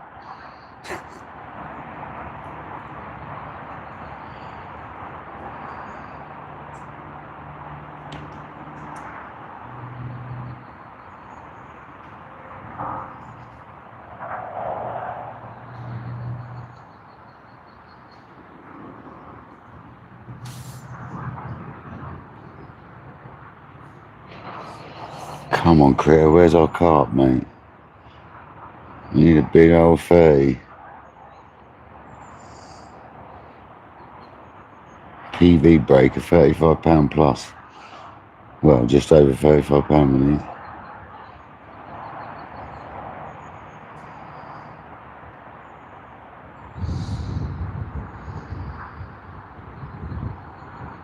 Yeah, I suppose so, yeah.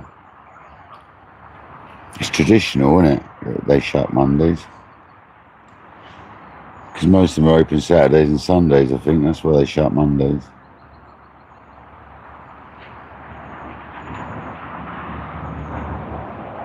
We've got one on that left, on that right wood again. We've got another fish fizzing its nut off.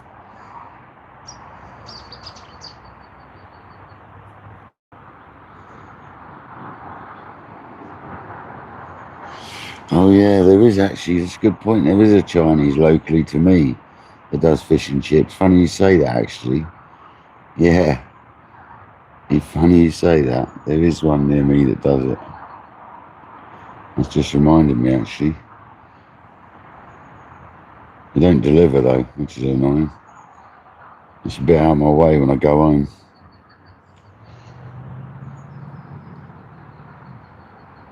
It is clear. I worked this morning, got the work smashed out, went home because I didn't plan on coming fishing, got my kit, drove all the way back. I was already halfway here, which is annoying as well when I'm from work.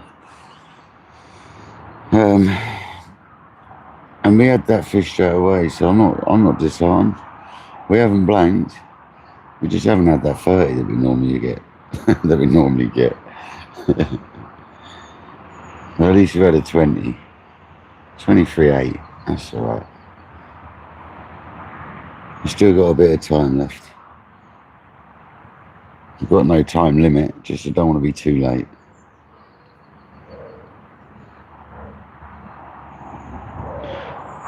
It sounds like the bite's sort of happening later on in the evenings at the moment, man. Patrick had one yesterday at 8:30. The day before.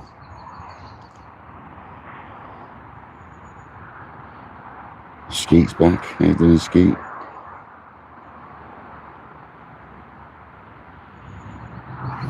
Oh, really, Jamie? You make sure you don't get stuck anywhere in the storm, you know? No, you like it getting stuck.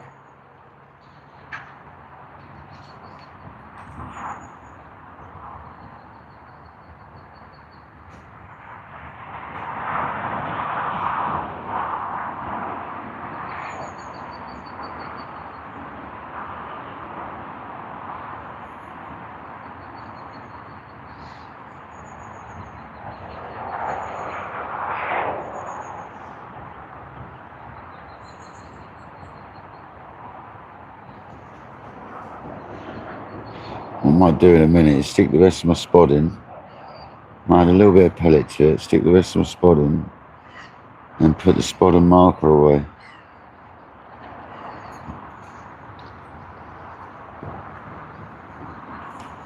And then Kojak, I need to speak to you at some point and get these markers written down, because I've fished three different swims now. We've marked out. No, we haven't. We marked that one out. That's 10 3/4 for 10 1/2. This one's 6 and a 3/4. And there was another one, wasn't there? I know the other one round the back. I need to get it all written down in my book.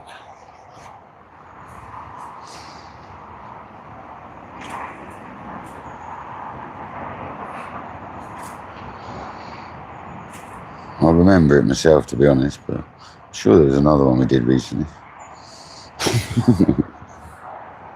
I can't remember anymore.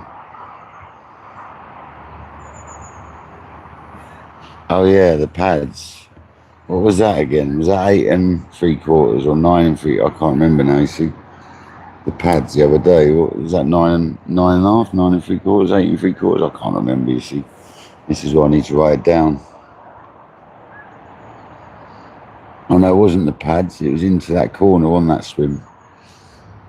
9 3/4 into that tree on the left-hand side. That's the one. That's the one. See, I need to write this down, Code. I need to write down my fish in my book as well, really. So I like to write my carp down, but to be fair, I don't really need to, do I? You got a bloody list of it, so's Lynette. So I don't really need to write them down, to be honest with you.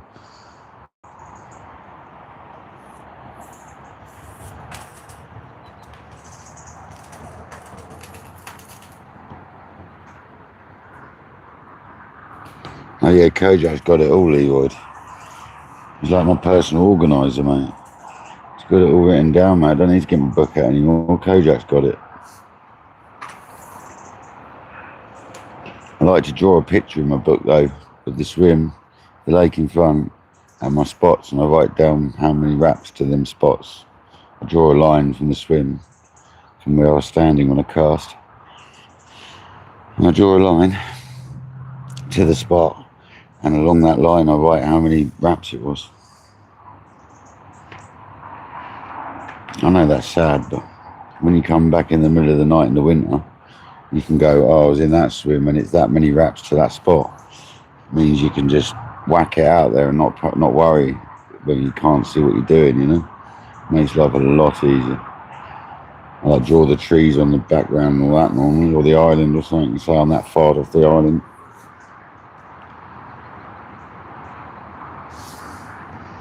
So far I've got a roast chicken.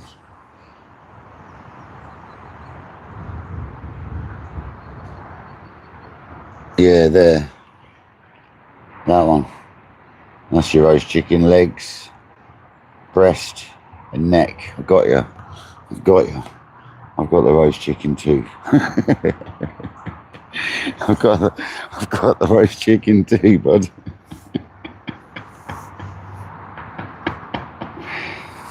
That looks a bit like a dog. Tail up in the air, ears, mouth.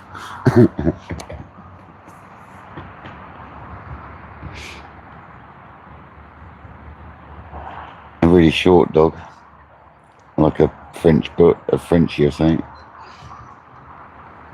No stuffing though. Oh, Craig, trust me, on the other lake, mate, we found a whole zoo over there, mate. Honestly, we had a full-on zoo going on. I'm on the other lake behind me. The Scotty dog, yes, exactly, yeah.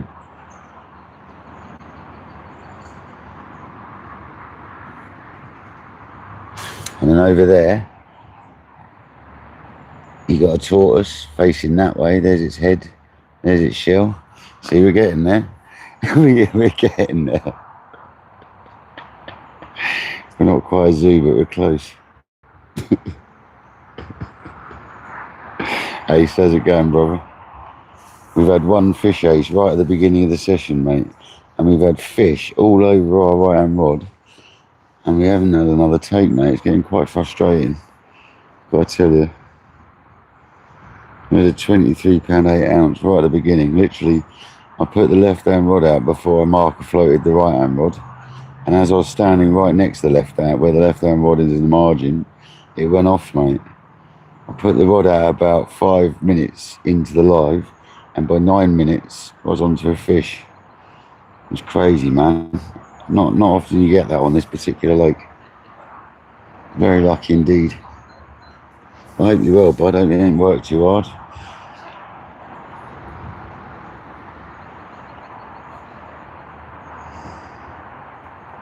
I managed to get my work smashed out this morning to come fishing. I'm sure we'll do it again at some point this week. I'm sure we'll be back again one afternoon. See how work gets on. I know it's not going to happen tomorrow. I've got quite a busy day.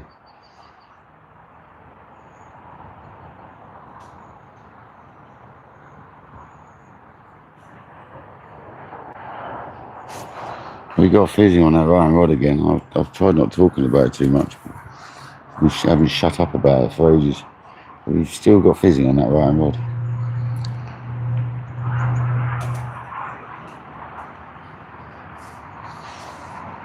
Lots of it. After seeing them boulders, it makes me wonder if them baits are going down into the boulders a little bit. It does make me wonder if I should put a pop-up on that rig.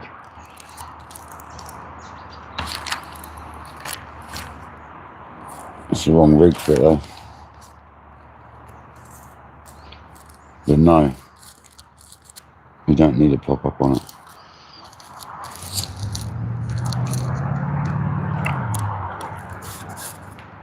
Causes out in the morning for a bass, as he just said there, if he gets up.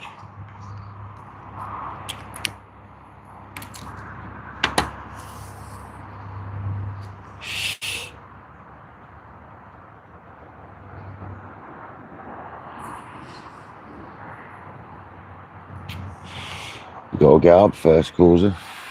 40% chance. I love your rods. 40% chance.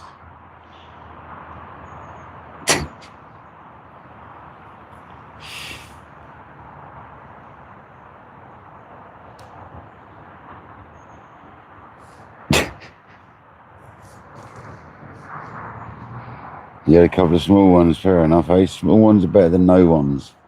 That's what I always say. I'd rather catch something than nothing. A bit like this session. The whole session was made right at the very start. If we don't catch nothing else, so be it. We've caught a fish. I'm still confident in the time we've got left. We're going to get another one.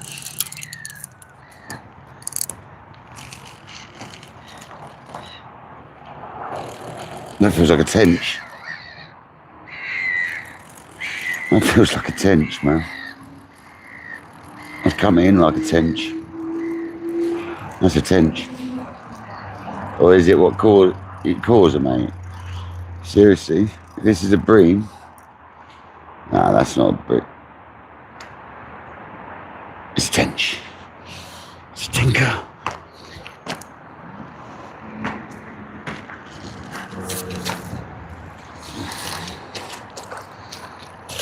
Get in the net. So that might explain some of the fizzing. Oh, I need a second rest to put this on. Like a coiled spring then, wouldn't I? They always give such a great run, don't they?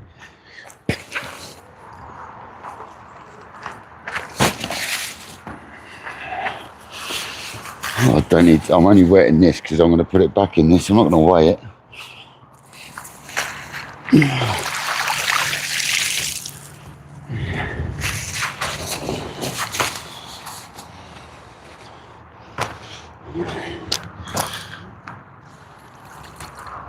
Kojak's happy anyway, he's got his tinker. A £3, 2.5, 3, about £3.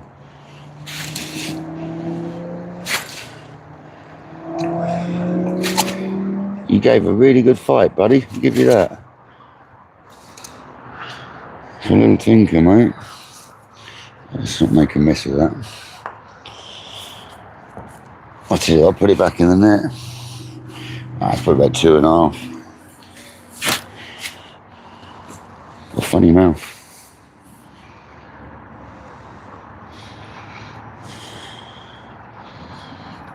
No tench.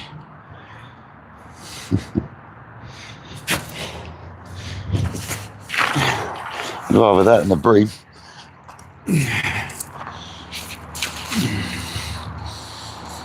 Might explain some of the fizzing.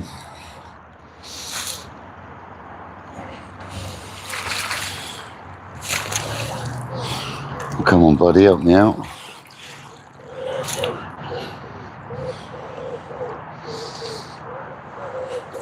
There you go. See you later, little tinker.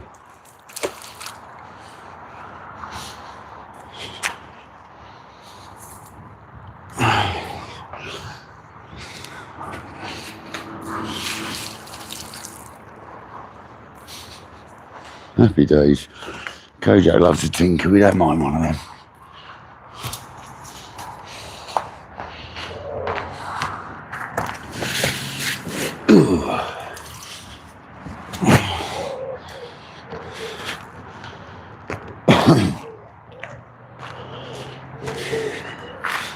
They always go so well, don't they, Tench? What is it with them?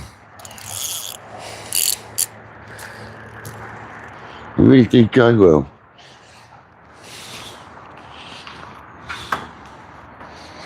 Let's go, people.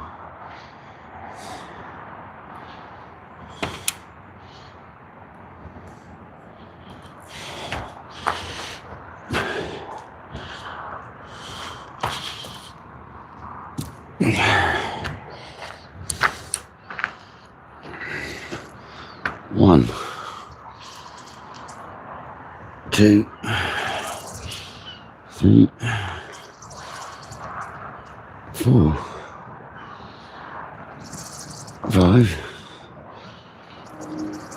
6 3/4.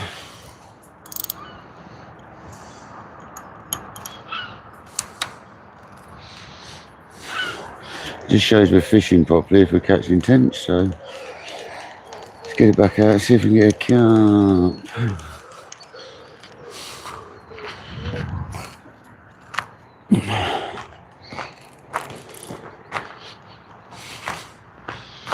Happy days, people. Fish is a fish, just not a breed.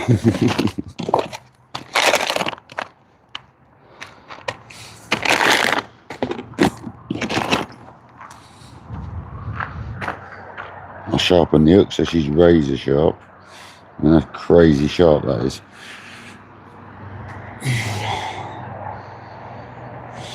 That grips your nail like nothing else. That bad boy.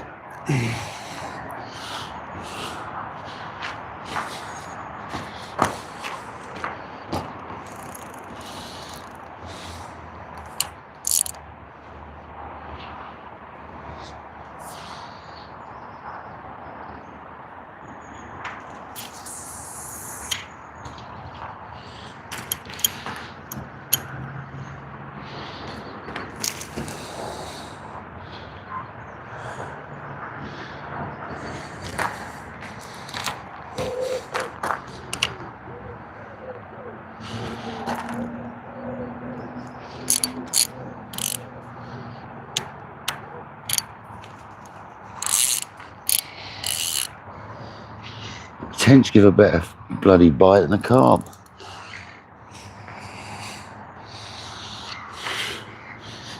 Happy days. There's still as slimy as a bream though.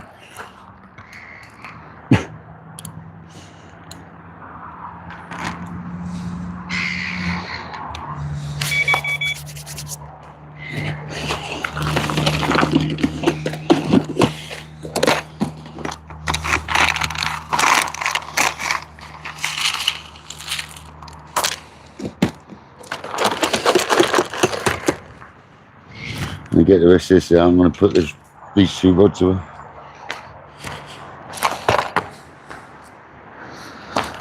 tell you what, I'm going to go to the big spot, get it out quick.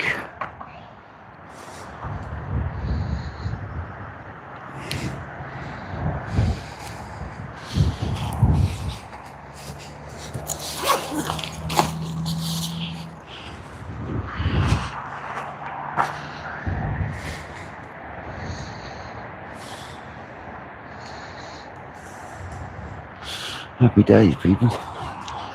Happy days.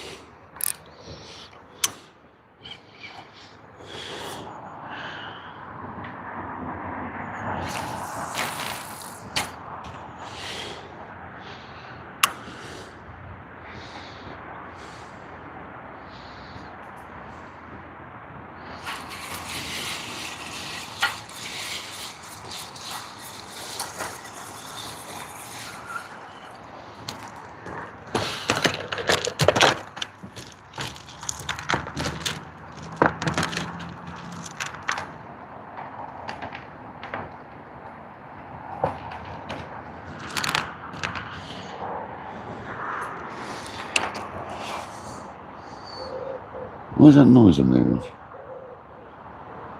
Oh, a grasshopper or something. Sounds like a spool going. Weird noise.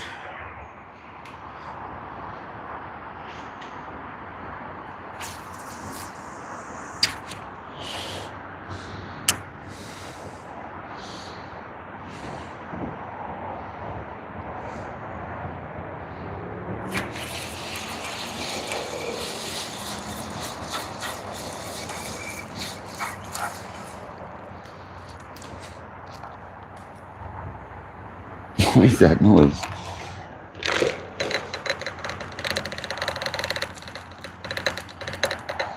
I ate the last bit, me spotting. Pain in the backside.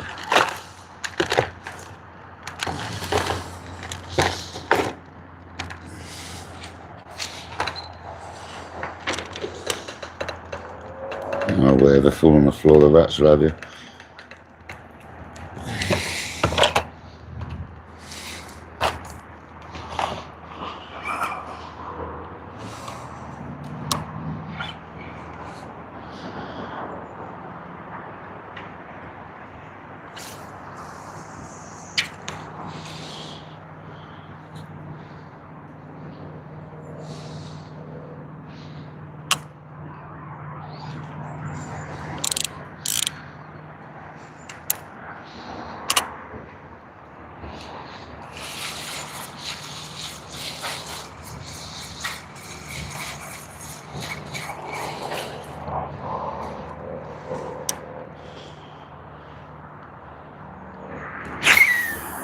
I love it.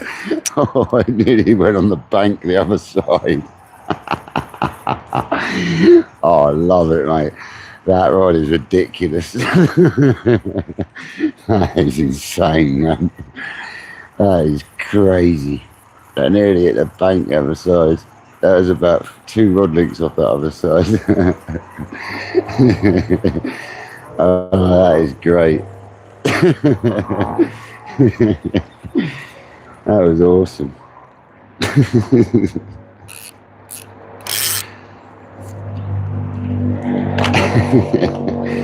That was brilliant. Did you hear the noise that made? Because it had the empty spud. That was brilliant.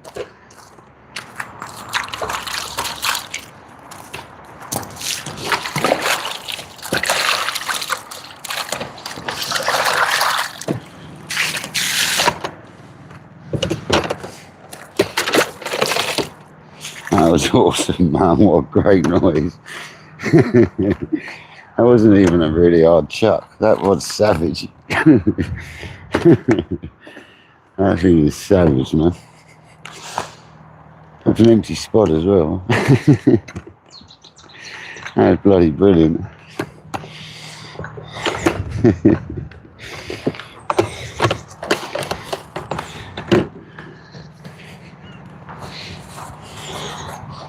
I had to give it at least one good thump.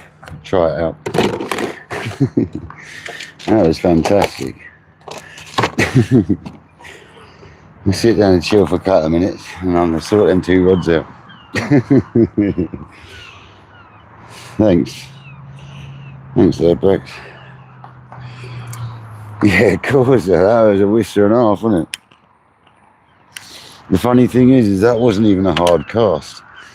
And that thing went out like a rocket, literally. That was insane, man.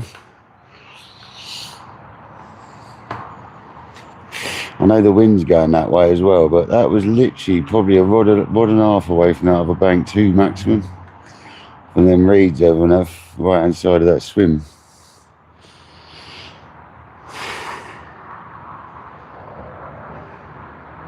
No worries, Kojo. That's if I'm still here, bud. We'll be here for another hour or so, I reckon.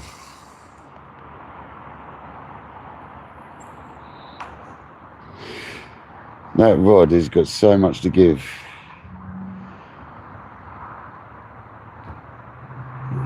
Yeah, not bad, Peyton. How you doing, buddy?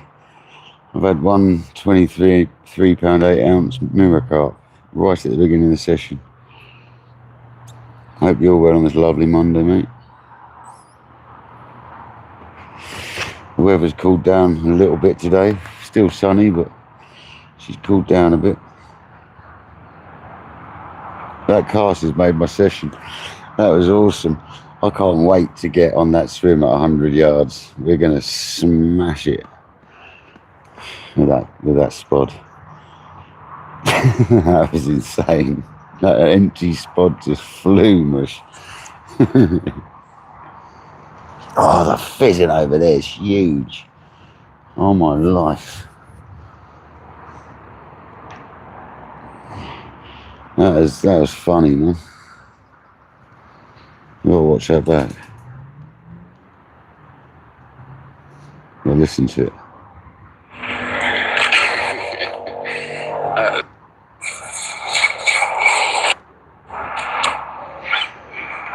Sorry about the infinite sound, it's going to be a nightmare for a second.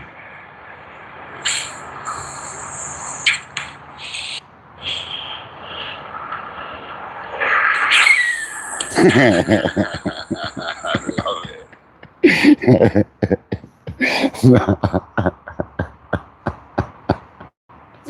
That was brilliant.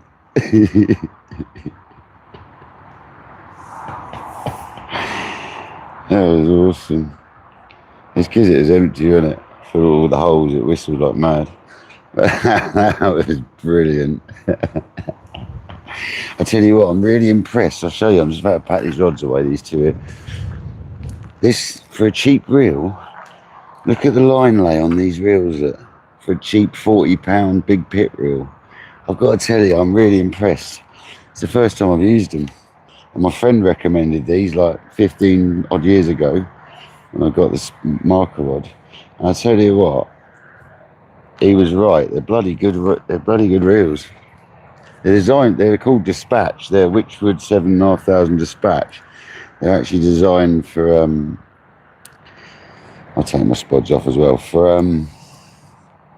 They're actually designed for it.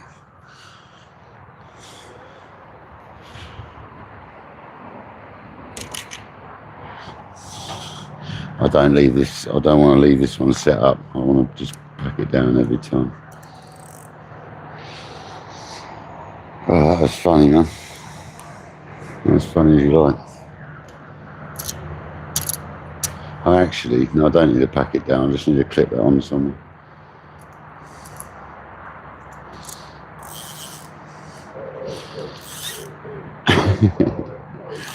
That was good.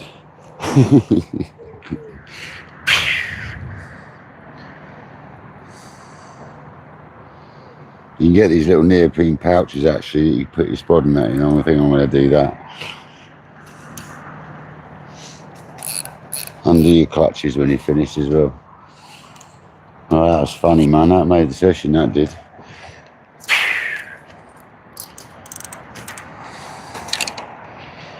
Funny as you like.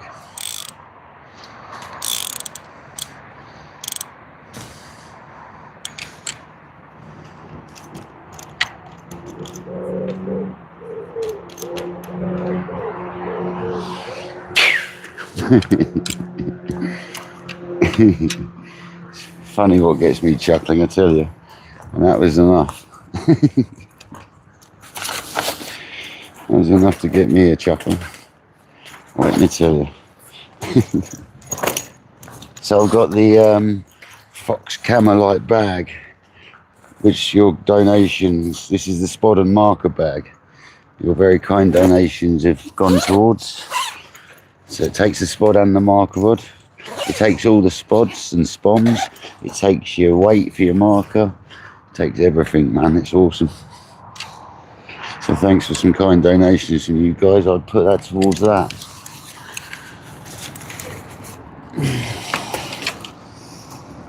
That was funny, dudes.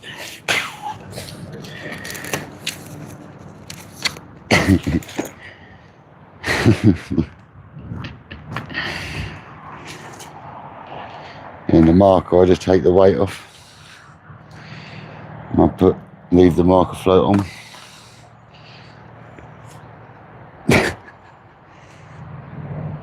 Let's go roughly halfway.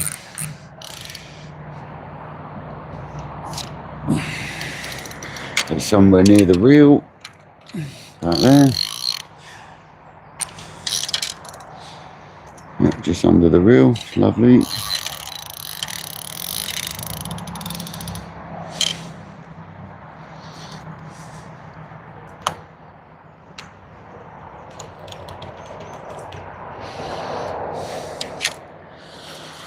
That's funny. Tickled me anyway.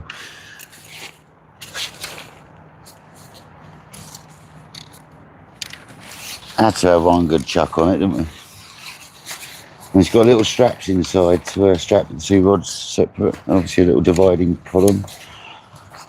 That's a really nice bag, this. I don't normally like dual bags, but as it's a spot and marker, I decided it's the way to go. It's got both in one bag.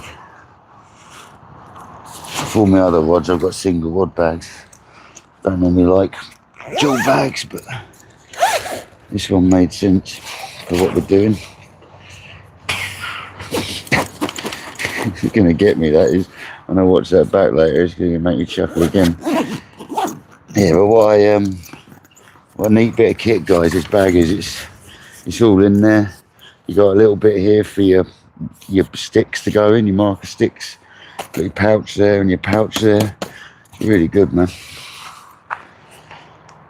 Your lead goes in here, your strap goes in here for your sticks. Bloody good. Good bit of kit. Very happy with that. Oh, that was funny, man.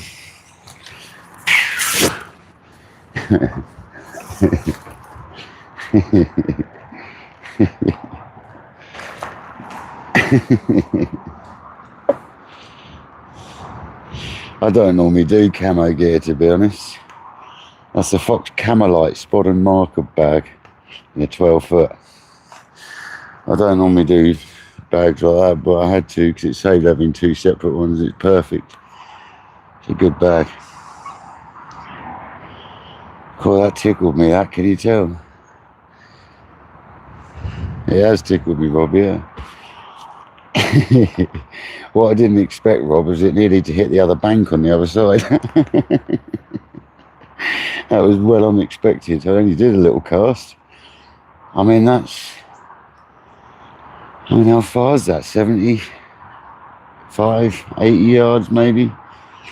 That went without even trying. That was crazy, man. Crazy. I can't actually believe it, to be honest. Easily can bang that 120s, I reckon, 140s with a loaded spod on a decent cast, easily.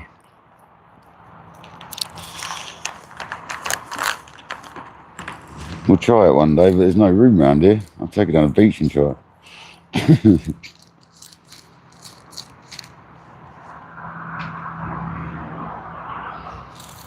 And it's good to have done that because it's straightened all, that's all like new braid now on there, so that's now seated that lovely, that is.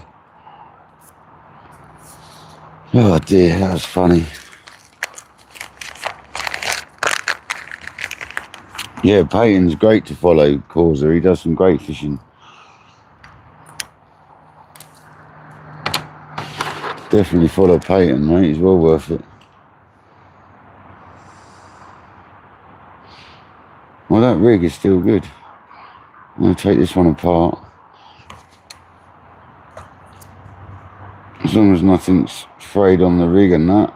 No, she's still... I'm using that again. I know some of you will be like, what? He's using that rig again? Yep. Nothing wrong with that.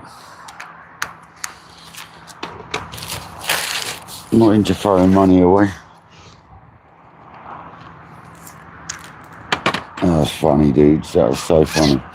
Got me... That tickled me, that. I'll make a short of that. Because I'm the Rocket Man.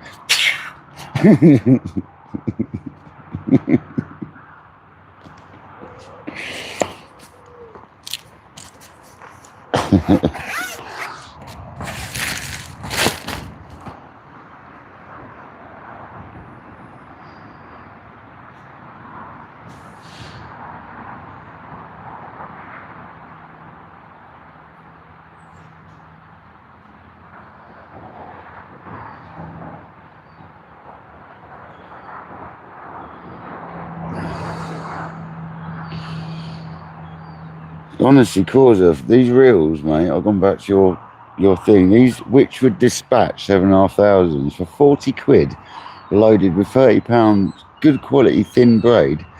I tell you what, mate, I know £30 is a lot heavier than a lot of people use, but to be honest, I'd rather use something a bit heavier because you can get crack-offs otherwise. And I tell you what, mate, for 40 quid, they are crazy. Crazy good reels, they are. Really happy with them.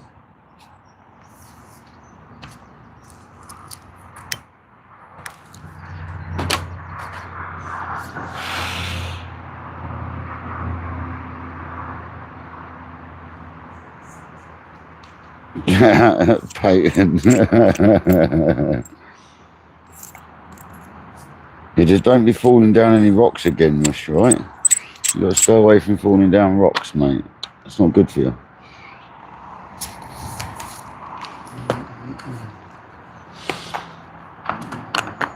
Well, that has definitely that has tickled me, man. Something rotten.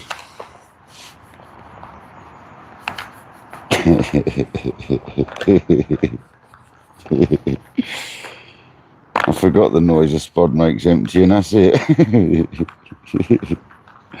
I might have to take a spod out to do casting practice on the beach. Be laughing my tits off.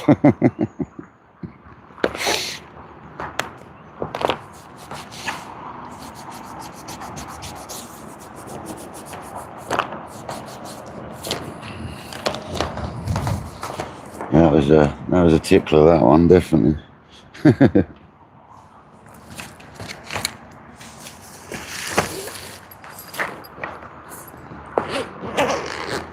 Just slowly getting some bits sorted together here. I'm hoping we get another carp, guys.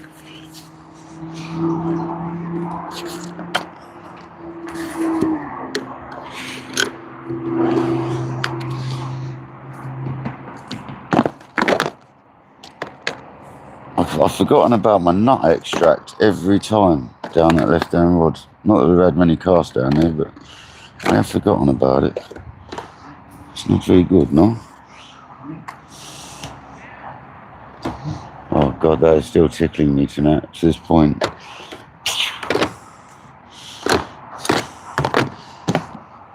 Let's have a cup of tea.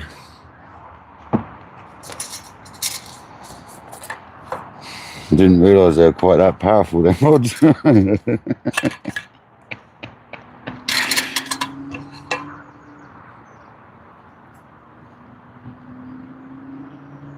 That rod would get serious distance, Hugh. Serious distance, man.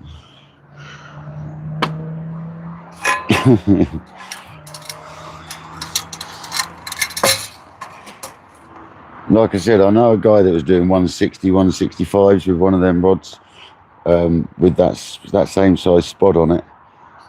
maybe even bigger actually, the spot. Might have even been a bigger one. But he was doing 160, 165s with that rod, baiting up, and then he was using my same setup I'm using here to cast his baits out. He's got cork handle, he had cork handle versions of,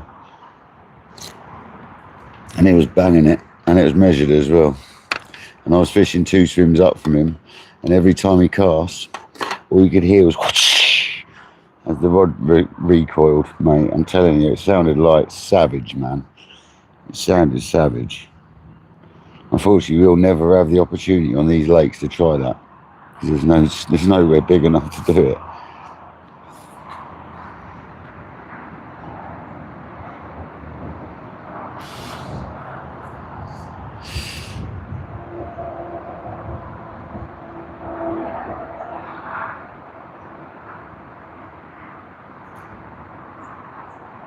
Of course, I've got the Action 5 Pro. That's a great bit of kit.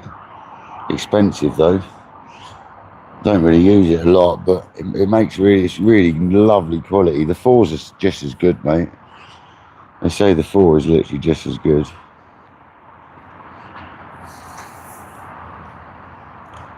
Unfortunately, I've tried live streaming off that Action 5 and it just doesn't work.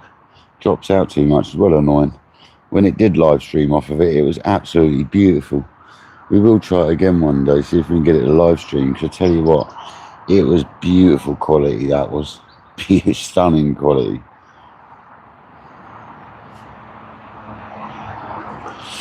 It's how you have to set the live up. They might have done another firmware update. I need to turn it on and go onto my phone and see if they've done another firmware update and made it easy, because there's an easy option to go live, but it never worked. You have to go through YouTube Studio Chrome on the browser, and it was a right pain in the arse, mate.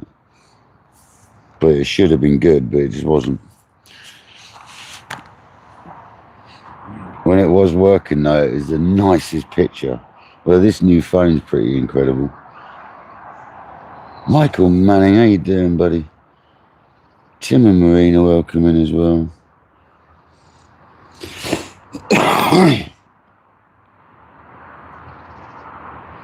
We've had a 23 pound 8 ounce mirror carp right at the beginning of the live.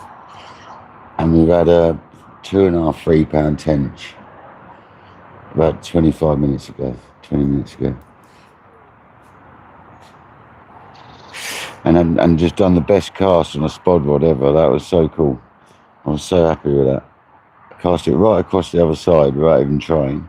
Not that it's a million miles, but we still got it there without even trying. And it just made the sexiest noise ever.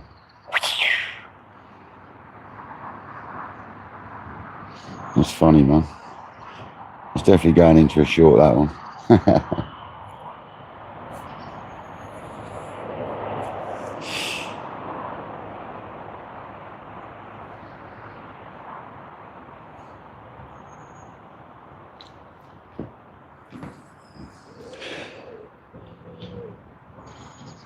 Oh, I call it Rocket Man.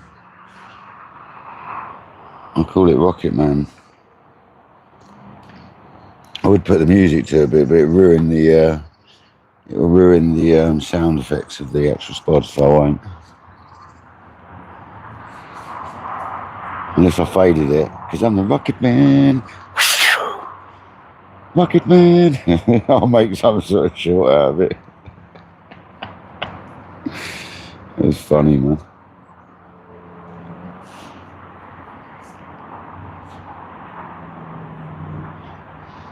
I might as well take the tiger nut off this other rig and clean the rig, because I think that's savable as well. I know people, you think it's tight and all that.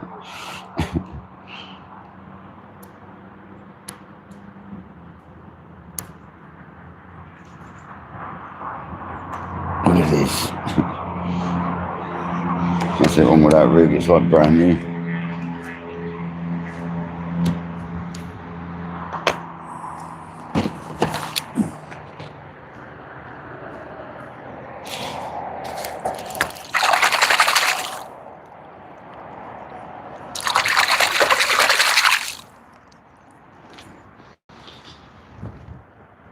Yeah, she's still mint.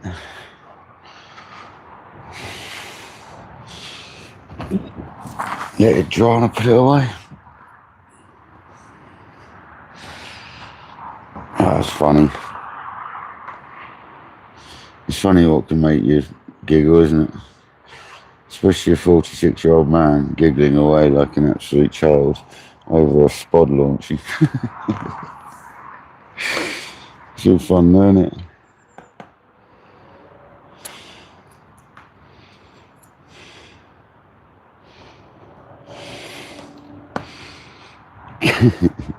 Still a boy at heart.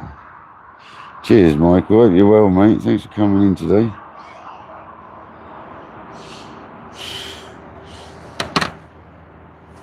You've had a nice session, mate. It's been good. We haven't blanked. Thank God for the instant carp, otherwise we might have not had one. But we've still got time. I'm not going just yet. I'm only packing away the immediate stuff to make it easier later. We'll do another hour or so.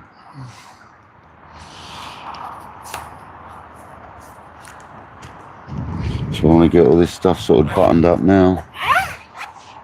Make it easier when I do decide to go.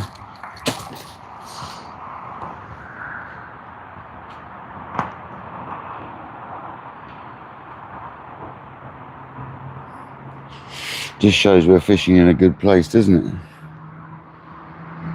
Yeah, Hugh.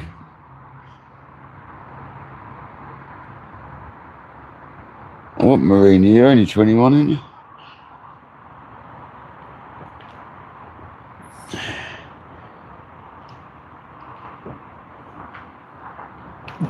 Oh, that was funny. Nikki Willis, welcome in.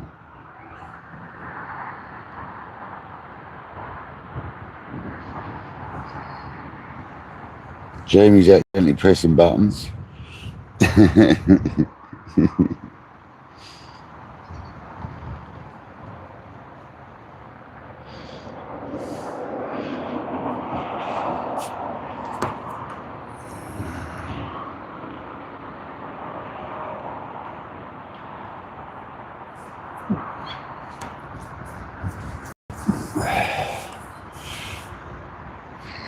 Are you really? 16 January, wow.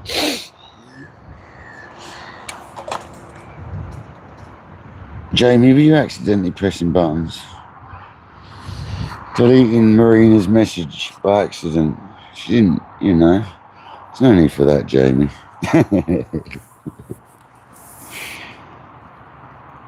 The med's kicking in, Jamie.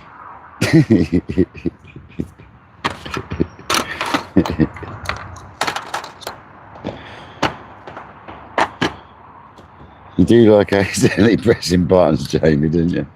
You are known for it.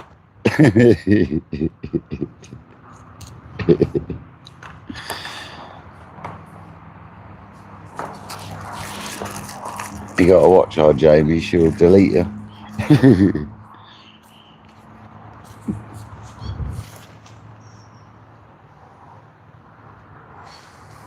Yeah. What goes to the naughty step now, Rocket Man? No, you don't have to do that, Jamie. We all press buttons by accident. Tim and Marina do lives, they understand. It's so easy to press the wrong button. They understand. Don't panic, Jamie.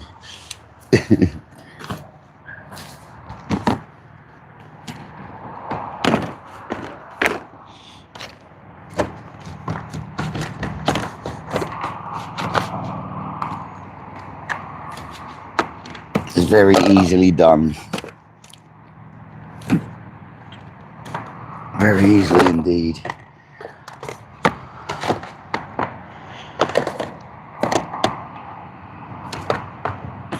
Oh, that's funny though.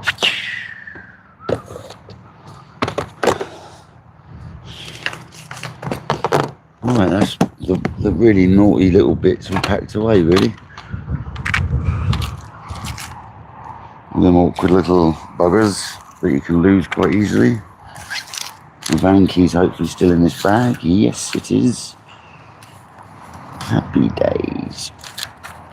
Yeah, that's all the worst of it done.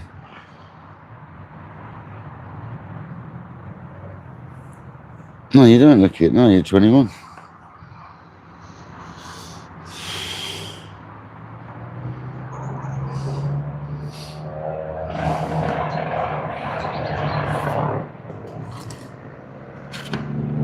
Roof. I suppose that bike didn't just blow up. It went straight over me, did you?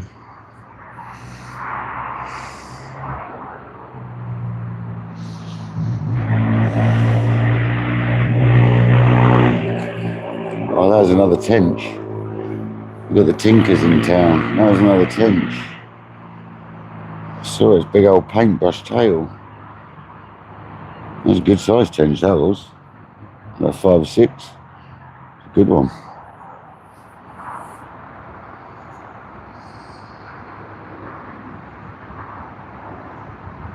I'm still buzzing over the whole session. That first fish. That's going to be a tip. Just don't be a bream. That looks like a bream bite. That first fish made me buzz the whole session, to be honest. I've been in a little bit disbelief from the very beginning of this session that we landed a carp within 9 minutes or within 10 or so minutes. You know, it was on the bank within about 12 minutes. I had it in a net. I was really surprised. Really surprised. The whole thing's been a bit of a funny one, to be honest.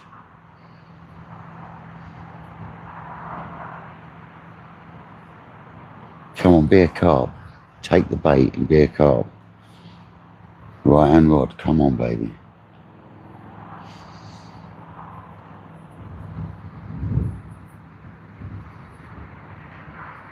When I get home, I've got to get some more pellet soaking in a little bit of bait soap. I always put a little bit of bait additive in there. I put a little bit of liver in it. Liver extract. I use the bait boost. And I use a bit of sauce.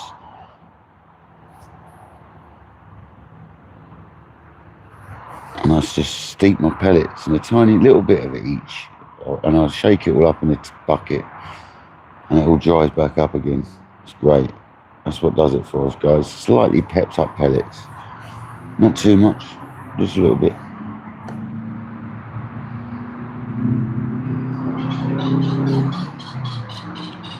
Yeah, Kojak's not here right now. He'll be back in a bit, maybe.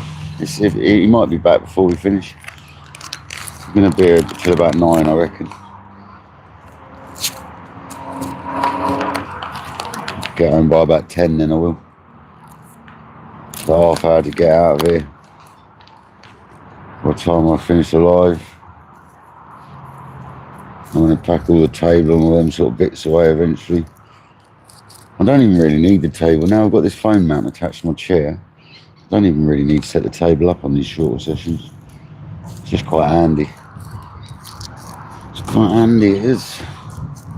But the marker and feeder, marker and spotter away, everything's quite content and sort of packed up. I'm going to get the mat and net sling drying in a minute. That normally gets you another fish.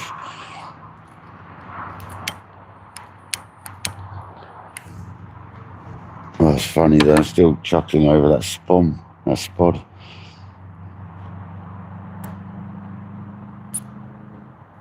Such a little cast and it went all that way.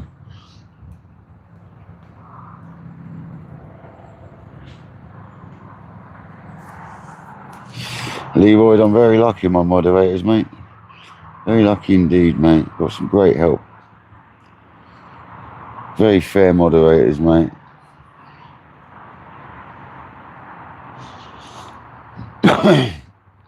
Michael and Lynette joined our team a few months ago when they became available, so yeah, I've had yeah, that's because I pinned his message like Jamie says. Sorry, like Lynette said, sorry. It was Lynette that said it.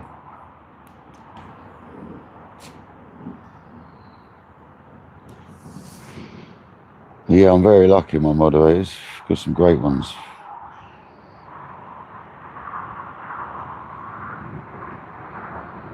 Yeah, definitely. Brilliant mods, brilliant subscribers as well. It's thanks to you lot, the channel's doing so well. I mean, we are doing awfully well at the moment, I've got to say. I mean, here you go, have some figures. We got 75,500 views in 28 days. We got 8,000 watch hours in 28 days. 132 subscribers. And today we've nearly gained 10 subs. So, yeah, it's rocking, man.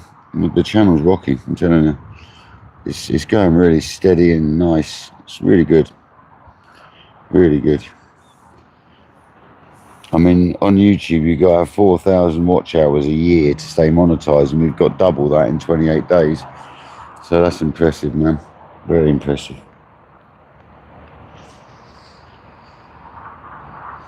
It's going very well. I'm not too worried about all the figures, but I do have to keep an eye on it because you got to make sure you don't drop below stuff. But we're not going to ever drop below stuff at that rate. Even when I'm really slow and not doing a lot, we're well over the threshold. So I haven't got to panic, man. I don't panic. We don't need to panic. And that's all thanks to you lot, to be honest, for being here. Without all your support, the channel's nothing, you know. Let's get the old head torch ready, actually. Well, let's get it out, grabbable.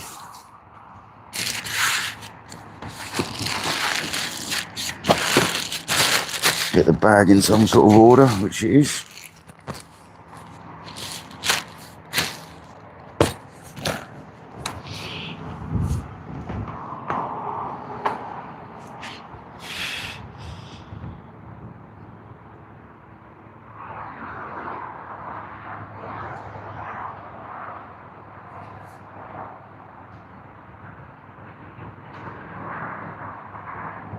Go on, Jamie.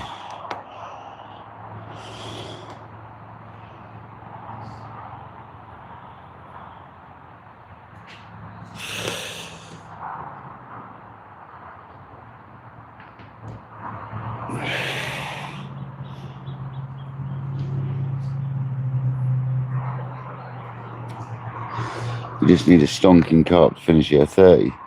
This will be the first session we haven't caught a 30 on as well for the last 3 sessions. This will be 4th session with no 30. Come on, we've had a 30 every single one except for this one. Come on, you big old common.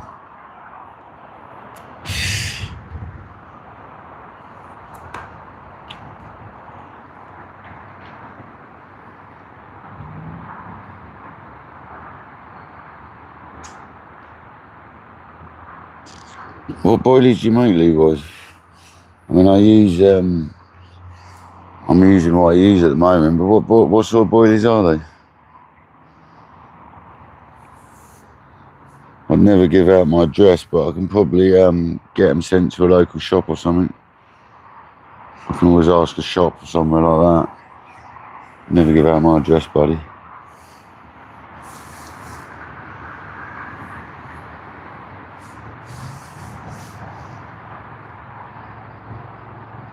It is a cracking community. To be honest, most of the fishing channels have got a great community going.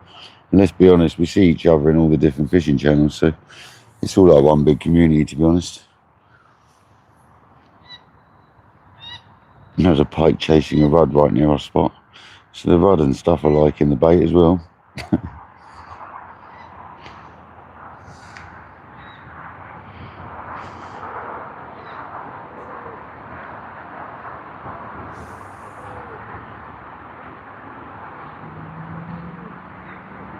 Definitely, Lynette. Yeah, we are always one. We try and just keep it nice and mutual, nice and chilled. No dramas. I try not to be too hectic. Although today's been quite funny at times. You wait till we have a session on this lake where we catch like 15 fish in a day. Then you'll see hectic kayak, I can tell you. Or go on, lefty.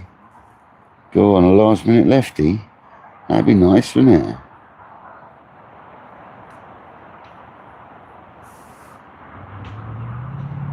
Go on, rip round, baby. Oh, is that still twitching? Oh, I sometimes wonder if we're missing fish when we're seeing that. Well, I know we are at times. Come on, Lefty. Let's get a stonker. Big comment on that tiger nut.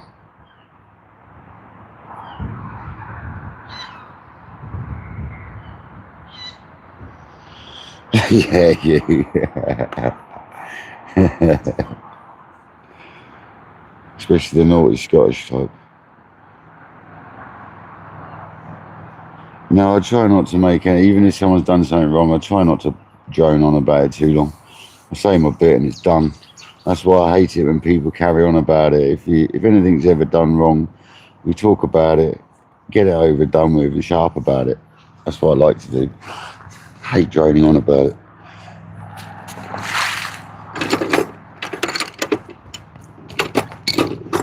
Get it done and dusted and be done with it. Forget about it and move on.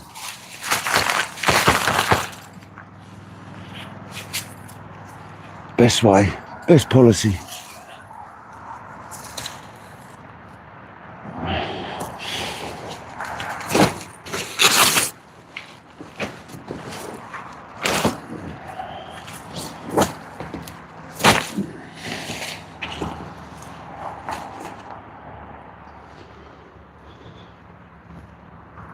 Where can I hang this? Just leave it there.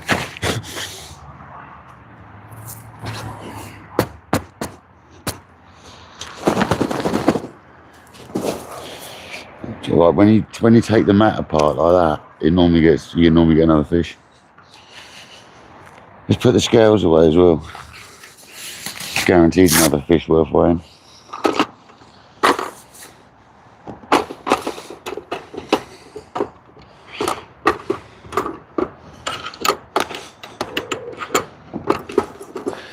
Yeah, it's been a funny old session though. I've really enjoyed it.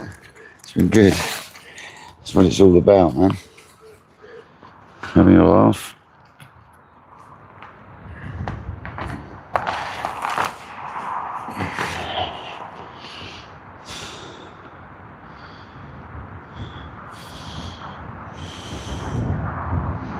Oh, you said earlier, yeah.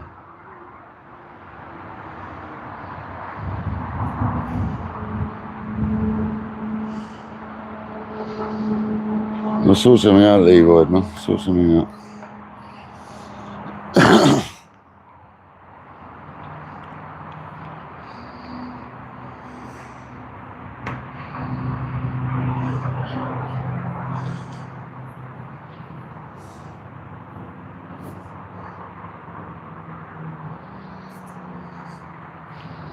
have to speak to people first. Let me speak to people before I make any decisions on that, mate. Can't be just doing it without asking. I'm sure someone I know locally, one of the shops will do it.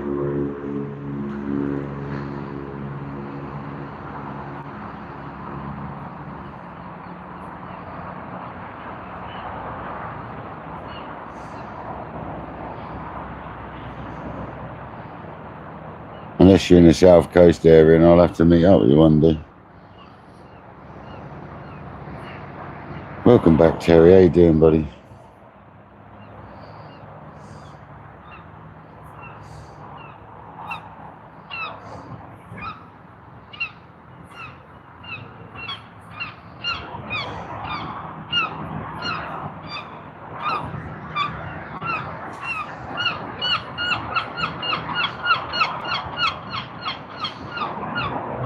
Yeah, you said it was like the cell, didn't you, Leroy? I used to do well on the cell in here, actually. I didn't really like it because everyone else was using it, to be honest. And I used peach, Melbourne black when everyone else was using cell, and I used to smash it, man. I used to absolutely smash it. If I could still get that exact base mix, I'd still make it now, but I can't. Well, I say I can't, I might be able to. Because the bloke who used to have it made for him has given up making boilies now. So I might be able to speak to Premier Baits and see if I can get the same base mix. I'm going to have to ask them, send them an email at some point. If I can, I will definitely be back on the Peach and Blacks. Because that stuff smashed the Commons out. The Commons loved it, honestly. They loved that boat.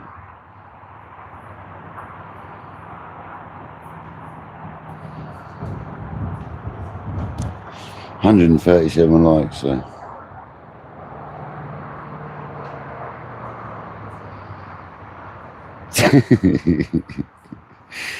The pig's like doing your head in, they're in the mud and won't come out.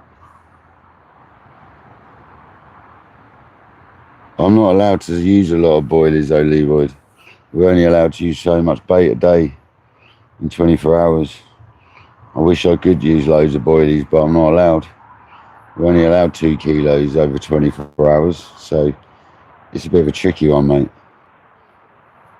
We don't want to put lots in because this lake gets really busy at times, and if everybody's sticking 20 kilos in it, it ruins the water quality, mate.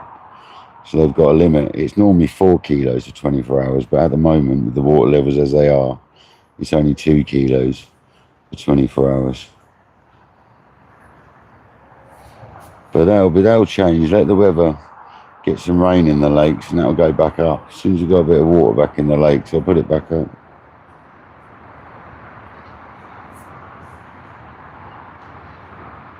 Yeah, they do need to eat, but there's plenty of naturals in here as well.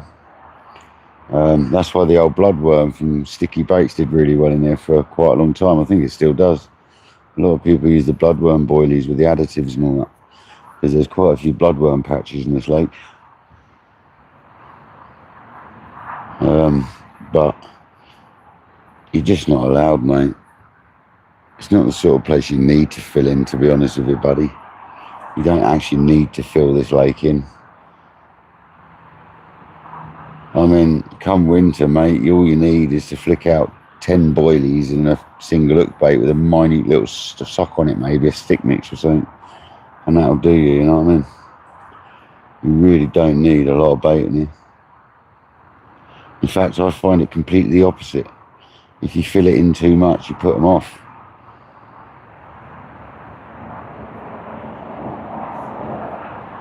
Little and often I always find in this lake, mate. That's how it's worked for me in the past.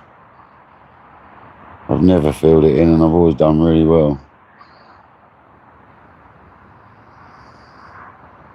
Exactly, cause yeah.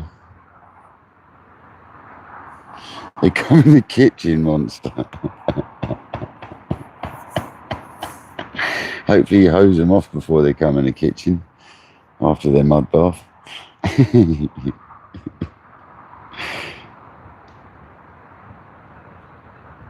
Yeah, there's loads of natural food in here, Causa.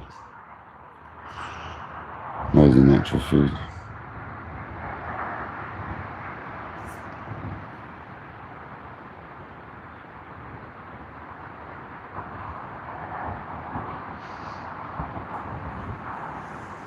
Yeah, Causa, that's right, mate. They don't often get caught, the bigger, real big ones.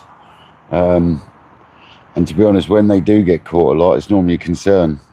Because we found the pattern that when a fish gets caught a lot over, say, a month, you find it dead like 2 months later. It's really weird, but generally speaking, yeah, they don't get the same fish caught over and over again over the week. Well, they're saying that. I have had the same fish twice in a week before. Big fish as well, like 30. I've done that before.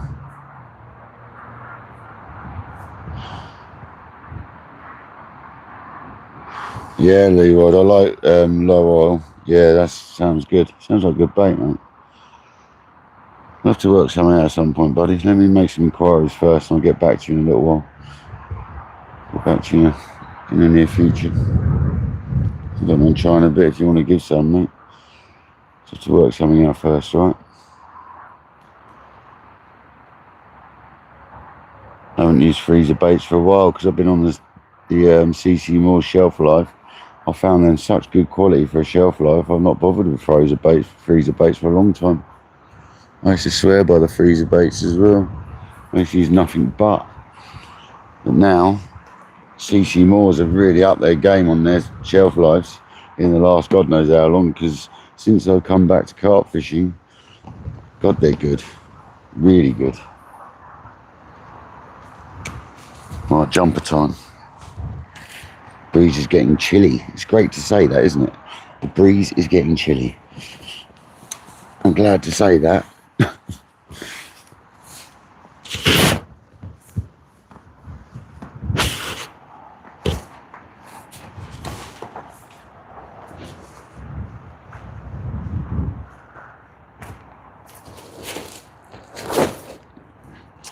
I haven't said that for a while, guys. Well, we have a couple of times in the last week, actually.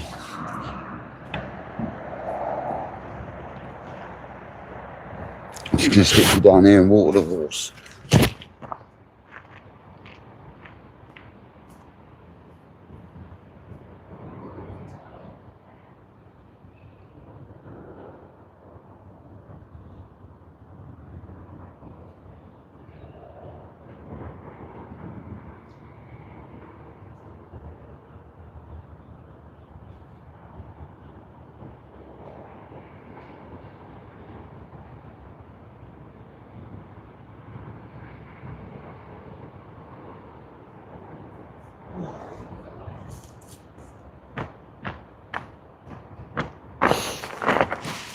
We'll be leaving the, what I'll do is I'll sort my bag out, ready to go again in a couple of days.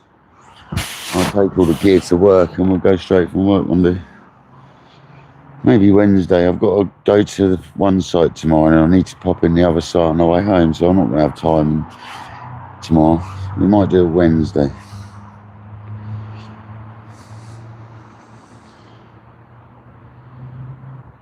Monster. I used to have 2 cats and it was like that around my house as well.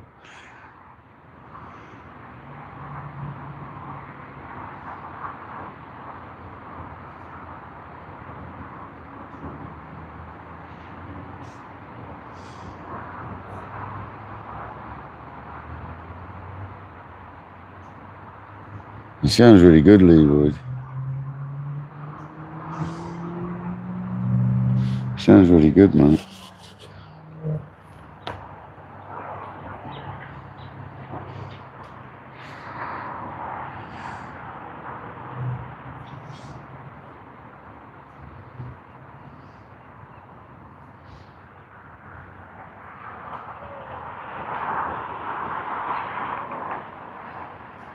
Definitely sounds like a bait that would work in these lakes.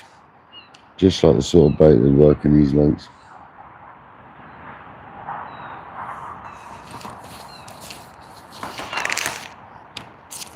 What colour are they? Quite a white colour.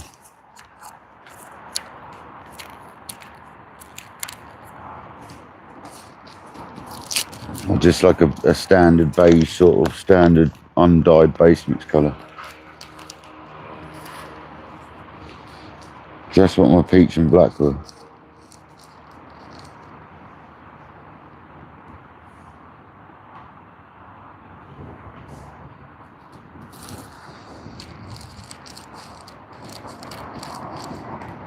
Washed out looking, yeah, nice. That's what my peach and black used to be. They were just a neutral colour, man. I think that's why they did so well. Everyone was fishing with cell and with these bright boilies. Well, that's why I quite like these ones I'm using now, because they're sort of a browny red colour but quite dark. I don't like really bright freebies. These go quite washed out quite quickly, these ones I use. My peach and black was a neutral colour. Used to smash it, mate. I used to put like 20 of them in the margin, stick a nice homemade cork ball wafter on top of it, and I used to smash the commons out. I've still got some hook baits at home. We'll have to try them one day. Get some standard pellet, just some trout and some halibut or something, and we'll use some. I've still got some of the additive to make the boilies with, to be honest. I need to go to my dad's lockup. My dad's lockup's got all that stuff in it. I need to go there and get that actually. I don't know, I might have to go and see my dad in the next few days as well. Grab his key and go down the lockup and clear my last few bits out of there. Because there's loads of bait additives. I've got about 6 spools of line for carp fishing in there. 15 and 20 pounds. I've got all sorts in there. I need to go and grab it. Got boilie making equipment in there.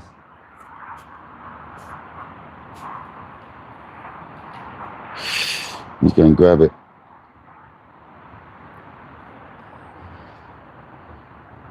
I tell you what, Leroy, if you wanted to send me boilies at some point, maybe you could just send me the base mix and all the bits, and I'll make some on a live one day.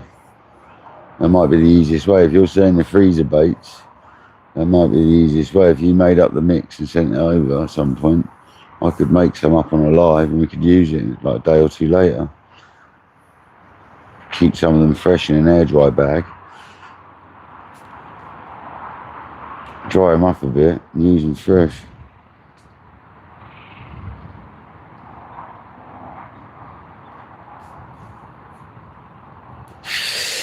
Because obviously sending frozen baits is all a bit of a nightmare, isn't it? I'm sure we'll work something out one day, mate. Get something sorted.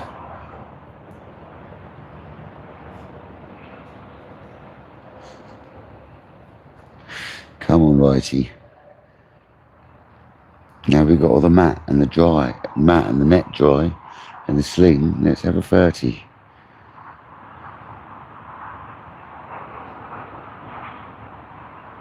If it's a bream, I'll probably unhook it in the water.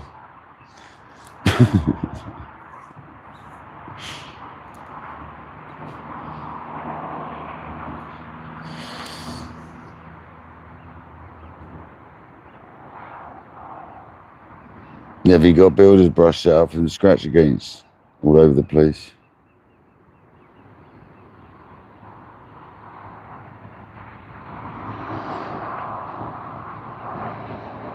Oh, okay. Is it something? So it's just Coconut UK company Starmer, coconut basements. Oh, okay, fair enough. And what additives? Does it come with an additive to add to it?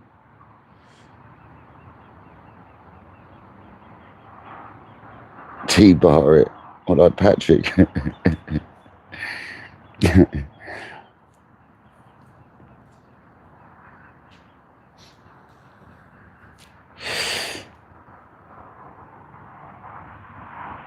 No, he had it in a net, man, the other day.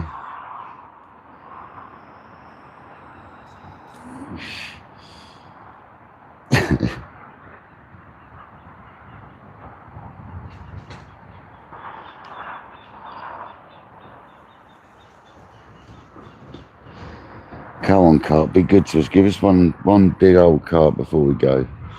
Come on, let's have a monster. Oh, do they? Fair enough.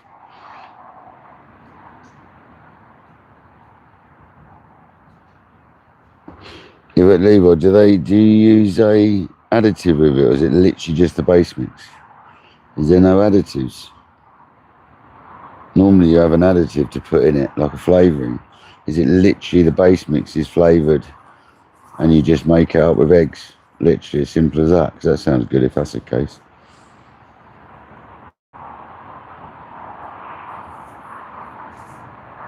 Like every other boilie I've ever made's got like a liquid that goes with the base mix. Yeah, they are strong. Pigs are monsters, aren't they? Very strong.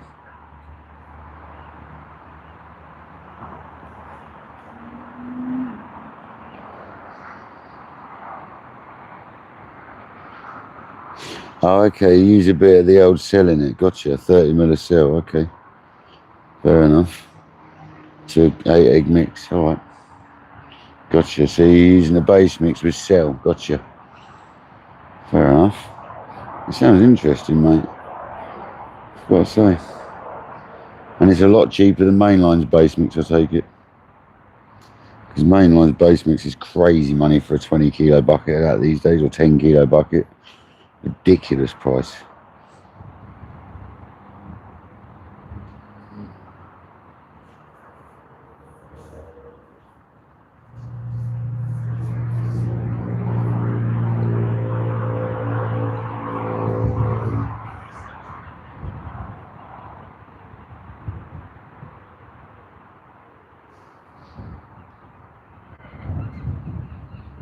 Nice, you get 25 kilo bags of it, dear. Nice. I'll have to have a look at them. I'll tell you what, let me, Starmer baits.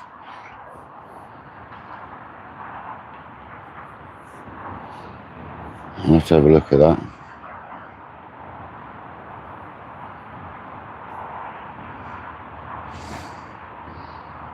I don't know if you've got me on Facebook, Leroy. If you've got me on Facebook, can you send me a link to Starmer baits?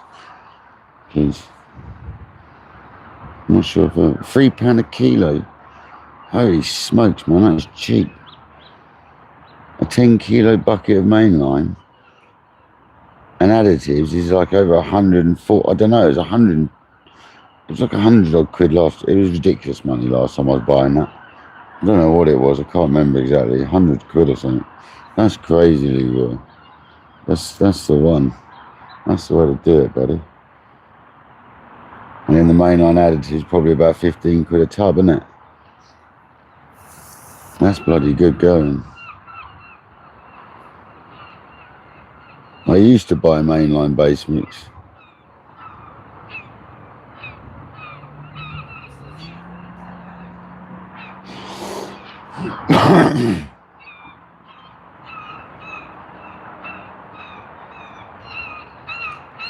Sounds interesting, Leroy, I've got to say.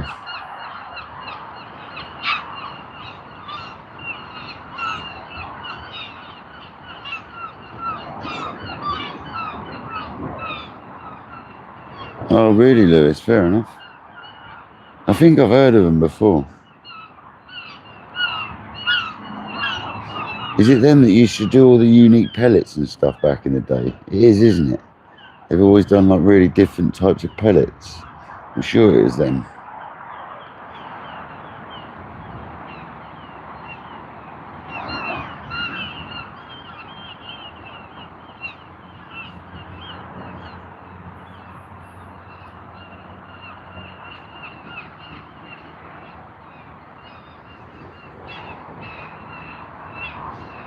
Still got a nice bit of light on the old camera, haven't we? Considering it's getting dark.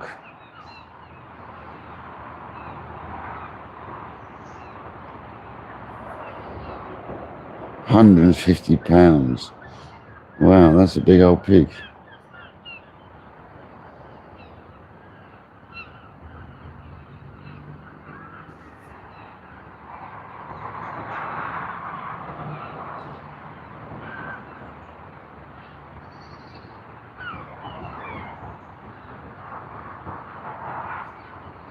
Yeah, Jamie, you want to eat it, be careful.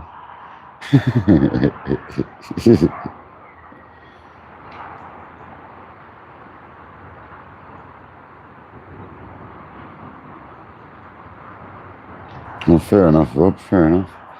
Yeah, I must have seen him about. Must have seen Starmer baits, I remember that.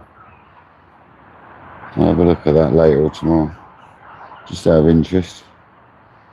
I think I've heard of them, if I haven't ordered from them in the past.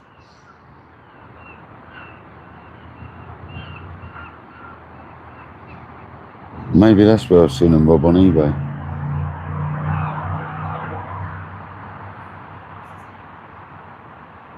Right, let's get the old head torch on. It's getting dark now.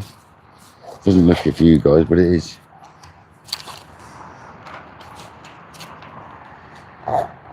Get ready for the old pack down, unfortunately. As sad as that is.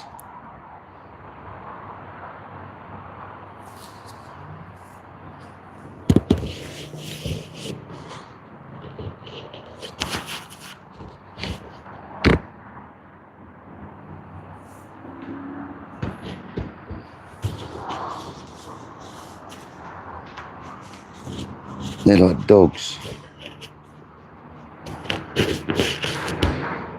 Do they go woof? I'm getting bitten. Not for long.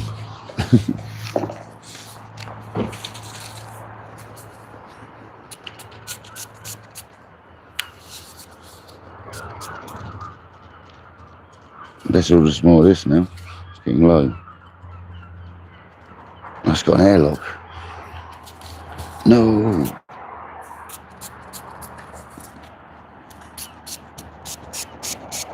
Get off me, mosquitoes. Ain't got time for that.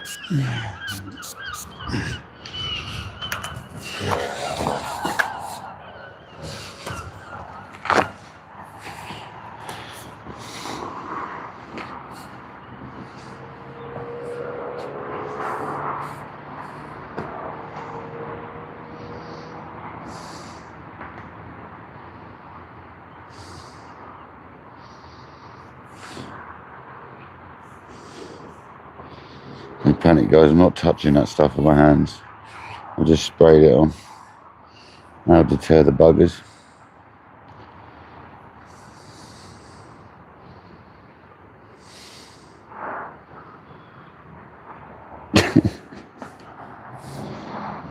You want to see the Aussie dance again? No.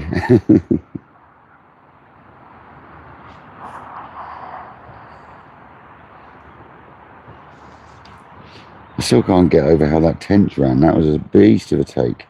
They're seriously strong little fish tench, aren't they? Seriously strong.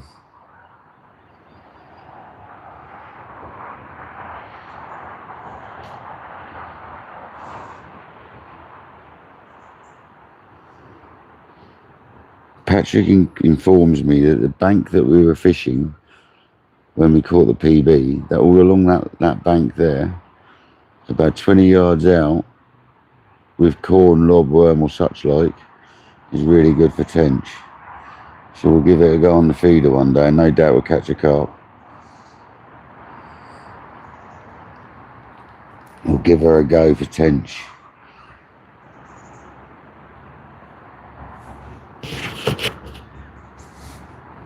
You want to see the Aussie dance? I don't, mate. I don't, trust me.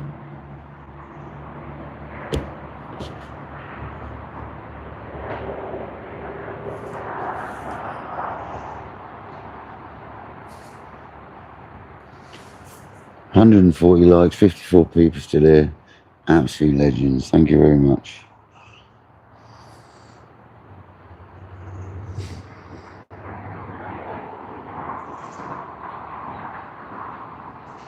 Oh yeah, prawns. Yeah, that's where you might get some good perch as well if that's the case.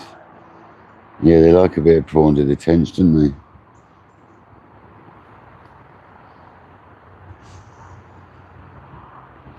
I'd bring a selection if I was tench fishing. I'd bring corn, like you say, some mussels, some prawn, some lobbies.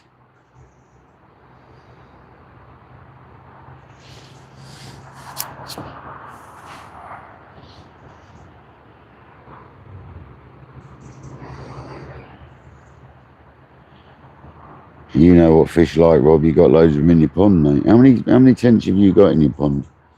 You've only got one or two, haven't you? John Campbell, welcome in, buddy.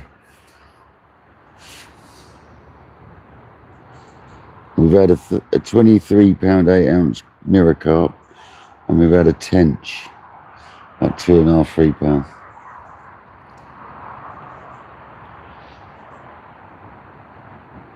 Both very welcome, John. The carp we caught within about 9-10 minutes of being here.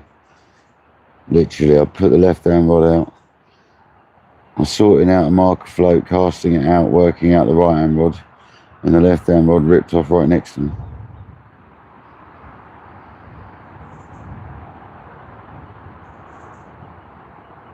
Oh, okay. You got no tench. Alright. They don't like the winter in the pond, no. They need a bit more room. They get up in the shallows in the winter or something.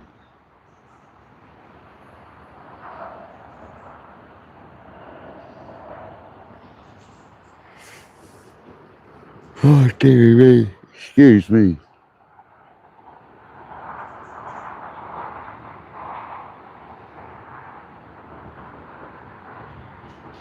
Causa, when did I last stream from my DJI cam? God, it was ages ago, mate, when I first got it.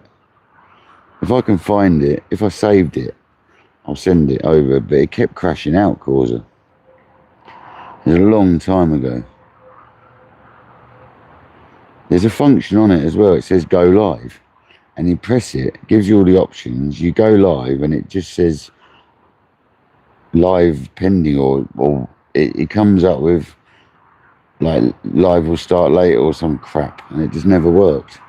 The only way I could get it to work was through, you had to log on through Studio Chrome and set a live up in that, and I tell you what, it was a palaver, dude. It was a massive palaver, and it always crashed out on me. Every time I did it, it crashed out on me. We did a live with it one day, and I had to start the live about 10 times, dude. I might not have saved it, because I had to keep restarting the live. It was a pain in the backside. It's such a shame, because the quality was unbelievable.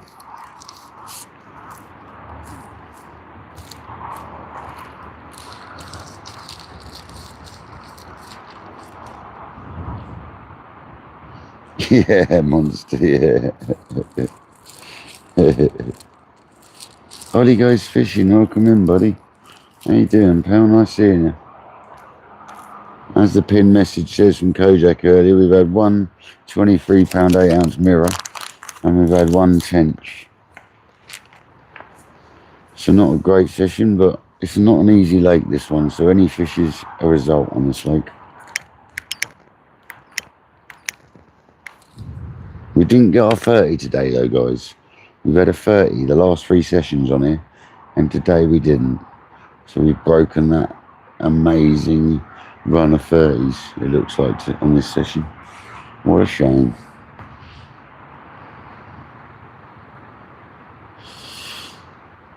Yeah, it's been a while, Ollie. Are you still doing stuff? Are you still on TikTok or anything like that? Are you still doing any fishing, or? Not seen you about for a while, mate. I don't do TikTok, unfortunately, so I've obviously not seen you if you are. You need to go fishing, Ollie.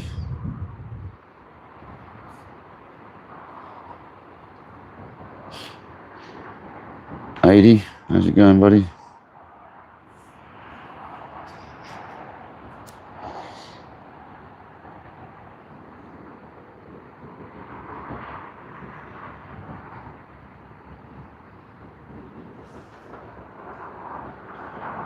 Well, sorry to hear that, Ollie. I hope you're alright, mate. If you ever need a chat, mate, you got me on Facebook. If you might even have my phone number. Can't remember. If you ever need a chat, brother, I'm always there. Give us a shout. Life can be tough at times, mate. I know that. I know that, mate. If you haven't got my phone number and you ever want it, get in touch on Facebook, mate.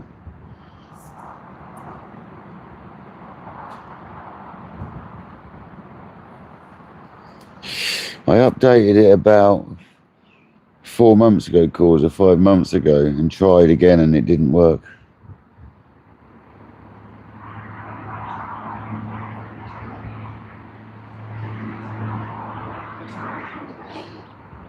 £50 kilo you order, Struve, £2. £2 a kilo.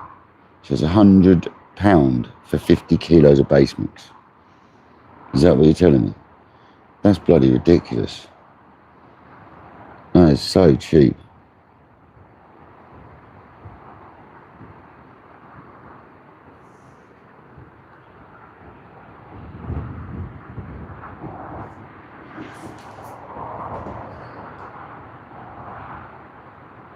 Oh, nice one, Ollie. Did you catch anything, mate? That's crazy, Leroy. £100 for 50 kilos of base mix. That is cheap as you like, isn't it? That's incredible.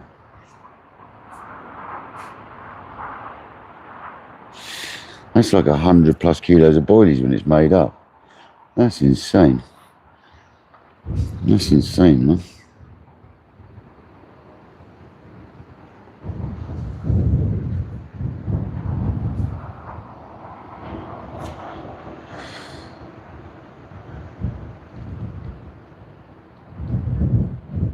Oh, was it alive, was it?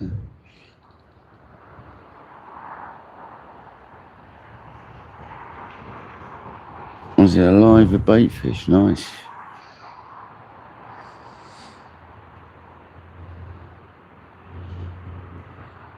Very nice.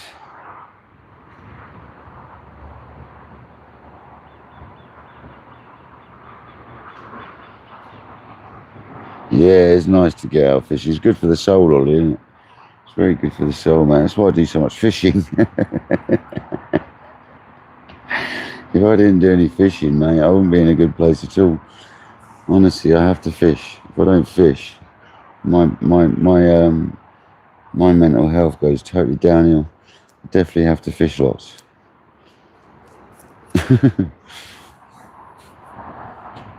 My brain can't cope not fishing. It's my release fishing is. A bit like motocross used to be as well, and kite surfing. They're all my release, they were. It's always nice to be out fishing, definitely, always.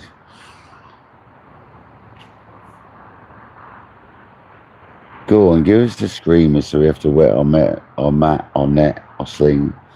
Come on, give us a screamer. I'm going to give it a few more minutes and then I'm going to start putting stuff down.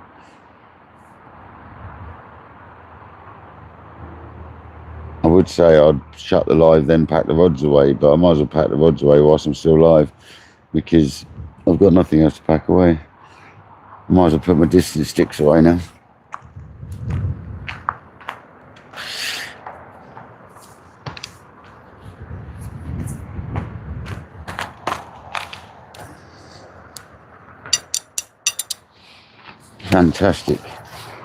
Fantastic live though. Thanks everybody for joining. It's been awesome.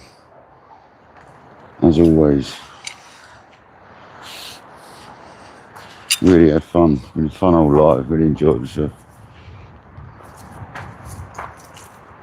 I hope everybody else has.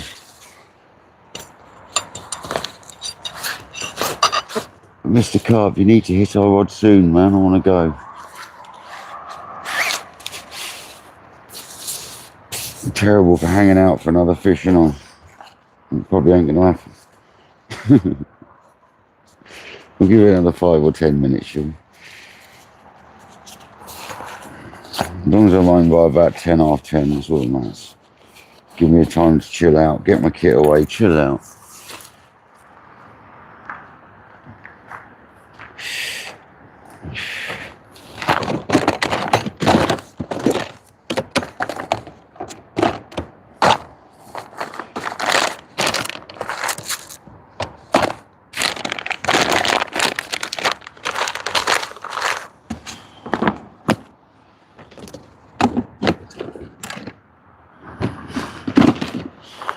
That's pretty much everything packed away. I might as well have another cup of tea.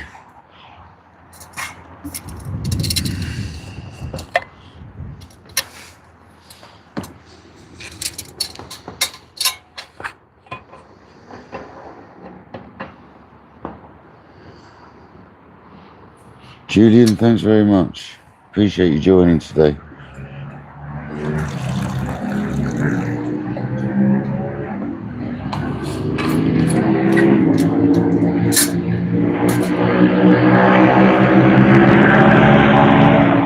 Blimey.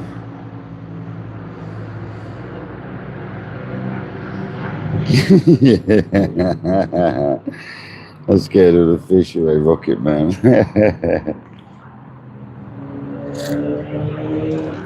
That really impressed me, that did. I didn't even really try and the thing flew, man. Admittedly, I got wind helping me, I did, but that was crazy. Nearly went in the bank the other side. It's going to make me chuckle for a couple of days, that is.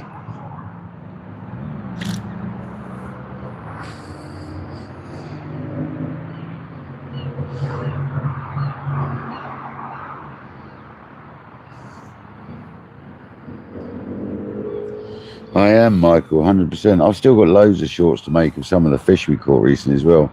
I've only just started going through the lives, making shorts. We've got quite a few more to do yet. But I think Rocket Man will be the next one. It's funny.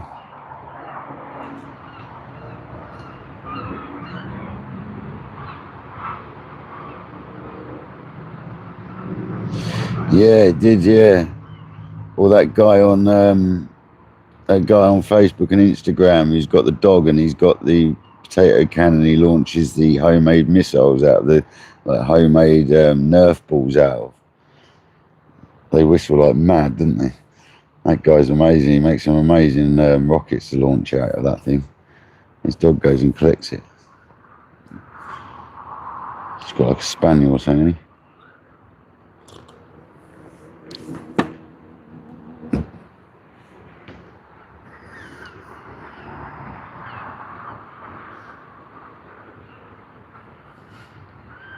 I know, it's hectic. You know the one I'm talking about, Leroy. It's absolutely hectic, that dog, isn't it? It like gags to go and get that thing. It's so bouncy.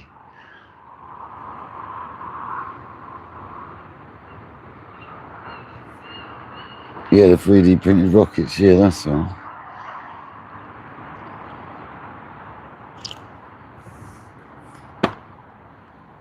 Dog absolutely loves them. He uses it for training, doesn't he? 'Cause he obviously does shooting, so he uses it for like training, doesn't he? For retrieval and stuff. It's crazy. Oh, is that a border collie? Yeah, it is a border collie, isn't it?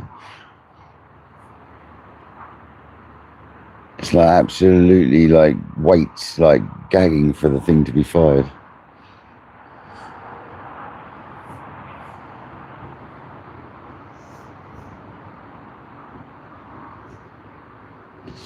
Yeah, it's exactly what I thought of. Exactly.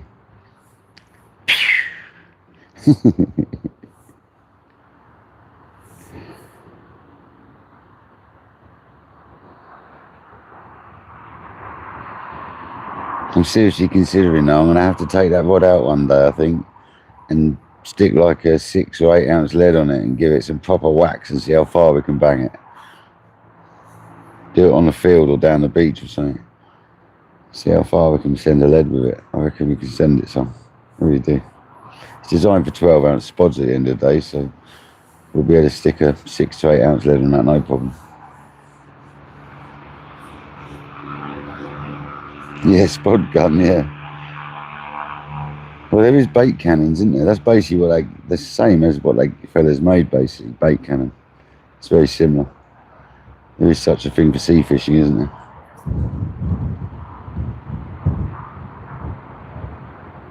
Just turn up at the lake with my rocket launcher. Don't think they'd like that very much. Pull out my compressor. I think I'd get banned. If not I got banned, that would get banned, one of the two. Don't think they'd appreciate that. Trying to be quiet, everyone's trying to be quiet, and you let off a rocket.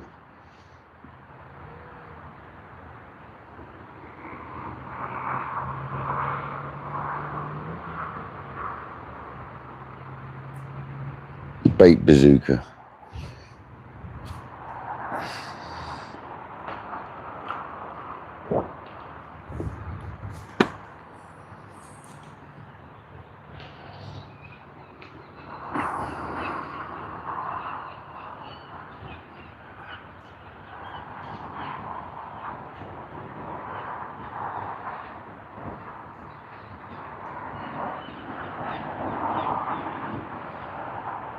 Why have I got a mozzie in my face? Trying to munch my eyebrow.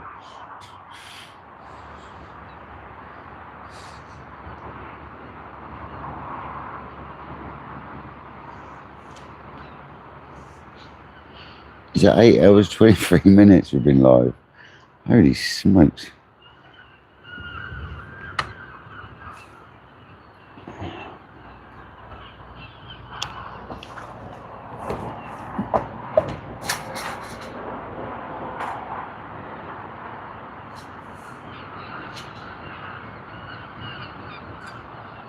Yeah, causes to get excited. There could be a mozzie dance coming up.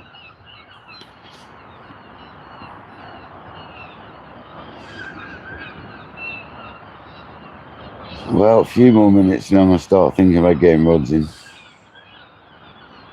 Seagulls are going nuts. They always do just before dark. All the flies, isn't it? Yeah, they're attacking the flies. JD, how you doing, buddy? I'm not bad, how are you, man? I've had a 23-pound 8-ounce mirror carp right at the beginning of the live, within like 4 minutes of putting the rod out. And I've had a 2.5, 3-pound tench. Been a bit slow, but at least we caught. This is a more tricky lake, this one. It's not the fast one, so to catch anything out of here on a short session's a result. And 8 hours is a short session on this lake, so I've spent 3 days for nothing on this lake before, so we're doing right recently. Every time we've come in, we've caught a fish on this lake. We've done all right. I feel proud of that, to be honest, very proud. Because you speak to some people and they've not had a fish for months. So I feel quite proud of that. Paul Lil, how you doing, buddy? Welcome in, mate. Thank you for joining. We're about to pack up though, so you're a bit late, but welcome in anyway, buddy. Got to get home, sort my kit out, get it ready for potentially Wednesday.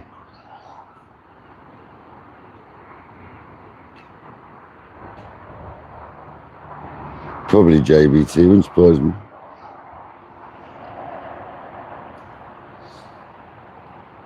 $150 Lycaroonies. Come on, guys. Thank you very much. 150 Lycaroonies. That is incredible.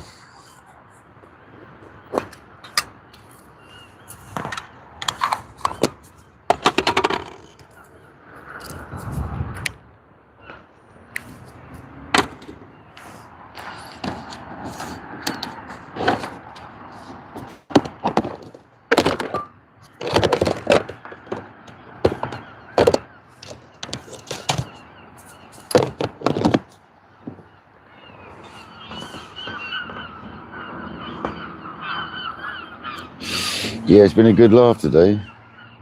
Enjoyed it. It's been a good old laugh. We had a good one today. No dramas. It's been nice. Try not to do too much drama.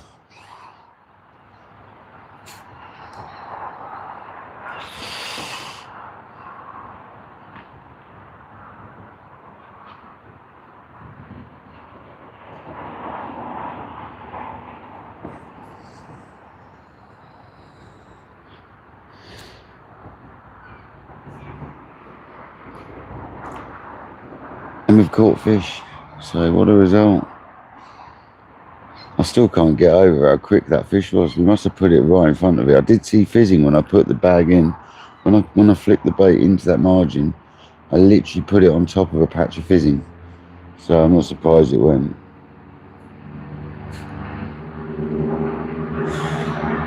Still shocked me though, even though I put it on top of a patch of fizzing, it still got me.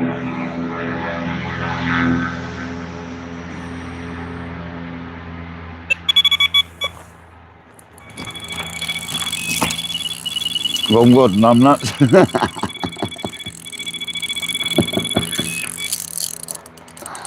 You absolute peckerhead. Wrong rod. You absolute peckerhead. That's still over the bite line. Yeah. It wasn't both, was it?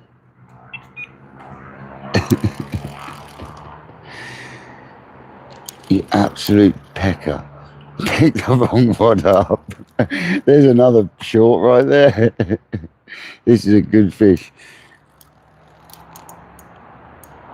I knew we were going to get another one. That's why I've been hanging on.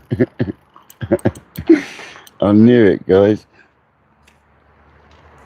What a pecker. Pick the wrong rod up. That's funny, isn't it?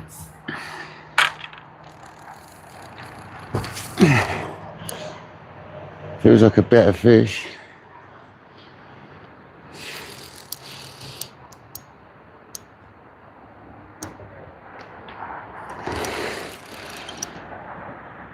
It's wallowing.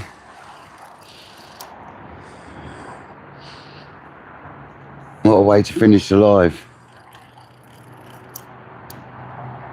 Oh no, it's not that big, I don't think, not the way it's banging its head. Probably a big tench.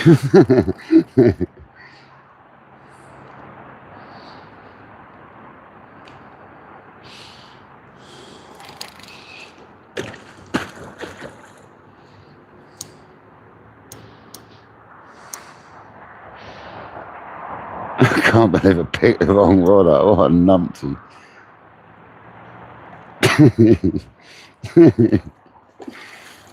It's because the other one was lit up as well. Nah, it's not that big though. I knew I was going to get a wet mat again.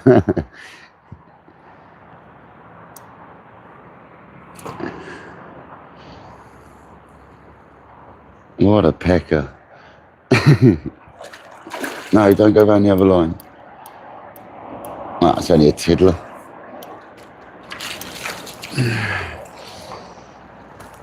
Oh, you wait there, fish. I've got to sort some stuff out. What an idiot. Oh dear. This about sums today's session up.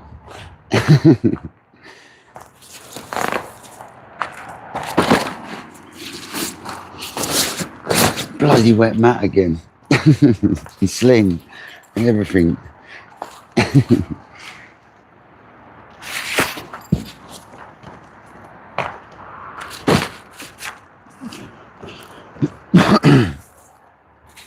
Oh, and it fell in the lake as well.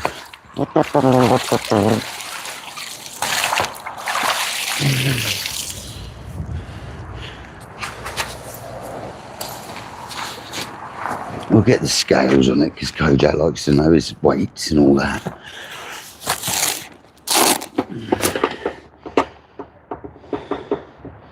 £56.5. We'll take it 3.5 down. I'm going to have to do something with the head torch to light. I ain't got any other light. I can't believe I picked the wrong rod up. What a knobhead. It's not the first time.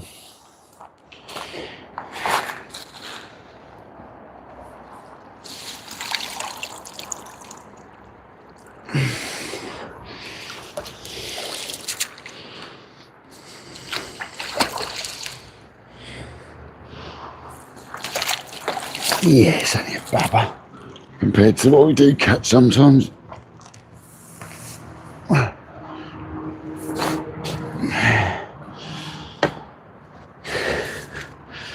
That was funny. You get off my foot. Mate, I'm all tied up. Stop.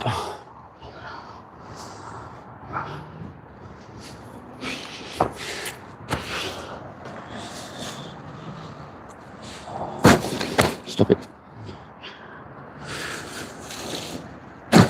You stop.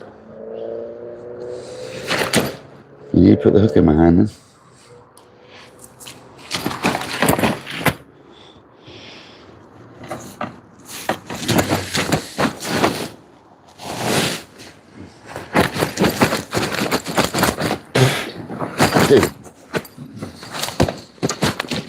Dude, stop.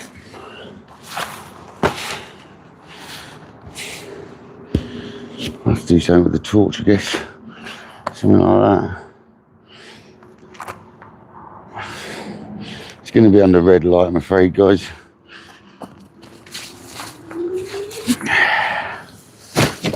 Stop.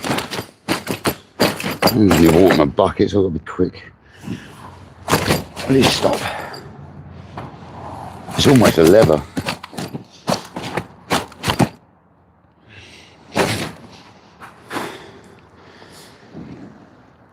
Mate, honestly.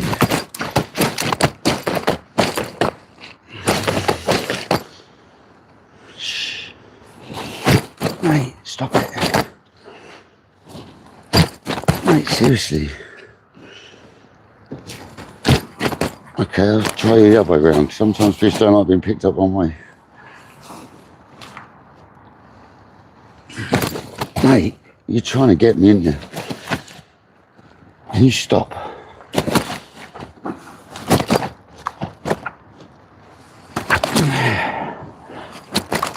Mate, you're a feisty one.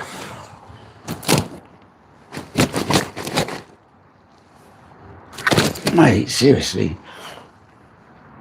There you go, guys. It's not quite leather. It's almost leather.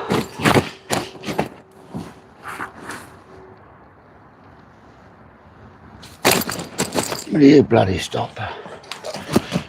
You're full of it still, ain't you? There you go, guys. Crazy. Dude, I'm not casting that rod back out, guys, obviously. To get a quick weight on it. And get her back. She's got all my kit dirty. Again.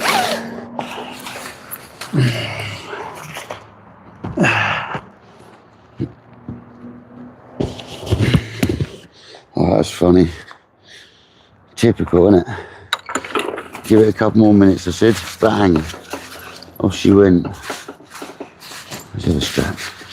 Yeah.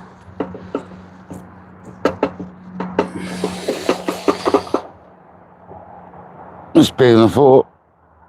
Back on £22. Much bigger than I thought. Scales alright, mate. Yeah, scales alright. £22.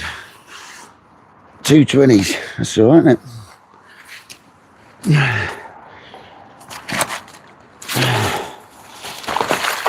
Yeah, okay, chill. Pick the wrong rod up. What a peck of it.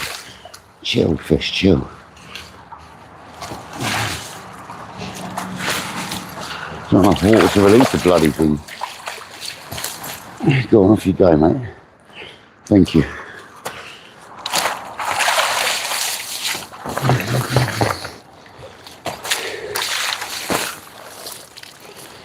Slime that right up here.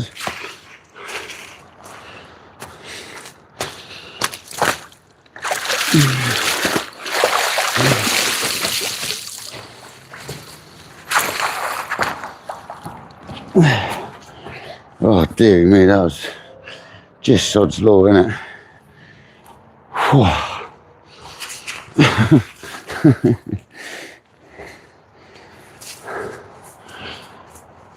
That's what you call a sod's law, that is.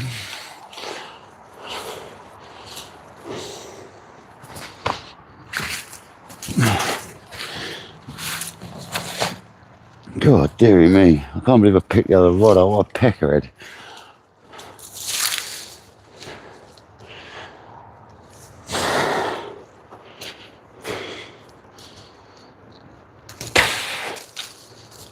We've all done it.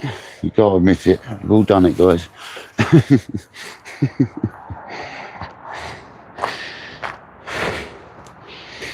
Well, that rod's going away then.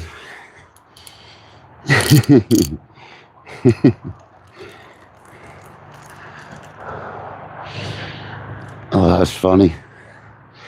That is funny. Picked the wrong one up. What a plonker rodders. I told you, it's been one of those sessions.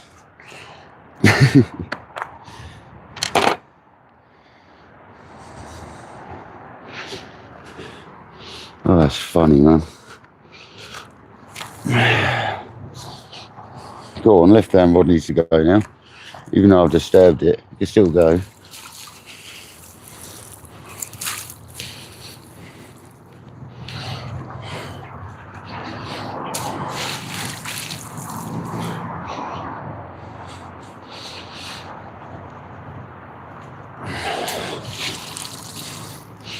Funny, man, funny.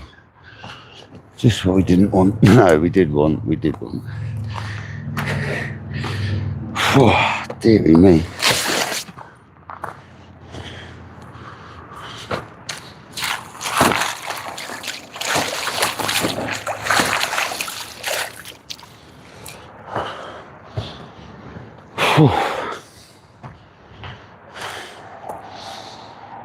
How to end the session.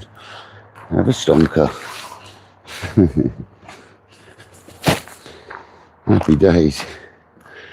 Alright, move it out of the way. Oh, that was funny. Wrong rod.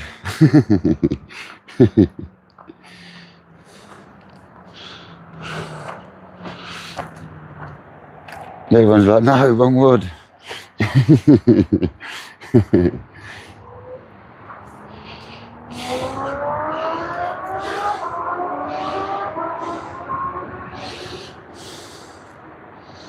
Just because the other one's lit up doesn't mean it's the one. It's the one that's ripping off, Paul, not the one that's stationary.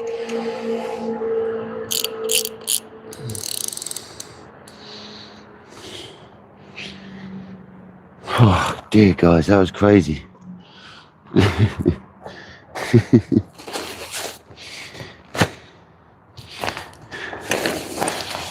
Crazy. We're blooming crazy, let me tell you.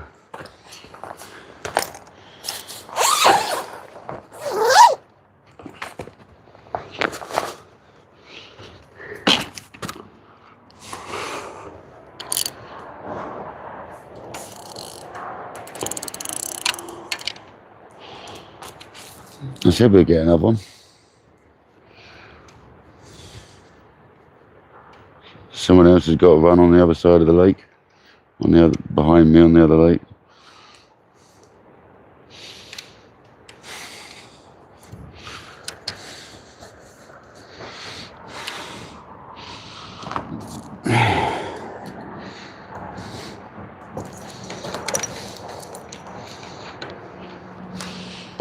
What a shame.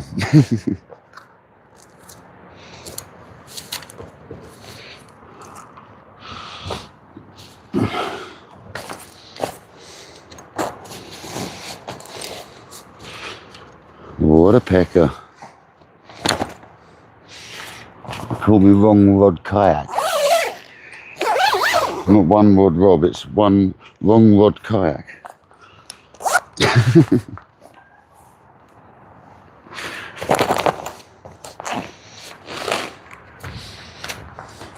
Oh, that's funny, man. That's made the day even funnier. Well, I'm getting in the wrong rod now. It'd be funny if there's a carp on it.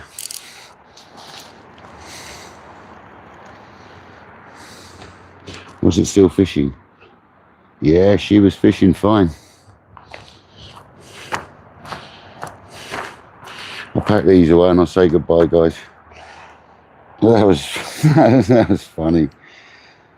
Oh, dearie me. Funny, funny, funny. What a way to finish. Never a dull moment on Kayak Dangler. That's exactly what I've been holding out for, another fish.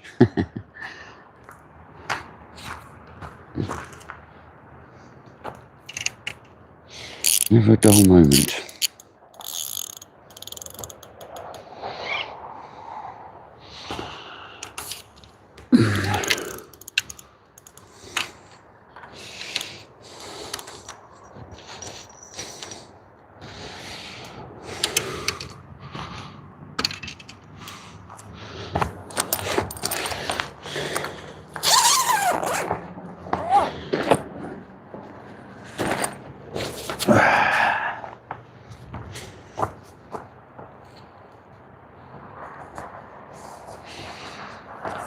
It's the wrong bloody rod. It's me lifting into that one, the other one's ripping off. So no mate, you got the wrong one. Another blooper there. There you go, that's a perfect little blooper, like short that is.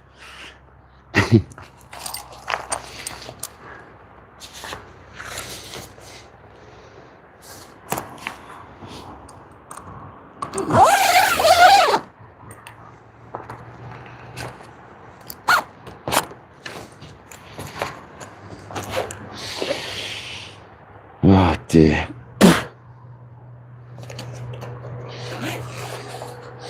Funny. Very funny. That was all dry as well. It's always a bloody way, isn't it?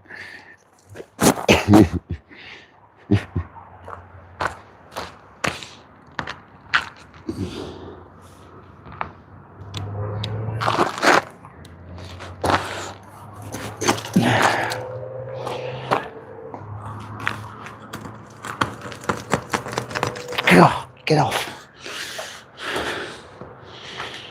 Oh, wow.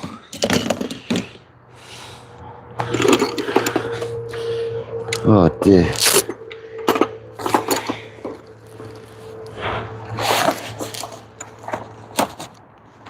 I'm sorry if you didn't see the carp very well under red light, but I couldn't really do much about it. Guys, I hope you've enjoyed the session. That was manic.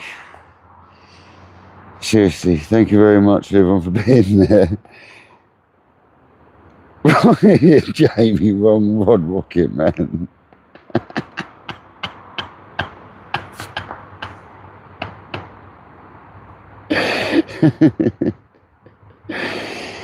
Guys, thank you very much. I really appreciate everyone's time.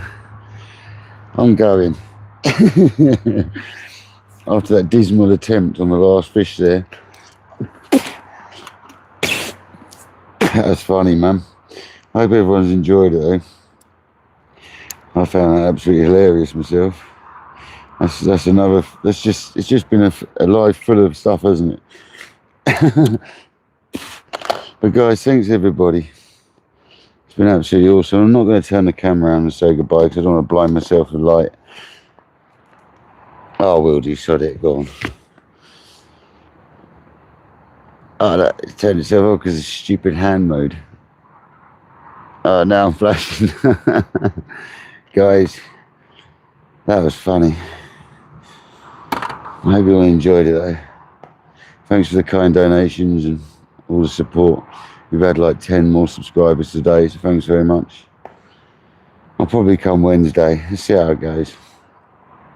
Until next time, thanks mods, thanks viewers. Sorry, that was a bit that was a bit much at the end.